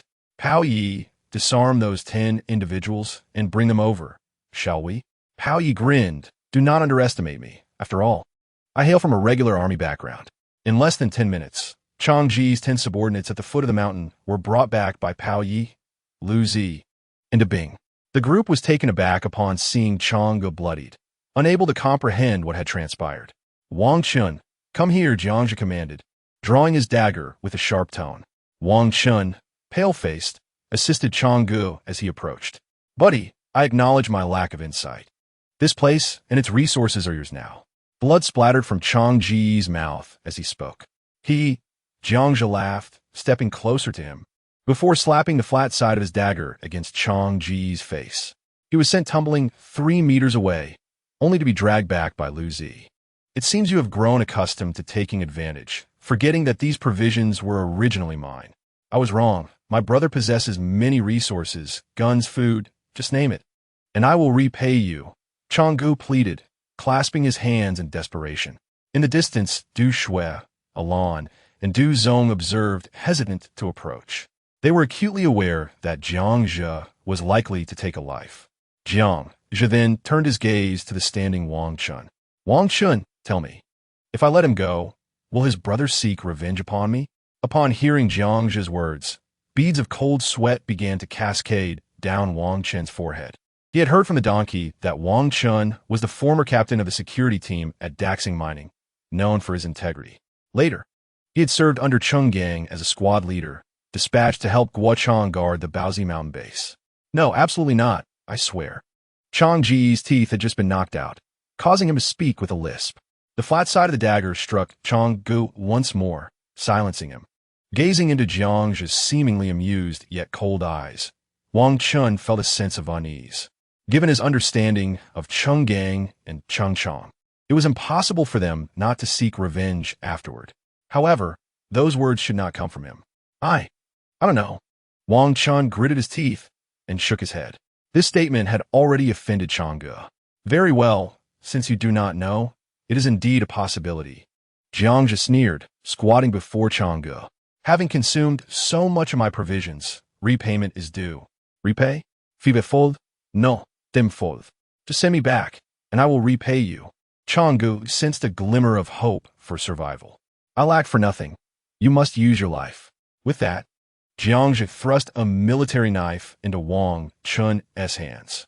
You 11, each take a stab, kill him, and you shall survive. This is your blood oath. The group stood dumbfounded.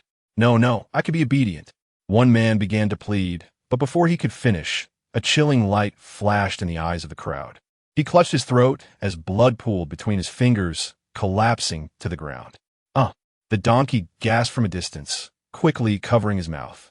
Once again, he witnessed the merciless nature of his so-called friend. Wang Chun, it is your turn, Jiangge remarked, seemingly having lost his patience, his gaze icy.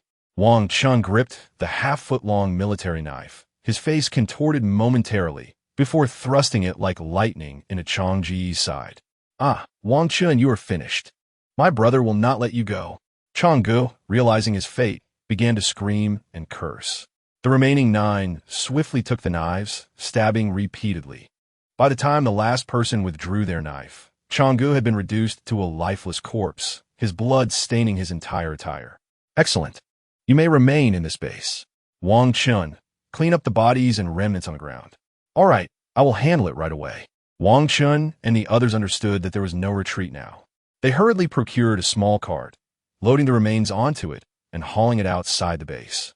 The entire base resumed its bustling activity. Those individuals cannot be trusted completely, Lu Zi and Pao Yi whispered as they approached. Yes, lock up the firearms. They will mine from now on, and no one is needed for external vigilance. The matter of Changge and Wang Chun had been resolved. Jiangge had initially contemplated eliminating Wang Chun and the rest, but he recognized the need for manpower in the future expansion of Baozi Mountain. For the time being, he chose to endure. Jiang Pian, the donkey, waved from afar. The two approached a room, pulling aside a curtain to reveal a storeroom filled with food. This was the largest storeroom within the entire cave. All provisions were categorized and neatly arranged on wooden shelves, allowing only a person to pass sideways. The storeroom was 6 meters wide, 4 meters high, and over 30 meters deep, completely filled. The inventory included water, instant noodles, flour, toilet paper, rice, salt, soy sauce, noodles, canned meat, and canned fruit, items with long shelf lives. You have listed far too many items. These were procured at factory prices by me personally from Shenyang City. Many factories have yet to settle their accounts. If the apocalypse had not arrived, we would have spent a lifetime delivering takeout without clearing the debts. The donkey excitedly pointed at the abundance of food, exclaiming, with such a food storeroom, the base is 2 more like it. Very well, with these provisions, it is sufficient for a while. You have worked hard. Jiangge nodded with a smile. However, in comparison to the resources within Jiangge's dimensional space, these items were but a drop in the ocean. The donkey's procurement of these supplies served merely as a facade. Hard work? It's just daily buying. You have quite the audacity. There are posts online claiming the apocalypse is approaching, yet you dare to purchase so much. Now it truly smells delightful, the donkey remarked, leaning his face against a bag of flour as if caressing a beloved. All right, from now on, you are responsible for guarding this food. Jiangge chuckled as he exited with the donkey. Have you not noticed? At this moment, Chao Wang approached and gestured around. What? The temperature here seems abnormally high. Chapter 56, Planning the Base.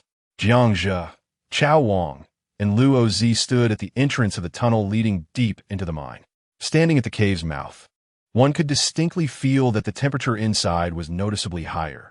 As he extended his hand, a wave of warmth surged forth. Hiss! Gaowan, Gao Jet Dao, touching the coarse stone ground. Suddenly, his expression shifted. Could it be that this is a volcanic vent? Jiangzhu ventured deeper into the cave. Do not worry. It is not a volcanic vent. We will find out what is happening soon. Under the flashlight's glow, the trio continued to delve into the tunnel. From this point, the entire passage began to incline, not steeply, but it was evident that it sloped towards the mountain's base. After walking over 40 meters, disordered rubble completely blocked the tunnel, with piles of sorted crimson iron or stacked beside it. The light illuminated the surrounding tunnel, revealing an even higher temperature. Chao Wang curiously touched the wall. Jiangzhi's gaze fell upon the cave wall, where a thin layer of dark green moss emitted a faint blue glow under the light. There are even plants here? Chao Wang exclaimed in astonishment. However, Luo Zi, seemingly carefree, remarked, "Isn't it normal for moss to grow here? We often relieve ourselves in corners, and those places grow even more abundantly." Jiangzhi cast a helpless glance at Luo Zi. "It seems we will need to set up a restroom here, otherwise this place will be uninhabitable." Luo Zi chuckled, "But we haven't had the time yet. Cheng Chong, that fool, doesn't seem to know how to improve sanitation." Jiangzhi reached out, plucking a piece of moss and tasting it. The familiar flavor reminded him of his previous life, where this type of dark green moss served as an essential source of vitamins for many refugee shelters. Below this collapsed mine pit, there should be a hot spring water vein. Once excavated, it would provide a continuous source of water and heat. "Let us head back now, Chao Wang. Inform everyone to convene a meeting." Returning to the small square in the pit, the original debris had already been cleared by Du Shui and a group of others. A circle of people gathered around a campfire while Jiangzhi took notes on a piece of paper. Wang Chun, accompanied by about 30 miners, had been ordered by Pao Yi to stay in a communal room. After a solid half hour, Jiangzhi finally set down his pen. "Come take a look." A crowd gathered, curiously examining the sketches on the paper. This was Jiangzhi's blueprint for the refuge. The plan had long been etched in his mind. Inspired by a refuge he had seen in his past life that was excellently designed, he sought to replicate it. First, the small square needed to be expanded by digging into the mountain. From the tunnel entrance to the square, a 15-meter-wide pit must be excavated. For the time being, this pit should be dug to a depth of 10 to 20 meters, with 3-meter-high iron spikes erected at the bottom. Hiss! Luzi gasped. "Jiangzhi, do we really need a 20-meter pit to deal with those subhumans?" The others, including Pao Yi, began to comprehend that Jiangzhi's intention was not solely to combat the subhumans. "Luo Zi, you haven't encountered the pale-skinned ones. Even this might not be enough to stop them." Subsequently, Jiangzhi's gaze turned to Chao Wang. "Chao Wang, it's your turn. You will direct Wang Chun and the others to clear the collapsed section of the mine. Continue digging down. Stop when you hit water." He circled a section on the drawing. Chao Wang appeared puzzled. "How do you know there's water down there?" "The water in iron ore mines is undrinkable. It can be deadly. Just dig. You'll understand once the water appears," Jiangzhi replied, setting down his pen. His gaze shifted to Du Shui. "You, along with Alon and the others, will be responsible for meals at the base for now. If you need anything, consult Luo Zi, as he will oversee the warehouse. Pao Yi, Lu Zi, and Bing, you are in charge of security at the base." Bang, bang, bang. Jiangzhi stomped on the ground. "From now on, this will be our sanctuary in the apocalypse. So, let us work swiftly and diligently. The more we accomplish, the greater our chances of survival." Everyone nodded solemnly. This matter pertained to the lives of each individual, and no one dared take it lightly. "But I have worked on construction teams before. A project of this magnitude would take at least a year to complete by hand," Chao Wang expressed, conflicted. "We will start. After I return, I will arrange for a batch of excavators and mining trucks for you." Hearing Jiangzhi's words, Luo Zi rushed over, asking, "Jiangzhi, are you leaving?" "Yes." Jiangzhi nodded. "There is something more pressing. They have consumed snowmelt water, and I need to find someone. Can I come along?" Luo Zi inquired. "Are you going to deliver supplies to the subhumans?" Jiangzhi retorted, displeased. Luo Zi, glancing at the expressions of those around him, chuckled sheepishly. "Jiangzhi, those subhumans are terrifying. I once saw them back in town. They're far more formidable than the zombies in movies." "Wait, How do you plan to handle them? ISNT, the military, unable to deal with them? Luo Zi finally grasped the critical issue. Their essay post about the apocalypse, but I need to find someone. Where to? Not far, Jiangzhe calmly replied. Zhangzi, du xu shili approached. What is it? Could you allow my brother to do something else? He has done much heavy work. Could he help me with cooking? Perhaps realizing her request was somewhat excessive, Du Shui lowered her head. What are you thinking? Not sending you to mine is already taking care of you, Jiangzhe coldly responded. Sister, even I have to wash socks, Xiaomi muttered before quickly running away. Unbeknownst to her, Xiaomi felt a sense of joy at seeing Du Shui's frustration and hid away, giggling. Jiangzhe surveyed the modest square, shaking his head in resignation. Every beginning is challenging. Within the dimensional space, there was an abundance of equipment, yet there were too few people available to utilize it. Moreover, the base required the installation of numerous facilities. As his thoughts wandered, he recalled Nanzhang's Zhou Qi. He wondered if that fellow was still alive. It was unfortunate that they had crossed paths too early. Chapter 57. The Feast of the New Home. Chao Wang was a versatile individual. Under his guidance, a pig was swiftly skinned and cleaned. Soon, the square was filled with the pungent odor of singed pig hair. Following Pao Ye's suggestion, it was indeed a fitting occasion to celebrate their new residence with a hearty meal. Jiangzhe was quite fond of this festive notion. Without further ado, he ventured outside the base to procure a pig, and dinner would consist of a pig slaughter dish in this post-apocalyptic world. Observing the bustling activity around him, Jiangzhe quietly slipped out of the Luo Zi mountain tunnel. Unbeknownst to him, after a day of toil, night had fully descended. The snowfall outside had lessened significantly.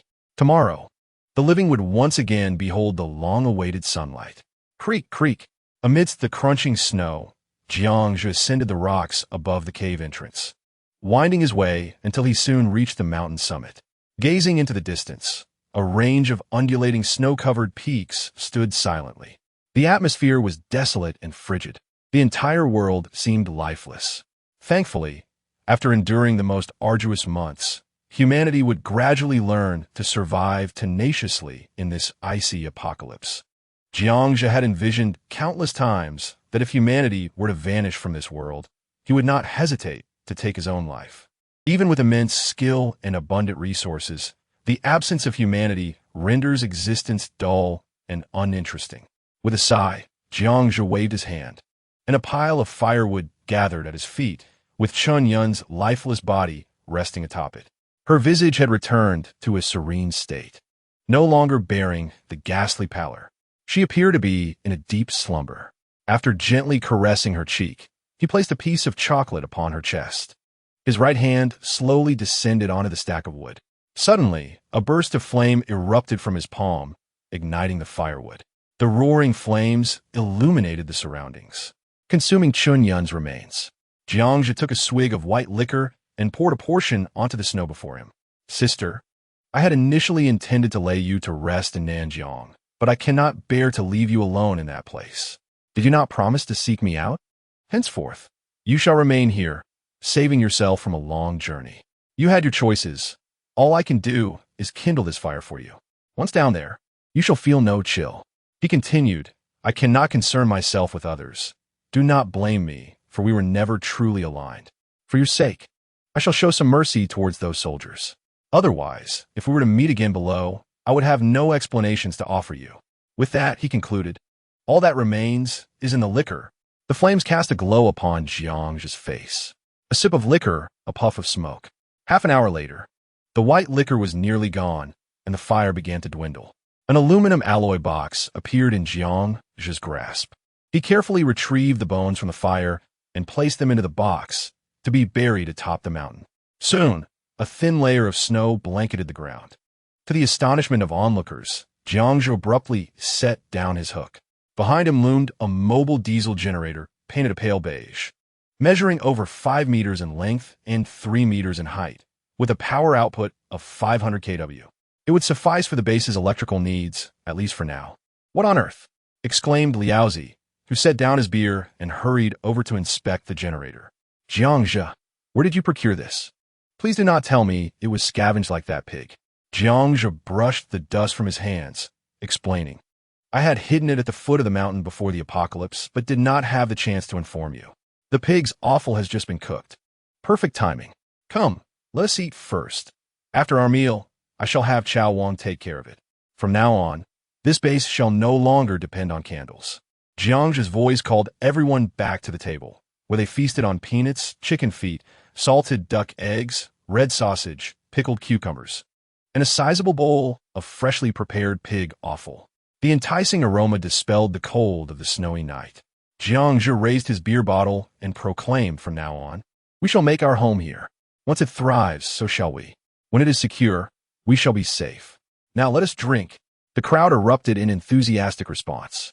As laughter filled the air, they indulged heartily. In this post-apocalyptic world, only the robust thrived while the weak perished. Before the end of days, individuals like Alan and Du Shui would have scarcely glanced at the pig offal, yet now they savored it greedily. "Brother Luo, come, eat more." A tall girl affectionately served Liaozi. The group shared knowing smiles. "Thank you, beautiful. Here, enjoy some pig kidney. It is quite nourishing," Liaozi replied, a tad bashful, as he offered her a piece of food in return. "Brother Luo, her name is Shan Shan." The tall girl chuckled, playfully tapping Liaozi's arm. Since arriving at the base, it was evident to everyone that Jiang and Liaozi shared a close bond. The girls refrained from flirting with Jiang due to his ominous aura, instead directing their attention towards Liaozi. In the world before the apocalypse, a girl like Shan Shan, with her charm, would not have given Liaozi a second glance. Now, it seemed that a mere glance from Liaozi could ignite a romance. "Brother, you've worked hard. Eat a bit more." Xiaomi leaned forward, offering Jiang a piece of rib with practiced ease. Liaozi widened his eyes in surprise. "Oh, Jiang, I see you have a penchant for nurturing. No wonder." "Nurture my foot," Jiang retorted, tossing a bone at Liaozi's head. The men at the table erupted in laughter. The atmosphere felt precious. There was food, shelter, and camaraderie. In this post-apocalyptic realm, could there be a better place? Everyone feasted and drank their fill before beginning to tidy the table. Chow Wang was already engrossed in studying the mobile generator, with Liaozi and Pao Yi assisting him. Soon, amidst the calls of the men, a wooden pole stood erect in the center of the small square, topped with an LED outdoor light. With a roar, Chow Wang excitedly pressed the ignition button. The generator rumbled to life, emitting a deep growl. The light at the top of the pole shone brightly, causing the girls to gasp in delight. This small electric light seemed to transport them back to a more civilized era. Wang Chun and over 30 members of the mining team dined on the remnants of Jiang's pig offal stew, accompanied by 3 cornmeal pancakes. Even with such humble fare, they expressed their gratitude repeatedly. The previous 20 or so individuals had fared no better, as Changgu had only provided them with a thin gruel with a pinch of salt. Wang Chen's group had been anxious about whether Jiang would mistreat them. However, witnessing the meal, they realized he bore no malice. Chow Wang and his companions continued their busy preparations, aiming to efficiently set up the base's lighting. It wasn't until after midnight that the hallways, warehouses, and bedrooms were finally connected to electricity. However, the generator was now idle, as using it solely for lighting was a significant waste. Its primary purpose was to power the entire water supply system of the base. Jiang's bedroom, naturally, was the former quarters of Changgu. It contained a spacious double bed, a desktop computer without internet access, and a sofa. In the corner, there were stacks of bottled water, instant noodles, and various canned snacks. The room was large, once used for storing mining equipment. But Jiang had since changed the sheets and covers. Liaozi stumbled in, swaying slightly. "Not sleeping?" Jiang offered him a cigarette. "I can't sleep tonight," Liaozi replied, shaking his head. Jiang chuckled as he lit it for him. "What's wrong? Feeling agitated? Why not seek out that Shan Shan? There's no shame in mutual affection." "Hey, I'm not foolish. If it weren't for this base and the food, would Shan Shan even glance my way? I want a genuine relationship, not something so direct," Liaozi confessed, appearing conflicted. "Come off it. In the past, when delivering takeout, how many girls were willing to genuinely connect with you?" Jiang teased. "Are you looking down on me? Do you not recall that girl from last year who was willing to marry me?" Liaozi retorted, growing agitated. "Nonsense. That was because she was already pregnant and wanted 30,000 in betrothal gifts. Had I not scolded you, you would still be a virgin thinking you were a father. Are you not feeling rather proud of yourself? Jiang jabbed back.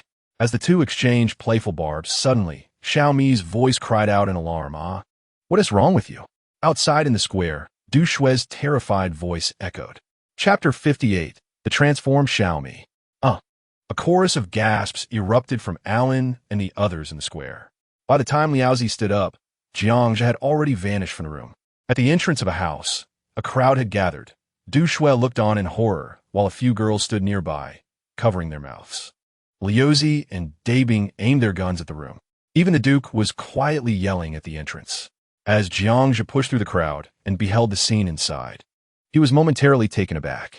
Xiaomi's once smooth face was now marred by dark, worm-like veins, her eyes reduced to pinpricks. Her mouth, now twice its size, continuously howled and lunged at the crowd, while her hands were bound to a rusted truck wheel hub beneath the bed. The fingers were tightly bound by a coarse rope, producing a series of sharp sounds. It was evident that the transformed Xiaomi now possessed strength surpassing that of many adults. Damn! Jiang couldn't help but strike the doorframe with force. Slowly approaching Xiaomi, he crouched beside her. With a series of thuds, Xiaomi, facing him, opened her mouth wide, revealing a set of jagged teeth, continuously attempting to lunge at him. Suddenly, he noticed a crumpled piece of paper clutched in her hand. Restraining Xiaomi, Jiang pried open her fingers and retrieved the paper, unfolding it. Brother, I love it here. I love being with you all, so I kept myself bound to avoid harming anyone. Before I met you, I drank snow water, and I was afraid to tell you, fearing you would abandon me. I want to stay with you forever, please. The handwriting was crooked and accompanied by pinion. With a swift motion, Jiang crumpled the paper tightly, pressing his lips together as he lowered his head.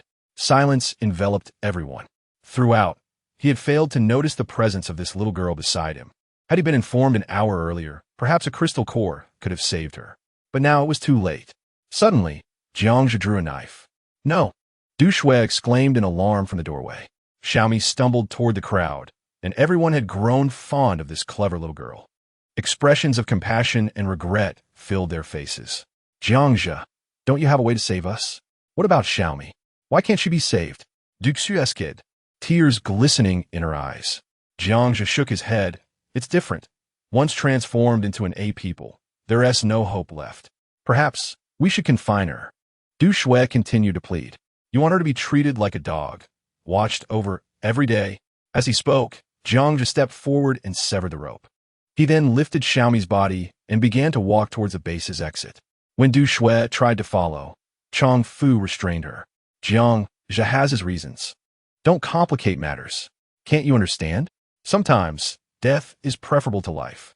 Chong Fu then turned to Lu Zi. If one day I also become an A person, you must use your gun. Your knife skills are lacking. I fear no pain. Everyone watched as Jiang disappeared into the alley. Outside the base, the snowfall had become sparse. Xiaomi struggled fiercely, but was held firmly in place by a powerful hand. Quietly observing her, Jiang raised the knife. The tension hung in the air as he hesitated. Suddenly, the ropes binding Xiaomi snapped. Jiang shouted, throwing Xiaomi several meters away. Get away from me. I never want to see you again, or I will kill you. Xiaomi's body left a trail in the snow as she rolled. As she attempted to charge back, she caught sight of Jiang holding the knife, her eyes locked on him. They exchanged silent gazes for several seconds before Xiaomi let out a low growl and swiftly ran down the mountain, disappearing into the endless expanse of snow. Jiang watched her vanish, exhaling deeply. He turned his wrist and swallowed a crystal core with a swig of liquor. A low growl echoed in the stillness of the mountainside. The snowfall ceased. Ding, ding, ding. The bell at the entrance rang, and the plaza of the Paizi mountain base erupted with Lu Zi's excited shouts. Is it true? Really? Chong Fu and Bing rushed into the alley without their hats.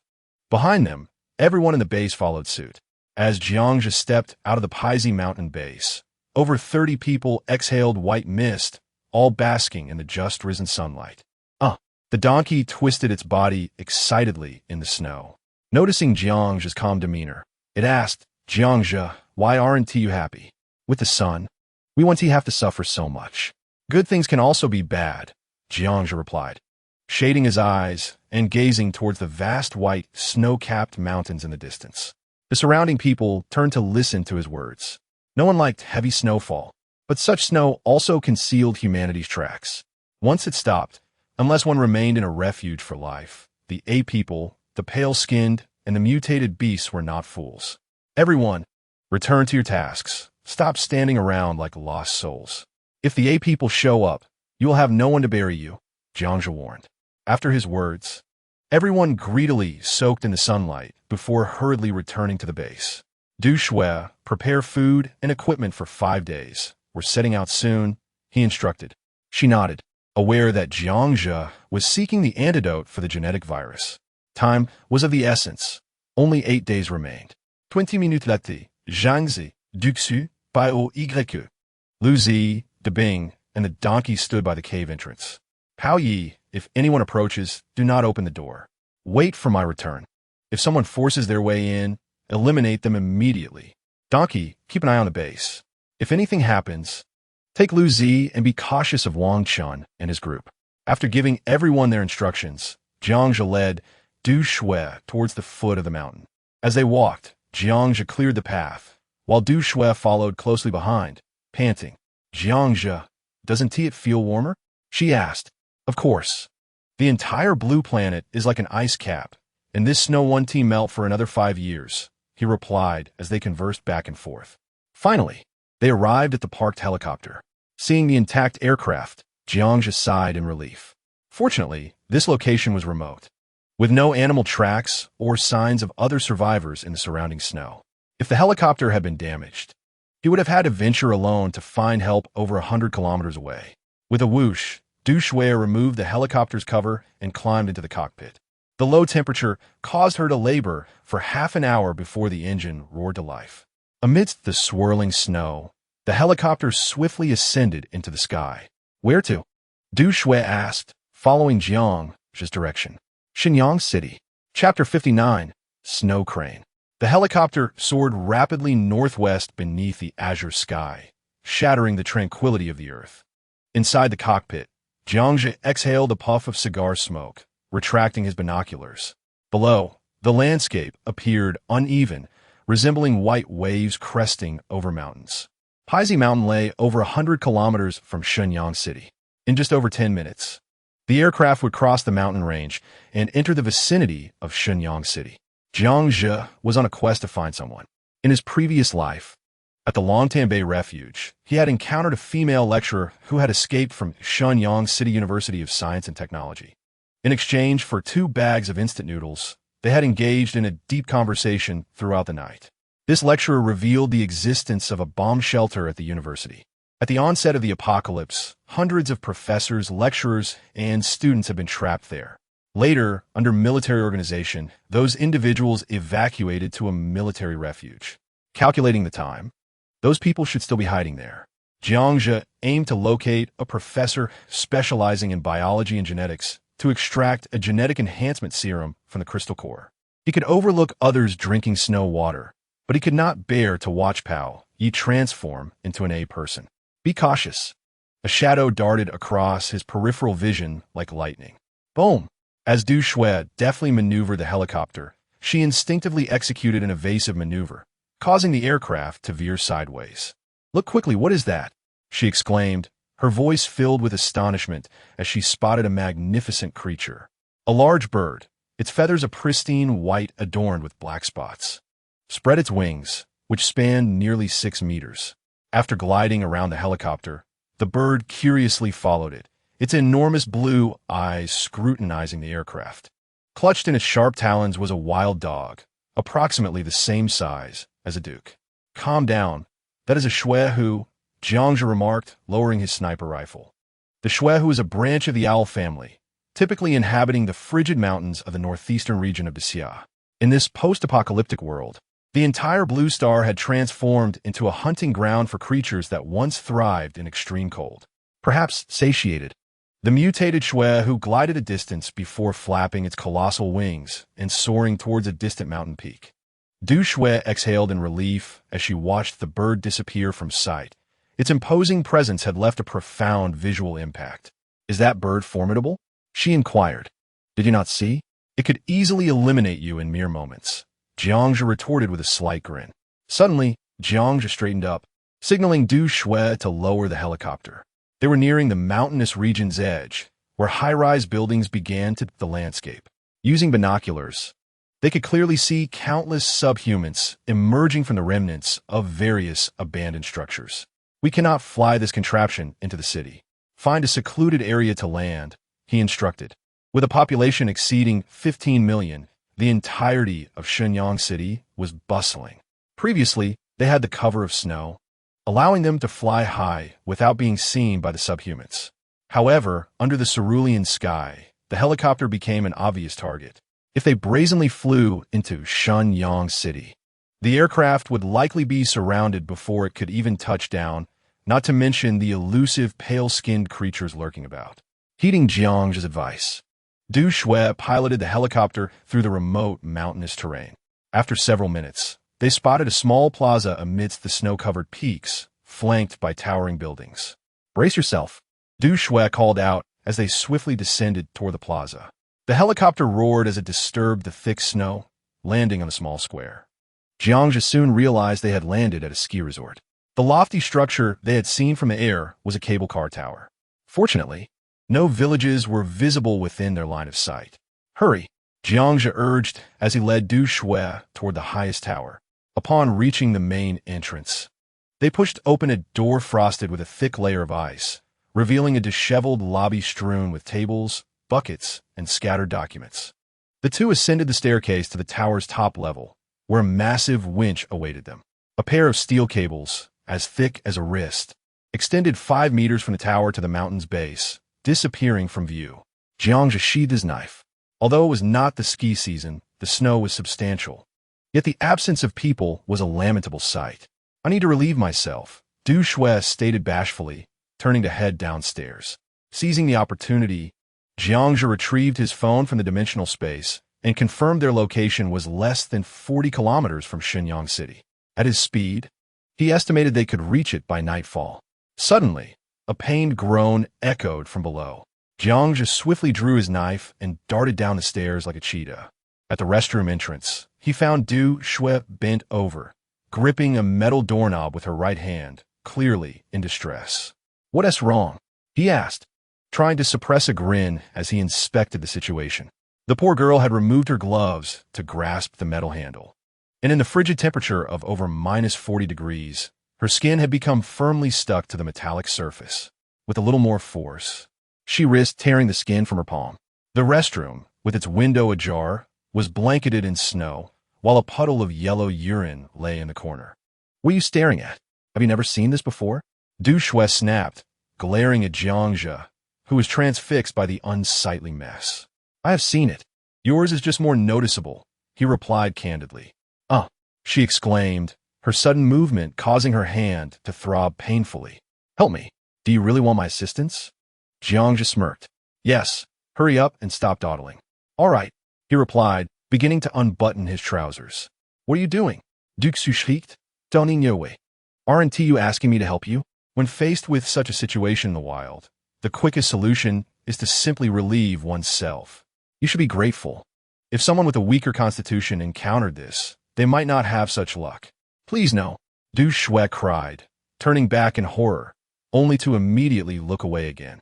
Jiangzhe, being decisive, had already exposed himself and proceeded to relieve himself right there. As Du Shui turned, she was met with the sight. A wave of warmth arose, prompting her to leap away into another room. "Oh!" Jiangzhe shivered as he redressed, thankful he had managed to gather some warmth earlier. Otherwise, he would have had to resort to using a lighter, which would have been a waste. "Hurry up. Don't take too long," he tapped on the door. Du Shui emerged, her eyes betraying a mix of embarrassment and frustration. "Once I leave, you must stay here and ensure the windows are sealed. If anything happens, retreat to the winch above," he instructed, adjusting his backpack as he prepared to depart. "Take me with you," Du Shui interjected, blocking his way. Jiangzhe slowly turned, gazing at her with calm intensity. "Are you commanding me, or pleading with me? I don't know. I just don't want to be alone, she faltered, sensing his unwavering gaze. Your role is to pilot the helicopter. Du Shui once again obstructed his path. Before he could respond, Jiang's strong hand gripped her neck, pinning her against the wall. Do you think that without you, I am powerless? He challenged, his knife poised against her throat. Yet, Du Shui's gaze hardened with resolve. Jiangzhe, I refuse to be like Alan or Shan Shan, using my body to barter for protection from others. If I perish, it is my choice, and I will not hold you accountable. The two lapsed into silence. Jiangzhe studied her eyes for a long moment before turning away. Very well. I shall grant you this opportunity. Chapter 60. Du Shui's determination. Two figures clad in white snow camouflage emerged, leaving a trail of displaced snow as they halted at the edge of an artificial oil pine forest. This area marked the base of the ski resort. Beyond lay a provincial road leading directly to Shenyang City. Had you practiced skiing? Jiangzhe inquired, pulling out binoculars as he scanned the horizon. During their descent from the mountaintop, he had been pleasantly surprised by Du Shui's skiing prowess. If she did not exert herself fully, she could generally keep pace with him. Du Shui nodded. I have also trained in rock climbing, diving, parachuting, and wingsuit flying. Jiangzhe shook his head in disbelief, surveying the distant landscape. Before the apocalypse, such activities were reserved for the affluent. Yet Du Shui's courage was undeniably commendable. Let us move. After confirming the absence of danger, Jiangzhe shot forth like an arrow, crossing a wide expanse. Ahead, a small town gradually came into view, its buildings lined along a roadway. Suddenly, damn it, Jiangzhe muttered as his high-speed snowboard seemed to be caught by an unseen force, propelling him forward into the air. Upon witnessing the scene behind her, Du Shui promptly came to a sudden halt, causing a flurry of snow to rise as she barely managed to stop. Jiangzhe, suspended in the air, executed a swift turn and landed in the waist-deep snow. What happened? Du Shui panted, adjusting her ski goggles as she approached. Jiangzhe waved his hand dismissively, bending down to extract a pencil-thick iron wire loop, which was tightly ensnared with the snowboard. What is this? Du Shui inquired with curiosity. Jiangzhe glanced towards the distant town and the faintly visible villages amidst the icy expanse. This is a trap for rabbits. There are survivors nearby. Be cautious. There may be other traps. After saying this, the two circumvented the wire loop and continued forward. The remaining survivors had begun to take their fate into their own hands, displaying a formidable will to survive. As they neared the town, Du Shui asked, Shall we go in? No, we will go around it and follow the road. Jiangzhe replied, shaking his head. No one knows where the yarn might be hiding. It would be too troublesome to engage. It was already past noon, with sunlight glimmering off the snow, making the crystalline particles reflect the light, creating a dazzling glare. Suddenly, a low growl echoed from within the town. Jiangzhe raised his binoculars to observe. On the eastern side of the town lay a flat expanse of snow, from which 5 well-dressed individuals suddenly emerged. Upon hearing the growl, they dashed toward the corner of the town where a 2-story building stood. A group of over 30 yarn-brandished weapons, bursting forth from a courtyard and fervently chasing after the 5 individuals. With a swift motion, Du Shui drew the knife from her back. Let's go, Jiangzhe urged as he dashed forward. Contrary to what Du Shui had envisioned, Jiangzhe did not rush to rescue anyone. Instead, he stealthily entered the courtyard where the yarn had congregated. The courtyard was expansive, resembling a traditional Sihiyuan. It appeared that the yarn had all been lured away. Upon stepping into the courtyard, Du Shui doubled over and retched. Hanging from a wire originally intended for drying clothes were frozen, stiff bodies of jagged mice, snow hares, and human limbs. 2 dark blue heads were coated with a thin layer of frost, their mouths slightly ajar, facing the entrance. Ignoring du Xu, Jiangzhe walked straight into the main room of the house. As he entered, a nauseating stench of excrement and blood assaulted his senses. The room was strewn with bedding and various cushions. In the center, a pile of bones and hair, stained with blood, lay haphazardly. Ugh! This time, Du Shui could no longer contain herself. She leaned against the wall and vomited. She spotted a skull with long hair, adorned with a blue hairpin. Suddenly, Jiangzhe kicked Du Shui out of the way, just as a wooden stick slammed down where she had stood. Gore, two small yarn, approximately 12 or 13 years old, stood at the doorway, wielding blood-soaked wooden sticks, growling at Jiangzhe and the rising Du Shui. Their faces were marred with black veins, and small strands of flesh could be seen between their teeth. With a swift motion, Jiangzhe drew his dog-leg knife. One of the small yarn crouched slightly, then lunged at Jiangzhe with a heavy wooden stick, which whistled through the air. With a flash of the blade, a head soared into the air. Duxu, deal with the remaining one. If you can't handle it, get back to the ski resort. Jiangzhe commanded before kicking the other small yarn into the corner and exiting the room. Du Shui's hoarse scream echoed from within. Subsequently, the sounds of wooden sticks clashing with the knife resonated, along with the sickening sound of the knife slicing through flesh. After a full 5 minutes, silence enveloped the room. Covered in blood, Du Shui slowly emerged, gazing at the smoking Jiangzhe, wiping her face with her hand. Can I accompany you now? Jiangzhe, observing her tear-filled yet defiant eyes, finished a cigarette before replying. Let us go. A roar from the yarn on the eastern side of the town pierced the air. Jiangzhe maneuvered along the wall, traversing the town, revealing a flat provincial road ahead. Abandoned cars dotted the landscape. The streets of the entire town were eerily silent. The two mounted their snowboards and sped down the provincial road. Aren't you going to save those people? Du Shui's voice called out from behind. There is no time.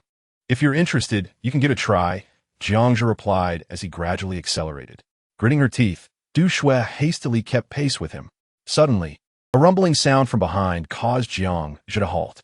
Du Shui tumbled heavily into the snow, struggling to rise, only to be pinned down by her heavy backpack. Jiangzhe lifted his ski goggles to check his watch. They had been gliding along this provincial road for 2 hours, and Du Shui was exhausted. She looked around. Distant villages were visible along the roadside. Ahead, several steel-framed factories could be seen, lining the road for over 1,000 meters. Get up. Let us rest up ahead, Jiangzhe urged as he glided forward. Behind him, Du Shui flung a handful of snow at Jiangzhe, exclaiming, You idiot! May you remain a single dog for life. Within 10 minutes, Jiangzhe descended from the road, charging into a large compound. To the west stood a 3-story office building, completely obscured by thick layers of snow, rendering visibility impossible. Jiangzhe entered the office building. Flanking the entrance were plaques that read, Shenyang City Ding, Sheng Coating Company. Upon seeing this, Jiangzhe abandoned the idea of scavenging for supplies behind the office building. He was too lazy to climb upstairs and randomly chose an office to enter. With a series of sharp sounds, the dog-leg knife sliced through the room's furniture, reducing it to a pile of firewood. A flame erupted as he set up a military pot over the campfire. Just as Jiangzhe was stewing beef and sauerkraut, Du Shui trudged in, plopping down beside the fire with a thud, utterly spent. Do you not possess a shred of compassion? Du Shui glared at Xiangqi, who was stirring the broth without even glancing at her, frustration evident in her tone. Before the apocalypse, she had been a stunning heiress with porcelain skin and long legs, with suitors lining up to vie for her attention. Yet, Jiangzhe seemed entirely indifferent to her presence. Jiangzhe glanced at her, retorting compassion. Yes, I'm quite gentle in bed. Chapter 61. All is well, but it is spoiled. The crackling of the fire filled the room as Jiangzhe puffed on a cigarette, occasionally sipping from his cup of coffee. Have you had enough of watching? Du Shui asked, casting a sidelong glance at him, clad in black lace-trimmed undergarments. She held up her thermal where to warm it by the fire. Earlier, she had pushed herself to the limit to keep pace. Her thermal where beneath her down jacket had become completely soaked. Having experienced falling into the water previously, Du Shui was now unabashed, sitting in her underwear without a care. Jiangzhe squinted at her, taking in the sight of the composed Du Shui. It's fine to look, but it's a bit spoiled, he commented, then inhaled sharply through his nose. Damn it, Du Shui muttered through clenched teeth. With my life barely intact, who has the mind to take a bath? 2 hours later, with a swift motion, Jiangzhe's dog-leg knife flashed, cleaving a wild dog in two. He kicked the carcass away and raised his binoculars to survey the distant high-rises amidst the snow. At that moment, they stood on an outer ring highway. The small city before them was an essential passage to Shenyang City. After traversing this area, they would be merely 20 kilometers from their destination. Huff! Du Shui gasped, wiping the blood from her knife. Her down jacket had just been torn by the wild dog, causing feathers to spill out. Let us go, Jiangzhe urged quietly, and Du Shui nodded, following closely behind. Suddenly, Jiangzhe halted, extending his hand to stop Du Shui. The sniper rifle appeared in his hands, aimed at a small cargo vehicle on the overpass. Beside him, Du Shui held her breath, slowly drawing out her straight knife. Jiangzhe, are they Aaron? Jiangzhe shook his head. No. He had just heard the faint crunch of heavy footsteps on the snow. If they were Aaron or pale-skinned, they would have already charged out. Crunch, crunch. Jiangzhe walked toward the small truck. At that moment, 3 figures emerged from behind the cargo vehicle. We are humans, not monsters, a somewhat juvenile voice rang out. 3 teenagers, resembling wildlings, appeared, their brows frosted, around 16 or 17 years old. They held kitchen knives and crude spears, their bodies wrapped in white bed sheets, tightly secured with ropes. Their eyes, tinged with nervousness, looked at Jiangzhe. What is the matter? Jiangzhe slowly lifted his ski goggles and called out to the 3 youths. The foremost boy raised his kitchen knife, signaling that he meant no harm, then pointed at the corpses of a dozen wild dogs on the ground. Big brother, do you still want these wild dogs? Jiangzhe glanced at the 3 boys and replied, no need.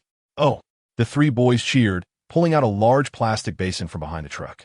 After smearing the wounds on the wild dog corpses with snow for a moment, they tossed them into the basin.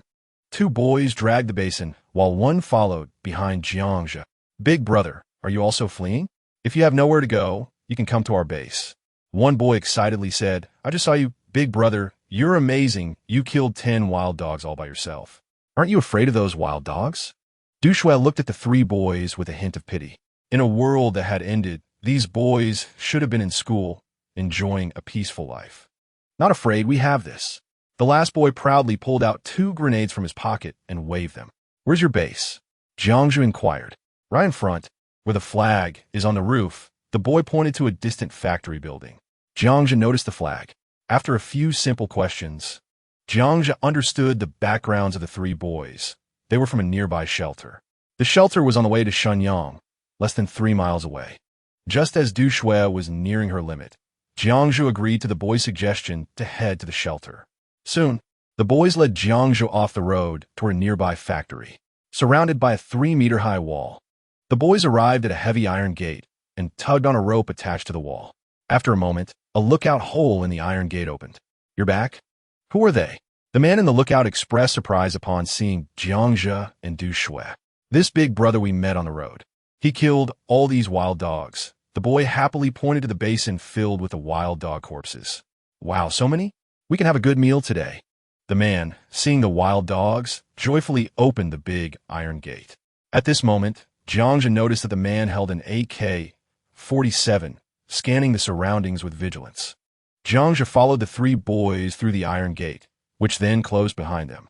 The heavily bundled man led a group toward a massive steel-framed factory behind. The windows surrounding the factory were blocked with sandbags, leaving only a heavy, sliding iron door. Open the door. The leading man stood in front of the door, gently knocking on it. Creak. The iron door cracked open, revealing a defensive wall made of stacked sandbags about 10 meters behind it. Several rifles pointed toward the entrance. There was no one behind the iron door. This was a special mechanical device controlled from a distance. Observing the defensive measures here, Jiangzhe silently praised the leader of this shelter for achieving such a level of defense in such a short time. Passing through the sandbag wall, they revealed an iron door at the back of the warehouse, leading to a sloping downward corridor. Jiangzhe estimated that this corridor descended over 10 meters underground. As a heavy curtain was pulled aside, a buzzing, noisy sound suddenly filled the air.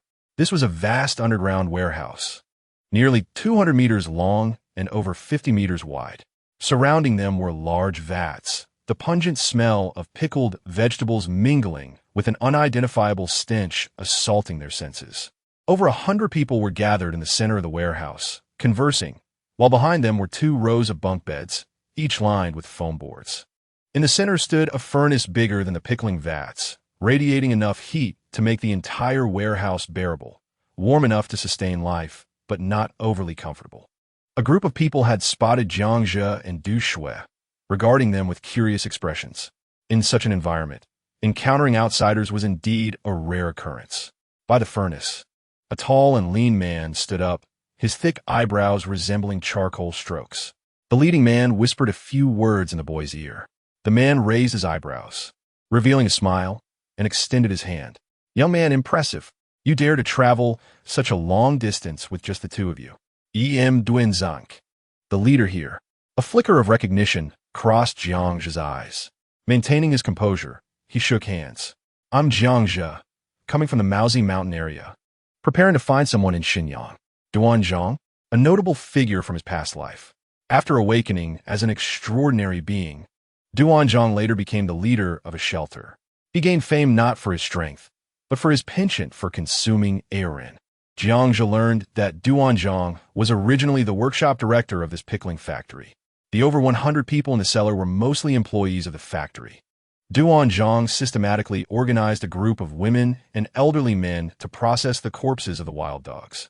Jiangzhe, it seems everyone here is willing to listen to him, Du Shui murmured beside him.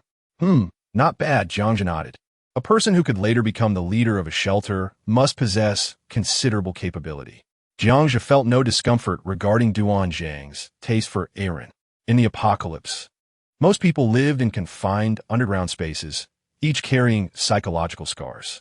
The fact that they had not succumbed to madness was testament to their resilience. Come, young brother, have some hot water. A woman in her 30s offered hot water to Jiangzhe and Du Shui. Thank you. Jiangzhe accepted the cup, but discreetly signaled to Du Shui. Holding the cup without drinking, Jiangzhe remained vigilant. Du Shui understood his intention. After the incident with the Yu, she had become more cautious. Unless absolutely necessary, they would avoid consuming food from strangers. Behind the woman, a clean little boy peeked out, his wide eyes curiously observing Jiangzhe and Du Shui, holding an enamel bowl filled with a lump of dark pickled leaves and cooked corn kernels. Here, take it. Du Shui, gazing at the boy's innocent face, felt compelled to pull a Snickers bar from her pocket. However, Jiangzhe's large hand pressed down. Your life, including everything you possess, belongs to me. Don't give away anything casually. Return where you came from. You're selfish. Du Shui's face flushed with embarrassment. Duanzhang glanced at Jiangzhe, ruffling the boy's hair, unfazed by Jiangzhe's coldness. Moments later, both parties found a topic to converse about. Young brother, thank you for the dog meat. I won't keep you any longer. Wishing you a safe journey, Duanzhang politely addressed Jiangzhe. Earlier, Duanzhang had intended to invite Jiangzhe and Du Shui to stay, but Jiangzhe found an excuse to decline. Thank you, but you won't be able to stay here for long. It's manageable now, but food and resources will become increasingly scarce. Perhaps we might meet again at an official shelter in the future. Jiangzhe stood up, preparing to leave. 15 days have elapsed since the apocalypse. The resources left on the surface are inevitably dwindling, and ultimately, these small gathering points will vanish without continuous production, only by seeking refuge in official and large-scale shelters. Relying on advanced technology, can humanity barely survive? I understand that the snow has ceased.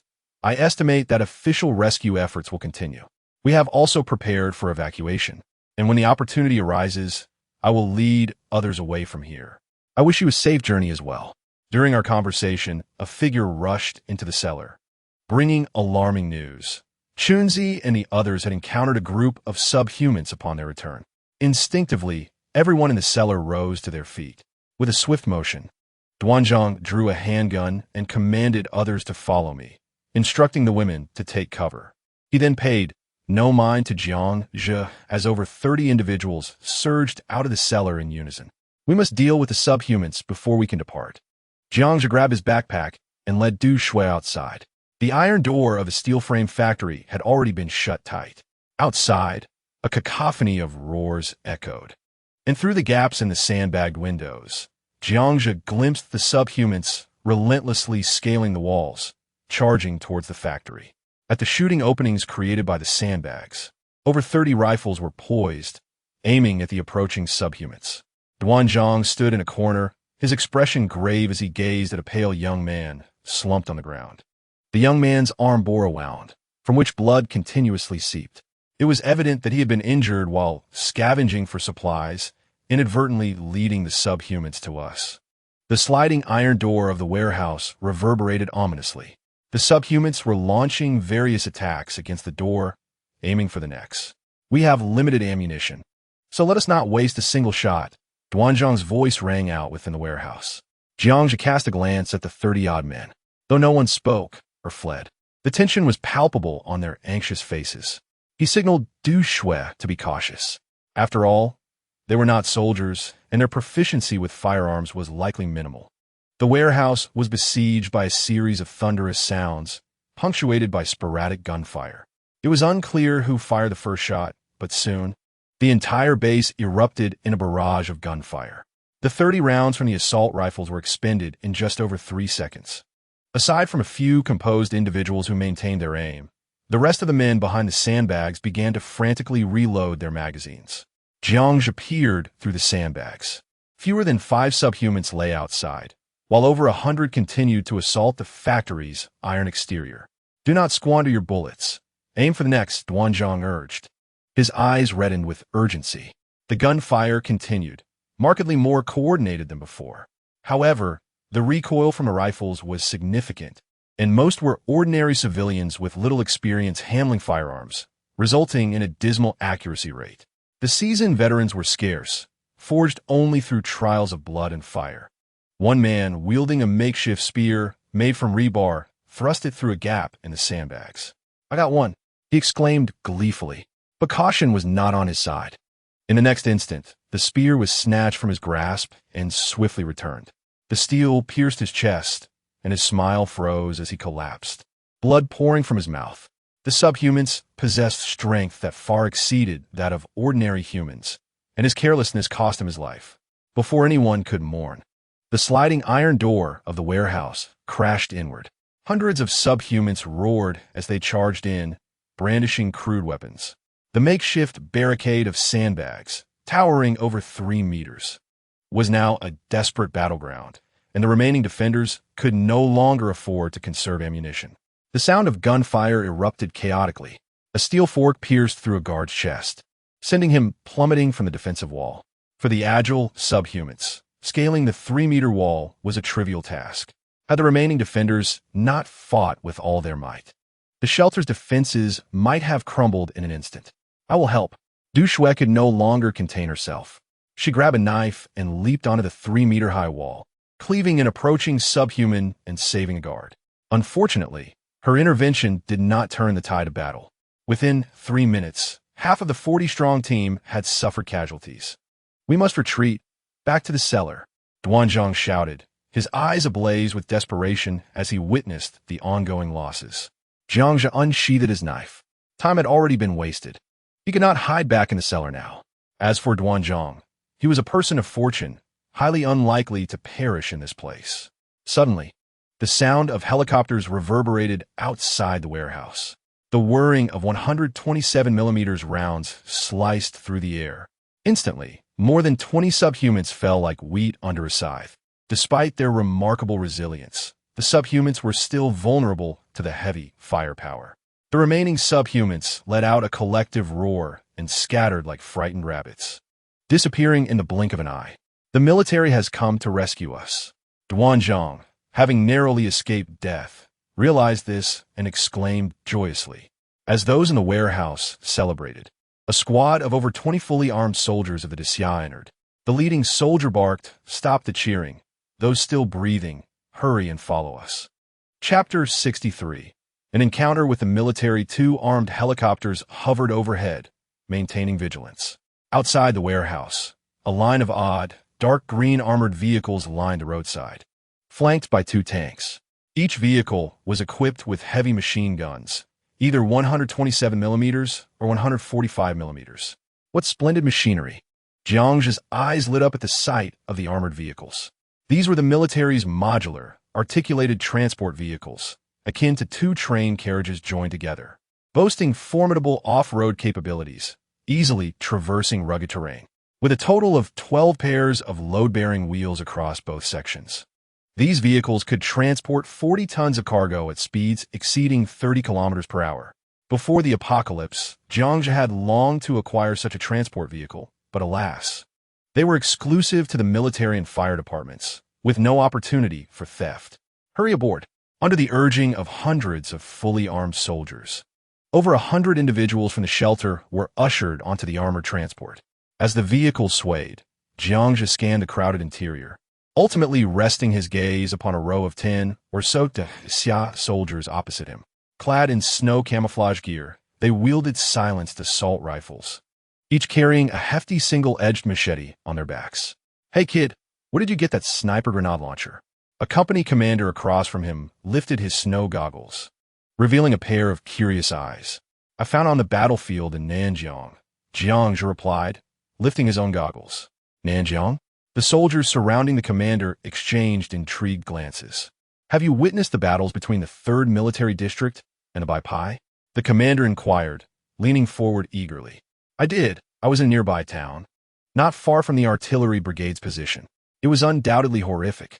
Jiangzhe nodded.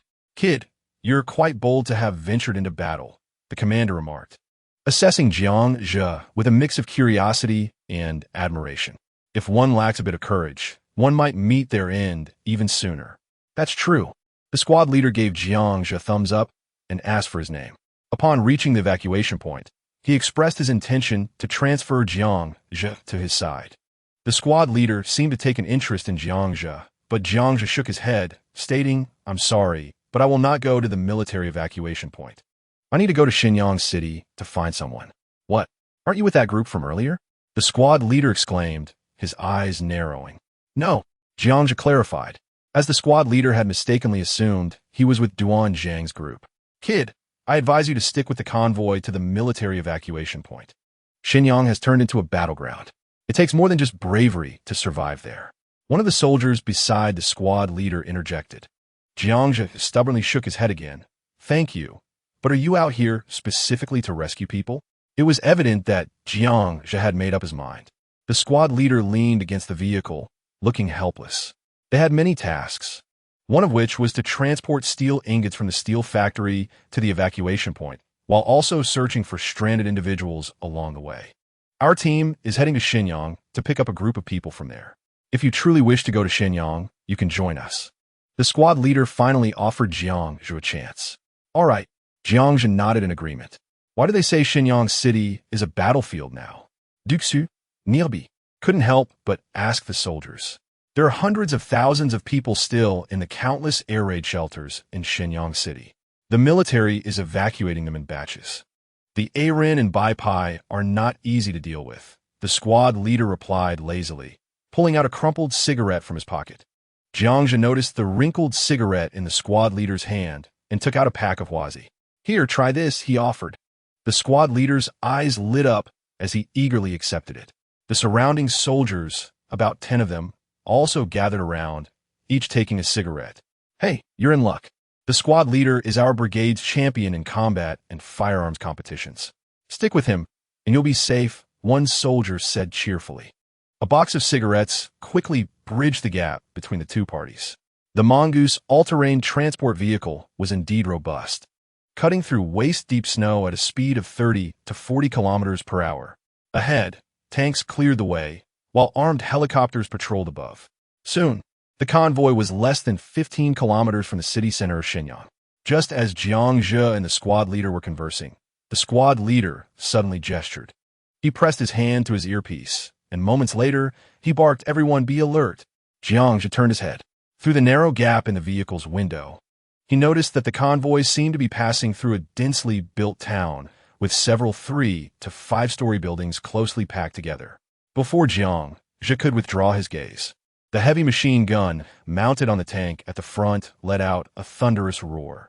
Then, the streets erupted with the deafening sounds of battle as countless Harem charged toward the convoy.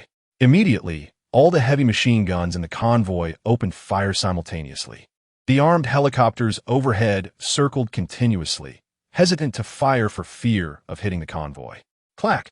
A dozen soldiers loaded their rifles, pushing the people inside the vehicle toward the back, ready to engage at any moment. The convoy continued to advance rapidly. If they fell into an encirclement against such a multitude of Harem, survival would be impossible. The faces of all the refugees in the vehicle turned pale as they huddled together, many women quietly sobbing.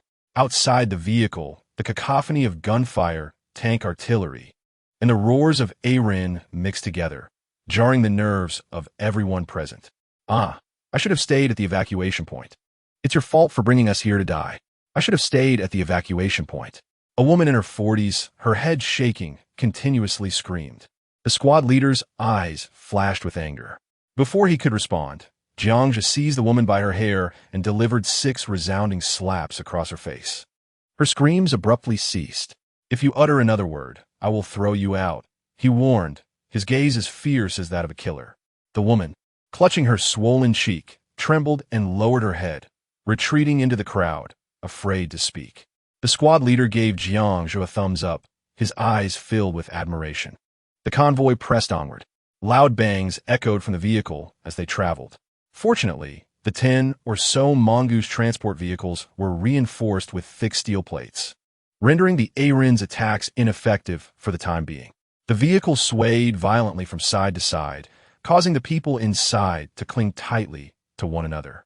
That was the result of Heraldng being swept under the vehicle. After half a minute, the convoy maintained its rapid pace. It seemed that this time, the Heraldng's ambush would fail. Boom! A dull thud resounded from the rear of the convoy. "Not good, 015 is stuck," the squad leader shouted, shattering the vehicle's silence. Through the observation port at the back of the vehicle, Jiang saw that the last mongoose transport vehicle was tilted at an angle on the road, with thick black smoke billowing from its exhaust. However, the entire vehicle remained motionless. The transport vehicle was heavily loaded, nearing 40 tons, and the city road's drainage system could not withstand such weight, resulting in a collapse of 5 to 6 meters of pavement. In the blink of an eye, behind the 015 mongoose vehicle, thousands of Heraldng surged forward like a rising tide. Chapter 64. The 5th-generation heir of Yi, when the last tank came to a halt. The 127mm heavy machine gun atop, it continuously spewed fire, causing the Heraldng in the front to fall, wailing. The 2 armed helicopters hovered low, their door guns raining ammunition down to prevent other Heraldng from surrounding the transport vehicle. "Stop the vehicle!" With the squad leader's booming command, Jiang's transport vehicle came to a sudden halt. With a clang, the back door swung open. The squad leader, accompanied by 10 men, rushed toward the stranded 015 transport vehicle. At this moment, the door of the 015 vehicle also opened, and a dozen soldiers, along with over 50 survivors, scrambled out and ran toward Jiang's vehicle. Meanwhile, the squad leader and his men raised their weapons, firing at the approaching Heraldng. The helicopters and the machine guns on the vehicle's roof ceased their fire to avoid friendly fire. At this moment, the Heraldng had caught up, and firing again would risk hitting their comrades. Screams erupted from the crowd. Several survivors at the back were tackled to the ground by Heraldng. "Run, run!" the squad leader shouted, urging the crowd. His assault rifle fired at the Heraldng approaching from all sides. Fortunately, these soldiers had good aim, often hitting the Heraldng in the neck with each shot. However, the Heraldng surrounding them multiplied. The squad leader dared not linger and led the group back to the transport vehicle. "Help me, help me!" The cries for help rang out from the crowd. Unfortunately, at this moment, the squad leader could do nothing but turn back, knowing it would cost more lives. My son!" A sorrowful cry rang out from the crowd. It's Duanzhang's son and wife." Inside the vehicle, Du Shui grasped Jiang's arm. In the fleeing crowd, a woman and a child were brought down by 2 Heraldng, their screams abruptly silenced. In the span of 100 meters, people were continuously knocked down by the pursuing Heraldng. The squad leader and his men had exhausted their ammunition. Drawing out their machetes, they urged run. The squad leader helped a fallen comrade to his feet and turned to slash. Clang! The sharp sound of metal clashing echoed as the Heraldng steel pipe met the machete, sparking wildly. Seizing the moment, the squad leader ducked, pivoting to the side of the Heraldng, and brought his machete down forcefully onto its neck. The blade sliced through, sending a jet of dark blood spraying forth as the Heraldng screamed in agony, the machete cutting deep into its throat. In a moment of peril, as an ordinary person succumbs to fatal injuries, this Heraldng continues to wield the steel pipe with ferocity. The squad leader skillfully steps back to evade. The machete descends like lightning upon the wound on the Aaron's neck. Amidst the gushing black blood, the Aaron's head tumbles to the ground. The heavy machine gun, mounted on the transport vehicle, once again roars to life, providing cover for the squad leader's retreat. Get inside. The first survivor to arrive is swiftly pulled into the compartment. Hurry, squad leader. The two soldiers stationed beside the compartment fire their weapons while continually shouting at the squad leader, who is now 20 meters away. At this moment, only the squad leader and his two subordinates remain outside the transport vehicle. A life-threatening mishap suddenly occurs. One soldier stumbles, caught by some unseen obstacle, and collapses to the ground. The squad leader quickly pulls the soldier up. In that brief moment of delay, the Aaron has already closed the distance. A look of resolve flashes in the squad leader's eyes. He shoves his two subordinates forward and urges, "Run." He then turns and swings his machete. Squad leader. The two soldiers attempt to reach for him. "Get back." The squad leader bellows, using the machete to block the steel pipe that the Aaron swings down. He stumbles, nearly dropping to one knee. The disparity in strength nearly causes him to lose control of his weapon. Escape has become impossible. "Go, don't mind me." The squad leader shouts towards the transport vehicle. A spike club swings down with force toward his head. Just as the squad leader raises his trembling arm to lift the machete, a dull whoosh sounds from behind. A dogleg knife becomes a whirling disc, slicing into the Aaron's neck. A grotesque head flies up half a meter before the squad leader. Before he can register the event, a large hand grips him from behind and hurls him into the arms of two soldiers. "Squad leader, remember, you owe me a life." Jiang's voice resonates in his ear. With a thud, the foremost Aaron is sent flying like a cannonball, toppling a dozen more charging Aarons. Jiang retrieves the dogleg knife, wielding a straight-blade military knife in his left hand and the dogleg knife in his right, like two sides of death. He relentlessly harvests the lives of the advancing Aarons. With each strike, one Aaron falls. In less than 10 seconds, Jiang has dispatched the dozen Aarons that had pursued them. He then channels his strength, dashing forward like a cheetah, catching up to the transport vehicle and leaping into the compartment. The door slams shut.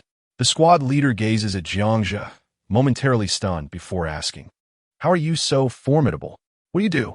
"I delivered takeout before the apocalypse," Jiang replies, shrugging off the blood from his knife. The squad leader looks at his equally bewildered teammates. "If all takeout delivery people were like you, what use would we have left?" The squad leader glances at Jiang with a hint of dissatisfaction. "You don't believe me?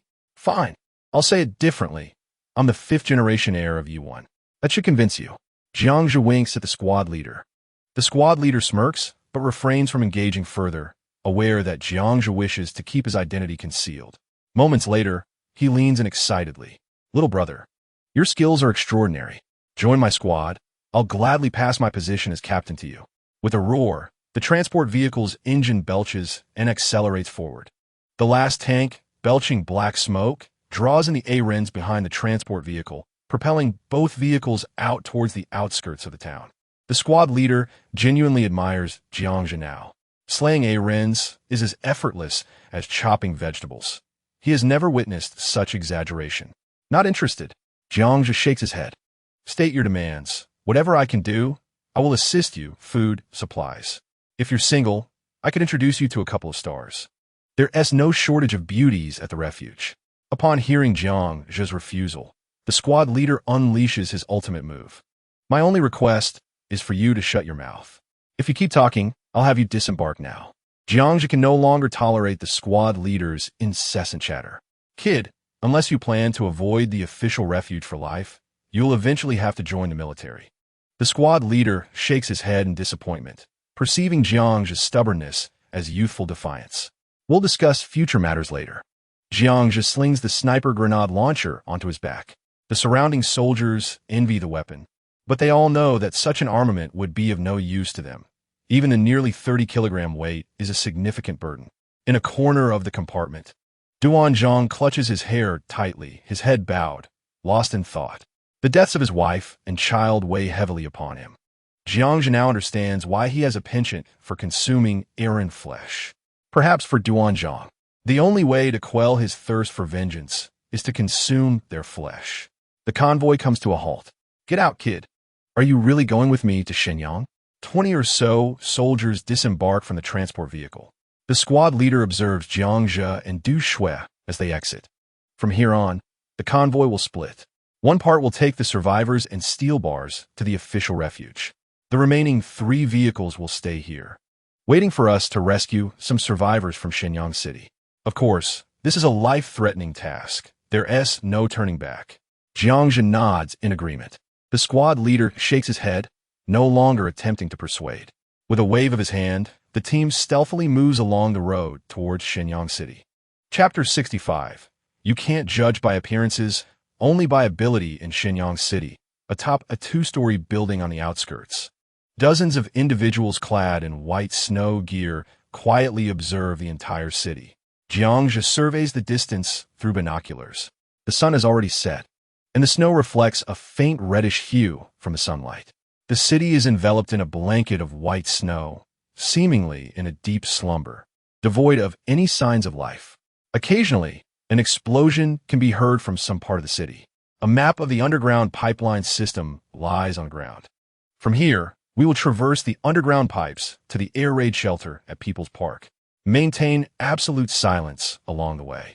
Remember, we are here to rescue people, not to kill Arens or white-skinned. All right, let us check our gear. We depart in 15 minutes. After issuing the mission, the squad leader approaches Jiangzhe. Are there many people left at People's Park? Jiangzhe continues to gaze into the distance, posing the question.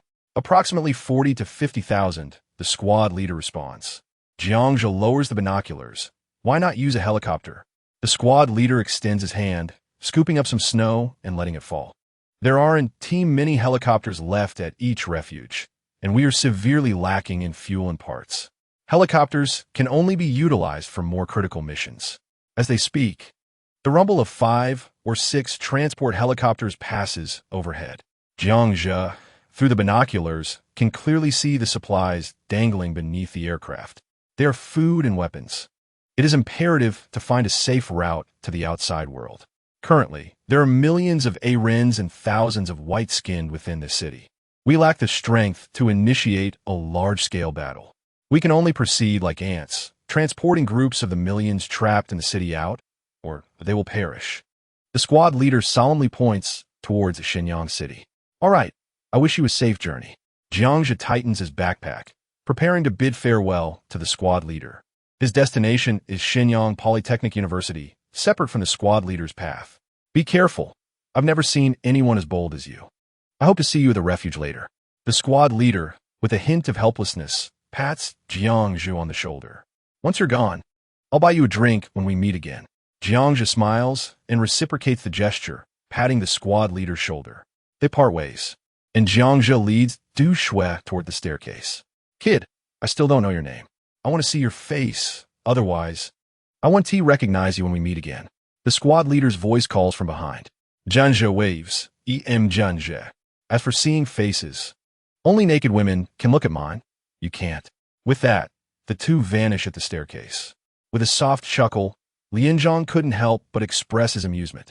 This kid's audacity was boundless, resembling a fool. Why not let Lianzhong see your appearance? You're quite handsome. After all, it's not as if you're unpresentable. In the corner of a building in Shenyang City, Jiangzhe peered out to observe the desolate street. Behind him, Du Shui posed a question. Troublesome, Jiangzhe replied curtly, then waved his hand. The two swiftly crossed the intersection, sprinting towards the opposite side of the road. Just as Jiangzhe darted to a corner, the unmistakable roar of the Yaren echoed from the nearby intersection. Peering out, he spotted a throng of Yaren surging towards them. He commanded without hesitation, and both of them dashed into a nearby industrial and commercial bank. To his dismay, upon turning around, Jiangzhe discovered a dozen Yaren, wide-eyed and staring at him from behind the counter. An unexpected encounter ensued. The Yaren promptly grabbed weapons from the floor and leaped over the counter.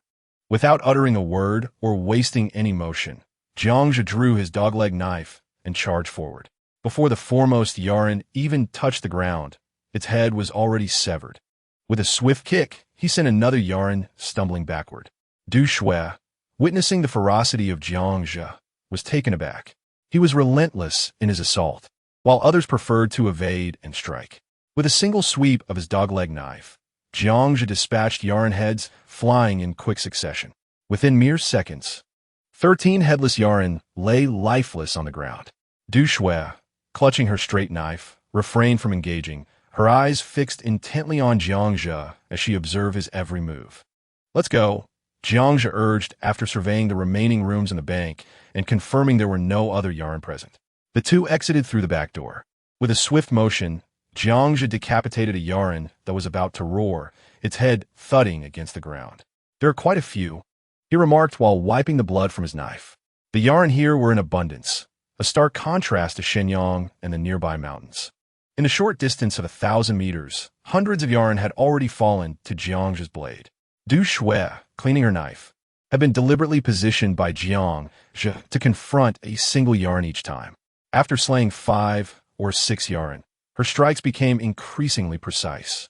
Though she couldn't yet match Jiangzhe's lethal efficiency, she was no longer inferior in combat prowess. Indeed, only through battle can one grow swiftly. The most evident manifestation was that she no longer adopted those ridiculous poses before engaging in combat.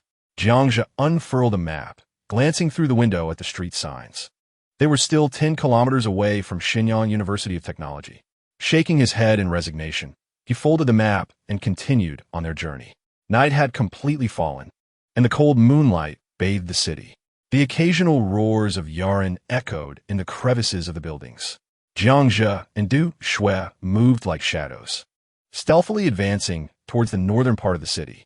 Upon turning a corner, Jiangzhe abruptly halted and pressed a hand against Du Shui.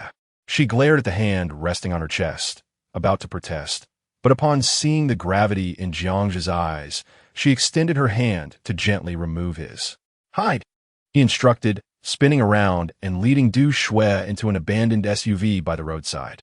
Just as they closed the car door, a thunderous roar echoed from the street corner, accompanied by the growl of an engine. A tank drifted around the corner. Behind it, 3 white figures relentlessly pursued, and within 50 meters, the trio had leaped onto the tank's roof, their claws sparking against the heavy steel. On either side of the street, Yarn, who had initially rushed out upon hearing the noise, retreated upon sighting the white figures. At the intersection, the tank, carrying the 3 white creatures, screeched to a halt. The 3 were flung off as the tank braked sharply. As they attempted to regroup and confront the tank again, flames suddenly erupted from the surrounding buildings. 3 individual rockets struck the white creatures from various angles. Amidst the deafening explosions, one of the 3 was caught off guard and blasted away by a rocket. Chapter 66. The hunting squad at the intersection, the remaining 2 white creatures shrieked and darted towards the surrounding buildings. A thunderous explosion followed, sending debris and the figures of the white creatures flying. Even the car where Jiangzhe and Du Shui hid trembled from the blast. The force of the explosion indicated either an aerial heavy bomb or an anti-tank landmine. Jiangzhe's eyes widened in realization. Military personnel were hunting the white creatures. In a mere 5 seconds, the 3 white creatures were felled. The sound of metal clanging echoed as 6 soldiers clad in cold weather gear emerged from a manhole in the road, surrounding the injured white creatures with light grenade launchers in hand. "These individuals are formidable," Du Shui remarked in a hushed tone, observing the soldiers from the vehicle. Indeed, they at least understand how to utilize traps effectively. Having endured a disastrous defeat, the military had learned that only in complex terrain could they effectively eliminate the white creatures. The efficacy of urban combat was now evident. Several grenades struck the heads of the white creatures. In close proximity, 2 grenades obliterated the skull of one, confirming the death of the 3 white creatures. Several soldiers swiftly extracted the crystal cores from their heads, executing the task with precision and speed, a clear indication of their experience. Just as Jiangzhe was stealthily observing, a frying pan suddenly dropped onto the car roof. He pried open the sunroof, and a head poked out from a second-floor window, waving at him. "Let's go take a look. They've already spotted us." Jiangzhe signaled to Du Shui, and they entered the building. After collecting the crystal cores, the soldiers disappeared into the manhole, and the tank rumbled into a nearby building. The street fell silent, with only the three white creatures' corpses lying motionless on the pavement. As Jiangzhe stepped into the adjacent building, two assault rifles pointed at them from around the corner. "Who are you two?" A burly man emerged from the corner on the first floor, his piercing gaze scrutinizing Jiangzhe and Du Shui. "Jiangzhe, this is my friend. We're on our way to Shenyang University of Technology to find someone." Jiangzhe responded calmly. "Where did you come from? Why aren't you at a safe zone?" The imposing man questioned, skepticism evident in his eyes. Just then, the streets echoed with a cacophony of Yaren roars. Countless Yaren surged forward, drawn by the scent of blood from the white creatures. The first few Yaren pounced upon the corpses, ravenously devouring them. "Follow me. We'll discuss things in a safer location." The muscular man gestured. After exchanging cautious glances with Du Shui, Jiangzhe followed the three soldiers into the building's underground passage. Reaching the second basement level, they lifted a metal plate. With a thud, they jumped into a sewage system, where the sludge beneath their feet was harder than the concrete floor. Suddenly, the tactical flashlights on the soldiers' chests flickered to life. As I turned a corner in the sewer, the underground space suddenly illuminated. A pile of bonfire emerged beside the maintenance platform. 8 soldiers, clad in identical attire and huddled around the fire, noticed the burly man and stood up with a start. "Captain," one of them exclaimed. "Is anyone injured?" The robust man inquired in a low voice as he approached. "Haha, no, Captain.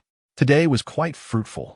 We have already taken down 8 white-skinned ones, exceeding our mission objectives." One of the soldiers chuckled. Jiangzhe scanned the group of 11 soldiers. Weapons of various heavy calibers strewn about, rocket launchers, heavy sniper grenades, and anti-tank mines. "Do not be careless when fighting the white-skinned ones. Any lapse in caution can lead to death," the burly man warned as he squeezed forward and lowered his cold-weather mask, revealing a rugged face adorned with stubble. "Young man, we are the 18th Hunting Squad of the Shenyang Military District. I am Captain Zhao Cheng. Where did the sniper grenade behind you come from?" Captain Zhao did not invite Jiangzhe to sit, but instead turned and whispered his inquiry. "Zhao Cheng?" Jiangzhe's gaze narrowed. This man was a renowned, extraordinary individual from his past life, a level 4 physique type, extraordinary, being known for his formidable combat prowess. He had heard tales and envied him in his previous life, but unexpectedly, he encountered this celebrity in the sewers of Shenyang after his rebirth. "I found the gun on the battlefield in Nanjiang," Jiangzhe replied, removing the sniper grenade from his back and offering it forward. A teammate of Zhao Cheng's took it, inspected it briefly, and returned it. "From Nanjiang? Quite the fortune. What you find belongs to you," Zhao Cheng stated nonchalantly. "Well, if Captain Zhao has no further questions, I shall take my leave," Jiangzhe said as he prepared to depart with the sniper grenade slung over his shoulder. "Wait," Zhao Cheng called out. "Whom are you looking for at the Polytechnic University?" Upon hearing this, Jiangzhe's heart skipped a beat. How could he know who to look for? I do not know either," he replied, shrugging helplessly. "Cuff him," came a cold snort, and 2 soldiers beside Jiangzhe reached for his arms. Bam! Jiangzhe extended his arms, sending both soldiers staggering back. Suddenly, the seated soldiers sprang to their feet, their eyes fixed on Jiangzhe with deadly intent. Zhao Cheng's hand rested on his holstered pistol. "Captain Zhao, it was you who brought me here. Is it unreasonable to treat me this way?" Jiangzhe calmly addressed Zhao Cheng. "The Polytechnic University is currently the most crucial temporary refuge in all of Shenyang. If you do not state whom you're looking for, I will have no choice but to take action." Zhao Cheng's thick brows furrowed, and his tone turned icy. Jiangzhe felt a wave of helplessness wash over him. In his previous life, he had only played poker with a female lecturer from the Polytechnic University, never asking her name. A grave oversight indeed. "Captain Zhao, I am a true blue native of Nanjiang, here indeed to find someone. If you do not believe me, there is little I can do," Jiangzhe said, raising his hands in a gesture of resignation. "Oh," Zhao Cheng stepped closer. "Name, identification number, home address." Just then, a large hand struck out lightning fast towards Jiangzhe's neck, attempting to ambush him. With a swift motion, Jiangzhe punched the palm, sliding to shoulder bump Zhao Cheng, sending him flying back 3 steps. Had Jiangzhe not held back, that blow could have broken Zhao Cheng's ribs. The surrounding soldiers drew their knives, encircling Jiangzhe and Du Shui, all gazing at him with heightened tension. Zhao Cheng was a martial arts expert within the squad. It was unexpected that this young man had bested him with a single move. Young man, impressive skills. No wonder you managed to escape from Nanjiang. Zhao Cheng straightened his posture and rubbed his chest, speaking in a deep voice. Jiangzhe gradually began to retreat. Captain Zhao, I will not interfere with you, and I hope you will not meddle in my affairs. Let's go our separate ways. Humph. Get me in contact with the Polytechnic University base. Came a rustling sound from behind. A soldier produced a military walkie-talkie. Jiangzhe halted, turning to look calmly at Zhao Cheng. Captain Zhao, do you truly wish to proceed this way? In the dimly lit sewer, Jiangzhe stood before the 11 members of the hunting squad, straightening his back slowly. Du Shui placed her hand on the hilt of her knife. At this moment, everyone in Xinyang City seeks to escape this place, yet you choose to venture into it. I must ensure that you have not consumed any snow water. Regardless of which, I must clarify your intentions. Zhao Cheng unsheathed his military knife. The 10 teammates surrounding him stepped aside, enclosing Jiangzhe in their midst. Jiangzhe shook his head. You are a qualified soldier, yet I detest your coercive attitude. Just as he spoke, Jiangzhe slid toward one of the soldiers behind him. Watch out. The military knife lunged toward Jiangzhe's shoulder blade. The harsh sound of metal scraping against metal resonated, and the soldier's face shifted dramatically. Jiangzhe's large hand gripped the knife through the glove, as if an iron claw had seized the blade. With a press and a twist, the soldier's military knife shot up and lodged itself into the brick crevice of the sewer. At that moment, the others reacted. Jiangzhe's hands darted out like venomous snakes, seizing the wrists of 2 soldiers and flipping them forcefully. Their defenses faltered, leaving them wide open. With a swift kick, Jiangzhe sent both soldiers crashing against the sewer wall. Zhao Cheng's expression was still one of shock as Jiangzhe rushed towards him, a tremendous force smashing through Zhao Cheng's raised arm. With a swift uppercut, Jiangzhe struck Zhao Cheng's jaw, making him feel as if he had been hit by an 800-pound iron fist, propelling him into the air before crashing heavily to the ground. Thud! Thud! Thud! By the time Zhao Cheng regained his senses, the sharp knife was pressed against his face, embedded in the wall, sending chills down his spine. A bead of cold sweat mingled with blood trickling down his face, adhering to the blade. Apart from him, the rest of the squad lay scattered in the sewer. Jiangzhe thoughtfully collected all the walkie-talkies into his bag and retrieved Zhao Cheng's military knife, slowly sheathing it back into his scabbard. Captain Zhao, had it not been for this damned apocalypse, we would never have crossed paths, let alone spoken. Do not make it difficult for me.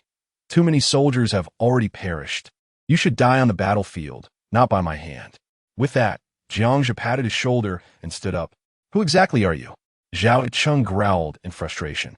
A delivery man, Jiangzhe replied as he and Du Shui swiftly vanished into the murky depths of the sewer.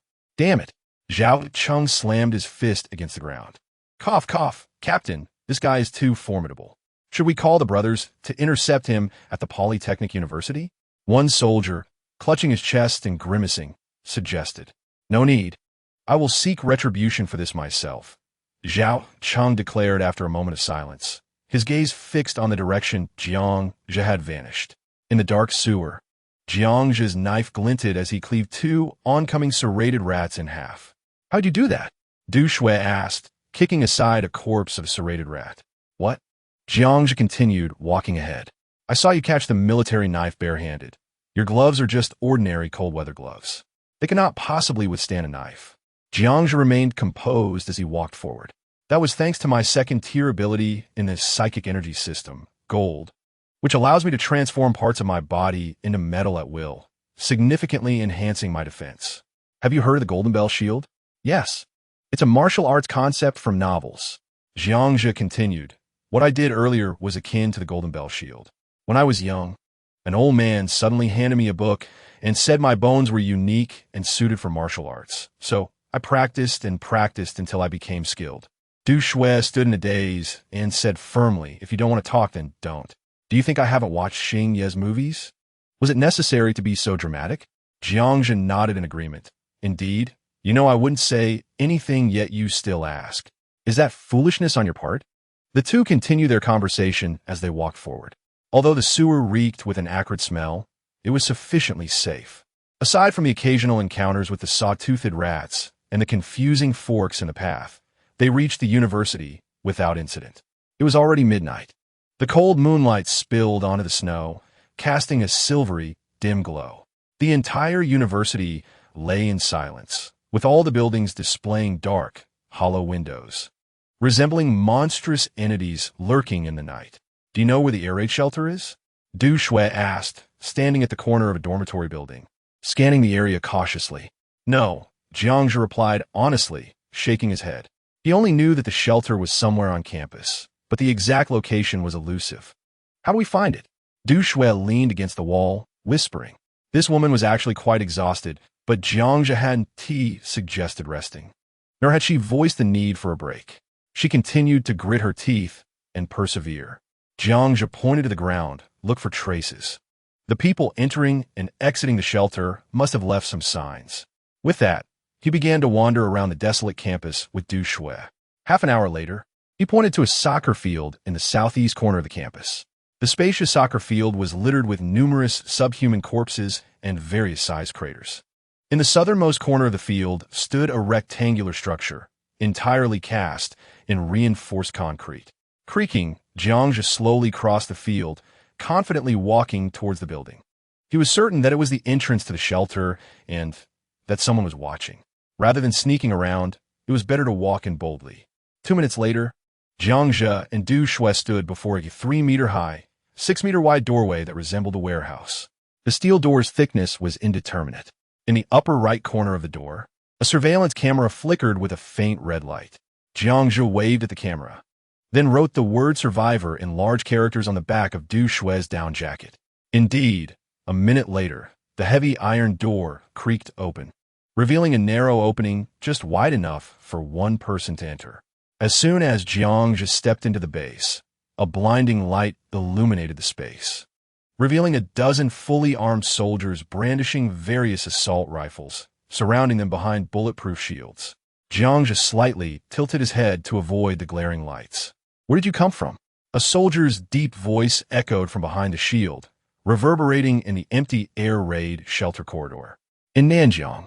When I fled to Bunxi, I encountered a military unit pulling steel bars. I'm here to find my brother." "Who is your brother?" "Luo Shun, a junior majoring in bioinformatics at Shenyang Institute of Technology. I'm here to find him." Du Shui, standing beside him, was taken aback, quickly lowering her head and gripping his arm tightly. "What is your name?" "Who is she?" "I am Jiangzhe, and she is my girlfriend Du Shui." Upon hearing Jiangzhe's response, Du Shui's hand trembled. "Are you kidding? Your surname is Jiang, and your brother's surname is Luo?" The soldier behind the shield asked, somewhat displeased. Jiangzhe fixed his gaze straight ahead. "My mother remarried. Each has their own family." After a moment, the lights dimmed. "Come with us," the voice commanded again. A slope pathway appeared before Jiangzhe. Chapter 68. The air raid shelter refuge. The sound of hurried footsteps echoed continuously in the 6-meter-wide corridor. A dozen soldiers surrounded Jiangzhe and Du Shui, leading them down the sloping passageway. Dim emergency lights illuminated the walls every few meters. After walking for a full 10 minutes, they finally reached the end of the corridor. Before them stood a 3-meter-high, 3-meter-wide iron door, with shooting holes resembling those of a machine gun bunker positioned at a height of a person along the walls. Clink, clink. One of the soldiers pressed a button on the wall, and the iron door creaked open. "Enter," with the command issued. Jiangzhe and Du Shui stepped through the iron door. Behind the door was another corridor leading further underground, albeit much narrower, only 2 meters wide. 2 middle-aged women in white lab coats yawned, casting a discontented glance at Jiangzhe, extending their arms. "What is it?" Du Shui asked, bewildered from behind. "Of course. It's for a blood test. What if you two have already consumed snow water?" one of them said impatiently. Jiangzhe's heart sank. He hadn't expected the military to have developed the gene virus testing reagent so quickly. In his previous life, it had taken at least half a month.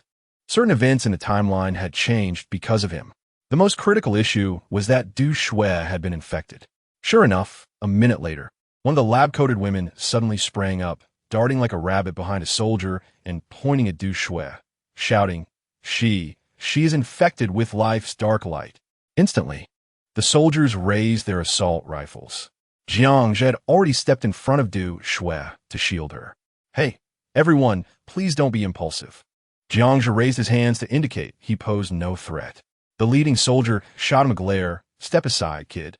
Are you trying to obstruct us? Brothers, don't act rashly, Jiang spoke, pulling out a pack of cigarettes from his pocket and offering it forward. In the apocalypse, if there's anything that could quickly bridge the gap between two people, it would certainly be cigarettes or alcohol. This is useless. If you don't want to be locked up with her, step aside quickly. The leading soldier accepted the cigarettes, his tone softening considerably. Jiang lit one for himself. Buddy, how do you usually handle this kind of situation? The soldier took a drag and replied, Either get locked up for the researchers to experiment on, or get shot and thrown outside. All right, let me say a few words privately. Jiang nodded, turning to embrace the pale-faced Du Shui. He whispered in her ear, Don't say anything. At most, within a day, I'll get you out. I promise. Du Shui slowly wrapped her arms around Jiang. After a moment, she said, I believe in you. If you don't come to save me, I'll haunt you as a ghost. Jiang gently patted her back. Don't worry, the last thing I fear is ghosts. The pleasant atmosphere shattered with that remark. Du Shui shot him a fierce glare, and they parted ways. Buddy, do me a favor. Just lock her up. I can't let her become a wandering soul. After finishing, Jiang took out a bottle of Mingdao. Lu En handed it over. Du Shui gently pinched his arm from behind. With both cigarettes and alcohol, the leading soldier shrugged, right? For this, I will arrange a more comfortable cell for her. Sorry, buddy, but this is unavoidable. He added a comforting remark to Jiang. Du Shui was shackled with iron cuffs as the group continued to descend deeper underground. Jiang estimated they had gone down more than 50 meters when they finally reached the end of the corridor, pulling aside the thick curtain at the corridor's entrance. A low, buzzing noise greeted them, along with a mix of foul odors that invaded their nostrils. Before their eyes lay an endless arched tunnel. The 5-meter-wide tunnel was lined with neatly arranged emergency double tents on either side. Here, the temperature was considerably warmer than in the outdoor corridor. The thermometer on the wall indicated the temperature had risen to about -10 degrees. Countless refugees sat or conversed in front of the tents, engaged in various activities. Regardless of gender, they were all bundled tightly, exposing only a pair of weary, hollow eyes. Occasionally, those who revealed their faces appeared disheveled, with men sporting unkempt beards and women with tangled hair. Clearly, the living conditions in the air raid shelter were quite poor. It seemed they were merely surviving, neither starving nor freezing to death. Make way. The commanding soldier continuously barked orders, prompting the crowd occupying the central passage to swiftly part and create a path. Many curious eyes scrutinized Jiang and Du Shui. On either side of the air raid shelter, numerous tunnels led to unknown destinations, filled with an overwhelming number of survivors. How many people are hidden here? Jiang leaned in and inquired quietly. Approximately over 30,000, mostly faculty and staff from the University of Science and Technology, along with nearby survivors, the leading soldier replied. The group proceeded along the straight tunnel. Hey, come take a look, a genuine LV bag worth 200,000. Yours for just a pack of instant noodles. I have a $3 million Jaeger-LeCoultre watch, just 2 cans of meat, and it's yours. I possess a $1 million antique snuff bottle. Merely a box of meat cans will suffice. I have a signed photo of a celebrity. Just a bag of instant noodles will do. I have a treasure map hidden here. Care to check it out in the tent? Along the way, the survivors on both sides persistently approached, attempting to sell various items, only to be shooed away by the soldiers leading the group. After walking for about 400 or 500 meters, they finally arrived at an iron gate guarded by 2 soldiers. Beyond the gate, in the tunnel, one could see numerous individuals in white coats bustling about. This is the ammunition and supplies warehouse, laboratory, and command center. Kid, I'll assign you to transport ammunition and supplies. This is all I can help you with. Be smart and don't cause me trouble. The leading soldier stated while accepting 2 bottles of Mingdao Lu that Jiang discreetly passed to him. Thanks, buddy. Jiang nodded in acknowledgement. The group turned into a branching path, where on either side of the air raid shelter tunnel were independent small rooms. Each room contained 3 or 4 survivors, staring blankly at Jiang Zhe and his companions. No one uttered a word, nor did anyone resist. Those confined within were survivors infected with the life blacklight. A rough estimate indicated at least 100 individuals. Go in. Du Shui was pushed into one of the rooms. This area was specifically for those infected with the life blacklight gene virus, ultimately destined for experimentation. A wrist-thick barrier separated Jiang Zhe and Du Shui. The room was devoid of beds, empty except for a leather bucket for waste disposal, an overpowering stench permeating the air. Besides Du Shui, there were 2 individuals wearing glasses, huddled together on a tattered blanket for warmth. Upon seeing Jiang Zhe outside the bars, they merely glanced up briefly before lying back down, their eyes devoid of life and filled with despair. Although Jiang Zhe could not see their faces, he imagined they resembled ashes. Trust me, Jiang Zhe conveyed a reassuring look to Du Shui through the bars. Du Shui responded softly, tightening her clothes as she sat against the wall. Subsequently, Jiang Zhe was taken to a vast underground space measuring over 100 meters in length and width. In the center were stacks of ammunition and various military supplies. Hey, they're here. A small, balding man in his 30s approached with a smile. Head, he greeted the leading soldier. This is the newcomer. He will assist you in transporting supplies. The leading soldier instructed before patting Jiang Zhe on the shoulder and turning to leave. The man's smile faded as he scrutinized Jiang Zhe. What's your relationship with the head? Jiang Zhe blinked. I'm his brother-in-law. Oh. The man nodded, gesturing, follow me. What's your name? Jiang Zhe. All right. Before long, the man led Jiang Zhe to a corner of this underground space, where a row of cave-like rooms stood. Here are the empty beds. We don't have the luxury of rest. You'll be on standby, 24 hours a day. Do whatever I assign you. To be honest, not many can handle this job, but the benefit is you'll eat better than those outside. Other than that, ask less and do more. The man pointed to one of the rooms. Understood. Jiang Zhe nodded, lifting the curtain to step inside. Chapter 69. Professor, I confess I promised to add a chapter yesterday, but I returned home at 3 in the morning. I am at fault for disappointing everyone. Here's the addition today. In the cramped workers' dormitory, a pungent odor of sweat wafted from behind the curtain. Damn! Explode. Inside the room, 4 individuals sat around a small table engaged in a game of poker. Each had a stack of instant noodles beside their feet. The furnishings were simple. 3 sets of bunk beds nearly filled the room. Upon seeing Jiang Zhe enter, the 4 had just finished a game and looked up in unison. New here? Never seen you before. One large man wearing a woolen cap asked after sizing up Jiang Zhe. Just came in from outside, Jiang Zhe replied, tossing his backpack and Du Shui's bag onto an empty bunk. The large man slowly approached. Have you undergone testing for the life blacklight virus? As he spoke, his large hand reached toward Jiang Zhe's backpack. Jiang Zhe squinted his eyes. In a flash, his right hand shot out, gripping the man's hand like a vice. The man looked at Jiang Zhe's grip and sneered. I'm a captain. Around here, newcomers have to show some respect. Jiang Zhe returned the sneer. I have my own rules, and that is not to heed your petty rules. Regardless of the environment, there are too many who, with a smidgen of power, consider themselves superior. All right, kid, I'll give you credit for your guts, the man chuckled. Just then, a sharp whistle sounded from outside, signaling the start of work. The man tipped his hat, shot Jiang Zhe a mocking smile, waved his hand, and led the other 3 out. Group 1, 20 rocket shells. Group 2, 30 heavy anti-tank mines. Group 3, 2 boxes of canned food. Group 4 in the square, the man known as YZ barked commands, holding a list. Immediately, over 40 people around the square began rummaging through the piled supplies, placing items onto a flatbed cart. Jiang Zhe helped the large man load 8 heavy anti-tank mines weighing 20 kilograms onto the cart. They then followed the group through a tunnel deeper into the facility. At the tunnel's end was a small room resembling a conference area, where over 50 fully armed soldiers were eating.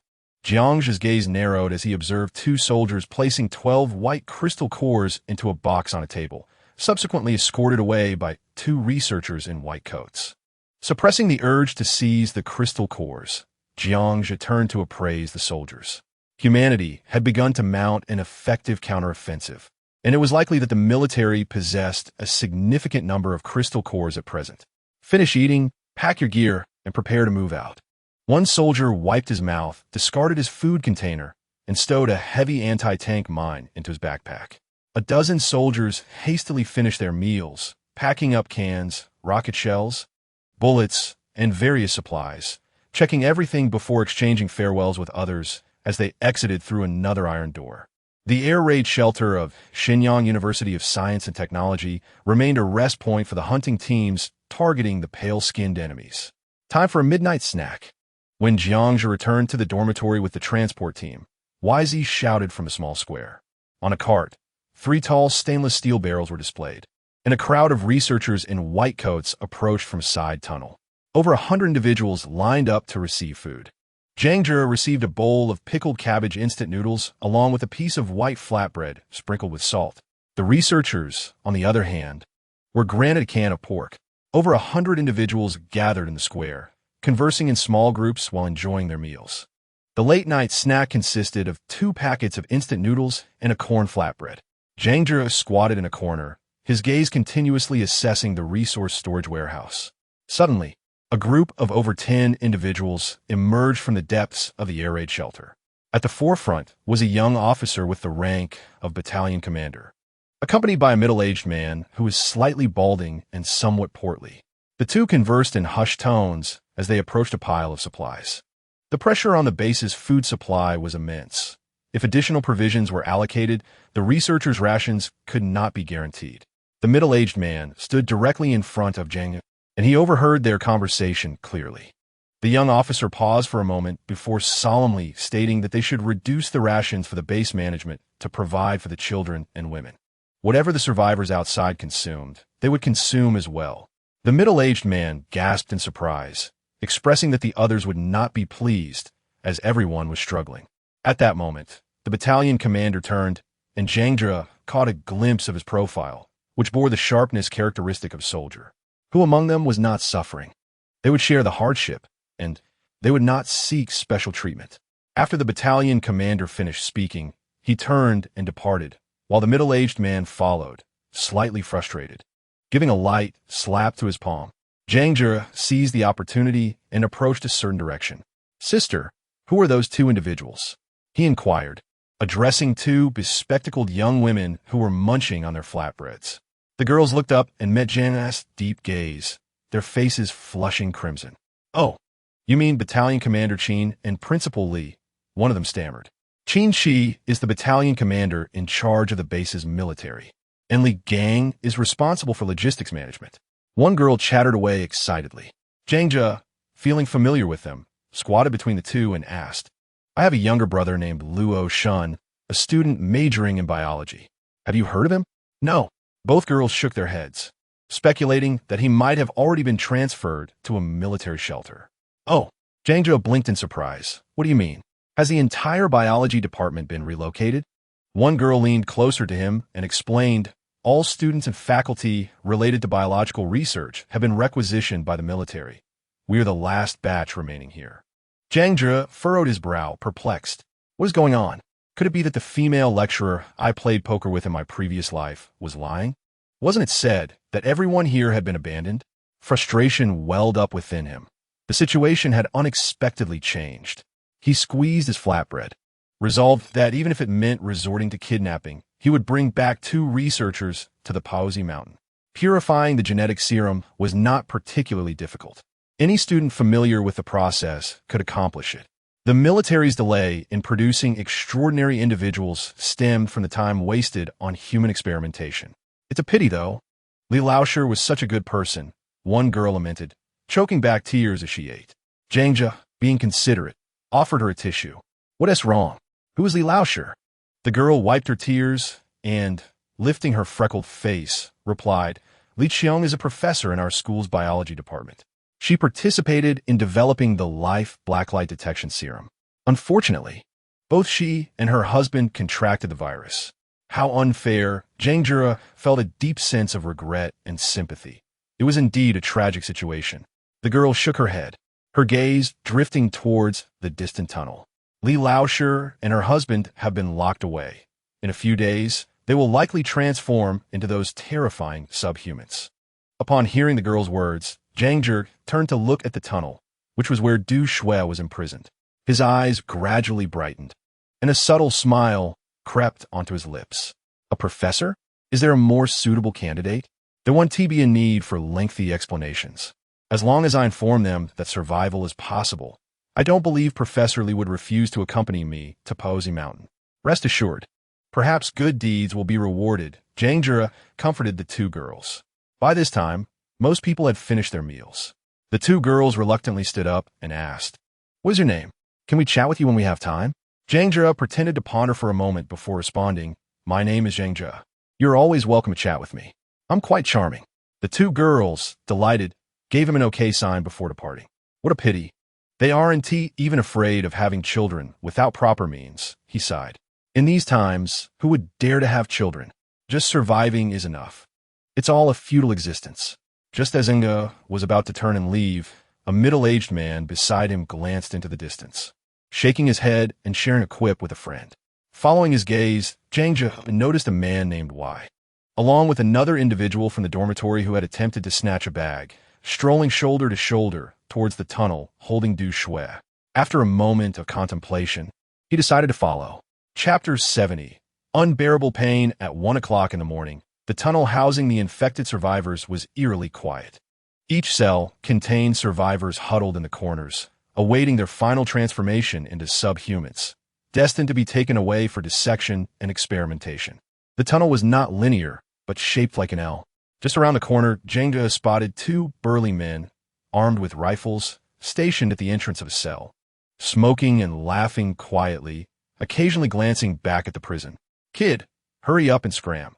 This isn't a place for you." The two men warned him with stern faces as they lowered their rifles. "Isn't Y inside?" Zhang Zhe ignored them and walked straight past. Inside the cell, the crisp sound of playing cards echoed. Through the bars, he saw a woman with long hair, her limbs shackled to the wall, unable to move. Behind her, the bag-snatching man pressed against her back, worming around like a maggot. The woman gazed greedily at a can of pork on the floor, oblivious to the presence behind her. "Hey, I'm talking to you. Are you deaf?" The two armed men, noticing Zhang Zhe's indifference, felt their anger rise.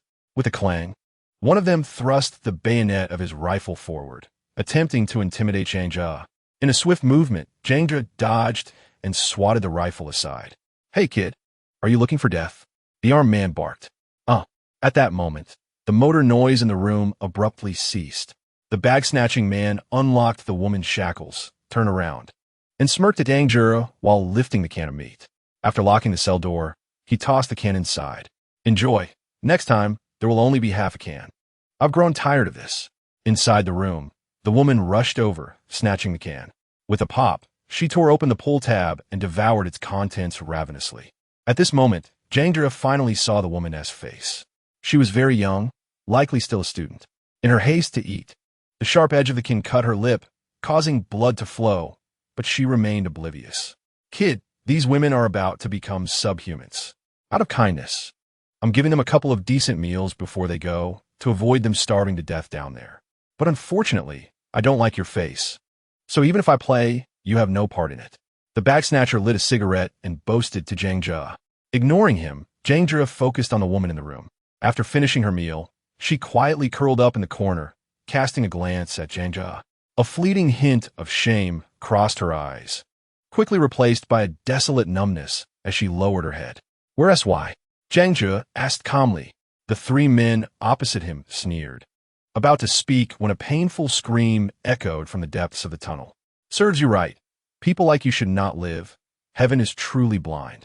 Alongside this, Du Shui's furious voice rang out. Zhang Zhe's expression shifted. The four of them quickly abandoned their bickering and rushed forward towards a room where Du Shui was held. YZ pressed his hands against his groin, leaning against the wall, his face pale and lips trembling, casting a sinister glare at Du Shui. Meanwhile, the couple sharing the room huddled in the corner. "YZ, quickly incapacitate this woman. Just don't kill her, damn it," YZ commanded, pointing at Du Shui as he spotted three companions approaching. The man attempting to seize the bag was abruptly yanked by his hair by Jiang Zhe, and with a thud, he was hurled against the opposite fence, the violent impact rendering him unconscious. This scoundrel had the audacity to attempt to take advantage of her with a can. May his eyes be blinded. Du Shui, noticing Jiang Zhe, kicked the can on the ground, which was swiftly retrieved by the couple in the corner. With a clatter, they opened the iron ring and devoured its contents hungrily. Suddenly, two men at the entrance removed their rifles, aiming at Jiang Zhe. Alas, Jiang Zhe's speed outmatched theirs. Before they could steady their aim, a military knife appeared in his hand. With a thud, both men froze in place, a crimson line gushing from their necks. Then, under the watchful eyes of the onlookers, their heads fell. YZ was momentarily stunned, barely managing to utter half a word before Du Shui delivered a swift kick to his groin. YZ rolled his eyes in agony. The remaining couple in the room embraced each other in the corner, their eyes wide with fear as Jiang Zhe's gaze fell upon them. After a brief moment of shock, the woman hastily grabbed the remaining meat from the can and stuffed it into her mouth. "Excuse me, may I inquire about something? Do you know in which room Professor Li Qiong from the Institute of Technology is being held?" Jiang Zhe inquired, offering 2 packets of instant noodles. Li Qiong. "And this is my husband," the short woman with glasses said in surprise, momentarily halting her chewing. Jiang Zhe chuckled softly, shaking his head. What a coincidence. The couple appeared disheveled, much like other survivors, yet shared a resemblance with Zhou Qi, embodying that essence of scholars devoted to scientific research. Her husband cautiously shielded Li Qiong behind him. "What you want? We have already contracted the genetic virus. Whatever you desire, we likely cannot fulfill. How long have you been infected with the genetic virus?" 7 days. Jiang Zhe leaned closer, whispering a few words into their ears. Are you serious?" The man grasped Jiang Zhe's arm, his previously dull eyes suddenly alight with hope. "Follow me. You two still have a glimmer of hope, and besides, what else do you have to lose?" Jiang Zhe declared earnestly. After a brief exchange of glances, the couple nodded emphatically. "We will go with you. If it doesn't work, you can kill us." Jiang Zhe smiled. "Rest assured, this miracle will be born in your hands." Subsequently, Jiang Zhe seized YZ and ordered, "Let us go, YZ, lead us out." "You can't leave. Many people know Professor Li Qiong. Really, trust me," YZ protested. Jiang Zhe silenced him with the hilt of his knife against his mouth, sending 2 teeth flying before he quieted. "Wait," Du Shui called out as she approached Hu Zi, delivering a series of slaps across his face. Hu Zi awoke, groggy, and upon seeing the 2 fresh heads beside him, he was about to scream in terror when Du Shui kicked him in the mouth. "We cannot let this scoundrel go." With a fierce thrust, Du Shui plunged her military knife between his legs. Hu Zi shrieked in agony, blood spattering everywhere as his thick cotton pants soaked through. Jiang Zhe could only watch in disbelief, astonished by Du Shui's violent tendencies. Chapter 71. Silencing the Witnesses. After retrieving his backpack, Jiang Zhe, accompanied by Du Shui and the couple, boldly made their way towards the exit of the base. The couple, having devoured another 2 cans of beef and 2 bottles of mineral water, finally regained some strength. Jiang Zhe produced 2 extreme cold-weather suits from his bag for them to wear. They were indeed precious assets of the base, and the group was counting on their safe return. Along their journey, the passers-by momentarily failed to recognize the well-packaged Li Qiong, instead greeting YZ, indicating his notable reputation within the base. The 5 finally reached the outermost residential area of the tunnel. Upon passing through the iron gate, 2 armed soldiers initially did not perceive any anomalies. As the 5 ventured less than 3 meters out, survivors from both sides of the tunnel encircled them, incessantly hawking an array of bizarre and useless items. A woman suddenly screamed and stumbled back, pointing at Li Qiong. "She is Professor Li Qiong. You were infected with the virus." This outcry caused chaos. As YZ had warned, the refuge was predominantly comprised of staff from the Institute of Technology, and far too many recognized Professor Li Qiong. The surrounding crowd immediately scattered in panic, the once orderly tents now in disarray. "Stop!" The 2 soldiers at the gate reacted, raising their assault rifles and aiming at the 5. "Don't shoot, I was threatened." YZ shouted desperately. The soldiers were not inclined to engage in dialogue. Upon sensing danger, they would undoubtedly open fire. Li Qiong and her husband, along with Du Shui, took refuge behind Jiangzhe. A knife was pressed against YZ's neck as the five slowly began to retreat. The survivors in the tunnel huddled in the corners, trembling. A soldier produced a walkie-talkie, whispering a few words, and within 20 seconds, heavy footsteps echoed throughout the tunnel. Nearly 100 fully armed soldiers blocked their path. Drop your weapons, or face immediate execution. A squad leader shouted at the five. Jiangzhe remained composed, his gaze surveying the soldiers blocking the tunnel. Allow me to take Professor Li Qiong out of the base. No one will be harmed. She is already infected with the virus and is of no value to you. Oomph. The squad leader scoffed. We never negotiate with criminals. Criminals? Huh. Jiangzhe laughed. In this world, who is truly innocent? Perhaps you should ask YZ and hear of his deeds. YZ, grasped by the throat, turned pale. The matter of using food to coerce those women was known only to him and a select few. If the other survivors outside were to find out, the base's leaders would likely execute him to quell the outrage. What has transpired? Suddenly, the tunnel was filled with the sound of heavy footsteps. A contingent of fully armed soldiers escorted several individuals into view, including the camp leader Qin Shi and the so-called Principal Li. The squad leader whispered a few words to Qin Shi and Principal Li, and then their curious gazes fell upon Jiangzhe. Remove your mask, the middle-aged man commanded. His hands clasped behind his back as he spoke to Jiangzhe in a stern tone, exuding an air of authority. By what right do you command me? Jiangzhe replied coldly, observing the middle-aged man with disdain. Even in this apocalyptic world, he found it laughable that the man still sought to assert dominance. I am Li Gang, principal of the Shenyang Institute of Technology and the head of this refuge. I advise you to be quiet. What are you even worth? Jiangzhe interrupted Li Gang's words with a loud shout. The man's expression darkened immediately. Brother-in-law, this fellow's girlfriend has also been infected. Don't push him. YZ cried out anxiously, fearing that the two might abandon him. Brother-in-law. Jiangzhe's gaze swept over the two men. Realizing why YZ had been so brazen in the base, he was indeed a connected individual. As long as you harm no one, I will allow you to leave. This is the apocalypse, and too many lives have already been lost. I wish to no longer witness anyone suffering due to internal strife. It is not worth it.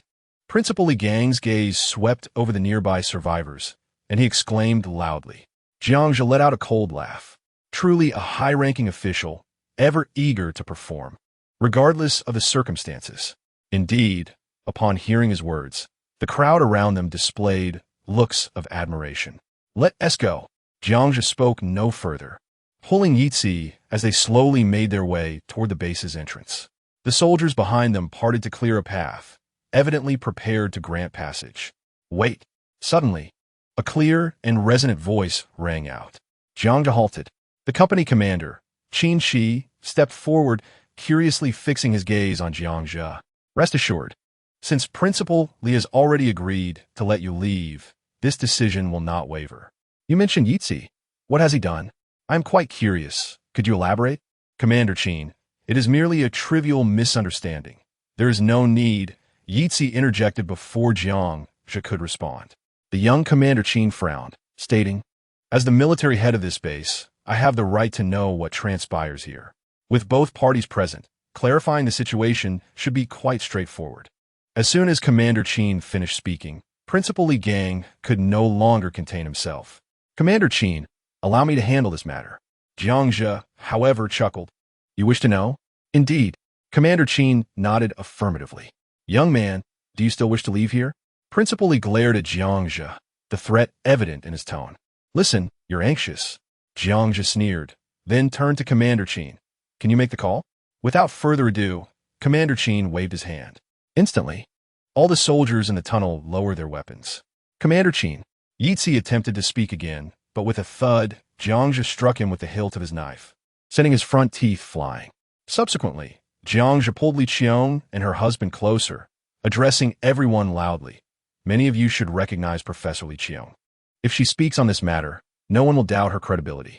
Jiangzhe then exchanged an encouraging glance with the couple. After a couple of deep breaths, Li Qiong adjusted her glasses and bravely stepped forward, stating, "This Yitzi usually does not allow those infected by the virus to eat. They threaten those women with canned food and instant noodles." Professor Li Qiong's words were abruptly interrupted by the sharp sound of gunfire that left everyone momentarily stunned. Principal Li Gang held a smoking gun, staring incredulously ahead. Jiangzhe slowly moved the knife, blocking his path, revealing his cold, piercing eyes. On the heavy blade, 2 distinct bullet holes were clearly visible. "Do you intend to silence me?" Chapter 72. Truth or Dare with all eyes upon him. The knife pierced deeply into Yizi's neck, blood gushing forth. "Do not kill," Commander Qin shouted sharply. Yet, Jiangzhe had already darted forward like a specter. In the blink of an eye, he closed the 10-meter distance, and before the surrounding soldiers could react, with a swift motion, Jiangzhe seized Principal Li's gun. With a powerful upward thrust, the gun was now in Jiangzhe's possession, and he struck down with his fist, producing a sickening crack from Principal Li's elbow, exposing white bone. Li Gang screamed in agony. As Commander Qin rushed forward to assist his comrade, Jiangzhe kicked out with his right foot, sending him soaring backward, toppling several soldiers in his wake. When the scene became clear, Jiangzhe had the knife at Principal Li Gang's throat. The soldiers raised their rifles once more, the tension mirroring the previous moment, but now the hostage had shifted from Yizi to the principal. "Calm down, everyone. I will investigate this matter thoroughly. If you kill him, you will not escape." Commander Qin grimaced, massaging his chest as he tried to quell the rising tensions. Jiangzhe regarded Commander Qin with surprise. He had a surprisingly good temperament, not reacting with fury despite being kicked. At least he was not aligned with Principal Li Gang. Commander Qin's gaze was intense as he addressed Jiangzhe. "Friend, it would be a shame for someone with your skills not to join the military. Release Principal Li, and I assure you there will be no repercussions." Jiangzhe blinked, the knife's tip pressing against one side of Principal Li's neck. "And what of him? What will become of him?" Li Gang, now frightened, hastily replied, "Little brother, do not act rashly. I was in the wrong before. State your demands." Commander Qin looked at Principal Li, disdain flickering in his eyes. No one present was foolish. It was clear the earlier gunfire was intended to silence him. The military would investigate thoroughly. Do not forget, those women remain in confinement. Jiangzhe chuckled, his eyes calm as he regarded Commander Qin. "Not so fast. Let me engage Principal Li in a game of truth or dare." With that, he produced a large iron clam from his pocket and gently placed it on Li Gang's thumb. "First question, Li Gang, are you aware of Yizi's actions?" "I do not know." The agonizing wail erupted as the clamp shattered his thumb, blood spraying forth, leaving only a thin layer of skin attached to his finger. The clamp was then placed on his index finger. Another scream echoed as the index finger was severed. Jiangzhe maintained his calm gaze on Commander Qin, subtly shaking his head to signal him not to intervene. The clamp was now positioned on the middle finger. I know. Please do not squeeze again." Li Gang trembled as he pleaded. "Commander Qin, I will help clarify this matter for you. Now, second question. Li Gang, have you ever slept with those women?" This was a damning inquiry. No, I swear I haven't." Li Gang cried, tears streaming down his face. The middle finger was severed. The onlookers frowned, silently observing the gruesome scene. Their curiosity piqued more by the high-ranking official's potential transgressions than by his suffering. With a final scream, all 5 fingers on his hand were severed. "Enough. Principal Li has not confessed. Do not pressure him further." Commander Qin interjected as he saw Jiangzhe moving the clamp towards the other hand. Jiangzhe shook his head with a smile. This answer would dictate his future. He would not relent until the end. With that, he sliced open Li Gang's trousers, placing the clamp at his groin. "Li Gong, think carefully before answering. Have you slept with those women?" Li Gang shook his head, his face pale. Perhaps sensing the clamp's pressure, he quickly nodded. Yes. A heart-wrenching scream escaped him. With Li Gang's admission, the surrounding survivors and soldiers cast looks of disgust upon him. "You deserve to die, even in this apocalypse. You still think of such vile matters," a woman from the survivors spoke up. "Beast! Animal!" The crowd erupted in curses. Commander Qin took a deep breath. "Can we release him now?" Jiangzhe shook his head, the knife once again pressed against Li Gang's throat. Previously, I was aiding you. Now, this is my affair. Commander Qin's expression shifted. What do you intend to do? Everyone stared at Jiangzhe, a shared thought emerging. Madman? This is a madman. Does he not consider his own escape? Hee. Jiangzhe let out a low chuckle, his gaze suddenly turning cold. Just moments ago, 2 shots were fired, one missing its mark, and the other aimed at me. I am a man of fairness. If one wishes to take my life, one must be prepared to face death in return. Captain Qin's eyes widened in disbelief. Under the watchful eyes of all, the dagger slowly pierced through Li Gang's neck. Blood gushed forth, and the blade emerged from the other side. Li Gang's mouth gaped open as blood trickled from the corners, a low growl emanating from his throat. Moments later, his head drooped lifeless. Why must it be this way?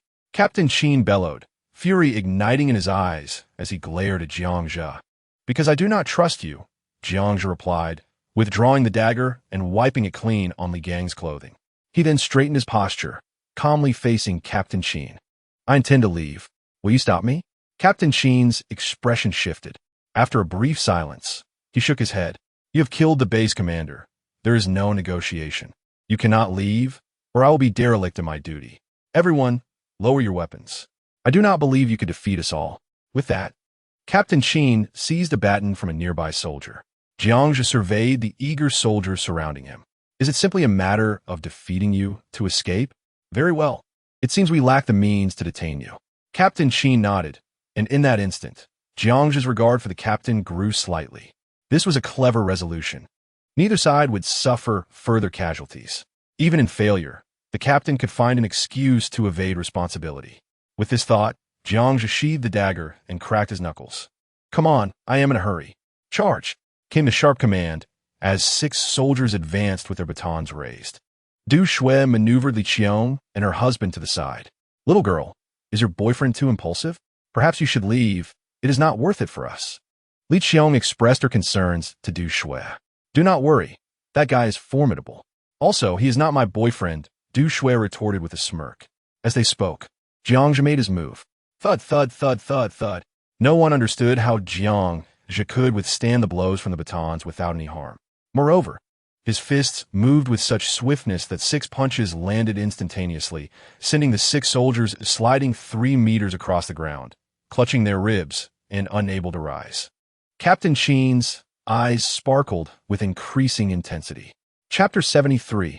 I did not misjudge you. Thud, thud, thud. The only sound echoing through the air raid shelter tunnel was the muted thud of fists striking flesh. The spectators around held their breath, their eyes widening in astonishment. Within 5 minutes, over 40 soldiers lay sprawled on the ground. None could withstand Jiangzhe's strike. It was merely a single punch.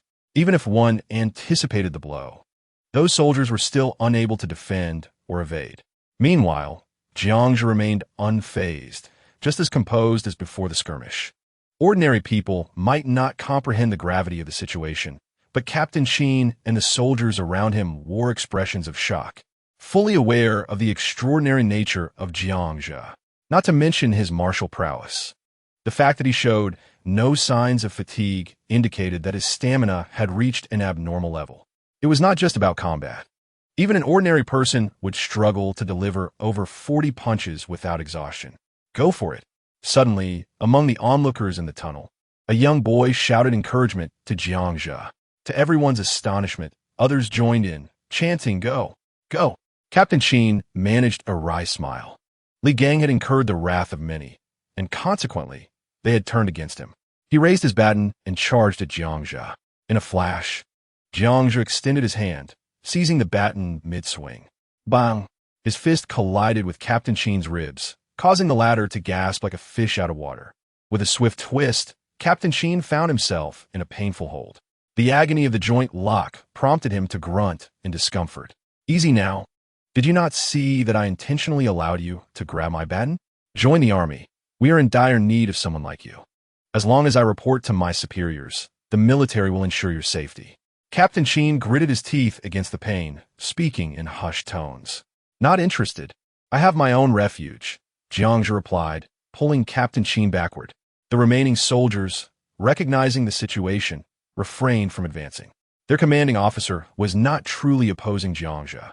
Although it was evident that both men were feigning a confrontation, none dared to expose the charade. Under the watchful gaze of many, Jiangzhe and his group passed through the iron gate, arriving at the outermost section of the tunnel. At this point, only Captain Qin remained among the survivors. "Thank you," Jiangzhe said, releasing Captain Qin's arm and offering a cigarette. The two stood behind the heavy iron door, sharing a smoke. "I hope you will stay and help resist the white skins and the subhumans," Captain Qin said, taking a drag and fixing his gaze on Jiangzhe. "No, even if it means seeking death, that is my own choice," Jiangzhe shook his head. "Sigh, I am not saddened by Li Gang's death. Rather, I lament the loss. If you were to join the military, you would certainly assist many more. Do not attempt to coerce me with that. Blue Star will continue to revolve without me. Your name is Qin Shi?" Jiangzhe bluntly rejected the offer. "Yes, I am the acting battalion commander of the Shenyang military district, dispatched to oversee military matters at this base," Qin Shi replied. Jiangzhe glanced at the young commander, surprised by his youth. "You are so young to be a battalion commander. Are you perhaps a second-generation official?" Qin Shi's expression fell as he spoke after a moment of silence. "Indeed, I am a second-generation official. My father was the chief of staff of the 2nd Group Army of the 3rd Military Region. He perished during the Nanjing counteroffensive." Jiangzhe clicked his tongue in acknowledgement. There was nothing more to say. Sorrow is a universal experience. Since you do not wish to stay, then depart. Safe travels. Qin Shi extinguished his cigarette and reached for the button to the iron door in the tunnel. "What? Are you not going to try to persuade me to join the army?" Jiangzhe asked, surprised as he adjusted his backpack. "Forget it. If you can protect the people in a refuge, that is a good thing. It matters not where you go." Jiangzhe gave him a thumbs up, appreciating his vision. With a low hum, the heavy air raid shelter door began to rise. "Take care." They nodded in farewell. Just as Jiangzhe and his companions were about to slip through the iron door, a group of soldiers unexpectedly rushed back in, leaving both parties momentarily stunned. "It's you?" Jiangzhe and the leading soldier exclaimed in surprise simultaneously. It was Zhao Cheng and his men, his eyebrows frosted over, eyes wide with astonishment as he regarded the duo of Qin Shi and Jiangzhe. "You two know each other?" Qin Shi asked, equally surprised. "Hee." Jiangzhe chuckled lightly, nodding. "Yes, we had a little misunderstanding on the way here, right, Captain Zhao?"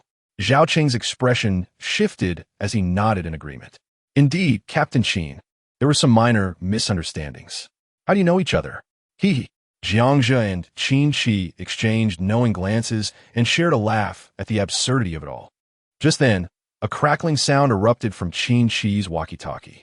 "Commander, urgent military orders." As the transmission concluded, a soldier rushed in from the base, handing over a briefing. After a minute, Qin Shi's expression grew serious as he handed the briefing to Zhao Cheng. The two studied it closely for a moment, their eyes brightening as they turned to Jiangzhe. Jiangzhe looked at them quizzically. "What is with that look?" Qin Shi leaned in closer. "Could you lend us a hand?" he said, passing the briefing to Jiangzhe. Jiangzhe glanced at the document before slapping it back into Qin Shi's arms. "No way. The dangers posed by Tianmei Biotech Company are surely substantial. Otherwise, this mission would not require so many squads to be deployed." Qin Shi's disappointment was evident as he took back the briefing. "Well, you are not a soldier, and I cannot command you. I wish you a safe journey. And if the opportunity arises, I shall treat you to a drink." With that, Jiangzhe nodded at the two individuals and turned to leave. At this moment, Li Qiong approached and tugged at Jiangzhe's arm, whispering, "Little brother, your rescue of me must be related to those viruses and crystal nuclei, right?" "Sure." Jiangzhe nodded in affirmation. "Yes, what is it?" Li Qiong glanced back at Qin Shi and continued. "Tianmei Biotechnology is the most comprehensive company in Shenyang City for biological instruments. If you want me to conduct experiments, do you have the necessary equipment?" "What?" Jiangzhe was taken aback. Li Qiong raised her hand, listing various instruments: constant temperature incubators, biochemical culture boxes, electronic analytical balances, magnetic stirrers, water baths, pipettes, pH meters, spectrophotometers, homogenizers, inverted microscopes, PCR machines, electrophoresis equipment. Stop. Jiangzhe felt overwhelmed and quickly interrupted her. "With only a high school education, He couldn't recognize all the instruments Li Qiong mentioned. Do you have them? Li Qiong asked curiously. Jiang, Zhe clicked his tongue. He had raided 2 biological laboratories in the alternate space, but he was unfamiliar with those items. Realizing this, he slapped his thigh in frustration. If he returned to the Paozi Mountain and found himself lacking an instrument, he would need to make another trip to Shenyang. The military orders on the mission briefing indicated that Qin Shi was to lead 10 support teams to acquire certain biological experimental equipment from Tianmei Biotechnology. Perhaps accompanying Qin Shi to take advantage of the situation would be a viable strategy. They had seen his capabilities and wanted him to assist in this mission. Fortunately, Professor Li Qiong was perceptive. Hey, Qin Shi. The iron door, which was about to close, halted and rose again. Jiangzhe returned with a smile. I am someone who enjoys helping strangers. I can't help it. If I don't do a good deed in a day, I feel uncomfortable. Zhao Cheng's eyelids twitched. What nonsense are you talking about? Qin Shi's face lit up with joy, exclaiming, Brother, I knew I didn't misjudge you. Chapter 74. The Challenge, 20 minutes later. On a maintenance platform in a sewer. Fully armed, Qin Shi scrutinized a map of the underground pipeline in Shenyang City. Zhao Cheng, accompanied by a dozen soldiers, vigilantly observed the sides of the tunnel. Only Jiangzhe leisurely leaned against the wall, smoking, casting a glance at Li Qiong and her husband. Can you keep up? If not, go ahead and hide. The couple shook their heads. No problem, we can keep up.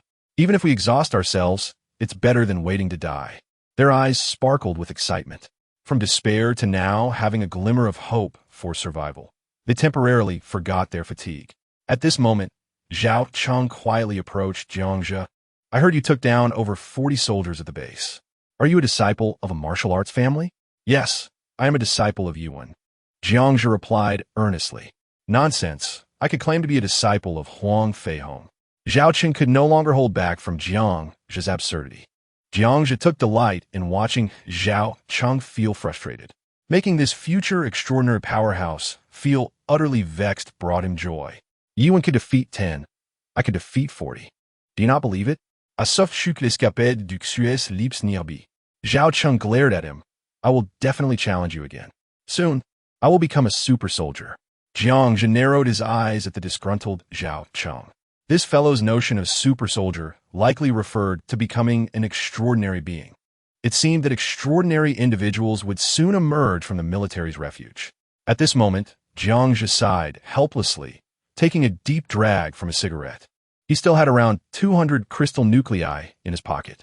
Regrettably, the past few days had been spent either on the move or rescuing others, leaving him no time to consume the nuclei. The last instance was the night he drove away Xiaomi at Paozi Mountain, which allowed him to successfully advance. Presently, Jiangzhe was at the second stage of physical enhancement: space, fire elemental energy, water elemental energy, and metal elemental energy. To elevate any of these to the third stage, he needed to swiftly take Li Qiong to Paozi Mountain to refine and categorize the abilities within the crystal nuclei. This way, Jiangzhe would not have to rely on blind luck, and he could also enable the upgrades for Liaozi and Pao Yi. Most extraordinary beings that emerged at the onset of the apocalypse were elite military personnel like Zhao Cheng. Later, as crystal nuclei became more abundant, ordinary individuals gained the opportunity to become extraordinary. In his past life, Jiangzhe waited over 4 years to obtain a spatial genetic serum. All right, I shall await your challenge. Jiangzhe smirked at Zhao Cheng. Suddenly, Qin Shi put away the map, announcing that the other teams were already on their way. During the day, drones had conducted reconnaissance. Tianmei technology was located right at the city center. There were many subhumans surrounding it, so caution was imperative upon nearing the warehouse, especially for the 2 female comrades. With that, Qin Shi winked at Li Qiong and Du Shui. Qin Shi, isn't it just the monthly bleeding of women? What are you being so secretive about at a time like this? Jiangzhe interjected humorously. You know my situation right after finishing? Do you think this is my first day in the apocalypse? Just then, a group of individuals looked at Jiangzhe with peculiar expressions. Du Shui then realized there was something amiss with her words, coughed lightly, and turned away. Jiangzhe grinned. All right, when we return, I will make a chart to mark your days clearly to avoid any trouble. Let's go. This is a matter for you to discuss privately. Sensing the conversation had strayed, Qin Shi promptly took the lead and walked ahead. As they navigated through the narrow and cramped sewer for less than 10 minutes, a sudden cacophony of screams from the serrated rats echoed ahead, seemingly intermingled with human shouts. Qin Shi's expression changed drastically. Not good. Our people have encountered a swarm of rats. Zhao Cheng and the other soldiers swiftly drew their mountain-cutting blades. These blades have become standard equipment for the Daxia military, designed for use in situations requiring silence. Just after turning a corner, several beams of light illuminated the tunnel ahead. Countless black and gray, long-haired serrated rats, the size of wild cats, were frantically attacking a circle of Daxia soldiers. The light attracted the attention of the serrated rats, causing a massive horde of dark figures to turn and charge towards Jiangzhe and his group. Du Shui, stay back and protect the professor, Jiangzhe instructed as he drew his knife. Ahead, the path was already blocked by Qin Shi and Zhao Cheng. Jiangzhe could only remain at the rear, ensuring the safety of everyone. The ferocity of the serrated rats lay in their powerful incisors and their overwhelming numbers.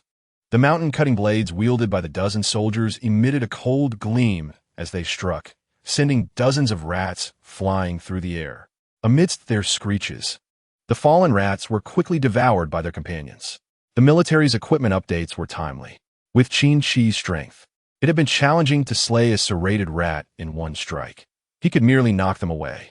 However, now they were equipped with simple mechanical exoskeletons, which doubled the limb strength of ordinary soldiers. Coupled with the heavy mountain-cutting blades, regular soldiers could cleave through the serrated rats. Jiangzhe was familiar with mechanical exoskeletons. He had worn them often in his previous life, significantly enhancing work efficiency. Although they were twice as effective, their greatest drawback was slow mobility, making them suitable only within bases and specific environments. Once sent to the wild for missions, no one was willing to use such equipment. The numbers of serrated rats were overwhelming. Despite the speed at which Qin Shi and his team dispatched the creatures, many serrated rats still managed to climb onto their bodies. Fortunately, the extensive alloy steel plating on their armor rendered the rats' bites ineffective. In the narrow sewer, humans and serrated rats engaged in a silent battle. Before long, the ground was strewn with the corpses of serrated mice. A soldier let out a low grunt. His elbow was injured from a bite, causing his movements to falter slightly, while two more serrated mice ambushed him. The others were engaged in a fierce battle. In the dimly lit sewer, no one noticed the peril surrounding the soldier. With a swift motion, a military knife sliced through the air, pinning two airborne, serrated mice against the wall. Jiangzhe shook his head and suddenly pulled the nearest soldier behind him. At this rate, before reaching Tianmei Keiji, these individuals would exhaust all their strength. To save time, Jiangzhe had no choice but to unleash a barrage of firepower. The sound of gunfire echoed through the sewer like water boiling in a kettle, releasing a continuous stream of noise. The surrounding space was filled with cold, gleaming blades, reflecting in the eyes of the soldiers. Any serrated mouse that ventured into this lethal zone was instantaneously severed in two. As Qin Shi swung his mountain-cutting knife, he was taken aback to find the once dense horde of mice dissipating under Jiangzhe's blade, akin to snowflakes melting swiftly in a raging fire. The remaining serrated mice squealed and fled like a receding tide, sensing the impending doom that Jiangzhe emanated. Just when I was pondering how Zhao Cheng had become so formidable, it turns out to be you. What a coincidence. A voice of surprise rang out not far away, as several indistinct figures emerged into the light. You recognize me? Jiangzhe chuckled, wiping the blood from his knife. To his astonishment, it was the company commander who had journeyed with him to Shenyang. I haven't seen your face, but with that distinctive knife and your extraordinarily powerful technique, it would be hard to mistake you. The commander approached, his face smeared with blood. Jiangzhe nodded and smiled as he shook hands with the commander, growing increasingly fond of his words. In Chapter 75, Tianmei Warehouse, the commander appeared quite pleased to reunite with Jiangzhe. After performing simple first aid on the injured soldiers, the two teams merged and continued through the sewer. The sewers in the main city area were relatively spacious. Jiangzhu would rather face the yarn in combat than crawl through filth. Along the way, he learned more about the commander. His name was Zhang Bin, a reserve officer from the Xinyang military district, who had been dispatched to Xinyang to escort a group to a refuge, but was reassigned at the last minute for this mission. After 10 minutes at a sewer wellhead, Jiangzhu encountered over 100 soldiers from the hunting squad participating in this operation. To maximize the retrieval of experimental instruments, almost everyone wore mechanical exoskeletons.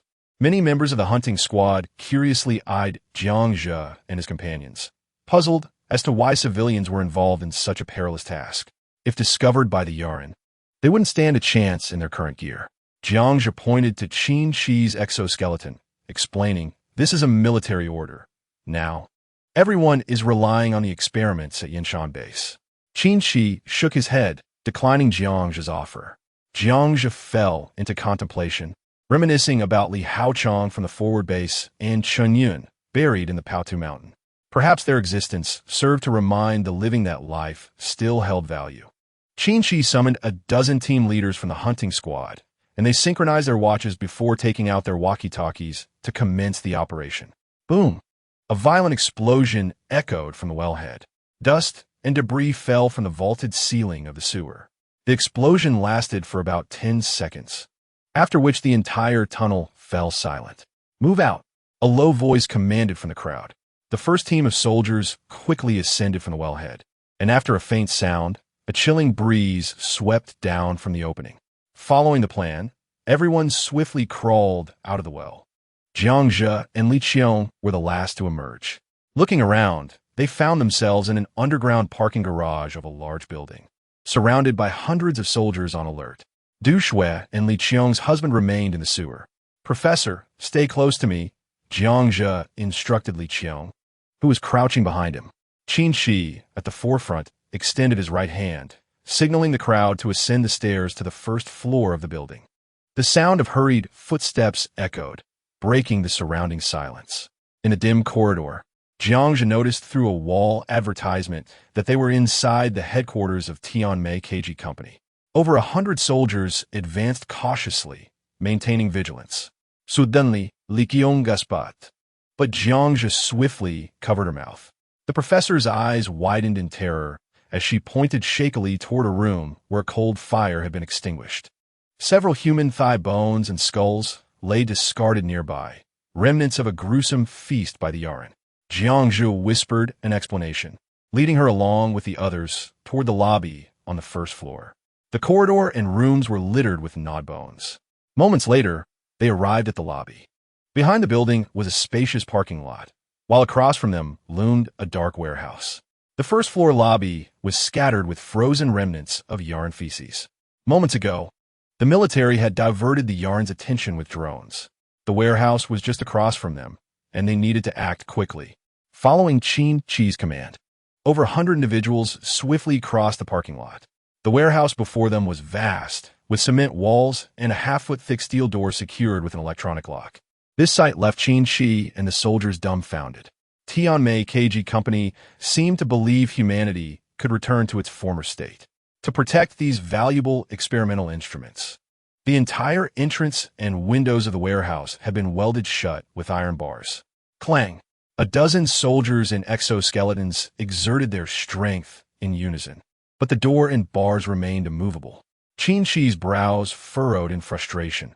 After a long night of effort, they were thwarted by a steel door. They contemplated using explosives but feared attracting the Yaran, causing them to stomp their feet in anxiety. However, no one noticed where Jiangzhu had gone. "Time is of the essence. We must use explosives." Each group should assign 2 individuals to guard the entrance while the rest retrieve the experimental instruments, Qin Shi ordered helplessly. Just then, Jiangzhu's voice rang out, startling everyone. "Move aside. I don't think you considered that they would lock the door when you came out, did you? Step back." As he pushed through the crowd, he dragged 2 oxygen tanks along. With a hiss, a blue flame erupted from the cutting torch in his hand. "Where did you get a cutting machine?" Qin Shi exclaimed excitedly. "I just picked it up while doing my business," Jiangzhu replied, directing the torch at the iron bars. In less than a minute, The electronic lock and iron bars were severed by the flame of the acetylene torch. The soldiers rejoiced and followed Jiang into the warehouse. As the flashlight beams swept across the interior, they revealed towering shelves filled with an array of experimental instruments, from small flasks to ovens and separators. The soldiers swiftly sprang into action, referencing their lists as they retrieved items. This is a centrifuge, and this is an electrophoresis device. Professor Li Qiong continuously scanned the shelves for instruments, and Jiang marked the boxes with his knife as he called out their names. Half an hour later, the soldiers amassed over 100 instruments on a flat wooden platform, securing them with ropes before pushing them to the parking lot in front of the warehouse. Jiang suddenly realized that they weren't intended to carry the equipment away, but rather to package it for airlift by helicopter. Xiao Jiang, what should we do with your gear? Professor Li Qiong inquired anxiously. Wait a moment, I will remark it and send someone to retrieve it. With a casual fabrication, Jiang dashed back. In less than 30 seconds, he re-emerged. He had been stationed in the warehouse, keeping watch over the group of soldiers, not wishing to expose the spatial anomaly. Everything was in readiness. Jiang and a group of soldiers concealed themselves on the first floor of Tianmei building. Hundreds of soldiers peered through the shattered windows, fixated on the parking lot and the mound of instruments. The most critical moment of the operation was approaching. They merely needed to await the military transport helicopter to hoist away the instruments, at which point the mission would be deemed a success. Above the packed instruments, a disc flickered with a crimson glow. This device was designed to provide positioning for the helicopter. The signal had been dispatched, and the group held their breath, anticipating the arrival of the aircraft. 5 minutes later, a deep rumble resonated through the pitch-black night sky.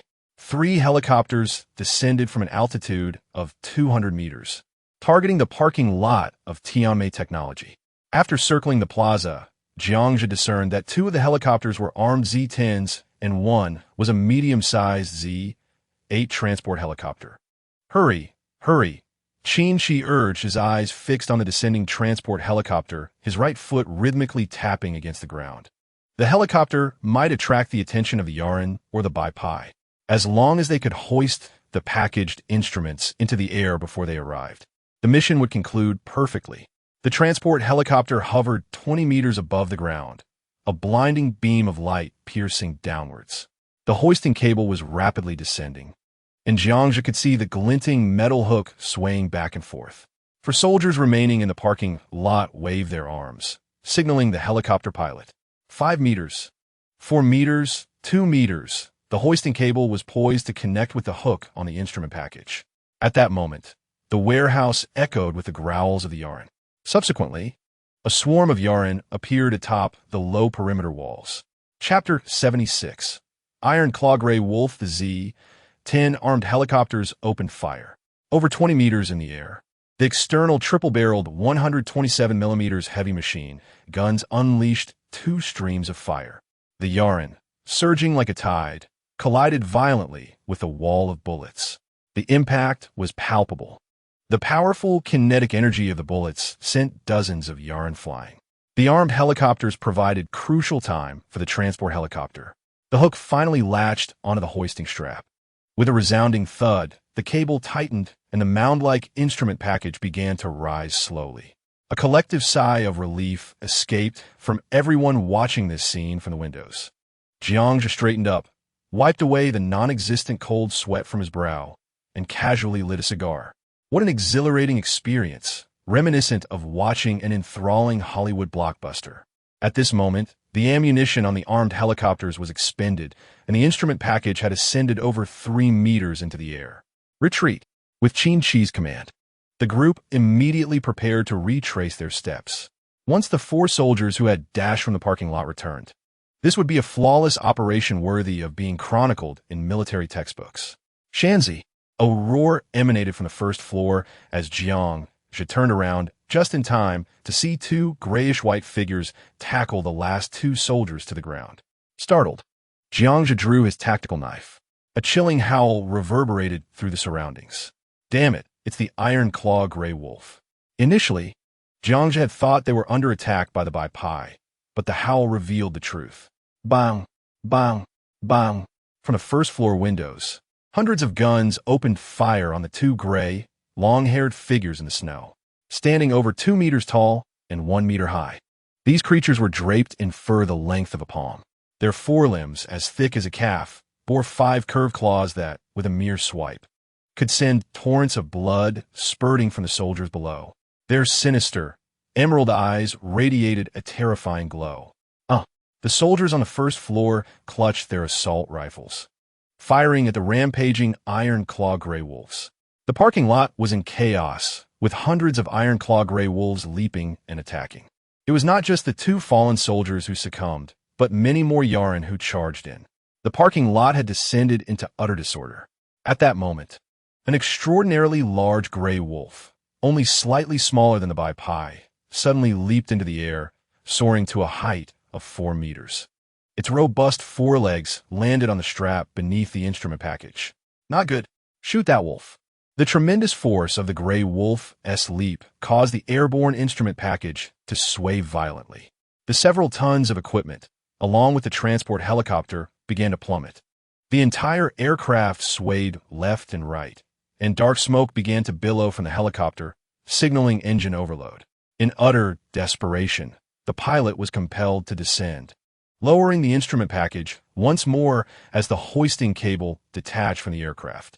As hundreds of guns fired upon the largest gray wolf, Jiang furrowed his brow. He was certain that this gray wolf was the alpha of the pack, and more critically, it had undoubtedly consumed the crystal core of the Bai. Gray wolves typically inhabit the northern jungles bordering the Daxia and the Daxiong Kingdom, in desolate, frigid lands. Now, devoid of human threats, they began to venture into the urban area to hunt, drawn in by the sound of helicopters. Life is unpredictable. What had been an advantageous situation had taken a sudden turn. Qin Shi and his team of hunters gritted their teeth and continued firing at the iron claw gray wolves and Yaren in the parking lot. Several massive wolves and hundreds of Yaren took notice and charged forward, preparing for close combat. With Qin Shi's commanding shout, hundreds of soldiers drew their machetes. In the next moment, countless Yaren burst through the windows, but thanks to their exoskeleton devices and teamwork, the hunting team managed to hold their ground. Nevertheless, they were still being relentlessly pressured back by the Yaren. 2 colossal wolves stormed into the hall, knocking one soldier to the ground and sinking their teeth into his neck, causing blood to spout forth. Zhang Bin, at the forefront, skillfully dispatched 2 attacking Yaren with his machete, but was then tackled by another towering Yaren. Just as the creature opened its mouth to bite down, a military knife soared through the air, piercing its neck. Thanks. Zhang Bin wiped the cold sweat from his brow and nodded toward the rear of the squad. Hold your ground. As Qin Shi observed the increasing number of Yaren closing in, he bellowed loudly. Suddenly, a slap struck his helmet, resonating with a dull thud. Damn it. There are at least several thousand Yaren here. Can you kill them all? Jiang seized Qin Shi by the collar and roared. This fellow was getting a bit too hot-headed. Although Jiang was reluctant to meddle, he did not wish to see these men perish needlessly. Qin Shi was momentarily taken aback, bewildered by the audacity of this individual to challenge him. The surrounding soldiers were equally perplexed, unsure of who dared to speak so boldly to Qin Shi. Will the Yaren consume those instruments? Could you not wait until they dispersed before calling for the helicopter? After saying this, Jiang released his grip on Qin Shi's collar. Everyone, step aside. With a commanding shout, he brandished his tactical knife. With each step, he dispatched in Yaren, severing heads as he advanced through the throng of over 100 Yaren crowded in the corridor. Then, he snatched 5 grenades from a soldier nearby, pulled the pins, and hurled them at the oncoming Yaren. The foremost Yaren was sent flying from the explosion, and the corridor fell momentarily silent. I want to accompany you to your demise. Jiang cast a glance at Qin Shi before turning and sprinting toward the basement. Qin Shi's expression shifted, his face reflecting hesitation for a moment, before he finally uttered a single word: retreat. The parking lot behind Tianmei building had descended into chaos, filled with Yaren. Iron claw gray wolves, the roaring helicopters, and the mingled sounds of feral howls, echoing far and wide throughout Shenyang City. In a basement of a 5-story building opposite Tianmei Dalu, Jiang, accompanied by Professor Li Qiong and his wife Du Xue, sought refuge within a storeroom. Outside the corridor lay the decapitated corpses of numerous subhumans. Through the narrow windows of the basement, they observed a relentless tide of subhumans surging towards Tianmei Company. Inside, a portable gas stove emitted fierce flames, steadily raising the temperature of the room. The four of them munched heartily on beef jerky. Xiao Jiang, aren't you going to assist Captain Sheen and the others? Professor Li inquired. No, Hing said tersely. Professor Li glanced at Du Xue, who shook her head in silence. The atmosphere in the room turned somewhat awkward. If Qin Shi were not a fool, he would have taken cover, waiting for the subhumans to disperse before devising a plan. Professor Li murmured, lowering his head to continue eating the jerky. After a long day, Jiangzhe decided to rest here for the night, allowing the professor to regain his strength before returning to Paozi Mountain in the morning. Suddenly, the chaotic howls of the subhumans outside transformed into a synchronized roar. The group, sipping ginger syrup, fell silent. Jiangzhe sprang up and urged them to hide and remain silent before vanishing from sight. On the spacious street, countless subhumans stood on either side, brandishing various weapons and howling incessantly. A towering figure, approximately 2.5 meters tall, with skin resembling rugged stone, approached Tianmei Delu like a titan from myth. Each shoulder bore bone spurs over 1/2 meter long, and in its hand it wielded a massive cleaver the size of a door. The imposing presence commanded attention, as the surrounding subhumans roared in reverence, as if welcoming their king. Goodness, how swiftly the subhuman king has appeared, Jiangzhe marveled from his rooftop concealment. The term subhuman king referred to those mutated subhumans that had consumed the white crystal cores, with their size and strength correlating to the number of cores ingested. This particular subhuman king appeared to be of the first tier, yet its combat prowess was not significantly inferior to that of a second-tier physical extraordinary. Should this subhuman king continue to grow, it would undoubtedly become one of the most terrifying entities in the entire Xinjiang. On the side of Tianmei Delu, the Wolf King seemed to sense the presence of the subhuman king, letting out a challenging howl. The subhuman king halted and responded with a thunderous roar. With a swing of the cleaver in its right hand, the subhumans on either side surged towards the parking lot, reminiscent of ancient battlefield warriors, their momentum soaring skyward. Qin Shi, if not a fool, should have already found a place to hide, facing both the subhuman king and the wolf king. Even the bravest would find the disparity insurmountable. Jiangzhe leaped nimbly across a wide alley, landing on the roof of another building. Intrigued by the impending clash between the subhuman king and the wolf king, he recognized the rarity of such a spectacle. In his previous life, he had witnessed a fourth-tier extraordinary battle, a subhuman king, where the two titans reduced an entire building to ruins within a minute, a truly terrifying sight. Just moments later, as Jiangzhe reached the rooftop of the nearest building, he witnessed the two colossal figures collide with tremendous force. The parking lot was strewn with the remnants of countless subhumans and the corpses of several massive wolves. Over 100 3-meter-long giant wolves stood alongside the dark mass of subhumans, fixated on the duel between the subhuman king and the wolf king. The scene bore a striking resemblance to a standoff between rival gang leaders in a gangster film. The two combatants clashed once more after a tense standoff, their strikes sending shards of concrete flying. The parking lot erupted into chaos as blood and fur filled the air. Jiangzhe intently observed their battle, recognizing that despite the apparent lack of strategy, every blow was laced with formidable power. He continually simulated the combat in his mind. With a powerful swing, the subhuman king brought the cleaver down towards the wolf king's head, narrowly missing as the wolf king deftly evaded. A nearby car was cleaved in two by the blow.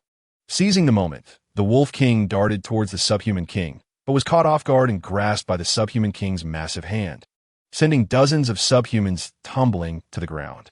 One subhuman attempted to take advantage of the situation, but was swiftly dispatched by the wolf king. As the surrounding giant wolves surged into the fray, Jiangzhe lost interest in the unfolding melee.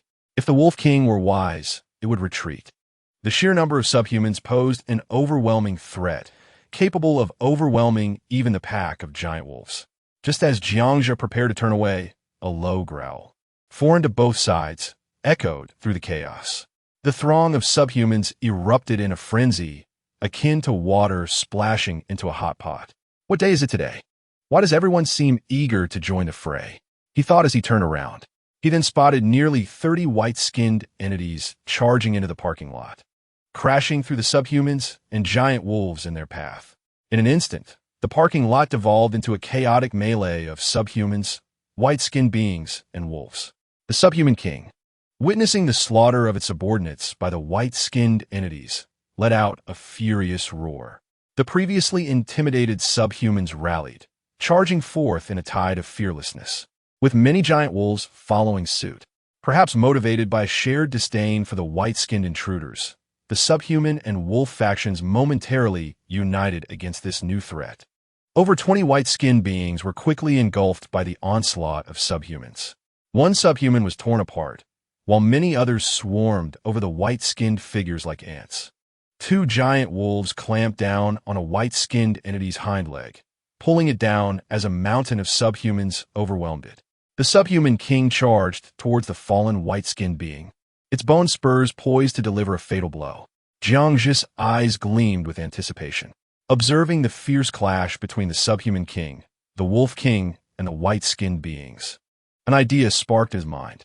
With such formidable allies present, he resolved to procure at least a dozen crystal cores to justify his venture to Shenyang. In the parking lot, the subhuman king, having slain a white-skinned entity, incited the wrath of nearby white beings, provoking a furious charge. As the subhuman king roared, countless fearless subhumans surged towards their adversaries, igniting a bloody melee. Amidst the chaos, no one noticed a figure darting from Tianmei-Dalu, swiftly reaching the recently slain white-skinned being, plunging a dagger into its skull, and swiftly vanishing with the crystal core in hand. The two subhumans beside him were momentarily stunned, just as they were about to raise their weapons. In an instant, two heads flew off. The parking lot had descended into utter chaos. Jiangzhi crouched low, darting forward like a snow hare, charging towards a nearby white-skinned creature that was wreaking havoc. The white-skinned beast was swarmed by subhumans, relentlessly attacked with teeth and weapons. Its tentacles ensnared one subhuman that leapt onto its head, and then, with a swift motion, it tore the creature apart. As it let out an exhilarating roar, it failed to notice a figure gliding stealthily from the ground. Like a spring, the figure sprang up, and a flash of white-cold light flickered. The white-skinned creature reacted with astonishing speed, its whip-like tentacles lunging towards the gleaming light, only to be met with a spray of dark purple blood. A segment of its tentacles soared into the air, and its roar abruptly ceased. In the next moment, the massive body of the white-skinned creature, nearly 3 meters tall, collapsed like a mountain, crushing a group of excited subhumans beneath it. Jiangzhi, cloaked in a tight garment, resembled a ghostly assassin on a battlefield.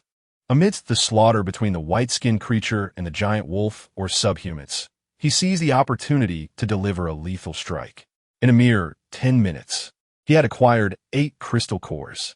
Just then, the Wolf King, accompanied by a giant wolf, engaged in a fierce battle with the white-skinned creature, toppling dozens of subhumans in the process. The Wolf King, slightly inferior in size and strength, was pinned to the ground by the white-skinned beast. Another giant wolf attempted to assist, but was swiftly flung away by the creature's tentacles. A massive maw lunged towards the Wolf King, but suddenly, a figure appeared silently above the white-skinned creature, deftly hooking its neck. Before the creature could react, a spatial blade pierced through its skull from beneath its jaw. Its enormous body crashed down. The Wolf King struggled to roll away, while Jiangzhi deftly extracted the crystal core from the white-skinned creature. Crouching on the ground, he gazed at the Wolf King, whose deep blue eyes sparkled with a mysterious light, recognizing that this man had just saved its life. A whistle pierced the air. Jiangzhi sidestepped and leaped away as concrete shards erupted from beneath the snow. The subhuman king had seemingly discovered Jiangzhi and launched a surprise attack from behind. Cursing, Jiangzhi shouted as he dashed to the side of another white-skinned creature, using the spatial blade to sever the tentacles that were being swung at him. The white-skinned creature let out a pained roar, prompting another 10 or so white-skinned creatures in the parking lot to charge towards him. Jiangzhi decisively turned around, revealing a heavy machine gun in his hands. With a burst of fire, he carved a path through the subhumans, blocking his way. His body shot forward like an arrow into the lobby of Tianmei building, with a dozen white-skinned creatures hot on his heels. Chapter 78. The cannon as a gun. One side of the Tianmei building lobby featured a corridor nearly 20 meters long. At the far end, a 155mm howitzer emerged from the darkness of the corridor, its muzzle aimed straight ahead. The entire cannon filled the corridor, with its crab-like legs smashing through the walls on either side.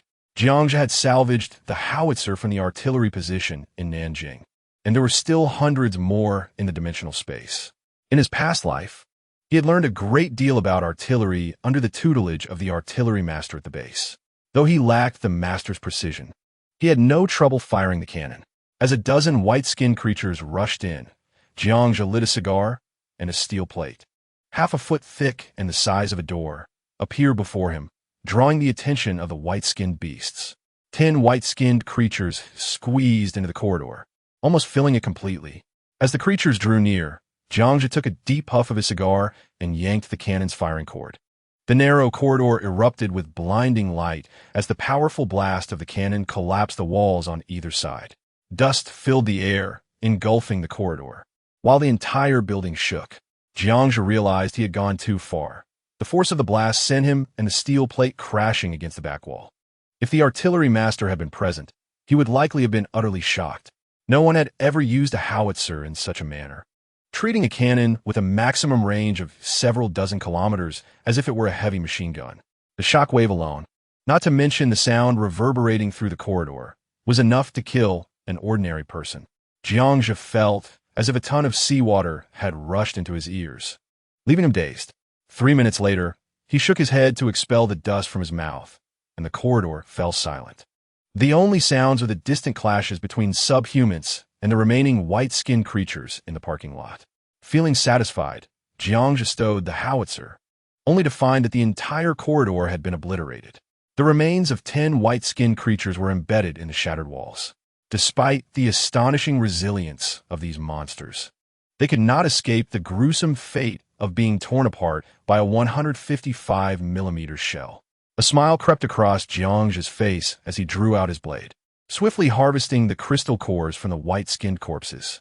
In total, he collected exactly 10 cores, sacrificing all the white-skinned creatures to the heavens. Just as he finished, the deafening roar of the subhuman king echoed from the plaza. Now it's your turn, Jiangzhe thought, having marked him for his earlier treachery. A 147mm flat-shooting machine gun was positioned at the lobby entrance. As the celebrating subhumans reveled in their victory, bursts of blood erupted through the crowd. Bullets the size of a palm tore through their bodies. The subhuman king's chest exploded in a shower of snowflakes. With a thunderous roar, the subhuman king rallied the surrounding creatures to charge at Jiangzhe. Within 10 seconds, an entire box of ammunition was expended, turning the front of the building into a bloody hellscape. "That's mine," Jiangzhe exclaimed, witnessing the subhuman king trying to extract a crystal core from a white-skinned creature. Drawing his blade, he charged forward. Without the white-skinned creatures to worry about, he no longer needed to fear ambushes. With 2 blades flashing with deadly light, he decapitated the approaching subhumans. The subhuman king roared, and the creatures stepped aside, swinging their cleavers toward Jiangzhe. He dodged nimbly, summoning a burst of flame in his left hand, and with a resounding crash, his fiery fist struck the subhuman king's chest. The aroma of roasting meat filled the air as the subhuman king howled in pain, swinging his cleaver wildly. A 2-meter-high steel ingot suddenly appeared beside Jiangzhe, and as the sparks flew, the recoil sent the subhuman king stumbling backward, shattering his cleaver into fragments. A sphere of water struck the subhuman king's head, instantly freezing into an icy ball. The roar abruptly ceased, and a large head flew off, kicked away by Jiangzhe. Seizing the moment while the surrounding subhumans were momentarily stunned, he launched a dozen heavy anti-tank mines around him and leaped toward Tianmei, building like a rabbit. As the subhumans finally reacted, the parking lot erupted with blasts, sending clouds of debris and countless dismembered subhuman limbs into the air. In the dimly lit sewer, Jiangzhe gasped with laughter. This trip had not been in vain. He had not only acquired experimental equipment, but also unexpectedly gathered 22 crystal cores from the white-skinned creatures. It was unfortunate that despite being a second-tier physical enhancement extraordinary, possessing nearly 8 times the body quality of an ordinary person, battling the subhumans had taken its toll on him. Otherwise, he could have gathered all the crystal cores in the plaza. What delighted Jiangzhe most, however, was not the crystal cores. He had become an extraordinary being within the entire system. In the recent battle with the Heraldng, he had wielded both fire and water elemental energies, ultimately delivering a fatal blow with a spatial blade. These seemingly weak attacks often doubled his combat prowess, providing far more than mere physical strikes alone. Contemplating this, Jiangzhe felt a surge of excitement, wishing he could immediately return to the Chaozi Mountain and elevate his abilities to a higher level. The following morning, the first rays of sunlight illuminated the Tianmei building.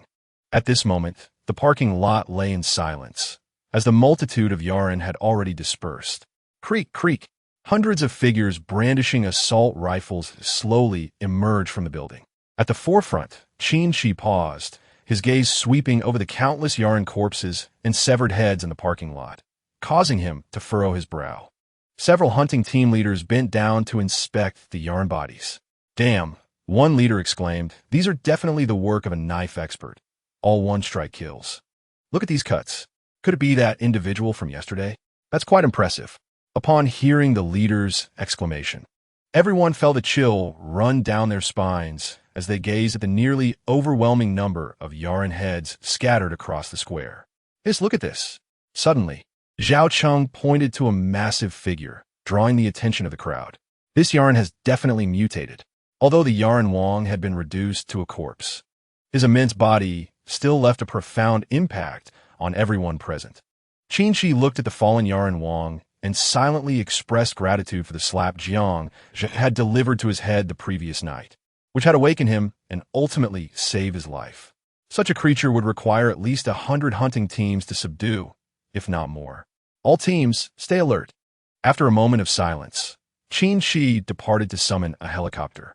This time, the military dispatched 3 armed helicopters, with the Heraldng no longer a threat. The number of Yaren attracted was significantly reduced compared to the previous day. Under the cover of the helicopters, the packaged equipment and the body of the Heraldng were swiftly transported away from Shenyang. Hidden in the shadows, Qin Shi breathed a sigh of relief upon completing the mission. Jiangzhe, who exactly are you? He murmured as the hunting team vanished into the sewers. Chapter 79. 2 rabbit legs are not enough. Xiao Jiang. What did you do before? Oh, I was just a food delivery person. At this moment, on the road several kilometers outside of Shenyang City, Jiangzhe lifted his ski goggles and flashed a smile at Professor Li behind him. Xiao Jiang, you truly embody the phrase masters are found among the common folk, praised Professor Li Qiong. Jiangzhe chuckled, shaking off the snow that had accumulated on his legs. They were only a mere 5 kilometers from the ski resort, and soon they would be able to board a helicopter back to Chaozi Mountain Base. Suddenly, beside him, Du Shui gasped and drew her knife, pointing toward a nearby thicket. Professors Li and his wife scrambled to hide behind Jiangzhe. Hundreds of large gray wolves emerged from the woods, forming a semicircle around the 4 of them. Just as Jiangzhe drew his dogleg knife, an even larger and more robust gray wolf stepped forward, standing nearly 2 meters tall and exuding an overwhelming presence. Jiangzhe couldn't help but voice his confusion.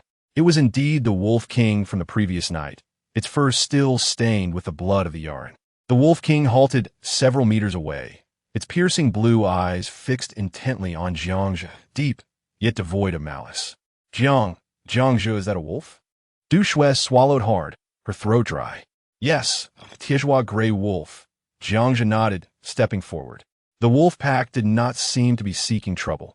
Otherwise, they would not be engaging in a pre-battle negotiation like humans. Jiangzhe stopped 3 meters from the Wolf King. Listen, if you have any requests for this unexpected encounter, I suggest you speak them now. If you intend to express gratitude for saving your life, then you have yet to demonstrate sufficient sincerity. After uttering these words, Jiangzhe chuckled at his own childishness. Talking to a wolf was indeed quite absurd. The Wolf King tilted its head, sniffing the air around Jiang before glancing back. Suddenly, two massive wolves approached, each carrying a furry prey in their mouths. Thud, thud. They dropped their catch at Jiang's feet. The scene left the four of them dumbfounded. Observing the bloodied snow hairs at their feet, Jiang furrowed his brow. What is going on here? I mean, are these two large rabbits a gift for me? After a moment of silence, Jiang pointed at the hairs on the ground, gesturing with his hands. The Wolf King stepped forward, nudging the rabbits toward Jiang. Witnessing this gesture, Jiang couldn't help but laugh. Indeed, they had come bearing gifts. Having inadvertently saved the Wolf King's life the previous night, it had returned the favor. How delightful. This was truly a grateful wolf, understanding the importance of reciprocation, far superior to many individuals in this post-apocalyptic world. Jiang drew his dog-leg knife and swiftly cut off the hind legs of the two hares, securing them to his backpack. All right, you've gone to great lengths. I'll just take the forelegs. He patted his own legs with satisfaction. The Wolf King tilted its head, seemingly comprehending Jiang's intent. With a low grunt, it turned and headed back toward the thicket. Jiang shook his head with a smile and also turned to leave. What a surreal experience it had been. In his previous life, he had witnessed extraordinary individuals communicate with ferocious beasts using mental powers. He had seen one such extraordinary being at the base tame a mutated tiger, riding it around daily, which had made him and Pao Yi quite envious. Wait a moment. Suddenly, Jiang turned and called out. The Wolf King turned back in confusion. You are the Wolf King. 2 rabbit legs are hardly enough to barter for your life. I'm merely jesting. Take your time to ponder my words. Jiang grinned at the Wolf King with a playful expression before walking back. Du Shui and the others exchanged glances, their eyelids twitching in disbelief at Jiang's antics. As he even sought to tease a wolf. Xiao Jiang, do you know that wolf? Professori, curios, inquirat. I saved its life last night, Jiang replied. The professors exchanged amazed glances, observing the Wolf King still pondering in place. The four soon vanished into the vast expanse of snow. As the sun set, 3 hours later, Du Shui piloted the helicopter back to the previous valley. Xiao Jiang, you have truly astonished me with your capabilities. I never expected you not only to possess a helicopter, but also your own sanctuary. How did you accomplish all this? Do you possess prophetic abilities? The professors gazed at the helicopter behind them with amazement. Initially, Li Qiong had not harbored high hopes. The most formidable military forces of the Daxia had been unable to achieve what Jiangxia had. They had merely wished to escape the despair-laden air defense base, hoping to die outside rather than within its confines. Now, Jiangxia had provided them with countless surprises, not only safely escorting them away from Shenyang, but also negotiating with the massive wolf, and now the helicopter before them. Everything felt like a dream. Professor, I am an enthusiast of post-apocalyptic novels, so I prepared some supplies in advance. Moreover, there was a post prior to the apocalypse that mentioned this. Jiangxia offered a generic explanation to deflect their curiosity. Indeed, I have heard of that post in the base. Many regretted not heeding it. Professor Li replied after securing his equipment. He followed Du Shui toward the Chaozi mountain base, while Jiangxia remained behind. As the 3 figures vanished along the mountain path, a dark green, serpent-like all-terrain transport vehicle materialized in the valley. Indeed, this vehicle was the very one that had been abandoned after falling into a pit on the road to Shenyang City, which Jiangxia had fortuitously recovered while passing through a small town. Gazing at the imposing transport vehicle before him, Jiangxia rubbed his hands together in excitement. In this apocalyptic world, when it comes to the mightiest mode of transport on land, there is no doubt that this tracked all-terrain vehicle reigns supreme. It traverses mountains and rivers with ease. Its off-road capabilities surpass even that of a tank, and with a slight modification, it could become a fearsome weapon in the wild. After half an hour of the bonfire crackling away, the serpent-like transport vehicle finally roared to life. Jiangxia gently pressed the accelerator in the driver's cabin, and with the growl of the engine, the all-terrain vehicle surged forward. Although he had yet to master this behemoth, moving it was no challenge.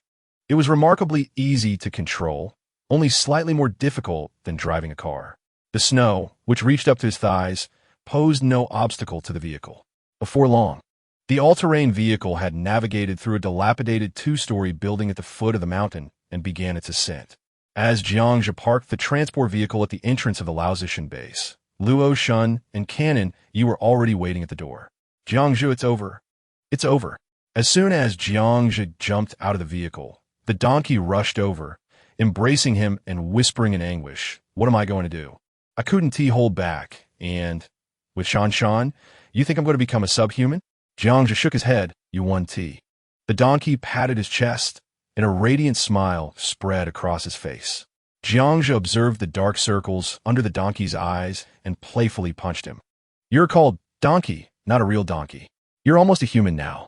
Chapter 80. Base Reconstruction Movement. The Laozishan base had undergone a transformation. Even the tunnels were equipped with voice-activated lights, dispelling the previous darkness. In the small square, the once black and red rock walls had been freshly painted.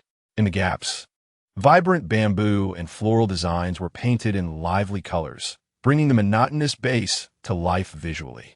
The simple bonfire in the center of the square had been replaced by a 3-meter-tall heating stove constructed from neatly stacked stones and iron plates.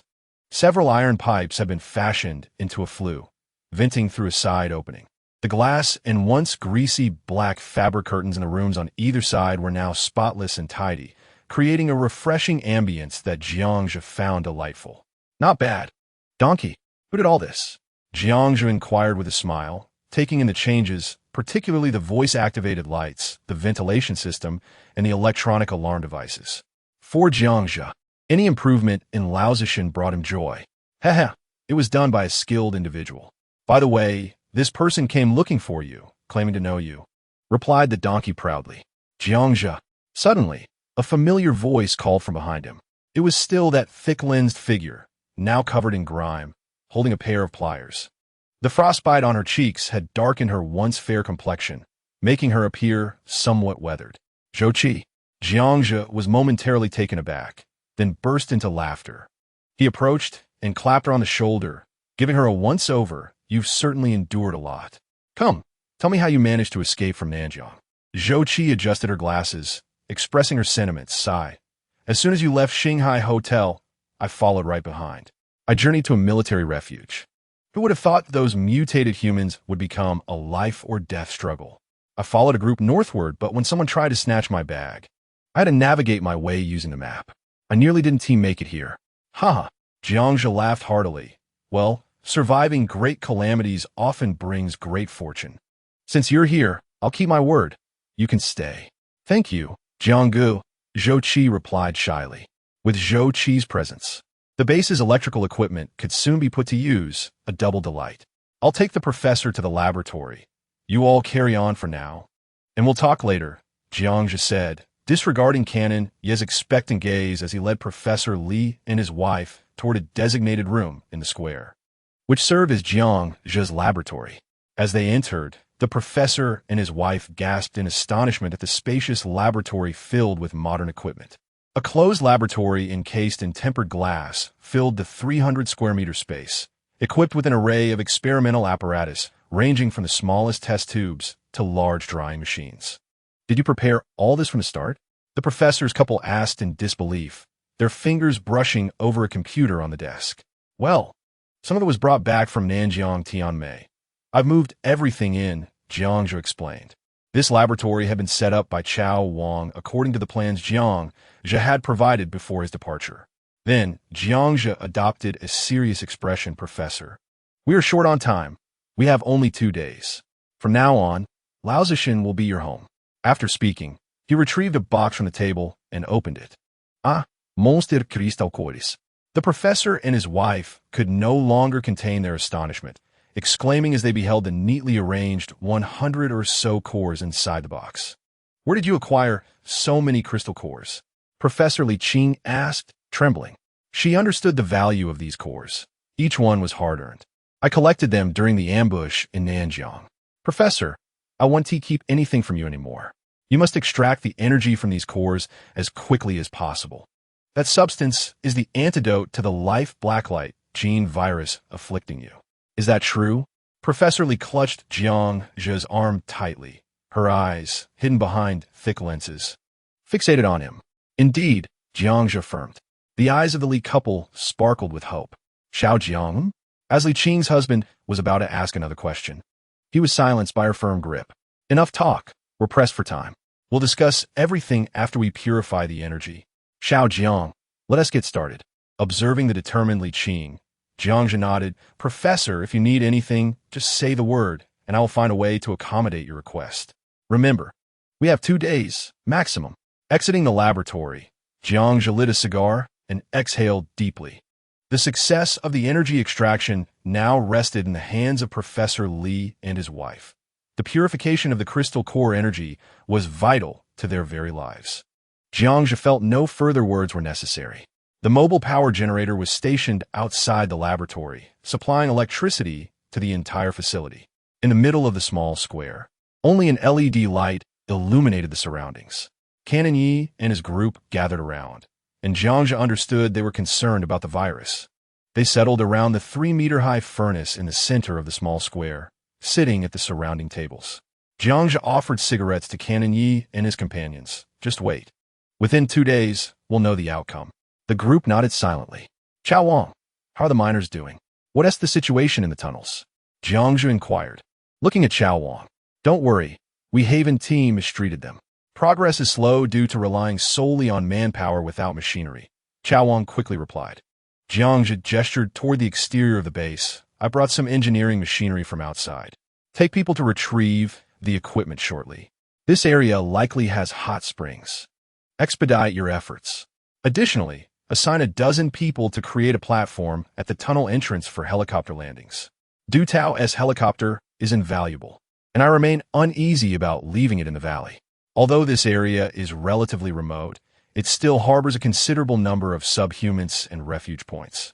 Should they be discovered, it would be too late for lamentation. No problem, the leader.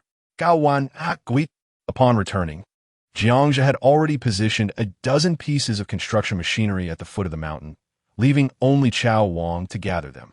At that moment, the mule, driving the serpentine articulated transport vehicle, gradually came to a halt in the small square. A crowd of onlookers curiously gazed at this massive contraption.